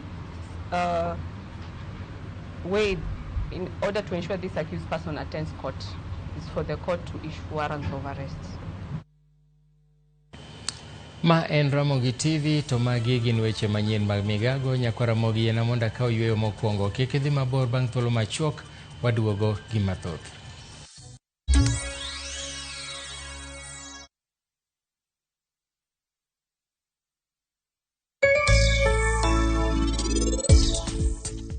Nitiere okang' moro makao ka.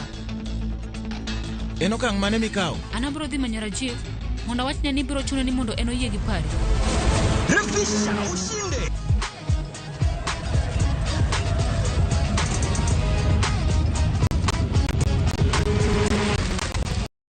Ya Vasha ama MMF haingoji. Open and save in your KCB Gold Savings Account for a chance to win many prizes. KCB, for people, for better.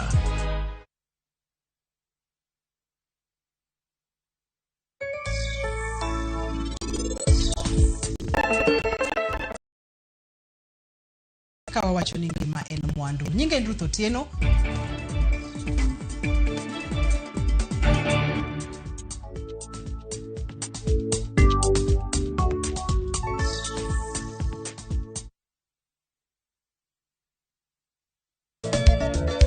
Machiegni nyakoro monga jwang'e chenro mar ngoma owake.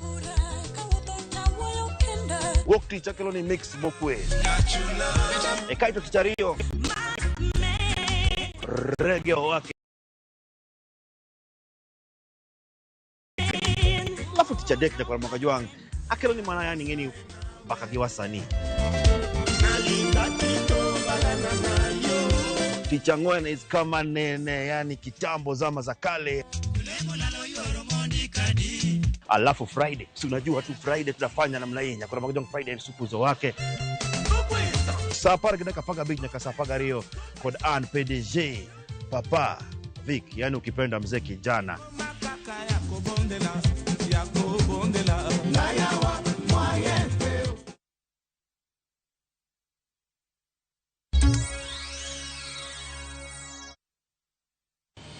Machiegni kendo obila dak makama Gutani e kaunti ma Baringo obedo kod kinde matek e sama ne gitero gie gedo mag sikul laro moru e gedo moseyware kuom ndalo mathoth kaluwore gi ywaruok mantiere kind jodak kod apisas ma bunge Kenya KFS.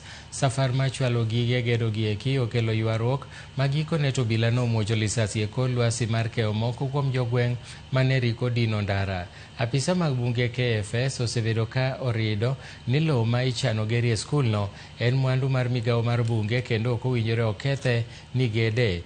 Kuom higni 13 mokalo, sikund primar ma Laro Moru osebedo kolor nikech nok mar arita. Kata kamano, higni 2 mokalo nochiw chik mondo mi oyawe kendo kapok omuke kod jok michich ni gin apisa mag bunge KFS. Bomolewa tulisoma chini ya miti na classes tulikuwa tunasomea chini ya miti na ilikuwa inaendelea kabisa. Chakula kutokuwa naye, lakini tunaona leo tumeletewa chakula.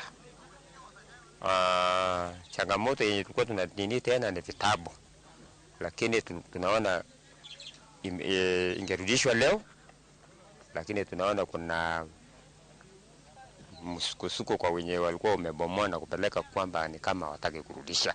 We do not know what is going on because even our president has ordered the reconstruction of this school, but we are wondering, as the people of Laramoru, that we still see a lot of things that we do not understand. Because how can somebody like an assistant chief or a chief has such powers of blocking construction materials that is meant for the construction of our school? Let us not misuse positions that we have in government to undermine the efforts of the government to rehabilitate the children who have gone through these challenges of banditry. These ones are human beings. We need to be also supporting. So, and I'll call upon the government to investigate what is going on here.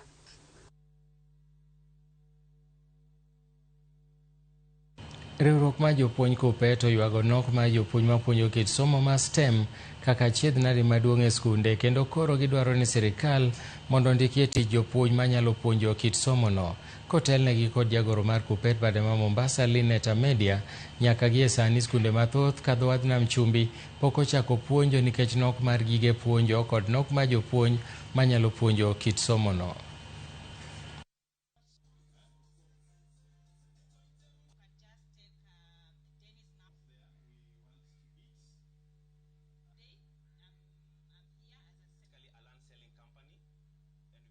The kids have not been brought to us so that we become nannies and we become house helps. We want to teach, we want to disseminate knowledge.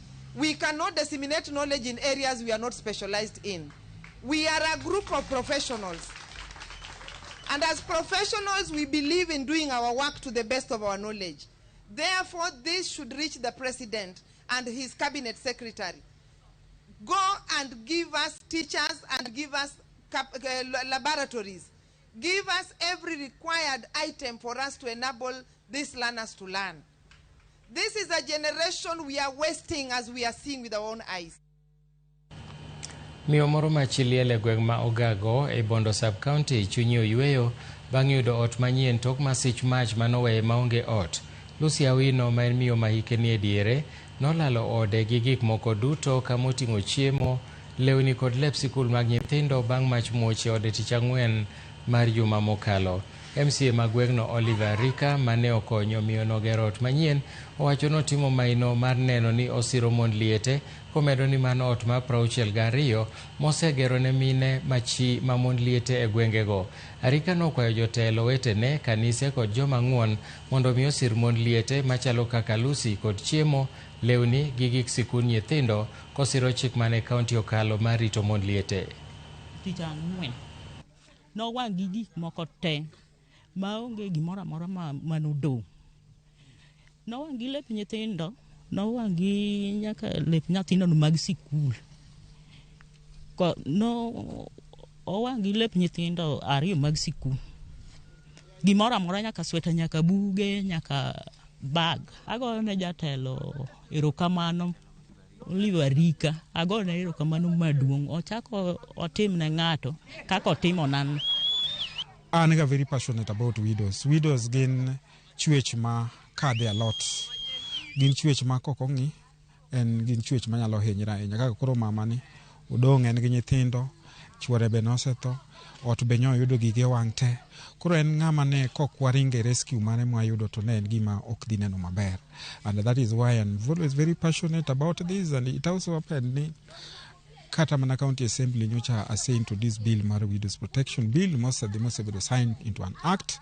Kurangeni, even as the county government, we are also trying our best to ensure ni our widows are well taken care of. Nyasembo ndo ninde koyo nyoro to kawuono surprisingly nyasembo ni timo. 10 kaunti ma Migori bando jopiny gope mag pi maromo milion 54. Jopiny e kaunti ma Migori bende dwaro mondo kaunti ma Migori omigi pi e yo makare. Moko kuom ni gibedo seche duto. Moko kuom jodak wacho ni gisebedo ka giomo pi e aoche e kinde ma pi onge. Kaka kamano, jatend migawo mar pi e kaunti ma Migori Silas Onyango owacho ni gisetemo chwalo pi ne oganda, kata bed ni gisebedo kod midhieche makoni kod kocha. Kata mana gi shite mag pigegi inyalo yudo ni kinde chieng' ma wadwaro pi ahinya to pi onge, to kinde ma koro koth burore ma koro piny okethore gi koth milando mafuriko tiyudo ka pi nitie. Koro en aena ni mondo mi ng'ato rid nat mondo mi sekta ne moro ka moro odhi makare. Chope ka ok didhie ka pi onge, chien kucho pi odwa bedo molal molo dwe achiel mangima. Koro iyudo ka tich bedo matek ka pi onge, to jopiny bende ng'eny dwa nokonyore, to en samoro pi miyomo e aora Migori kucho. We are sure ne by next month awendo mosebedo maonge pi dhi chako yudo pi. Kendo wacho ne chandruok mwasebedo godo namba 2 en wach mar stima ming'ado. Nekech stima kobiro to biro gi bill maduong' kabisa. Sama bill biro maduong' iyudo ka samoro wasechulo. In fact, by last month eka ne wachulo over 8 million pesa mar bill mar stima. monthly kende dwaro kenda another 8 million. Remember ka wachulo pesa ni every month wachulo 8 million. En pesa mang'eny kabisa. To joma bende wamiyo pi matiyo gi piwa ok chul bills. Sani wabandho siling mokalo 1,54,000 monego chulnwa mondo mi eka wachul stima. Koro wakwayo jopiny bende ne komi pi wakwayo ne mondo chul pi. Jodak ma Busia matiyo ga apaya maduma Kisumu kochomo Busia yuago diny mar apaya no magiwacho ni nyayo masiche kinde ka kinde ahinya to e kind joriemb bodaboda. Jodak wacho ni masichego itimo kod trela madhi e pinje maoko matuomo jo apiko kinde ka kinde mana kaka Jael Lieta leronwa. Jodak mag gwengegi wacho ni kata bed ni gisecholo ywak margi kinde ka kinde mondo yar apayani, mano pok otimore. Apayani manigi geche madongo kod jowuoth mang'eny sani koro kaw remo kaluwore gi masiche masakasa ne jowuoth kod jogo modak e geng apaya. Juzi tumesika hapa kijana kutoka Mrende amekufa. Pale chini ndugu yangu kutoka hapa Matausi amekufa. Pale na mzito amekufa.